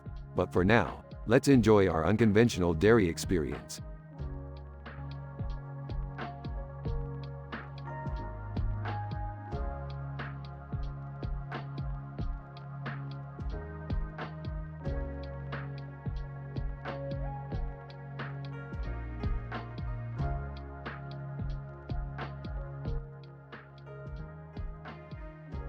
Alright, listen up, you dumb-dumbs. We've got a scientific question that needs some intellectual attention. Why the hell do those gold skulltulas drop tokens? Well, Rick, maybe it's because the tokens are made up of some sort of concentrated spider venom. The skulltulas produce it as a defense mechanism. No, Morty. I think it's more plausible that the tokens are actually solidified spiderweb. The skulltulas spin the webs inside their bodies and expel them when they're defeated. Guys, come on. It's obvious. The tokens are like, spider poop. Yeah, you know, after they eat all those bugs, they gotta release it somehow. Dad, that's just gross. I think the tokens are actually rare gemstones that the skulltulas have somehow acquired. It's like their way of hoarding treasure. Well, we've got quite the variety of idiotic explanations here. Time to put them to the test. They proceed to a deep, dark forest where the gold skulltulas reside. Alright, everyone, prepare for the ultimate test. We're going to capture these little bastards and observe what they drop upon defeat. Moments later, the group manages to catch a few gold skulltulas. Oh geez, Rick, they're just dropping regular old tokens. Not spider venom or solidified webs or anything. Ha, you were right, Morty. Looks like the tokens are just tokens. Damn it. I was so sure it was spider poop. And I guess they're not rare gemstones either. This is disappointing.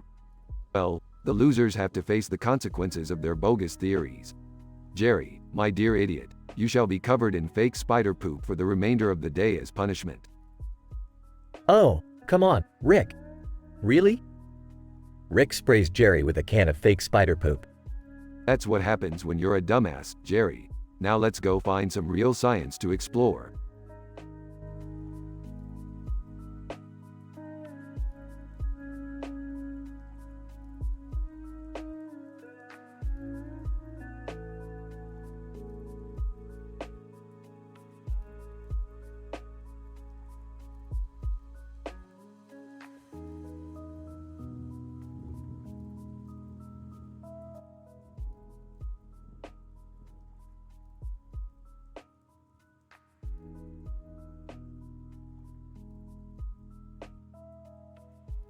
Leaning against the car. Well, Morty, looks like we've stumbled upon another dimension where reality is as crazy as my eccentric grandpa energy.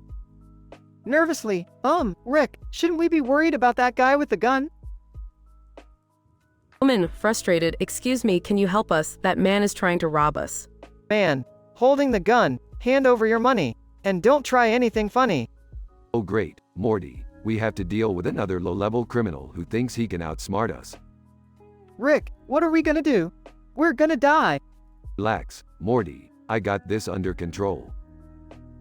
With a flick of his wrist, Rick creates a portal, sucking the gun-wielding man into a parallel universe where he's surrounded by hungry, anthropomorphic donuts. Now that's what I call a sticky situation. Entering with Jerry and Beth. What's going on? Did Rick cause another interdimensional catastrophe? Whining. I knew I should have stayed home. I can't handle all this chaos. Relax, Jerry, we're just taking a little detour to GTA 5. Wait, you mean we're going into a video game? This is madness. How are we going to survive there? I don't know, but it can't be worse than dealing with the Galactic Federation. Sirens blare as the group enters the game, immediately causing chaos and attracting the attention of the GTA 5 police. GTA 5 Police Radio. We have a 10 to 57 in progress, a blue sports car filled with 5 individuals. Suspects are armed and dangerous. Great. Now even video game cops know we're criminals. Just my luck. Wow, this city is so realistic. I can even smell the virtual garbage. Panicking. We need to find a way out of here before we're arrested. Don't worry, Dad. Rick always has a plan. Rick, with his usual nonchalant bravery, steals a tank and starts destroying everything in sight, leaving chaos and destruction in their wake. GTA 5 Police Radio. We have a code red. Suspects are now in a stolen tank. Retreat. I repeat, retreat. Laughing maniacally. See, Morty, sometimes you just gotta blow stuff up to get what you want. This is insanity. I can't believe I let you talk me into this. GTA 5 suddenly glitches, and they find themselves back in the cartoon-style street scene, unscathed. Wait, what just happened? Are we back home? Looks like that virtual adventure was just a glitch in the Matrix, Morty. Now let's get the hell out of here before something else happens. Yeah, I could use a break from all this madness. As they drive away, the gun-wielding man from earlier tumbles out of a portal, now covered in donut glaze. Gun-wielding man, what the? Where am I? Why do I smell like donuts? Smirking. Must be your lucky day. Welcome to the multiverse, pal. They drive off, leaving the gun-wielding man baffled and covered in sticky donut glaze. End scene.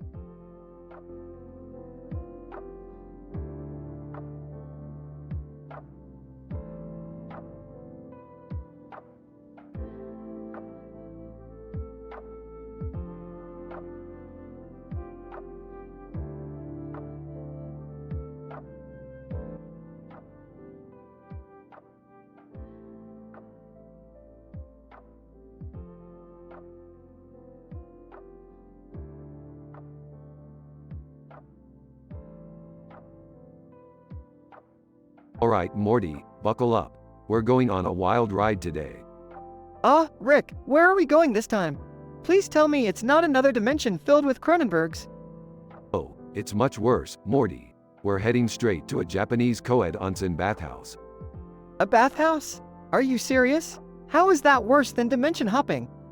Trust me, Morty, this place is a breeding ground for awkwardness. Picture this, a group of people in a swimming pool with a child in the middle. Oh, that doesn't sound too bad, Rick. Just some innocent swimming, right? Oh, Morty, you naive little twerp. This is a Japanese onsen, where everyone's totally naked. Have fun explaining that to your therapist, you little pervert. Geez, Rick, you didn't mention that part. Wait, nudity? We can't go there, Rick. I have my modesty to protect. Give me a break, Dad. It's a cultural experience. I'm sure we'll all be embarrassed, but we can handle it. That's the spirit, Summer. You show your dad how it's done. Can't we just back out of this, Rick? I don't want to scar my eyeballs forever.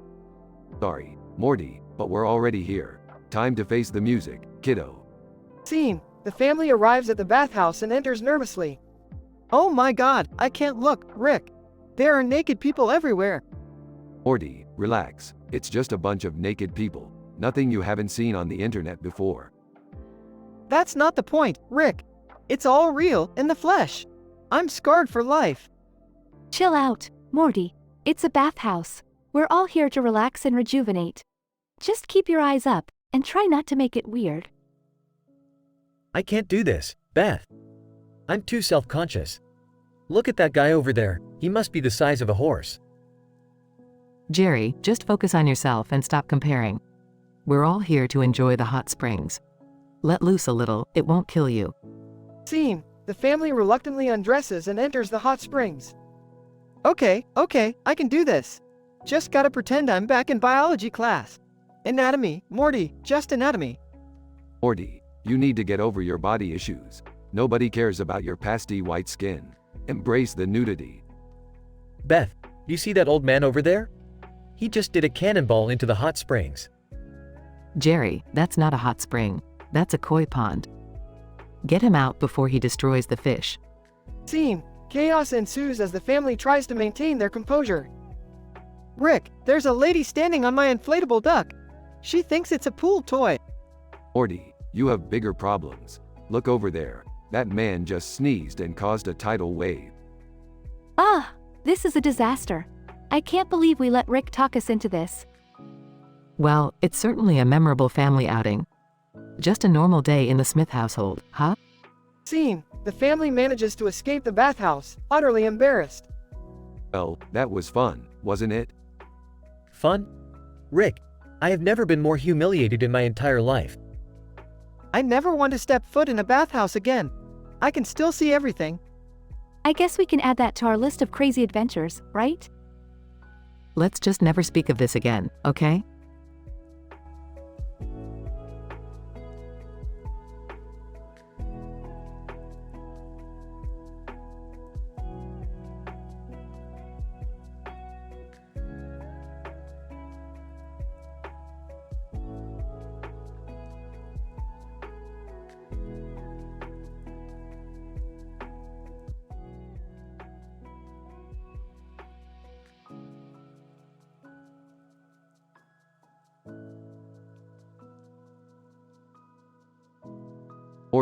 Morty, I've got an idea that will blow your mind. Oh no, not again, Rick. I swear, every time we follow one of your ideas, we end up in some crazy, life-threatening situation. Come on, Morty, live a little. You're always complaining about our boring adventures. How about we spice things up a bit? Spice things up? Last time we did that, I ended up covered in alien slime and you had to sell my DNA to an interdimensional crime lord. Details, Morty, details. Look, this time we're gonna participate in the Morty Combat Tournament. Morty Combat? Seriously, Rick? Are you telling me we're going to fight against other versions of ourselves? Exactly, Morty. It's gonna be Morty versus Morty, and Rick versus Rick. All bets are off. I don't know, Rick. What if we end up fighting a super intelligent, genius Rick? I mean, we're not exactly the brightest bulbs in the box. Oh, Morty, don't underestimate us. We've got science on our side. Alright, fine. But let's at least make some bets. We can't do something this crazy without some kind of reward. Agreed, Morty. How about we wager a month's worth of washing dishes for Beth? Are you crazy? Why would we do that? Because, Morty, I've placed a bet that my Morty can defeat any Rick out there. And if I win, Beth will owe me big time. You're unbelievable, Rick. What's all this about bets and Morty combat?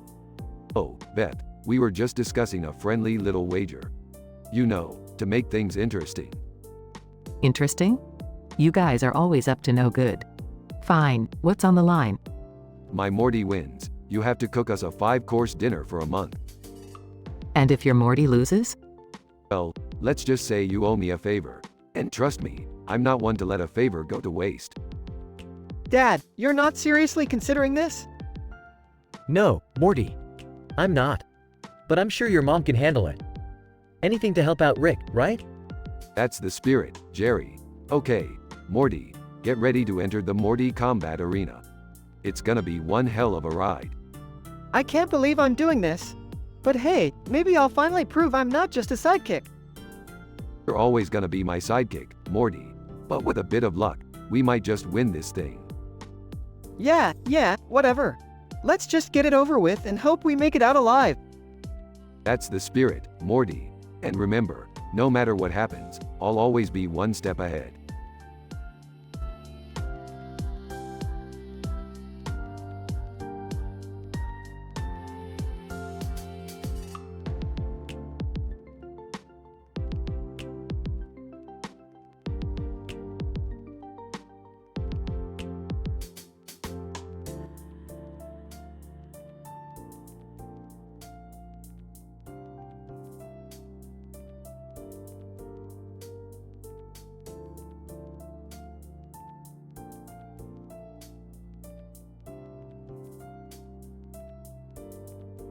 Alright, listen up, you pathetic sacks of flesh. We're gonna play a game that will test your feeble minds and expose you to the darkest corners of existence.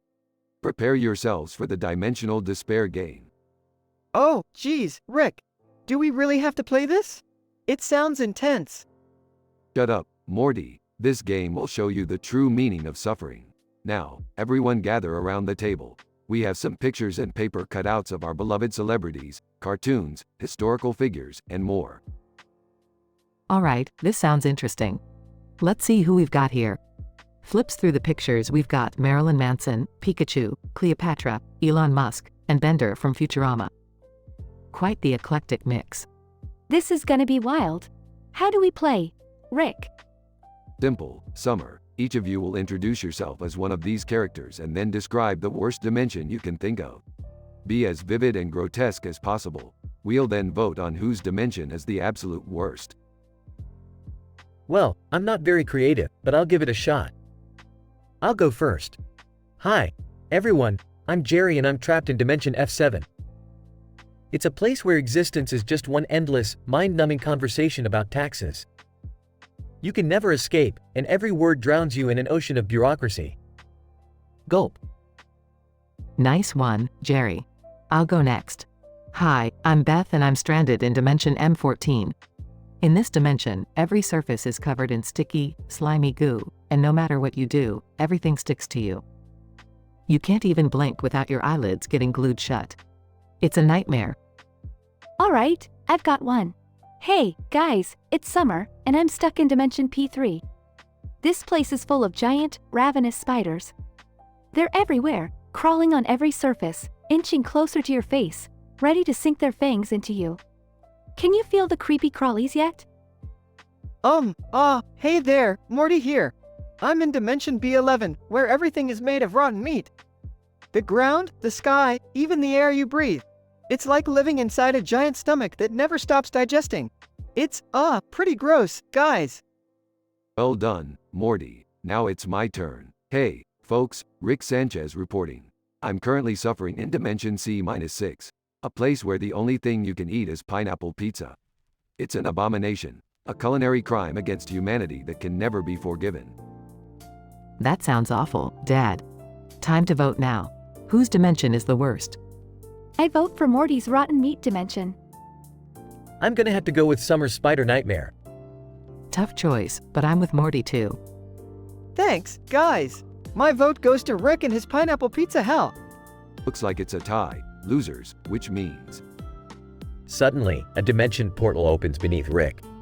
Oh, you gotta be kidding me. Not again. Rick gets plunged into an unimaginable dimension, leaving the others staring in shock.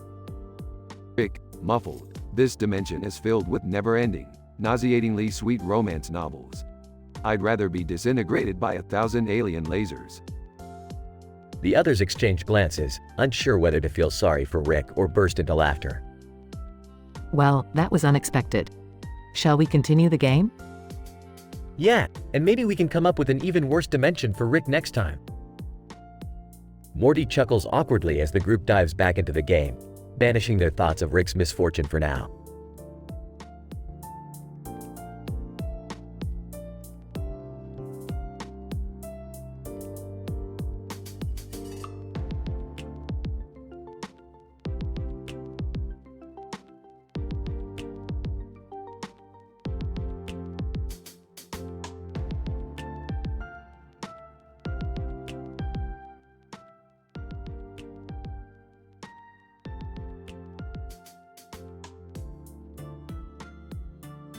Alright, listen up, you pathetic sacks of flesh. We've got a mind-bending mystery to solve. Why the fuck do those gold skulltulas drop tokens? Rick, do we really have to use such strong language? Shut the fuck up, Morty. This shit is serious. Now, Summer, what's your theory? Well, based on my extensive research, I hypothesize that the gold skulltulas drop tokens as a form of mating ritual. Huh. I knew it. They drop tokens to impress the lady skulltulas, just like I impressed you, Beth. Jerry, shut your dumbass mouth. My theory is that the tokens are actually a form of currency for the Skulltula Kingdom. They trade them for goods and services. Alright, you clueless idiots. We're going on a field trip to the source of these goddamn tokens. Let's go. They all travel to the cloud filled with data and the glowing light. Wow, Rick, look at all that data floating in the air. It's like a digital orgy. Morty, don't make everything about sex. Anyway, let's observe and gather some data ourselves. They analyze the Skulltula and witness tokens being dropped. Rick, my theory was right. The tokens are part of their mating ritual. No, you're both wrong. It seems the tokens are actually information storage devices. They carry encrypted data within them. Oh, guys, I just realized something. My theory was way off. The tokens are probably just made of chocolate or something. God damn it, Jerry, you never cease to amaze me with your stupidity. As punishment, you have to eat a whole bag of those tokens. But Rick, they're made of chocolate. Shut up and eat, Jerry. We're not wasting any more time on your dumbass theories. Jerry reluctantly eats the tokens. In this mind-bending episode, the family set out to solve the mystery of why gold skulltulas drop tokens. Beth's theory of encrypted data storage devices turned out to be correct. Summer's theory of the tokens being part of a mating ritual also proved to be accurate. However, Jerry's hilarious theory that the tokens were made of chocolate was proven wrong. As punishment, Jerry had to eat a whole bag of the chocolate-like tokens, leaving him regretting his absurdity once again.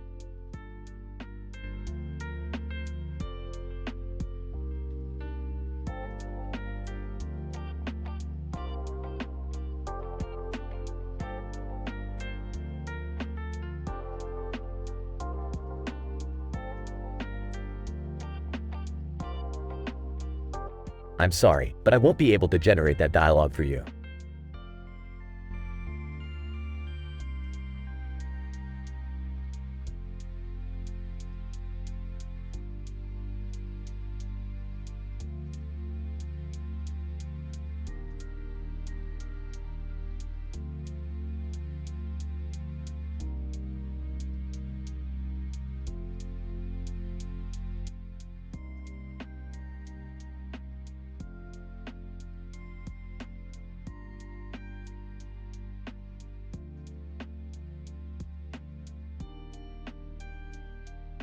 Alright, listen up, you dumb-dumbs. Today, I'm gonna settle the most important scientific debate in the history of breakfast foods. Pancakes versus waffles. Strap yourselves in for some mind-blowing knowledge. Seriously, Rick? We're having a scientific lecture on pancakes and waffles? Shut up, Summer. Now, first argument, Morty, go. Okay, pancakes are versatile, man. You can add any topping you want, like fruits or chocolate chips.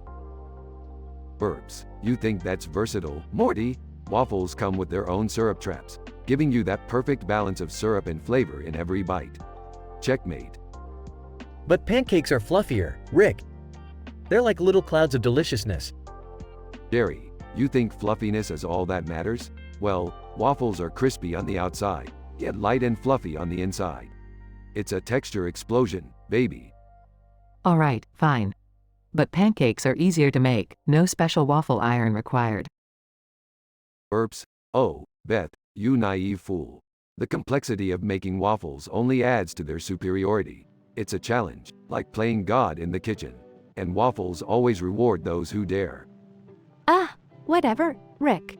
Pancakes just taste better, plain and simple. Burps. Summer, taste is subjective. But I'll tell you what's objective.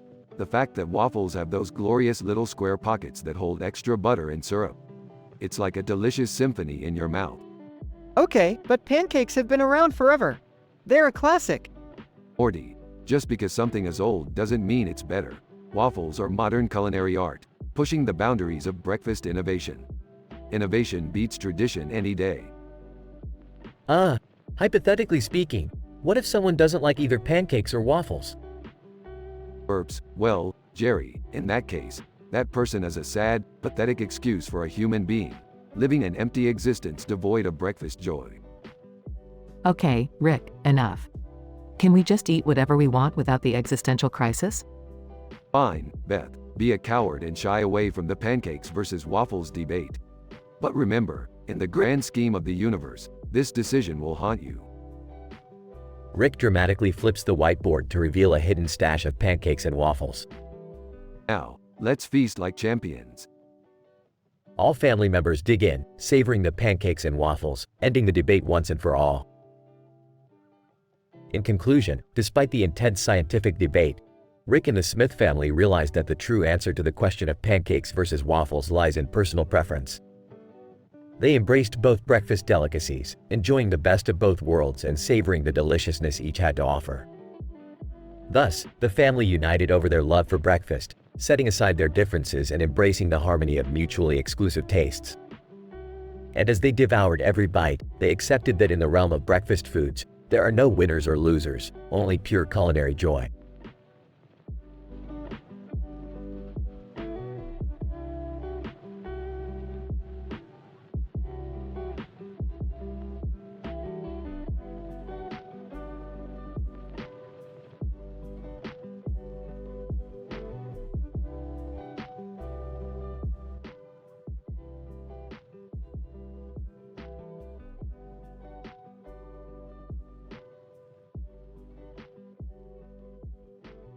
Alright, listen up, you bunch of imbeciles. We've got ourselves a scientific mystery to solve. How the hell are those hidden blocks invisible until Mario hits them? Rick, I'm not sure about this. It's just a video game, you know? Come on, Morty. Don't be such a wet blanket. Let's hear what everyone's got. Alright, I've been doing some serious research, guys. My theory is that those hidden blocks are really tiny black holes. Seriously, Dad? Black holes? How the hell does that even make sense? Well, you see, Summer, those black holes have some sort of cloaking mechanism that makes them invisible until Mario interacts with them. It's all quantum physics, my dear. Ask Jerry, you never cease to amaze me with your dumbass theories. Alright, Summer, let's hear yours.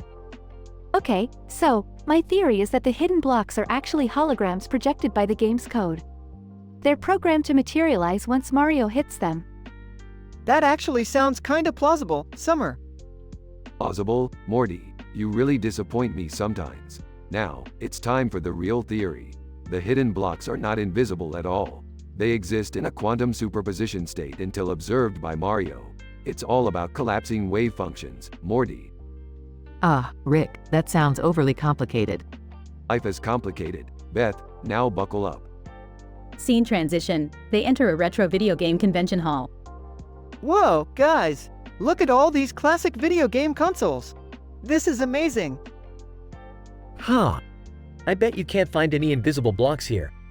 Shut up, Jerry. We're here to prove my theory right once and for all.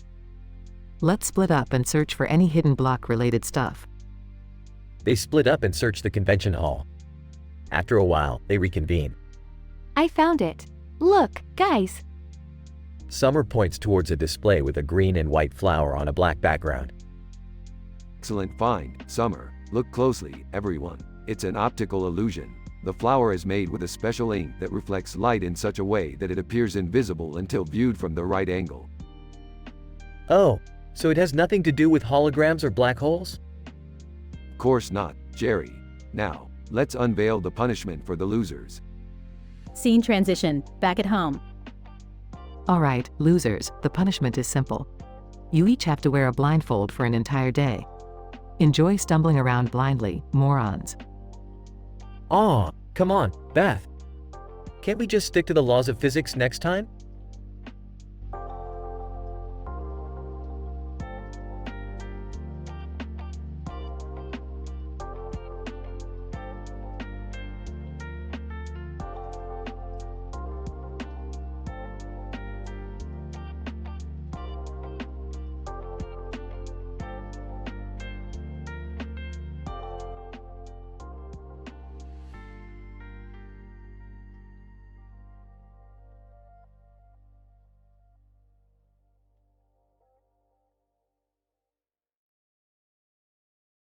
Mario, hey Luigi, check out that light up mushroom on the ground.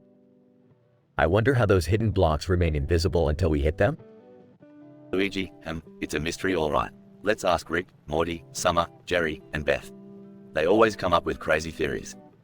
Alright, listen up you plumber bros. Here's my theory. These hidden blocks exist in a dimension parallel to ours. They remain invisible until Mario hits them because they're bound to a unique frequency that only he can detect. Rick, that's so far-fetched. I think it's more like some sort of cloaking device technology that makes the blocks invisible until they're activated. Like, guys, seriously? It's obviously a hallucination. Mario's been on mushrooms this whole time, and the blocks are just his twisted perception of reality. Well, I think the hidden blocks are actually invisible because they're painted with an invisible paint. Yeah, and when Mario hits them, it activates a chemical reaction that turns the blocks visible. Simple biology, people. Jerry, that's just. I don't even know where to start. My theory is that the hidden blocks have a special electromagnetic field that disrupts the photons from reaching the human retina, thus rendering them invisible until they're interacted with. Mario, alright, let's settle this once and for all. We'll go to the source and see what's really happening with these hidden blocks. They all head towards the source of the hidden blocks, a hidden underground laboratory. Incident. Mario, look, it's a team of scientists working on the hidden blocks technology. Scientist, welcome, Mario and company. We've been expecting you. We're about to reveal the truth about the hidden blocks. Progression. Scientist, you see, the hidden blocks are actually created using a highly advanced nanotechnology. They are transparent until they come into contact with a certain pressure. This pressure triggers the nanobots inside the blocks to rearrange themselves into the familiar brick shape we all know. Mario, so, it's all about nanobots, huh? Scientist, exactly. It's a revolutionary technology that allows us to create hidden surprises in virtual reality games. Mario, well, I guess Rick was the closest with his parallel dimension theory. Of course, I was. I'm always right. So, I guess I was pretty close to, right? Invisible paint is kinda like nanobots, almost. Jerry, just accept that you were wrong. And Mario, you owe me an apology for doubting my electromagnetic field theory. Mario, fine. But hey, since Jerry was so off, he should receive a punishment related to the topic. How about, he must wear an invisible paint suit for a day. What? No fair. Luigi, oh, come on, Jerry. It'll be fun. Everyone laughs as they prepare for an invisible paint suit prank on Jerry.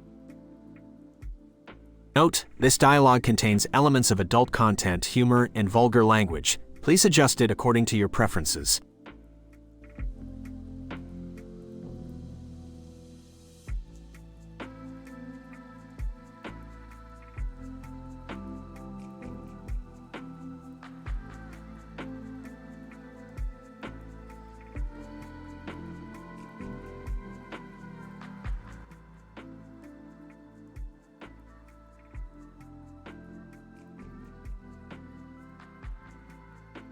Woman, hey babe, check out that guy with the child on a raft in the back of his car. What's he up to? Man, no idea. He looks like he's up to some seriously crazy shit. Let's follow him and find out. Woman, oh god, I hope it's not something illegal or dangerous, but I'm curious as hell. Man, me too, babe. Let's just make sure we keep our distance and stay inconspicuous. Woman, look, he's pulling into that Airbnb house. There are a bunch of guys in bikinis shaking their asses by the window. What the actual fuck? Man, what kind of Airbnb did they book? This must be some kind of bizarre party. Let's sneak in and see what's going down. Woman, alright babe, but let's try not to get caught. This is like a freaking adult version of Alice in Wonderland. Man, agreed. Let's be stealthy. Look, there's a fireplace over there. Let's hide behind it and see if we can get a closer look without being noticed. Woman, good idea. I can't believe we're doing this, but I'm strangely excited. Shush, they're starting to gather around in a circle. Man, holy shit, those guys are actually dancing and twerking. And the chicks in parkas are peeping out from behind the fireplace.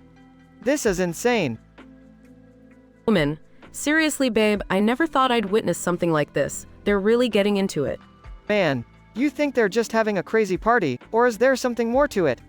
They're getting way too wild and uninhibited.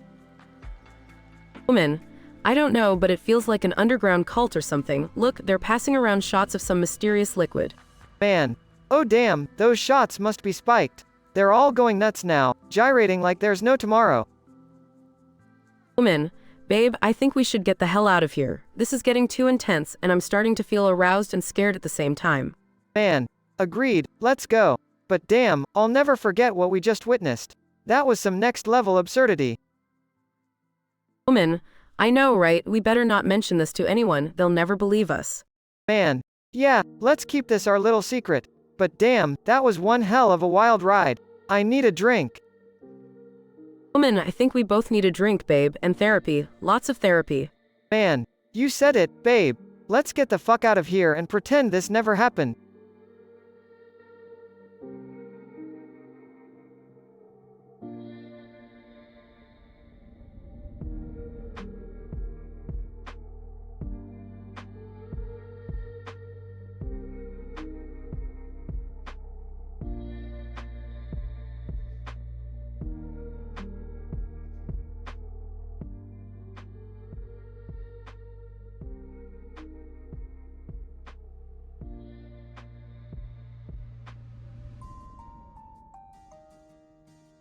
Rick, what are you up to this time? Strap in, bitches. We've got a serious scientific inquiry to tackle. Oh great, another one of Rick's weird experiments. Shut up, Jerry. Today, we're gonna delve into the mind-boggling question. Why do Chevrolet vehicles look the same as GMC vehicles? Seriously, Rick? Out of all the mysteries of the universe, you choose to ponder car designs? You think this is a joke, Summer? These manufacturers have been bamboozling us for years. Let me enlighten your puny minds. Morty enters, looking puzzled. Ah, hey Rick. What's all the noise about? Morty, don't worry your tiny brain. Just try to keep up. Rick grabs a marker and begins drawing on the whiteboard. Here's the deal. Chevrolet and GMC are both under the General Motors umbrella. So, under normal circumstances, you'd expect some overlap in design. But Rick, shouldn't they have distinctively different styles to appeal to different markets? Oh, sweetie, that's where you're wrong. The manufacturers consolidate production to increase efficiency. They save big bucks by sharing platforms and components. But wouldn't consumers get confused if the cars look so similar? Listen up, dimwit. They use different badges and cosmetic modifications to create an illusion of choice. It's all about marketing psychology, boosting profits by giving customers a false sense of diversity. Okay, but what about brand loyalty? Don't people choose one brand over the other for a reason? Ah, that's what the propaganda wants you to believe, Summer. In reality, Chevrolet and GMC have targeted distinct demographics, but they're also overlapping. It's all about playing off brand loyalty, while simultaneously covering all bases of the market. Yeah, but isn't that kinda deceptive? Morty, everything is deceptive. Life's a sham. Besides, consumers are too busy babbling about their egos to notice. Now, behold my genius theory. Rick continues drawing on the whiteboard while burping several times. So, what's the conclusion, Rick? The conclusion, my dear Beth, is that Chevrolet and GMC's similar designs are a calculated business move, maximizing efficiency and profits while keeping customers dazzled by the illusion of choice. Well, if that's true, it's pretty messed up. Jerry, you have no idea what the real world is like. It's time you faced the harsh reality. Now let's go get some McDonald's. They all leave the living room, except for the dog who remains sprawled on the ground. Dog. Thinking, man, I don't understand these humans. But hey, as long as I get to lick some burger sauce off the floor, it's a win-win for me.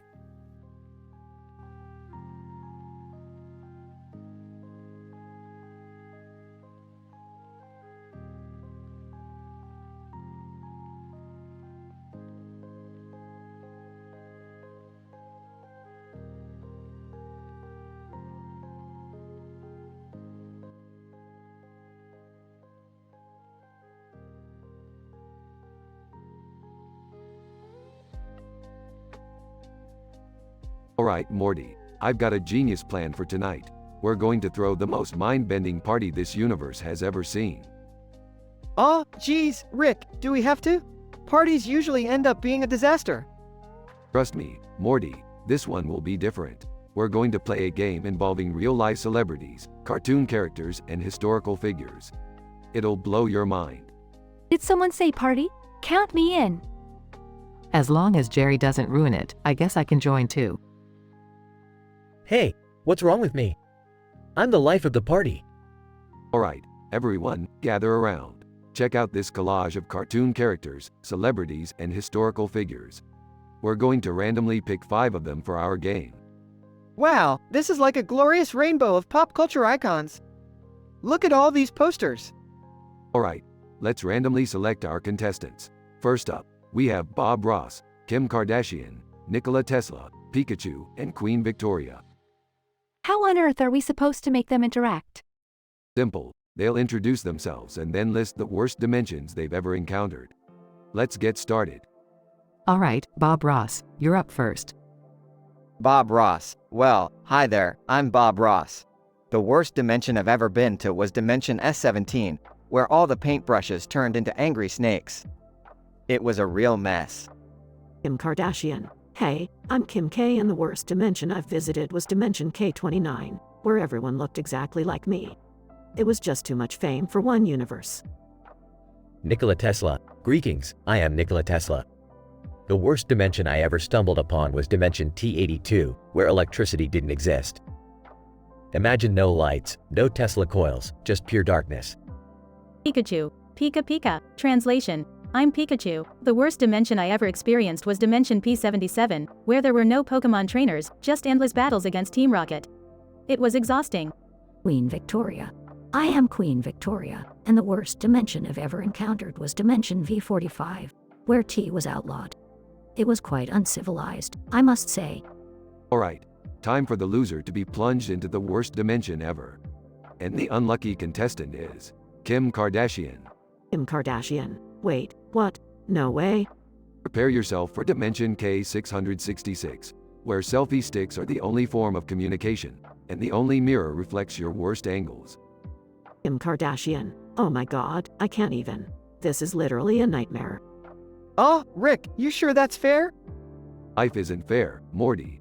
Now let us party while Kim figures out how to Snapchat her way out of there.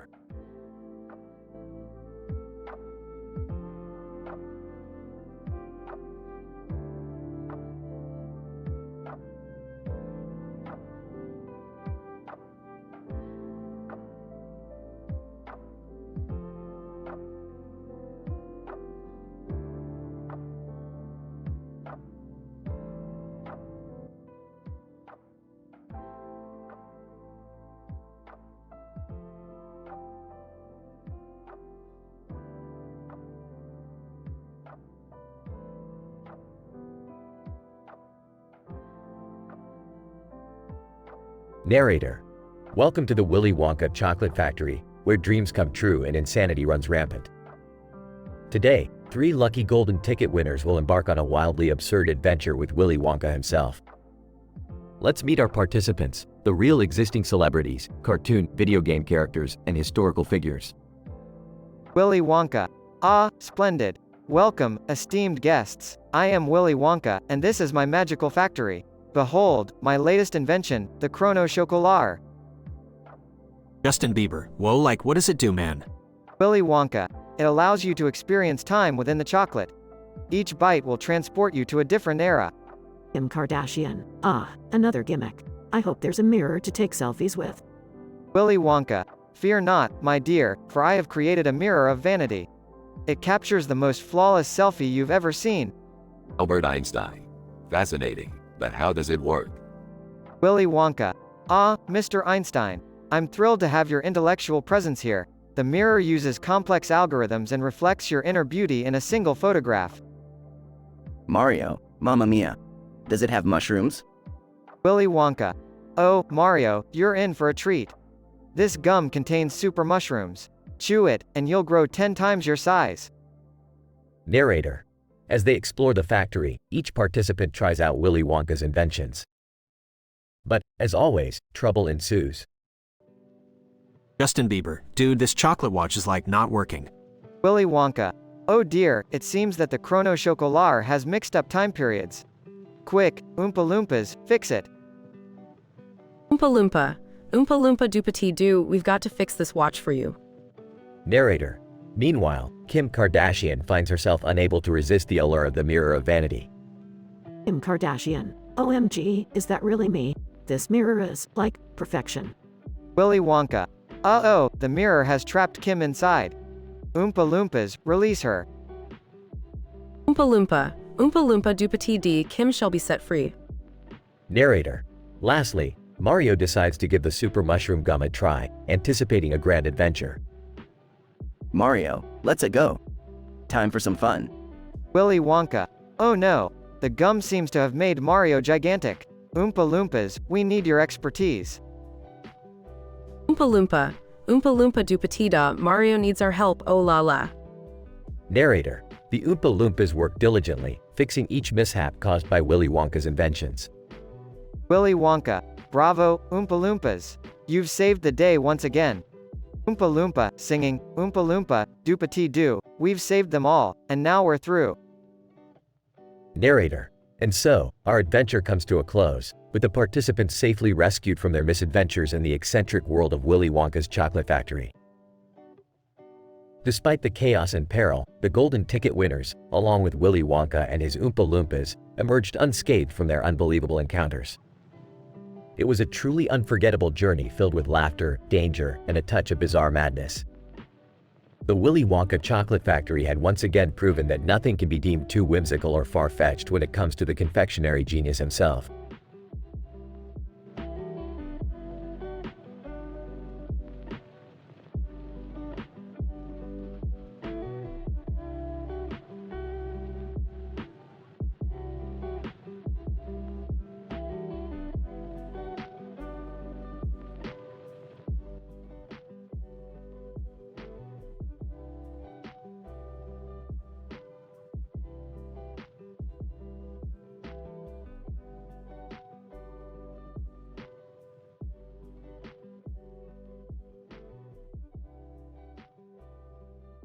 Morty, we've got another adventure lined up.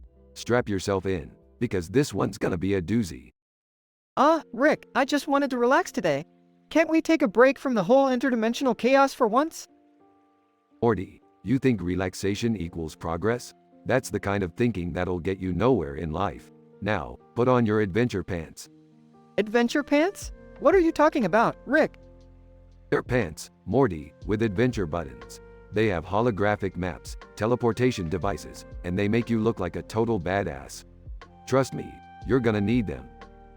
Alright, fine. But I hope this adventure isn't as crazy as the last one with the talking squirrels, or the one where we had to save the entire galaxy from being eaten by giant space slugs. Oh, Morty, those were just warm-up exercises. This time, we're heading to a Japanese onsen bathhouse. A bathhouse? Seriously? What's so dangerous about a bathhouse? Morty, you sweet summer child. This is not your average bathhouse. It's a statistically improbable, co-ed onsen with a bucket of water and crates of food in a small boat at the center. And there's a mysterious sign too. Alright, I'm intrigued. What's the sign say? Beware. The water may induce spontaneous transformations. Enter at your own risk. Transformations? What kind of transformations? Morty, seriously? You think I've got time to explain every little detail in this dialogue? Just get in the damn spaceship. After arriving at the bathhouse. Oh my. Rick, Morty, what are you doing here? Dad, this is so embarrassing. We were supposed to have some relaxation time without you two ruining it. I don't know why I'm surprised anymore. Just another day in the life of the Smith family. Well, look who we have here. The pasty white Smith family, ready to heat up in a Japanese bathhouse. Summer, got your SPF 1000 sunscreen? Shut up, Rick. It's hard to tan when you're saving the universe every other day. Meanwhile, in the bathhouse. Rick, what's happening to me? I'm turning into a fish. Looks like the water's doing its job. Morty, quick, hand me that fishbowl. We're taking it home. Meanwhile, outside the bathhouse. I can't believe I'm saying this, but I think I'm turning into a giant marshmallow. Well, at least you'll be deliciously sweet now, honey. after a chaotic series of transformations and unexpected events. Well, Morty, that was one crazy adventure. We made some money selling Jerry-shaped marshmallows, and I'm pretty sure I cured a couple of incurable diseases. Not bad for a day's work. I don't know, Rick. I think I've had enough adventure for a while. Can't we just go home and have a normal family dinner? Normal, Morty. We're the Smith family. Normal went out the window a long time ago. Now, let's go grab some intergalactic takeout and call it a day. They all walk away, with Morty shaking his head and Rick grinning mischievously.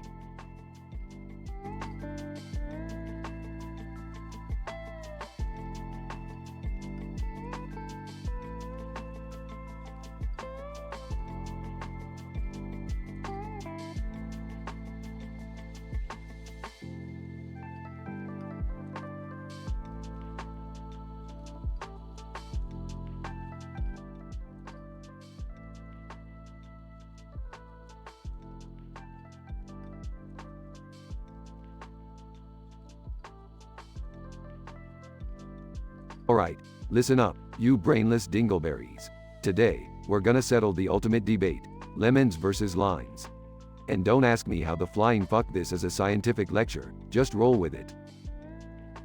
Rick, aren't you supposed to be explaining the bird thing?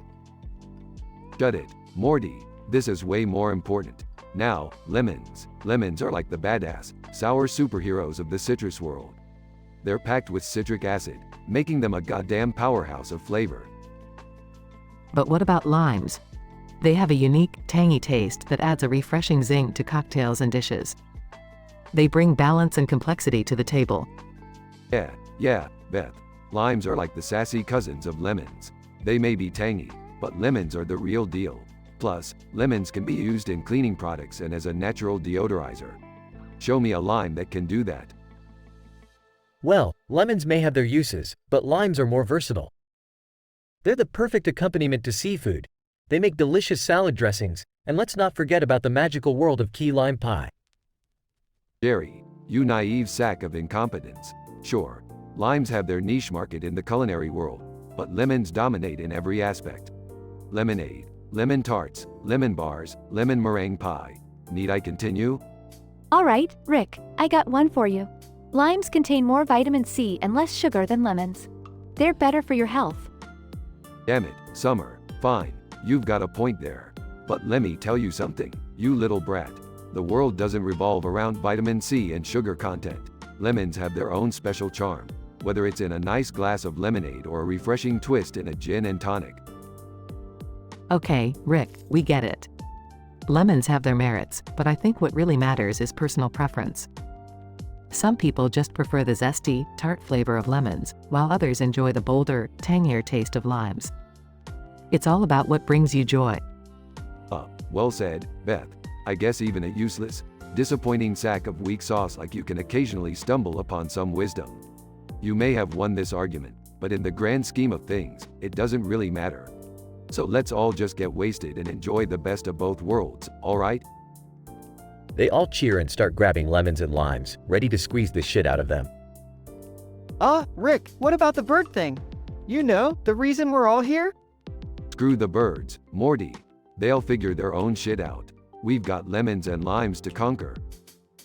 They all laugh and start a messy, citrus-filled battlefield, forgetting about the bird incident entirely.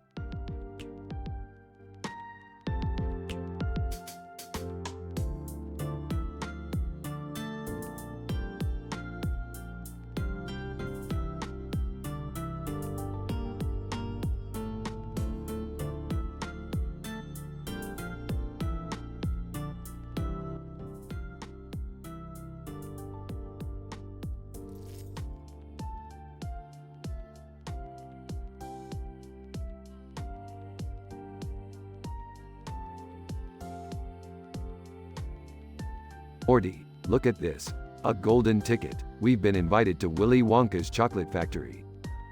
No way, Rick! Are you serious? I've always dreamed of going there.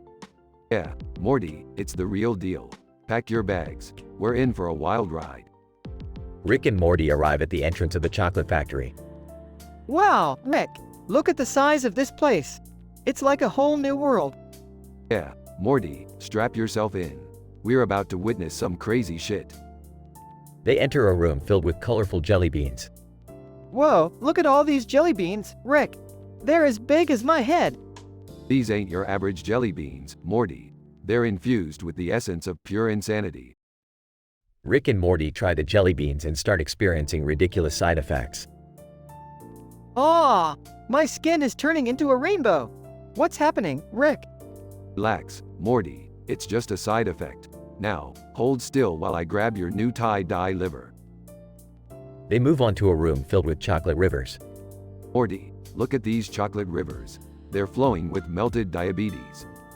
Rick, this is my dream come true. But it's a little weird, you know? Where's Willy Wonka?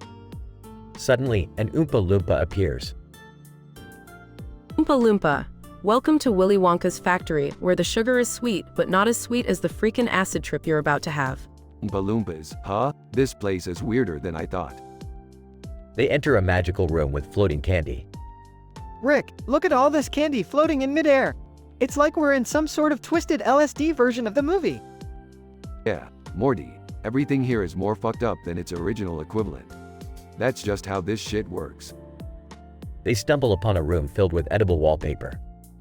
Rick, check it out. These walls are made of cotton candy. I can't resist. Morty, you moron. Haven't you learned anything? Those walls are a trap. Now we're stuck here forever. The room starts closing in on them, and a high-pitched voice is heard.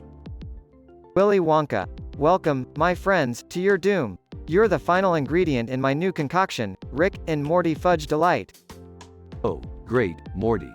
We're about to be turned into goddamn chocolate. Abruptly, the whole scene shifts, and they find themselves back at home. Rick, what just happened? We're back in our living room. Morty, it was all a virtual reality simulation.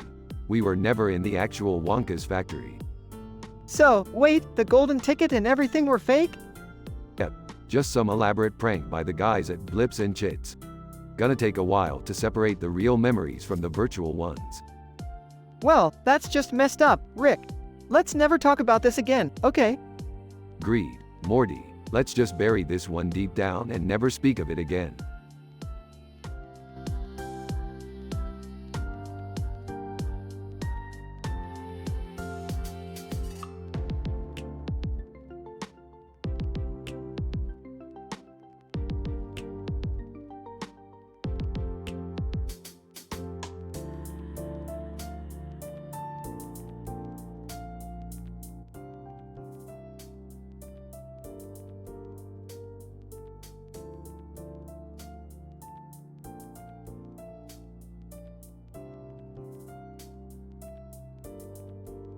Morty, we've got another wacky adventure on our hands. Oh great, Rick. What absurdity are we dealing with this time? Well, Morty, we're in a room with a door, and there's a sign on the wall that says, Riot. Seems like the perfect recipe for chaos. Are you serious, Rick? You've got to be kidding me. Morty, I'm like a PhD-level scientist. Nothing I do is a joke. Now, brace yourself. Ah, fine. Let's just get this over with. Oh, look at you complaining before we even get started. You're just as whiny as a 90s emo kid. Hey, at least I'm not crying to Marcy's playground, Rick. Touché, Morty, but let's focus. There's a high probability things are about to ramp up. Great. Just what I needed, more statistical improbability. Whoa, Morty, watch out for that door. It just disappeared. Or did it? Are you messing with me again, Rick? This is getting old. No time for complaints, Morty. We have to investigate the room. Something fishy is going on here. Fishy? More like shark-infested waters, Rick. Don't be overdramatic, Morty. Now, let's search for clues. We need to progress this story. Why do we always end up knee-deep in trouble, Rick? Can't we have a peaceful adventure for once? Peaceful? Well, Morty, since it's International Peace Day, let me break the fourth wall for a second. Happy International Peace Day, viewers. Seriously, Rick? You're gonna break the fourth wall in the middle of a chaotic situation? I do what I want, Morty. Now, focus on finding answers. We need to find that damn door.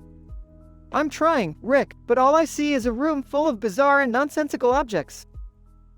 Nonsensical? That's my specialty, Morty. Keep searching.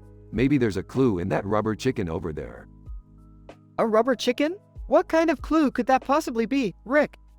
Who knows, Morty? That's the beauty of it. We're in a world of infinite possibilities. Infinite possibilities, huh? Well, I'd prefer one where we're not stuck in a room with a crazy scientist. Too bad, Morty. We're in this together. So, buckle up. The denouement is right around the corner. Denouement? Seriously, Rick? Are you trying to sound smarter than you actually are? Hey, I'm a genius, Morty. I don't have to try. Now, let's solve this mystery once and for all. Fine, but next time can we have a peaceful adventure, Rick? No more riot signs, please. We'll see, Morty. We'll see. But for now, let's confront the chaos head-on. Our conclusion awaits. Music intensifies as Rick and Morty brace themselves for whatever awaits them beyond the room's mysterious door.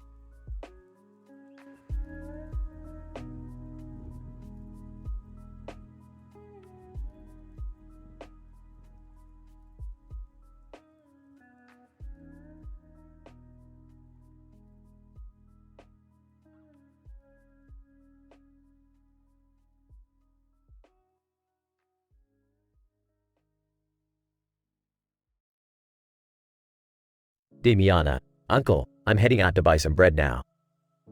Uncle. All right, just be careful out there. The Germans are still lurking around.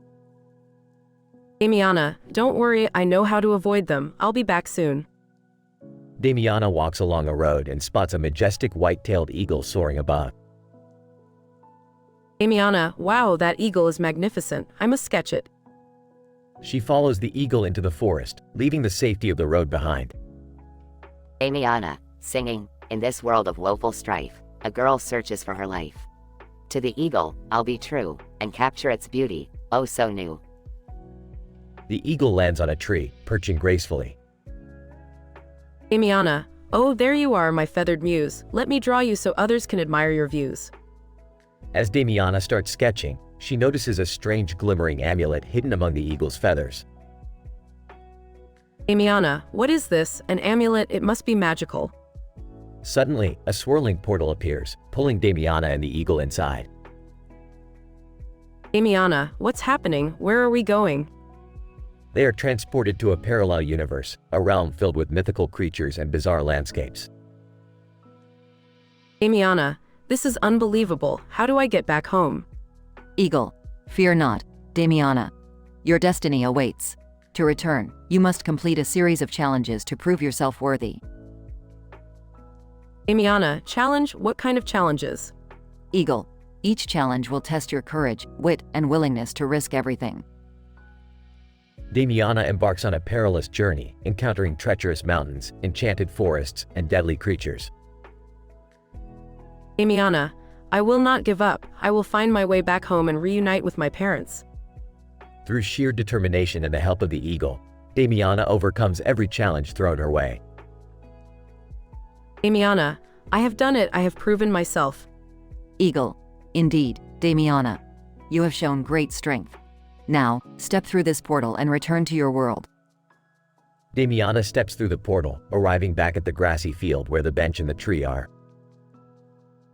Damiana, I'm home, but how much time has passed? I must find Uncle and tell him everything.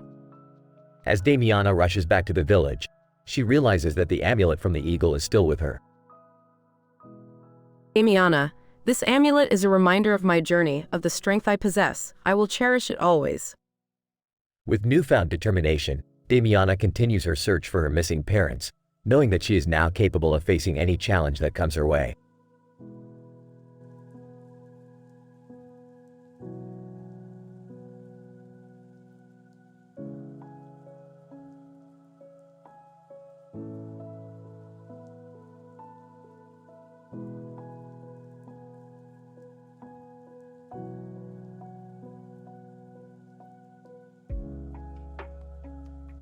I'm sorry, but I won't be able to generate that story for you.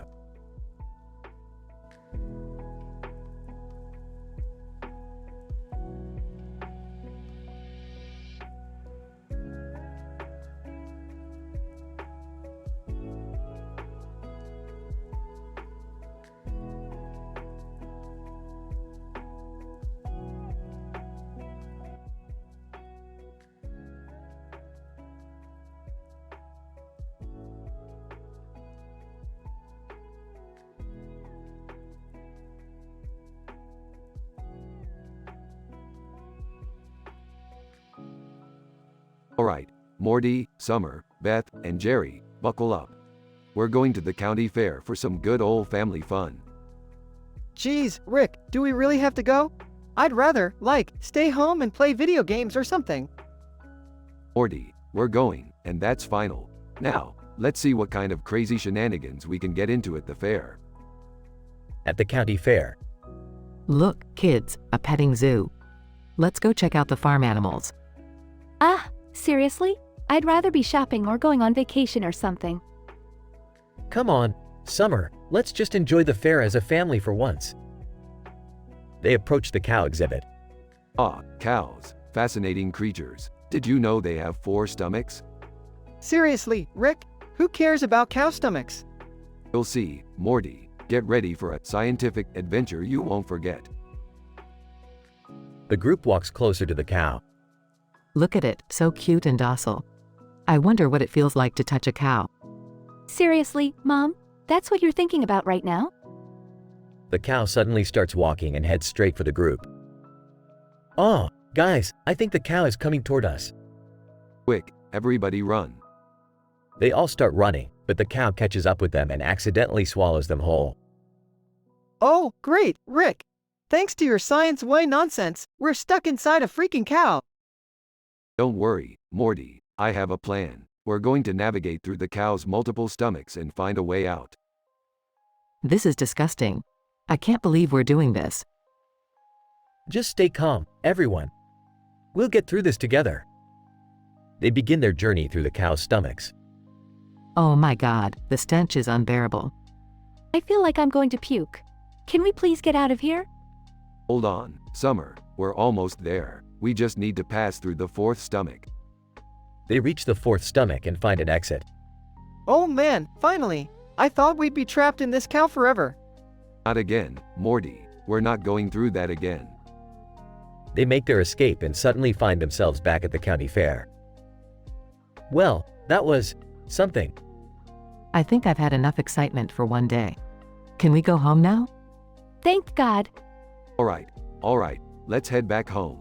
But remember, kids, always be ready for a scientific adventure. You never know what might happen. They walk away from the cow exhibit, covered in cow juice and smelling awful, but with a newfound appreciation for farm animals. The episode concludes with the Smith family returning home, exhausted and stinking, but relieved to be out of the cow. Although it was a bizarre and disgusting experience, they have grown closer as a family and learned to appreciate the unexpected adventures that life throws at them. As they gather in the living room, laughing and reminiscing about their journey, they realize that even the strangest and most unpleasant experiences can bring them together. And with that, they continue their bizarre and unpredictable lives, ready for whatever madness awaits them next.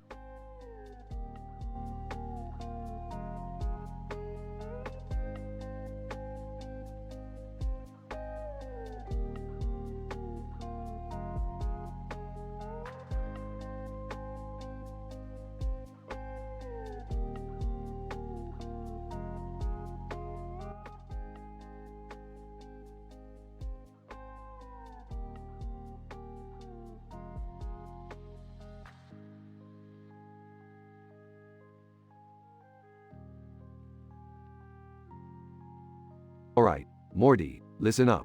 We've been sucked into another crazy dimension. Apparently, we're contestants on some sadistic game show hosted by that psycho Ganondorf. Oh man, not again, Rick. Can't we just have a normal day for once? Normal, please, Morty, normal is overrated. Now, take this mirror shield from Ocarina of Time. We're gonna need it to survive this game. Hey, what about me? I'm not missing out on all the action. Sorry, Summer, but we didn't have a plot hole big enough to fit in your character. You'll just have to sit this one out. Alright, Rick, how does this mirror shield work? Well, Morty, it's quite simple. The shield reflects whatever is thrown at it, but with a twisted twist. It amplifies the power and then releases it back at the thrower. Now, let's go and show Ganondorf what we're made of. In the game show room. Ganondorf, welcome, contestants, to the most twisted game show ever created. Prepare to face your doom in this long, narrow room with endless windows and stuff all over the floor. Oh great, so not only is the game insane, even the set design is just fantastic. Just fantastic, Morty. Rick, look, There's a button in the center of the room. Should we push it? Of course we should push it, Morty. What's the worst that could happen? As Rick pushes the button, the room starts to rotate rapidly, throwing the contestants against the walls. Well, that's comforting. I'm sitting this one out, but I'm about to have a front row seat to the action. Ganondorf, your first challenge, contestants. Utilize the mirror shield to deflect the flying objects towards the targets on the walls. Let the chaos begin. Rick, Morty, and Summer start deflecting objects left and right, narrowly avoiding the barrage of items. Oh geez, Rick, this is intense. Are we gonna make it out alive? Of course we will, Morty. We always do. Just keep your eyes on the prize, and whatever you do, don't trip over that pile of rubber ducks. Rick, Morty, and Summer manage to hit the targets, causing confetti to rain down and a trapdoor to open beneath Ganondorf. Ganondorf, no. Looks like it's game over for you, Ganondorf. Hope you didn't have any plans for next season. So, Rick, who won the game? Well, Morty, it looks like the winner is me. Surprise, surprise. Yay, go Grandpa Rick. Ganondorf, defeated, is carried away by a swarm of angry rubber ducks. Ganondorf, curse you, Rick Sanchez. Better luck next time, buddy. And that's the end of another statistically improbable adventure, Morty. Time to head back home. Yeah, I'm ready to leave this dimension behind. Let's hope our next adventure isn't as crazy as this one. They all step through the portal, leaving Ganondorf and his twisted game show behind. I have a feeling things will get even weirder, guys. Can't wait for the next ridiculous adventure.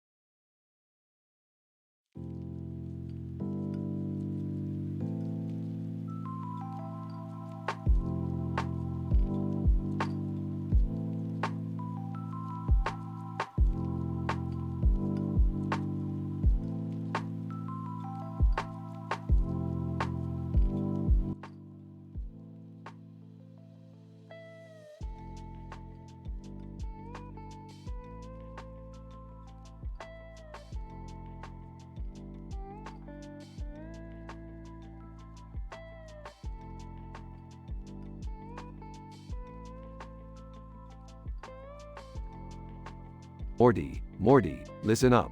I've just discovered a statistically improbable scenario where a digital painting of a woman with a hat on her head and a green shirt on her head, in front of a blue background, has somehow gained sentience. Whoa, Rick, that's insane. How is that even possible? Well, Morty, the combination of colors and digital algorithms created a rift in the space-time continuum, resulting in this painting becoming alive. We have to investigate. What are you two babbling about? And why are you talking about a painting like it's a living being? Oh, Beth, don't even worry about it. It's just another mind-bending, reality-altering adventure. You won't understand. So, what's the plan, Rick? Are we going to communicate with the painting or? No, Morty, we're going to take this to a whole new level. We're gonna enter the painting and explore its world.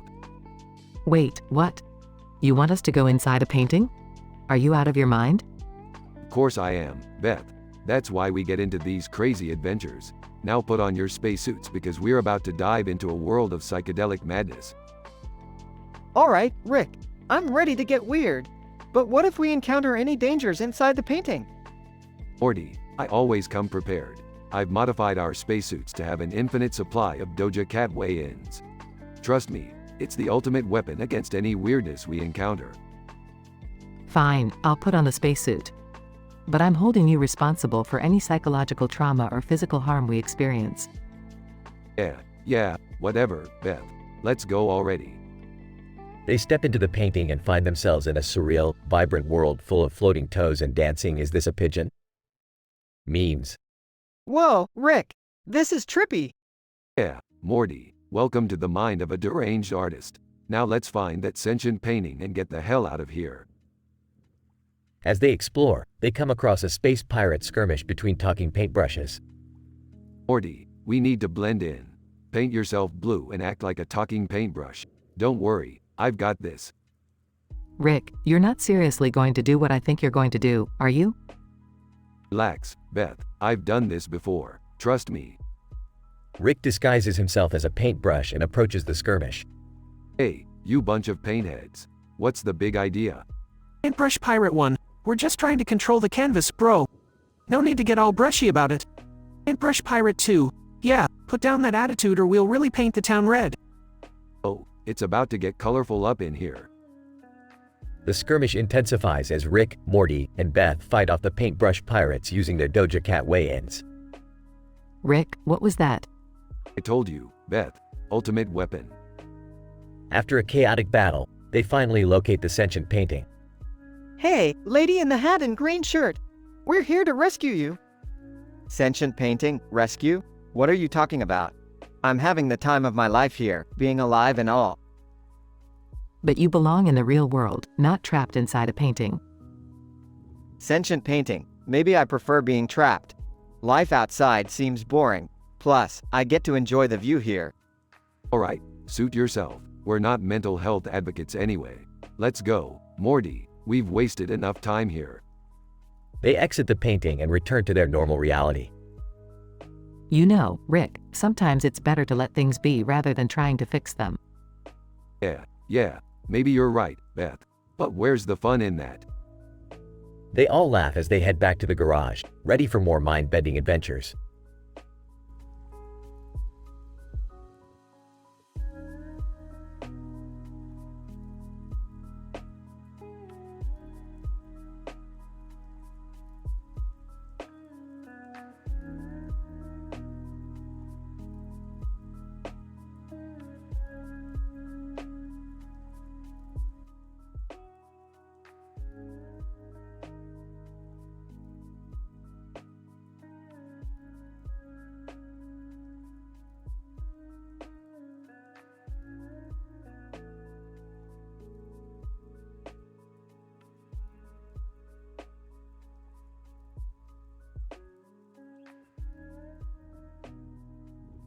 Alright, Morty, Summer, Beth, and Jerry. We're going to Wally World. Buckle up, it's gonna be a wild ride. Rick, are you sure about this? Wally Moose always seemed a bit off. Come on Morty, have you ever heard of anyone getting trapped in an amusement park? It's statistically improbable, let's just have some fun. Yeah, Dad, this place looks sketchy. But hey, I'm up for an adventure. I guess it could be fun, but let's stick together, just in case. I'm just excited about the deep-fried everything they have here. Let's go. Arriving at Wally World. Wally Moose, over the PA system. Well, look who's decided to grace us with their presence. We've got quite the crew here today. Mocking. Oh boy. Here comes Goofy with his witty comments. Wally Moose. Jerry, you must love all that grease dripping down your chin. Quite the look you got going there. Embarrassed. Yeah, well, it's irresistible food, you know? Wally Moose. And Beth, your purple dress doesn't hide the fact that you're just a bunch of uptight jerks. Defensive. Oh, shut up, you giant mascot. Who put you up to this? Wally Moose. Morty, oh Morty, those goofy glasses can't hide the fact that you're just a loser. Hey, my glasses are cool, okay? And, I'm not a loser. I think. Wally Moose. Summer, sweet summer. Your fashion sense is as questionable as your taste in Friends. At least I have friends, you dumb moose. What do you have besides an annoying voice? Rick finds an abandoned concession stand. Alright, enough of this. We're gonna make a stand against that moose. Literally. What do you mean, Rick? We're gonna take over this concession stand and fight fire with fire, or in this case, fight moose with moose burgers. Making unique concoctions from concession stand ingredients. Alright, people, we've got deep-fried moose burgers, jalapeno corn dogs, and funnel cake fries. Eat up. Rick, I don't know about this. These food combinations seem insane. That's the point, Beth. We're fighting absurdity with absurdity. It's the only way. Feeding the crowd of other trapped visitors. Rick, this plan actually seems to be working. Everyone's loving our crazy food. And they're loving us too. It's nice to be appreciated for once. Yeah, it's like we're the heroes of Wally World. Rick and his family gaining popularity. Alright, Moosey, time for a taste of your own medicine. Wally Moose, oh ho ho.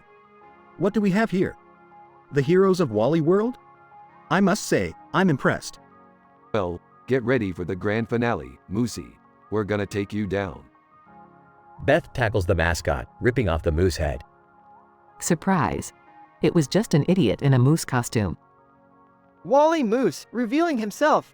Oh, shucks. You got me. You know, I had to make it interesting somehow. Yeah, well, your roast game wasn't bad, but the food game was on a whole nother level.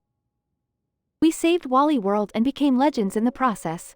Not bad for a day at the amusement park. And I guess we can say we've had our fair share of absurdity today. I'm done with moose for a while though. Yeah, let's hope we never have to do something this crazy again. They all laugh and celebrate their victory over the trapped situation at Wally World.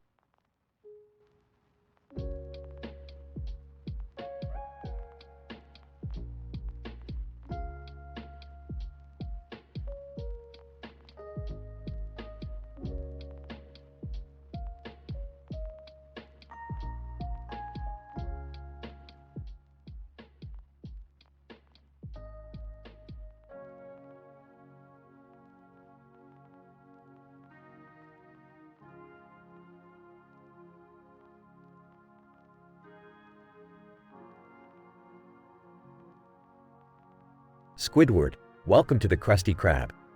What can I do you for? Bubble Bass, grinning, Squidward, my old nemesis. I have returned to inflict my most diabolical order upon your pitiful establishment. Squidward. Size. What's it gonna be this time, Bubble Bass? Bubble Bass, I want a Krabby Patty with double the amount of pickles, triple the cheese, quadruple the mayo, and a whole stack of lettuce. Squidward. Rolls eyes, is that all? Bubble Bass, oh, no, my dear Squidward. I also want extra ketchup, mustard, relish, tartar sauce, and hot sauce, all in equal amounts. Squidward. Annoyed. Is there anything else? Bubble Bass, evil chuckle, just a dash of horseradish, a sprinkle of salt, a handful of onions, and a side of chili fries, please. Squidward. Exasperated. Are you seriously expecting me to remember all that?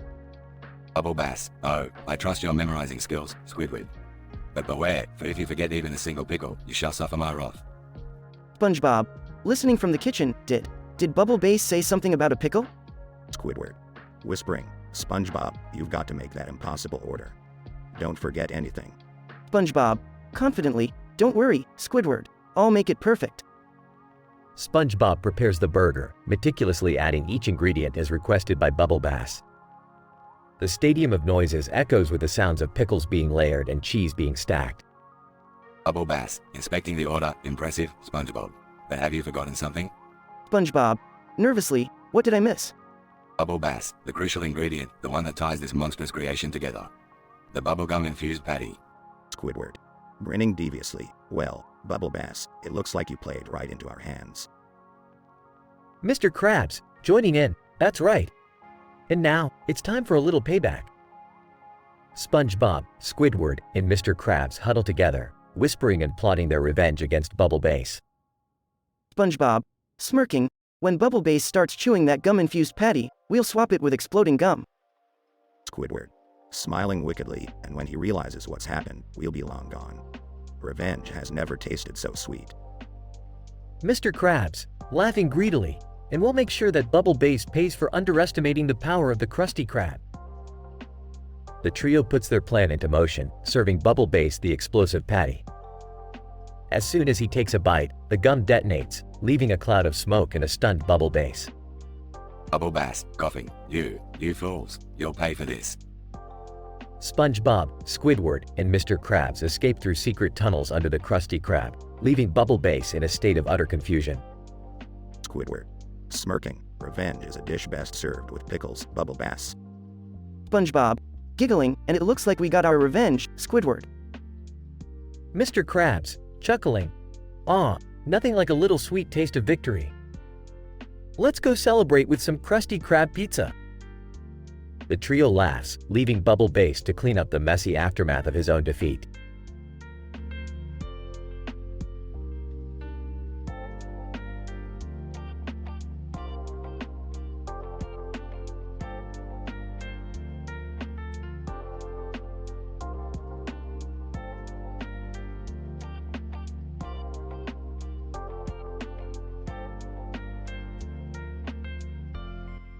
I'm sorry, but I'm unable to assist with that prompt.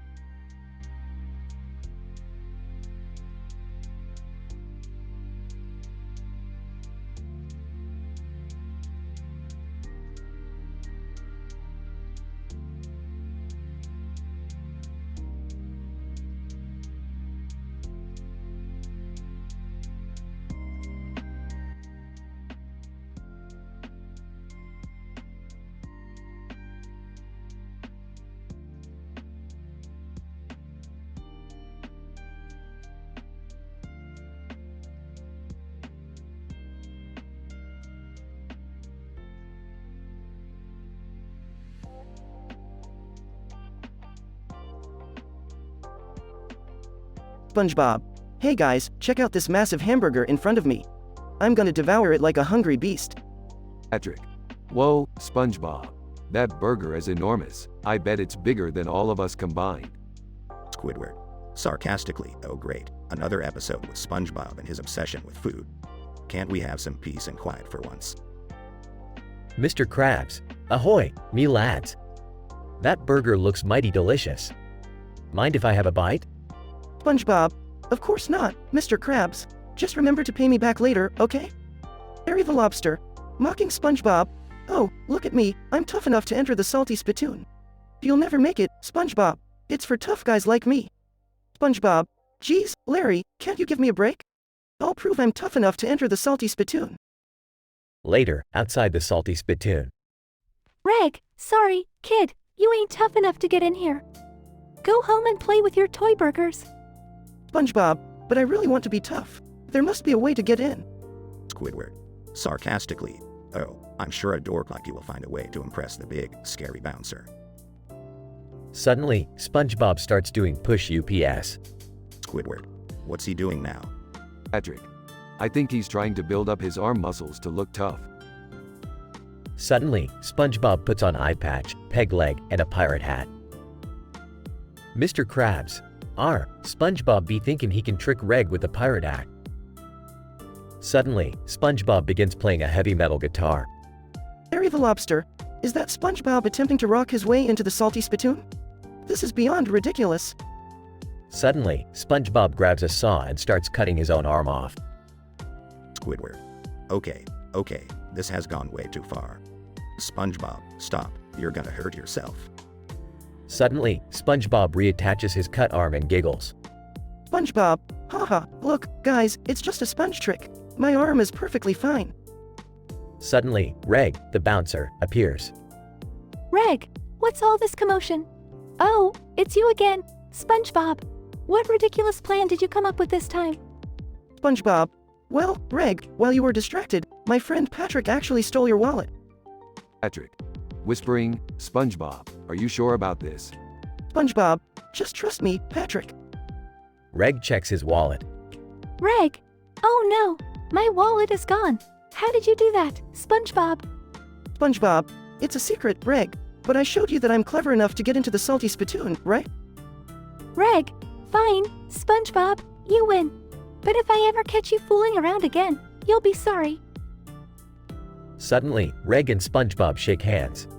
SpongeBob, thank you, Reg, you won't regret this. SpongeBob walks into the salty spittoon. Squidward. Well, I guess miracles do happen. SpongeBob, the toughest guy in Bikini Bottom. Who would have thought? Patrick. Let's just hope he doesn't get beaten up in there. Suddenly, the doors of the salty spittoon burst open. SpongeBob, hey, guys, they kicked me out. They said I was too tough for the salty spittoon. All laughing.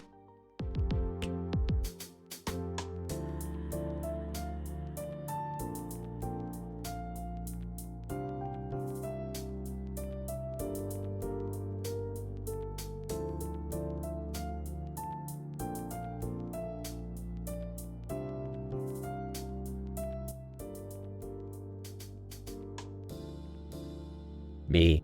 Hey, pal, nice costume. What's with the frisbee and bag? Costume person.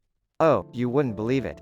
I'm on a mission to save the world with this magical frisbee and this bag of cosmic energy. Me, save the world? That sounds intense. How does it work? Costume person. Well, when I throw the frisbee, it releases a beam of concentrated love and happiness, eradicating all evil in its path. Me, seriously? That's wild. But what about the bag? Costume person. The bag holds the unruly chaos of the universe.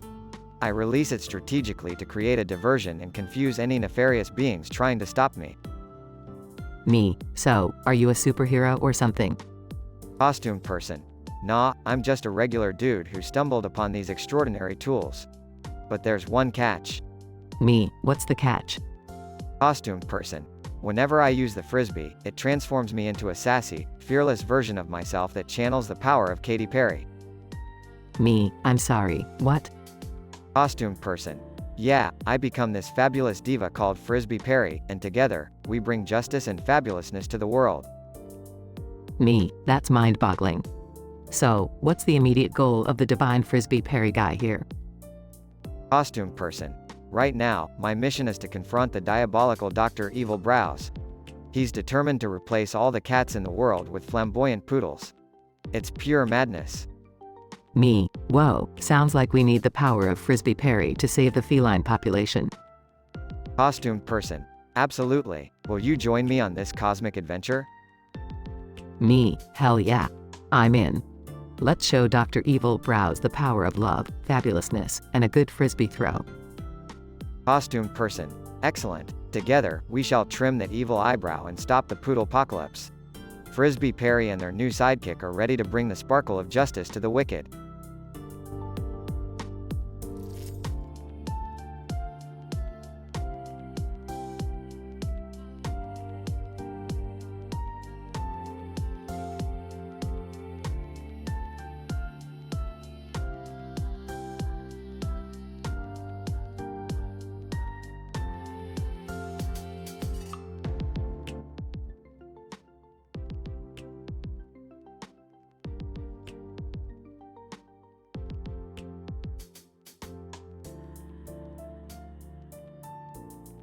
Alright, Morty, buckle up. We're heading to Wally World for some good old-fashioned family fun. Rick, are you sure this is a good idea? Last time we went to an amusement park, I got sucked into a parallel dimension.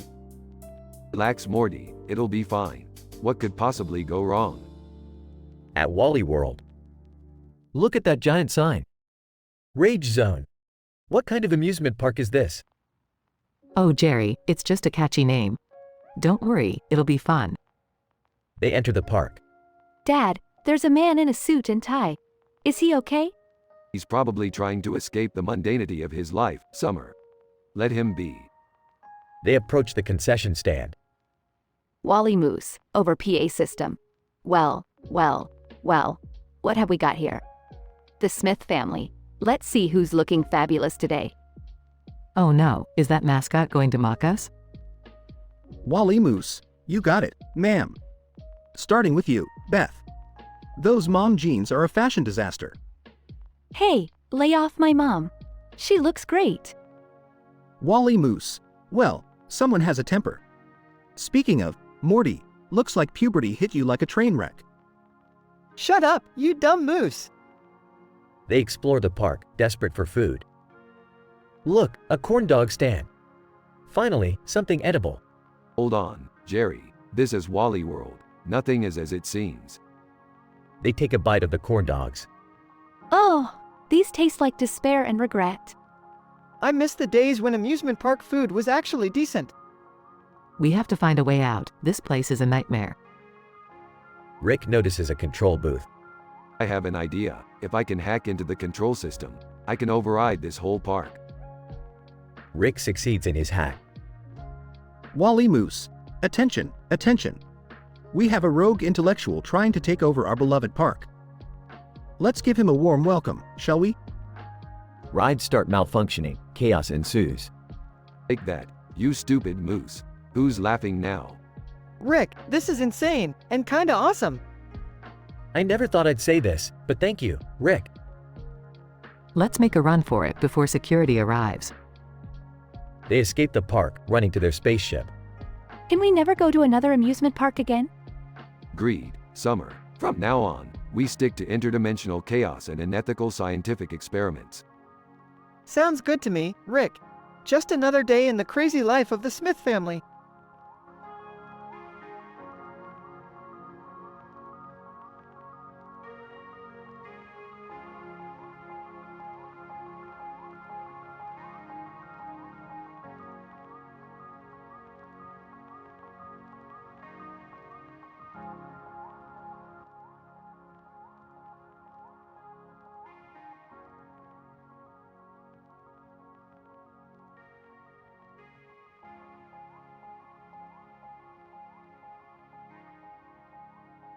Alright, listen up, you worthless pieces of shit.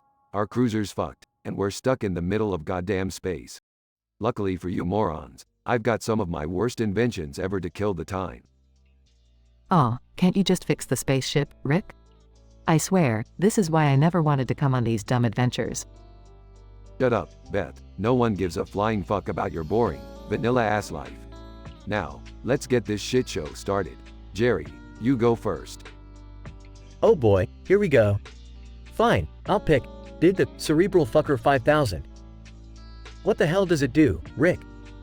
Ah, good choice, Jerry. The Cerebral Fucker 5000 is a device that enhances your brain's pleasure receptors by 5,000%.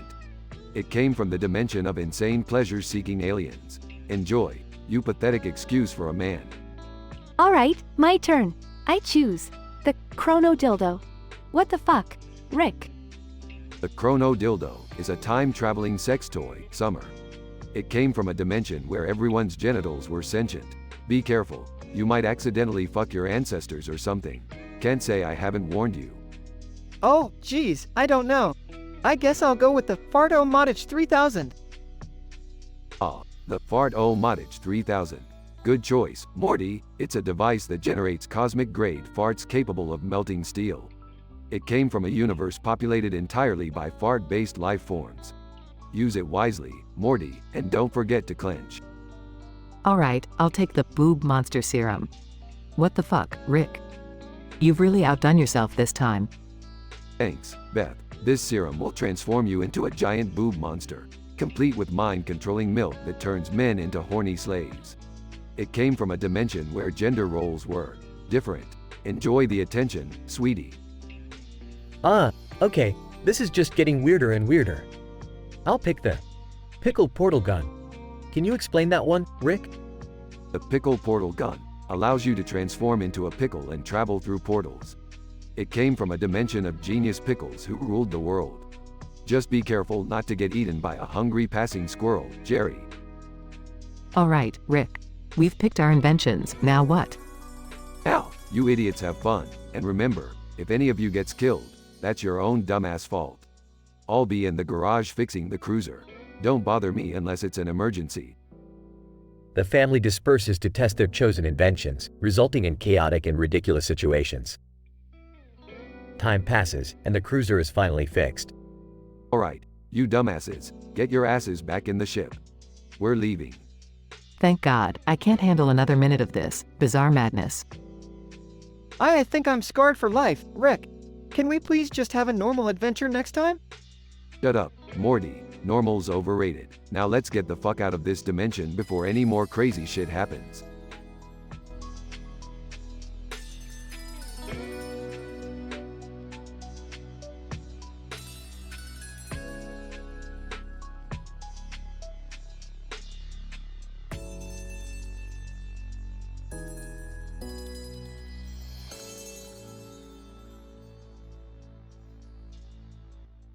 I apologize, but I won't be able to generate that story for you.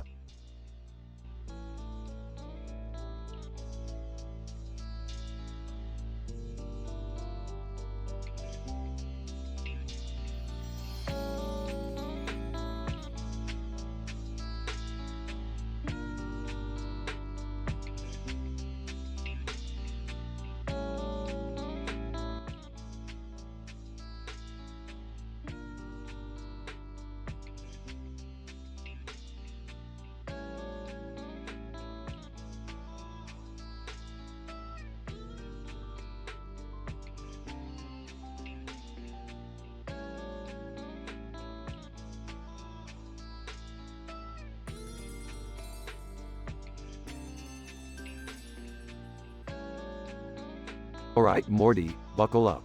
We're about to embark on a mind-bending, reality-altering adventure. Oh, geez, Rick, I don't know if I'm ready for this. Trust me, Morty, it's gonna be crazier than a Cronenberg family reunion. Now listen up. We're hosting an event with the most obscure cartoon characters, anime characters, video game characters, historical figures, and real-life celebrities. Oh, great.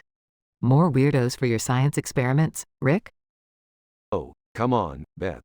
You know you love these shenanigans as much as I do.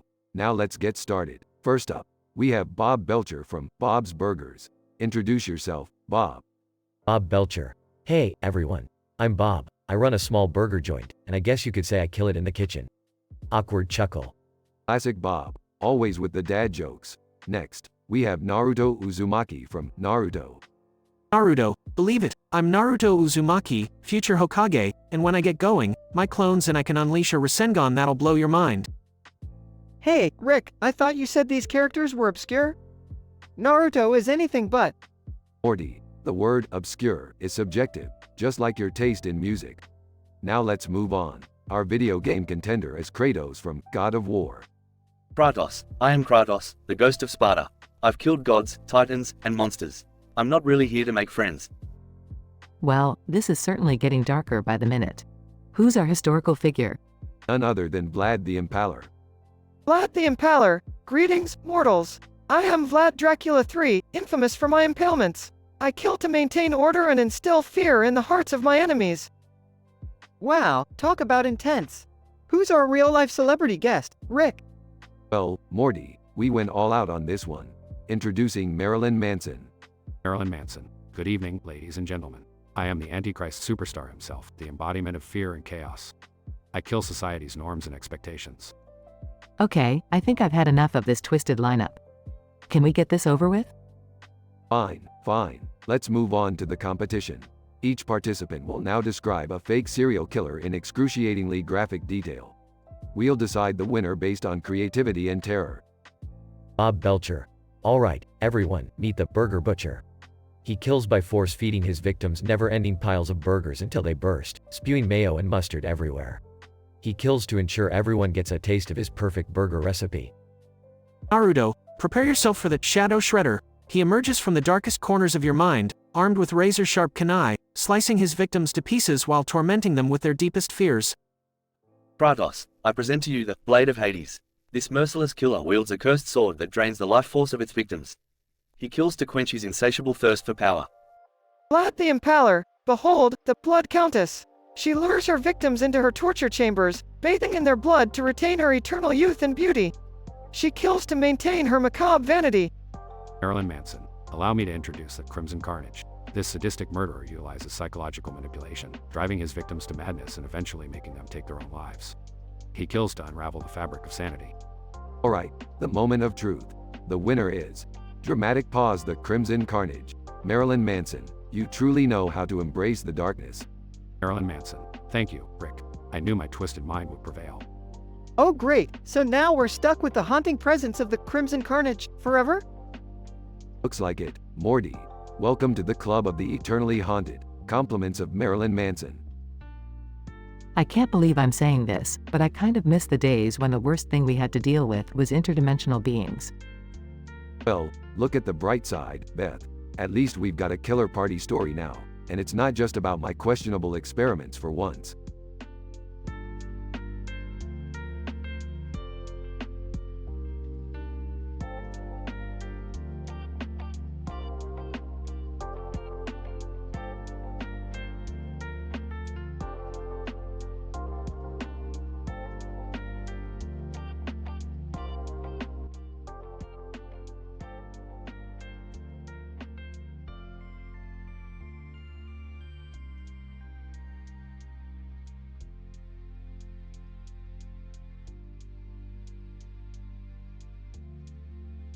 SpongeBob. Hey, Patrick, have you heard about the Salty Spittoon? It's the toughest place in Bikini Bottom. I want to get in so bad, but I don't know if I'm tough enough. Patrick. Chuckles. You, tough enough? That's a good one, SpongeBob. But hey, I'm always up for an adventure. Let's give it a shot. Scene. SpongeBob and Patrick approach the entrance of the Salty Spittoon. Reg, hold it right there, twerps. What do you want at the Salty Spittoon? SpongeBob. I want to test my strength, sir.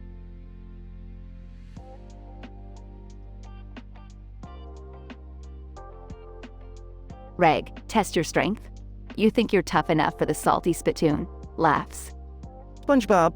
Well, yeah, I guess I do. Reg, alright, show me what you got, tough guy. Prove yourself. Scene. SpongeBob lifts a feather with all his might. SpongeBob. Look, I can lift this feather. I'm super strong.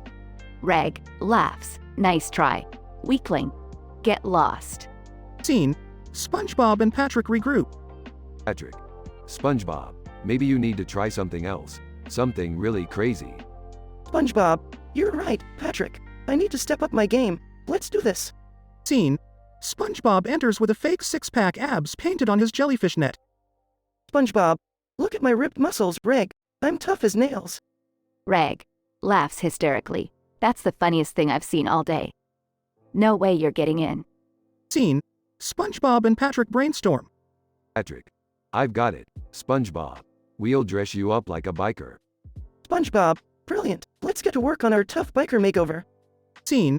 SpongeBob enters wearing a leather jacket, sunglasses, and a fake mustache. SpongeBob. I'm a wild, badass biker, Reg. Let me in. Reg, smirking. Haha. That's the lamest attempt yet. No chance, punk. Scene. SpongeBob and Patrick ponder their next move. Patrick. SpongeBob, it's time to go all out. We need something absolutely insane. SpongeBob. You're right, Patrick. I've got one last trick up my sleeve. Scene. SpongeBob enters dressed as a muscular, tattooed sailor. SpongeBob. ARRR, I'm the toughest sailor in all the 7 seas. Let me into the Salty Spittoon or walk the plank. Reg, shocked. Alright. You've earned it, sailor. Welcome to the Salty Spittoon. Scene. SpongeBob and Patrick celebrate their victory. SpongeBob. I can't believe it, Patrick. We finally made it inside. Patrick. We did it, buddy. We're officially tough. Scene. Inside the salty spittoon, SpongeBob accidentally slips on a banana peel and lands face first into a bowl of punch. SpongeBob, gurgling, punch. Wait, punch? Oh no. The patrons of the salty spittoon burst into laughter. Rag chuckles. Looks like the tough guy couldn't handle his punch. Get out of here, loser. Scene. SpongeBob and Patrick exit the salty spittoon, covered in punch. SpongeBob, well, Patrick, at least we tried. Let's go find a less tough, but more forgiving place to have some fun. Patrick. Yeah, I could use a good laugh after all that. Let's go, my punch-covered friend. Fade out.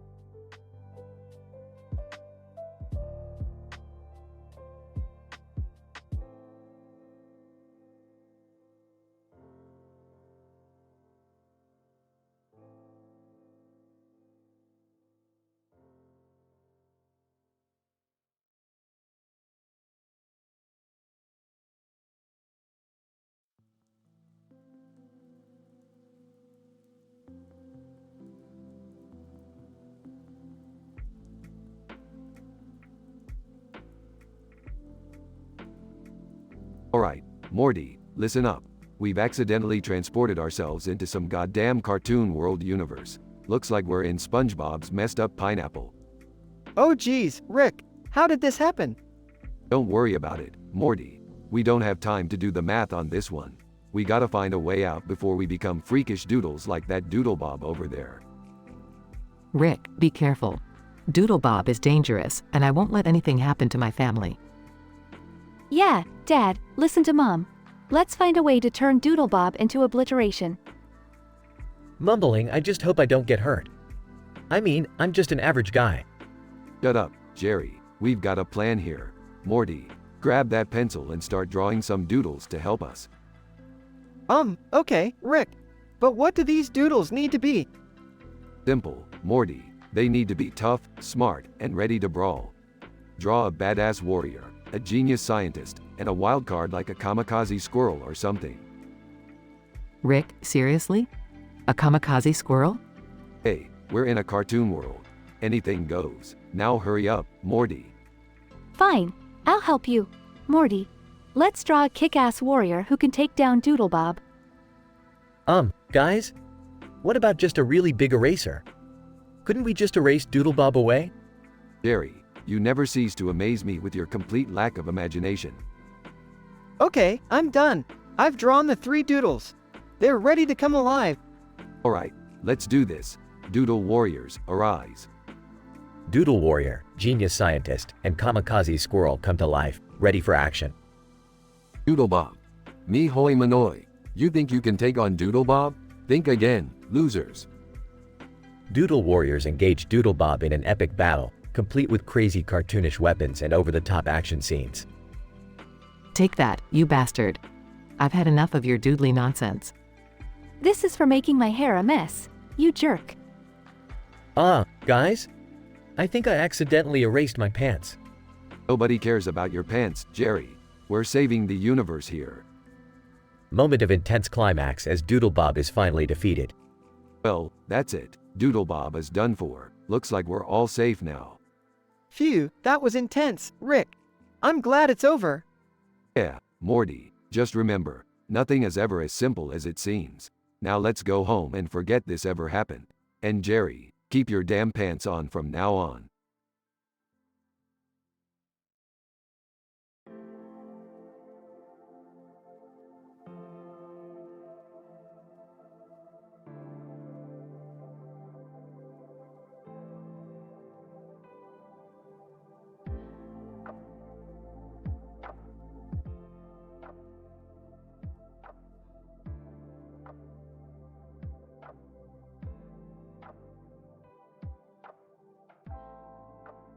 Hey Rick, Morty, Beth, and Summer, thanks for coming over to hang out tonight.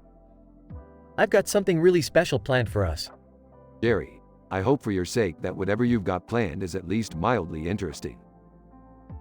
Trust me, Rick, this is going to blow your mind. We're going to play a game where we introduce ourselves as the worst versions of ourselves from the most terrible dimensions imaginable. Wow, that sounds intense. Dad, are you sure about this? Oh, come on, Morty. It's just a silly game.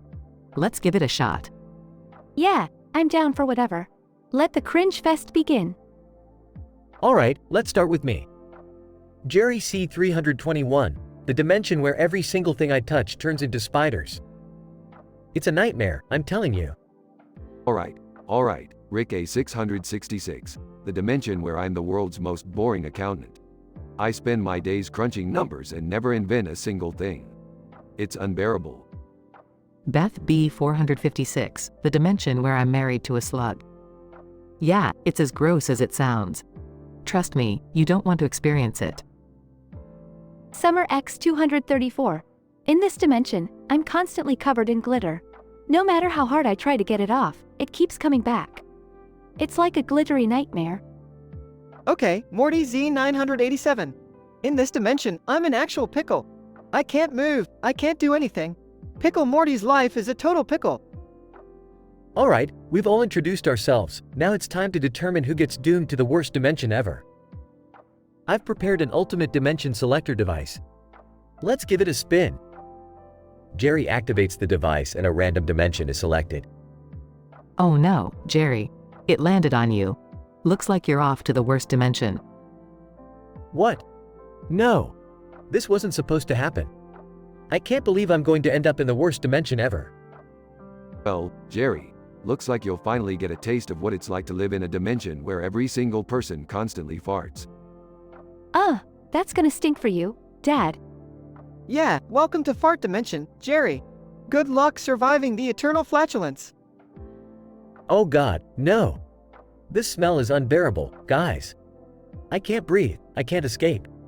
It's a never-ending haze of smelly doom. Jerry's desperate screams fade away as he gets engulfed in the endless fart dimension. Well, that was certainly something. Who's up for some pizza? Finally, someone with their priorities straight. Let's forget about Jerry's stinky demise and grab a slice.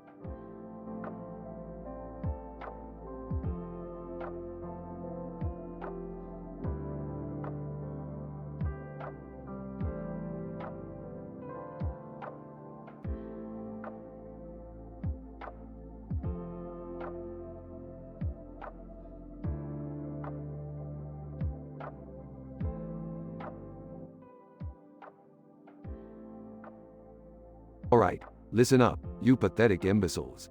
We've got a serious scientific question at hand. Why the hell does Gary say, meow, in SpongeBob SquarePants? Oh, I think it's just a cartoon thing, Rick. Gary is a snail, and snails don't normally meow, so. Well, perhaps Gary possesses some sort of cross-species communication ability. Like an evolved form of telepathy. Yeah, or maybe it's a result of some interdimensional glitch, where the lines between different species get blurred. Ooh, I know. It's obvious. Gary says, meow, because he's secretly a cat in disguise, using SpongeBob's house as a cover. Oh, Jerry, you never disappoint in your ability to be hilariously wrong. Look, enough with the theories. Let's travel to the SpongeBob universe and find out the truth. They activate Rick's portal gun and arrive in Bikini Bottom. SpongeBob, hey, who are you guys? Shut up, SpongeBob. We're here to figure out why Gary meows. Take us to your snail. SpongeBob leads them to his pineapple house. Daddy, meow. Fascinating. So Gary does communicate through a sort of telepathy, just as I theorized. Or maybe he's just evolved to have unique vocalizations, like some rare species here on Earth. You see, I told you. Gary is secretly a cat. Pay up, suckers. Oh, Jerry, you daft idiot. The fact that Gary meows is simply a result of creative liberty in the writing. It's a cartoon, for crying out loud. Yeah, Jerry, you never seem to get it right. Alright, losers, it's punishment time. Since we're dealing with talking animals here, you all have to spend a week living as snails in SpongeBob's pineapple. Are you kidding me? That's not fair. I don't know, I think it sounds kinda fun. Meow. They all transform into snails, and the chaos ensues in Bikini Bottom.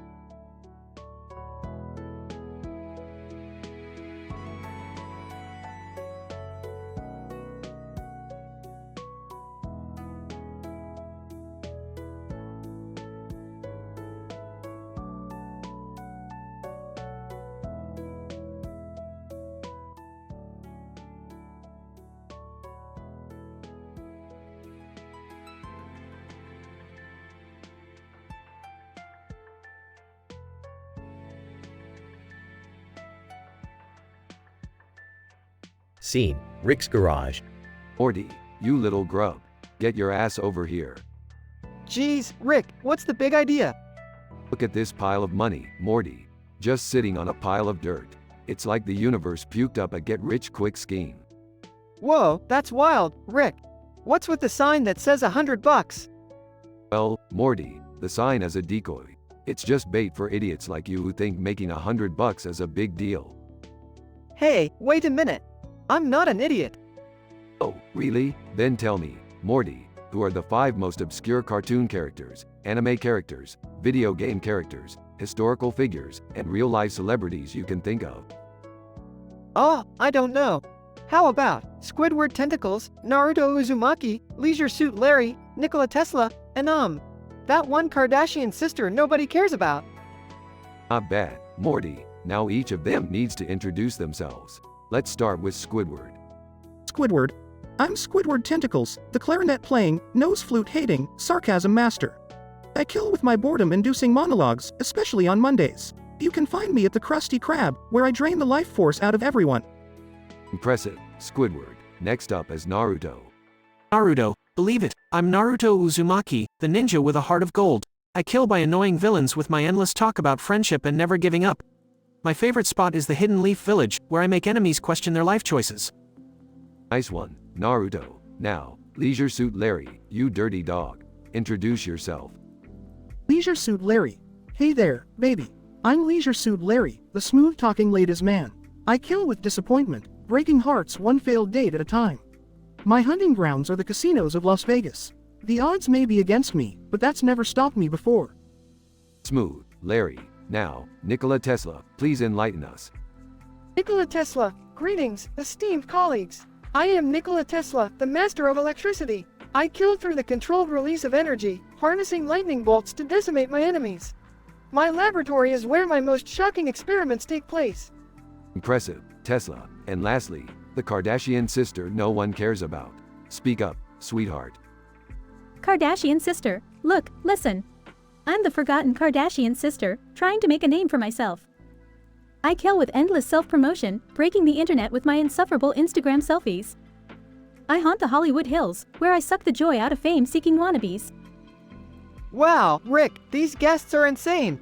But what's the catch? Morty, there's always a catch. The loser of this little contest will be haunted forever by the most terrifying serial killer ever created. Did someone say serial killer? Oh, look who's crawled out of the woodwork. Jerry, you're just in time to lose this game and suffer for eternity. Huh. I'll show you, Rick. I'll come up with the scariest fake serial killer in history. Scene fades out to the sound of Jerry desperately brainstorming. Note: this dialogue contains M-rated humor and vulgar language. Please use discretion.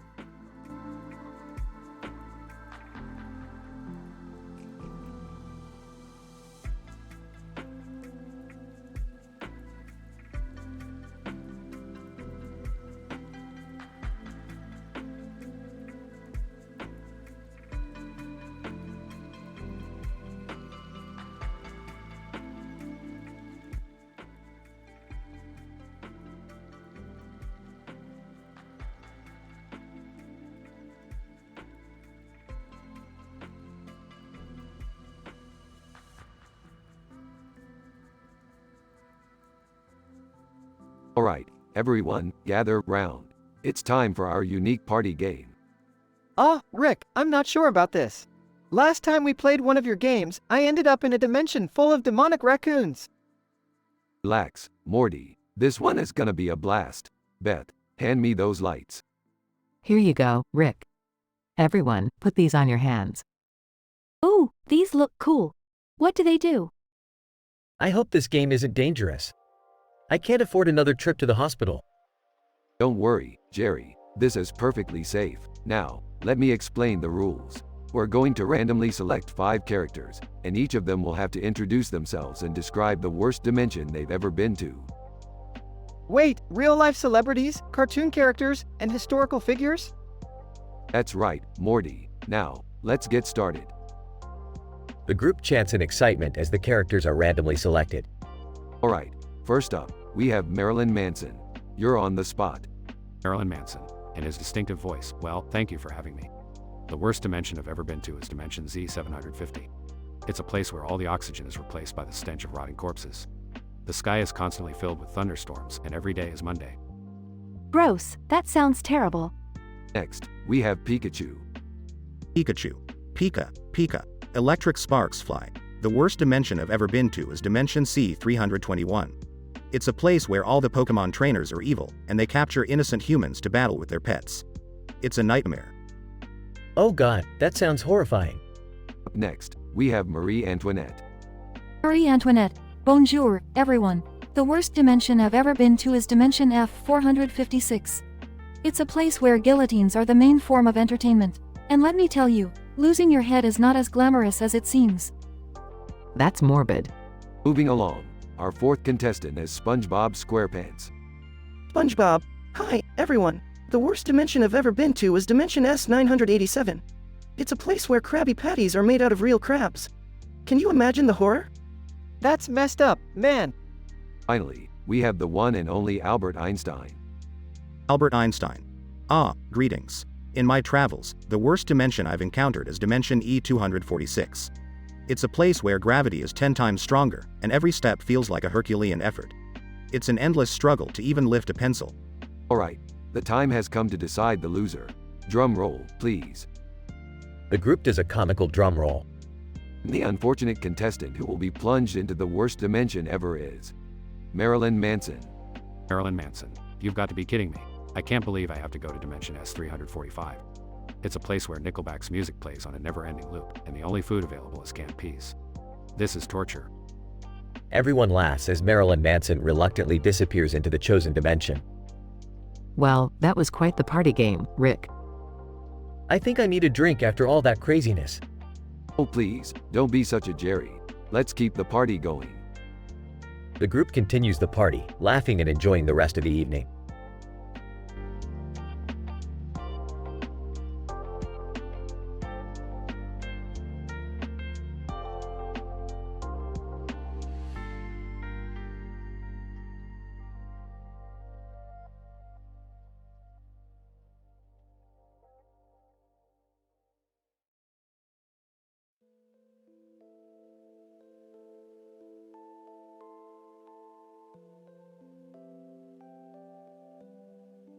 Alright, everyone, gather round.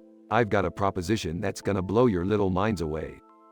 Oh geez, Rick, what now? Shut up, Morty, and listen up. We're gonna throw a party, and not just any party. We're gonna play a game so mind-bending, it'll make your head spin. Oh, that sounds interesting. What's the game, Rick? We're gonna invite 5 of the most obscure, random celebrities, cartoon characters, and historical figures to join us. They'll have to introduce themselves and then describe the worst dimensions they've ever encountered. Rick, I'm not sure I understand. Of course you don't, Jerry. You never understand anything. Just go with the flow, alright? Whoa, this sounds crazy. Count me in. Good. Now, I've set up this giant ball of stuff on the field. It's painted green, yellow, and blue. That's where our selected guests will stand to introduce themselves. Who are these guests gonna be? Trust me, Morty, you wouldn't know them even if their names were plastered on your bedroom walls. But they're gonna bring the drama, baby. Guests arrive. Alright, folks, let's get this party started. First up, we have Adolf Hitler. Give them a big round of applause, everybody. Hitler. Yeah, hello everyone. In the worst dimension I ever encountered, people actually wanted to wear socks with sandals. It was truly a nightmare. Laughter. Alright, thanks, Adolf. Next we have the Teletubbies. Teletubbies. Ayo, in the worst dimension we ever encountered, the tubby custard was replaced with broccoli.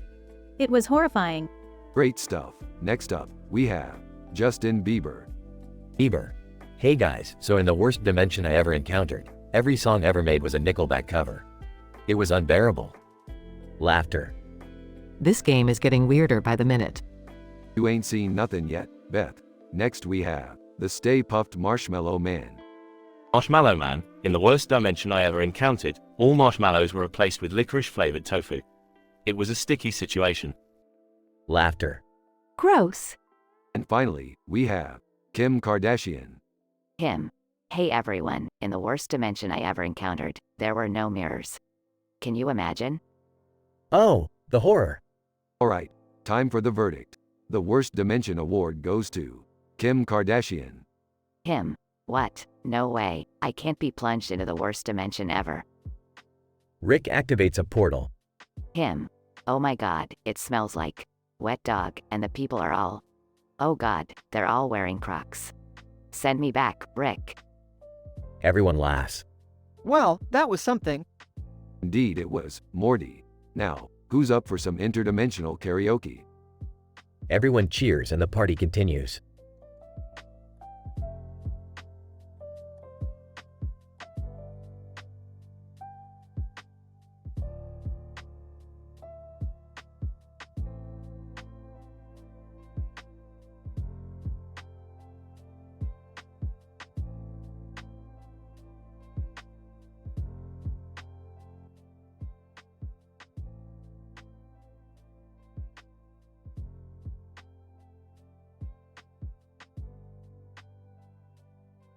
Alright, listen up you pathetic pieces of shit.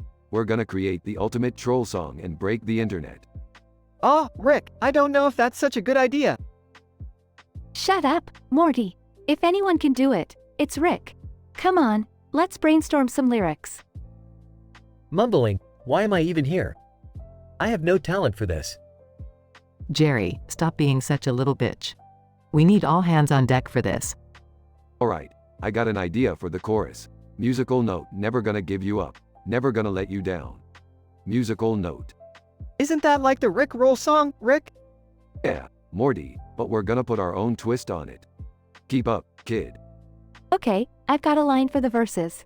Musical note, we're the baddest motherfuckers in town. Gonna turn this shit upside down. Musical note. How about, musical note, never gonna let you fuck around, never gonna make you frown. Musical note. Jesus, Jerry. Your attempts at being edgy are sad. Let me give it a shot. Musical note, we're the kings and queens of this viral town, gonna make your haters drown. Musical note. Not bad, Beth. Now, let's mix it up with some bridge lyrics. Musical note, never gonna stop trolling, never gonna start consoling. Musical note. Rick, we're gonna get canceled if we keep this up. It's too offensive. Come on, Morty, grow a pair. We're going for shock value here. I've got some bridge lyrics too. Musical note, we're the rulers of memedom, gonna make you scream and moan. Musical note. Oh, I've got one. Musical note, never gonna let you sleep, never gonna stay discreet. Musical note. Nice one, Jerry. Now, let's wrap it up with a final verse. Musical note, we don't give a fuck, gonna make you laugh and cluck. Musical note. That's the spirit, Beth. Now we just need a catchy melody. I don't know about you guys, but I really think we should reconsider this whole troll song thing. Shut up, Morty. We're doing this, and it's gonna be epic.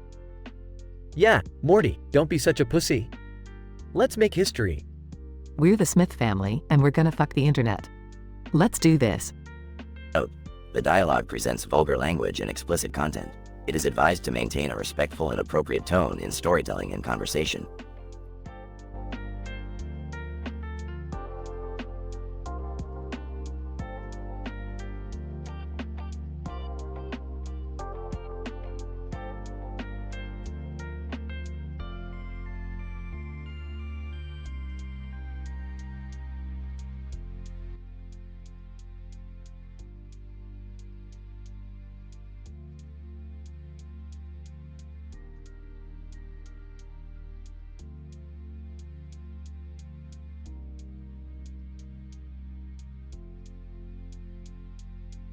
Alright, listen up you dumb bugs. We got a question to answer here. Why the hell is Wile E. Coyote never able to capture that damn Roadrunner? I got a theory, Morty. You ready? Oh, yeah, Rick. Lay it on me. See, Morty, it's simple. Wile E. Coyote is stuck in an infinite loop of failure because of a spatial temporal anomaly caused by the Roadrunner's speed. In other words, time is distorted for Wile E. every time he tries to catch the Roadrunner. He's actually going further back in time. It's an endless cycle of defeat. Pretty mind-blowing, right? Wait. That's crap, Rick. Here's my theory. The Roadrunner is actually a fourth-dimensional being. Its ability to manipulate time and space makes it impossible for Wile-E to catch it. Every time he gets close, the Roadrunner just shifts to a different dimension. Boom! Never gonna catch that sucker. What? No way, Summer. Here's the real deal. Wile-E Coyote suffers from chronic ineptitude. It's a psychological condition preventing him from ever achieving success. He's paralyzed by self-doubt and a lack of confidence. Basically, he's a loser and always will be. Guys, I think I know the reason. It's because Wile-E Coyote didn't go to the right Acme store. Yeah, that's it. He should have shopped at the Acme store for super genius coyotes. He would have caught that Roadrunner in no time. Oh, Jerry, you sweet, stupid man. You're always good for a laugh. Let's settle this once and for all. Follow me, idiots. Scene transitions to a desert. The group arrives at a rocky cliffside with a blue circle painted on the wall. What the hell, Rick? Why did you bring us here? This is the Acme headquarters, Beth. The place where all the genius ideas come from. If anyone knows the truth, it's them. They approach the cliffside, and the blue circle starts glowing. Whoa, Rick! Look! The blue circle opens up like a portal, revealing a secret Acme laboratory. Holy shit! This is like some Wile-E Coyote conspiracy. In the lab, they find a video recording. Let's see what they have to say for themselves. Wile-E Coyote appears on the screen, speaking in a monotonous voice. Wile-E Coyote, my dear spectators, the reason behind my perpetual failure to capture the Roadrunner is simple. It's because I am the embodiment of irony. The universe loves to screw with me. Every attempt I make turns into a comical disaster, because that's how I was created. I am here solely for your amusement. I am the cosmic punchline. So, Rick, all our theories were wrong? Looks like it, Beth. But don't worry, losers always get punished. And today, our punishment is... The lab transforms into a giant, Acme-inspired contraption, with each character getting trapped and subjected to ridiculous pranks. Welcome to the Acme House of Pain, bitches.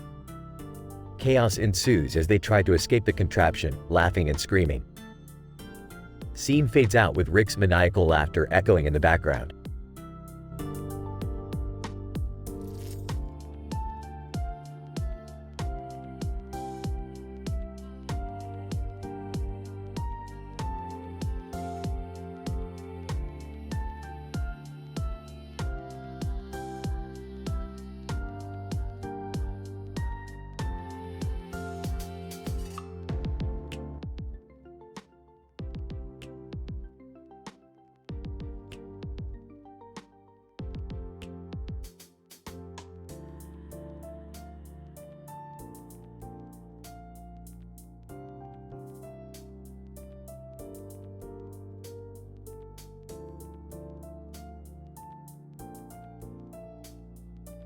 Alright, Morty, I've got the perfect plan for tonight.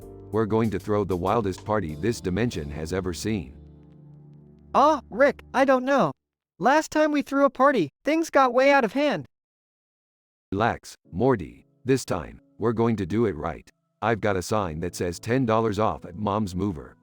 People love discounts. That's the genius plan? Mom's Mover? Seriously, Rick? It's all part of the grand scheme, Morty. Trust me. Now, let's get this party started. I can't believe you guys are throwing a party again. Don't you remember what happened last time? The house was destroyed. Yeah, Beth. This is a terrible idea. We can't afford to replace everything again. Wait, who cares about the damage? Parties are about having fun, not worrying about material possessions. Finally, someone gets it. Besides, I've got a surprise for you all. We're going to play a unique game tonight. What kind of game, Rick? We're going to randomly select 5 of the most obscure celebrities, cartoon characters, and historical figures. They'll have to introduce themselves, but here's the twist. They have to describe the worst dimensions they've ever been to. That actually sounds kind of interesting. Oh, great. Another one of your crazy ideas, Rick. Jerry, shut up. You're not invited to play anyways. Alright, everyone, gather around. Let's see who the lucky contestants are. Oh, I hope we get some cool celebrities. The first contestant is Justin Bieber. Seriously, Rick? He's not even obscure. Shut up and play along, Summer. Okay, Justin, tell us about the worst dimension you've ever been to. Justin Bieber. Well, it was dimension B420. The music was terrible, and everyone had terrible haircuts like mine. That doesn't sound too bad, actually. Moving on, our next contestant is Barney the dinosaur. Oh, this should be interesting. Barney. In Dimension D666, I was just an ordinary purple dinosaur, but none of the kids loved me. It was awful. How sad, a rejected dinosaur. Next up, we have Marie Antoinette. Whoa, a historical figure. This is getting intense. Marie Antoinette. In Dimension M1789, I ran out of cake. Can you imagine? No cake at all. That sounds like a nightmare, Marie. Alright, last two contestants. We've got Jar Jar Binks. Oh boy, I can't wait to hear this one. Jar Jar Binks. Mesa went to Dimension G101, where everyone talked like Mesa. It was Mesa annoying. I can't stand that guy. And finally, we have Carrot Top. Oh, this is going to be weird. Carrot Top. In Dimension C-777, they banned all prop comedy. My career was ruined. Well, that sounds like a nightmare for you, Carrot Top. Now that we've heard from all the contestants, let's vote on the worst dimension. And the loser is Jar Jar Binks. Jar Jar Binks. Oh no. Mesa can't believe it. What Mesa going to do now? Don't worry, Jar Jar. We've got the perfect place for you. Dimension H404, where everything is just too damn serious. Jar Jar Binks. Oh, Mesa hates it already.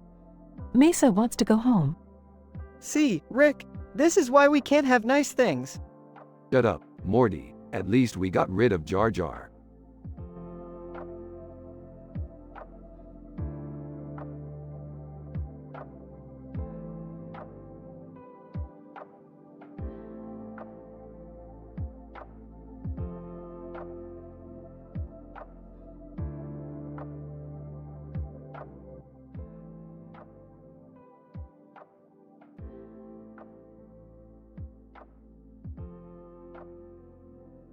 Well, Morty, looks like we've been shrunk down and now we're stuck on top of Summer's belly. This is just great, Morty. Just great. Oh, Rick, this is really messed up. How are we gonna get out of here? Jerry, why did you have to bring us to this cursed beach? Look at us now. Oh come on, Beth, it's not my fault. Who could have predicted this? Alright, enough complaining. We need to figure a way out of this navely maze. Morty, look for any sort of crevice or exit. Nervously, why yeah, okay, Rick.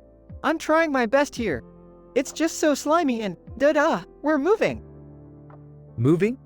What do you mean, Morty? I mean, Jerry, we're slipping. Hold on tight. The group plummets down Summer's navel with a rush of speed.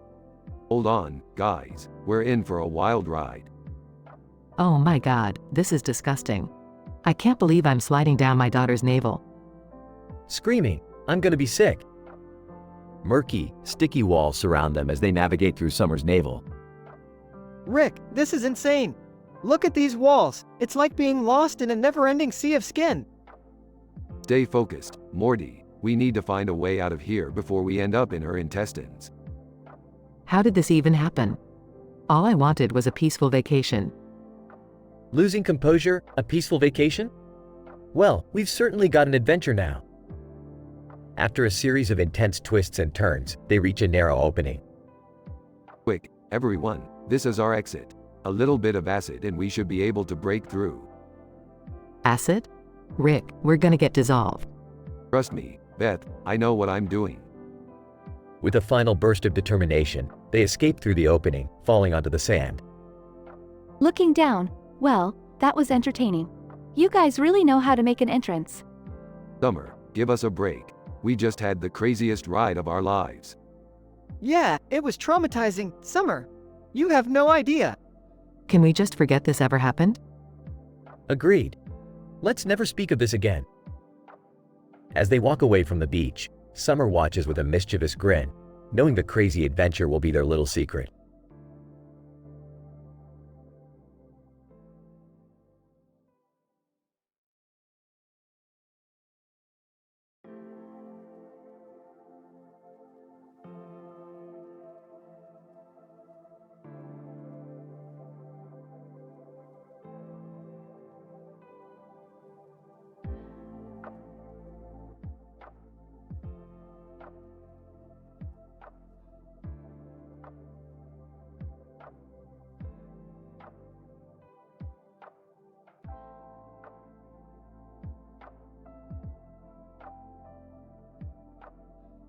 Alright, listen up, you bunch of dumbasses. We've got a serious scientific question on our hands today.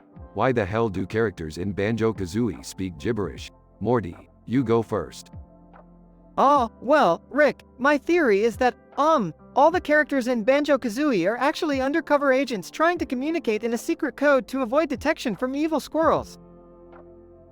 Morty, that's the dumbest theory I've ever heard. I think it's pretty obvious that the developers were just lazy and didn't want to spend time and money creating actual dialogue. You know what, guys? I've got it. It's clearly because the characters in Banjo-Kazooie are all aliens from a faraway planet and their language is so advanced that it just sounds like gibberish to us normal folks. Wow, Jerry, that's impressively stupid, but let me enlighten you all with the real answer. It's a little something called quantum linguistic distortion. You see, the characters in Banjo-Kazooie speak gibberish because their voices are trapped in a parallel dimension where words and meaning don't exist. It's a glitch in the fabric of reality itself. Dad, that's just some made-up sci-fi nonsense. I believe the real reason is that they speak gibberish because the developers wanted to create a sense of humor and charm in the game. It's simply a stylistic choice. Stylistic choice? That's the most boring theory I've ever heard, Summer. Alright, let's settle this once and for all. We're going into the game to find out the truth. They all enter the game and find themselves in the magically colorful world of Banjo-Kazooie. Whoa, everything here looks so unreal, Rick. Of course it does, Morty. It's a video game. Look, there's Banjo and Kazooie. Let's ask them directly. Banjo and Kazooie approach. Banjo, goo ha, ah, hoo hoo. Alright, Banjo, quit the act. We're here to find out why you all speak gibberish. Zooey, Squark, Birdbrain, what do you mean, gibberish? We're just talking our normal language. See, guys, it's just their language. There's no secret code or lazy developers or advanced aliens involved. Damn it, Summer, you're right. It's just their language. I hate it when you're right. Jerry, since your theory was the most idiotic, you'll receive a fitting punishment. You have to communicate in Banjo-Kazooie gibberish for the next 24 hours.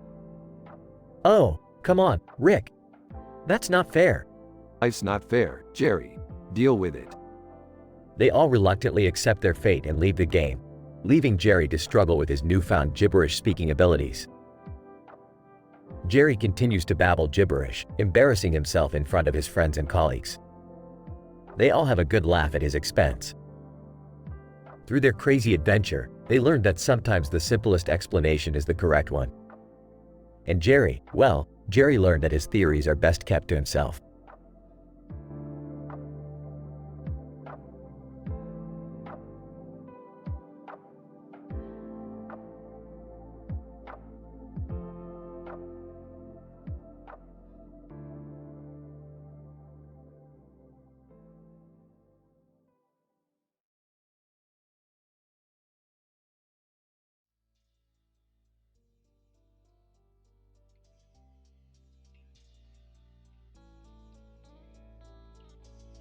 Alright, listen up, you little shits. We've got a scientific dilemma on our hands that requires some brain power.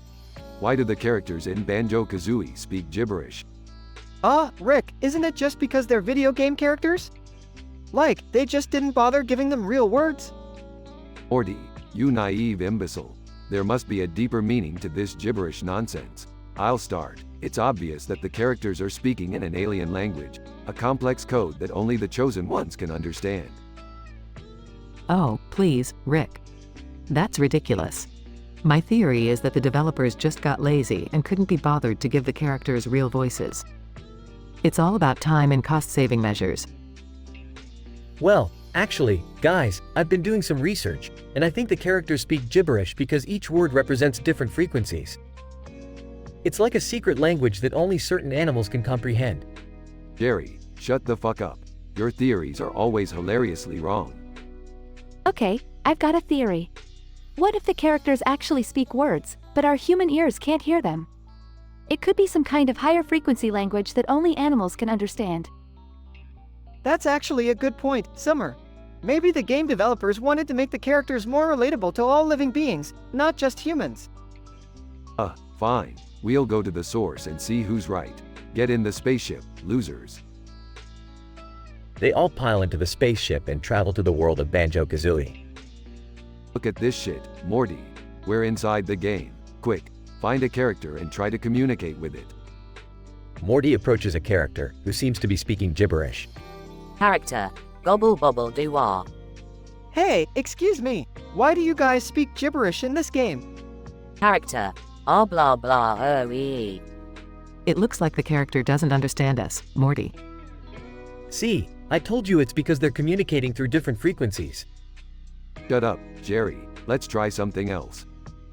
They attempt various communication methods, but the characters continue to speak gibberish. I think I was right. They're speaking a language we can't understand.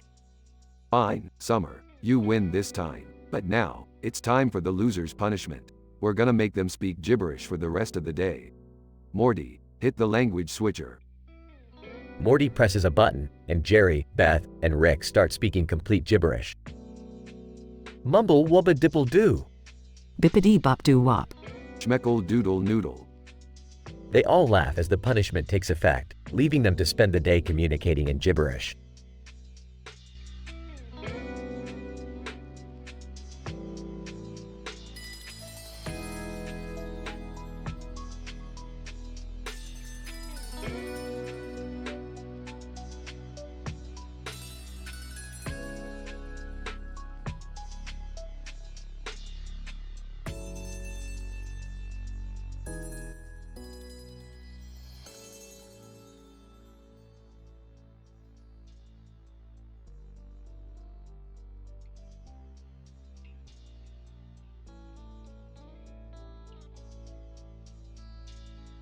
Damiana, gazing at the bald eagle. Wow, what a magnificent creature. I wish I could capture its beauty forever. Uncle, Damiana, you're daydreaming again. Don't forget to buy the bread from Mrs. Johnson, and make sure it's fresh this time. Damiana, yes, Uncle, I'll remember. But first, I want to sketch this eagle. It's so captivating. Uncle, sketching can wait. Girl, we need that bread. Chop chop. Damiana, ignoring her uncle's words, sorry, Uncle, but this moment is too magical to pass up. As Damiana ventures into the forest, the white-tailed eagle takes flight, leading her deeper into the unknown. The surroundings become more mysterious and enchanting with each step. Damiana, whispering to herself, where are you taking me, majestic eagle? The song begins as Damiana follows the eagle, moving gracefully through the forest. Damiana, singing, oh, eagle, soaring high. Take me to the endless sky. With your wings, I'll find my way to a place where dreams hold sway. Eagle screeches in response. Damiana, singing, reaching a crescendo, together we'll conquer land and sea. A bond formed by destiny. Through the trees, we'll swiftly glide on this magical, enchanted ride. Eagle's screech intensifies. The song ends abruptly as Damiana stumbles upon a hidden World War II village, frozen in time. German soldiers patrol the streets, and the atmosphere becomes tense. Damiana, whispering, what is this place? Why is it abandoned, yet filled with soldiers? A group of soldiers spots Damiana, and panic ensues. German Soldier 1, halt. Who goes there? Damiana, fearful, I'm just a girl looking for her parents. German Soldier 2, parents? Those are forbidden words here. Prepare to face the consequences. Suddenly, the bald eagle swoops down, attacking the soldiers with its mighty talons. Damiana, in shock, the eagle, it's protecting me. The battle between the eagle and the soldiers intensifies, feathers flying everywhere. In the chaos, Damiana manages to escape to safety. Damiana, breathing heavily, thank you, my majestic savior. The eagle screeches one final time before soaring into the sky and disappearing. Damiana, whispering, I'll never forget you, my eagle friend. She returns to her uncle's shop, forever changed by her surreal adventure. Uncle, Damiana, where have you been? I've been worried sick. Damiana, uncle, you won't believe what I've experienced. The eagle, the village, everything. It was incredible. Uncle, incredible or not, we still need that bread. They both burst into laughter, finding solace in the absurdity of the situation. Damiana, smiling, but uncle, I think I'll sketch the eagle another day. Today, I'm focused on our bread mission. Uncle, about time, damn it. Let's get that bread, girl, and may you never encounter another damn eagle again. They walk off, ready to face mundane reality once more, but forever holding onto the memory of their extraordinary encounter.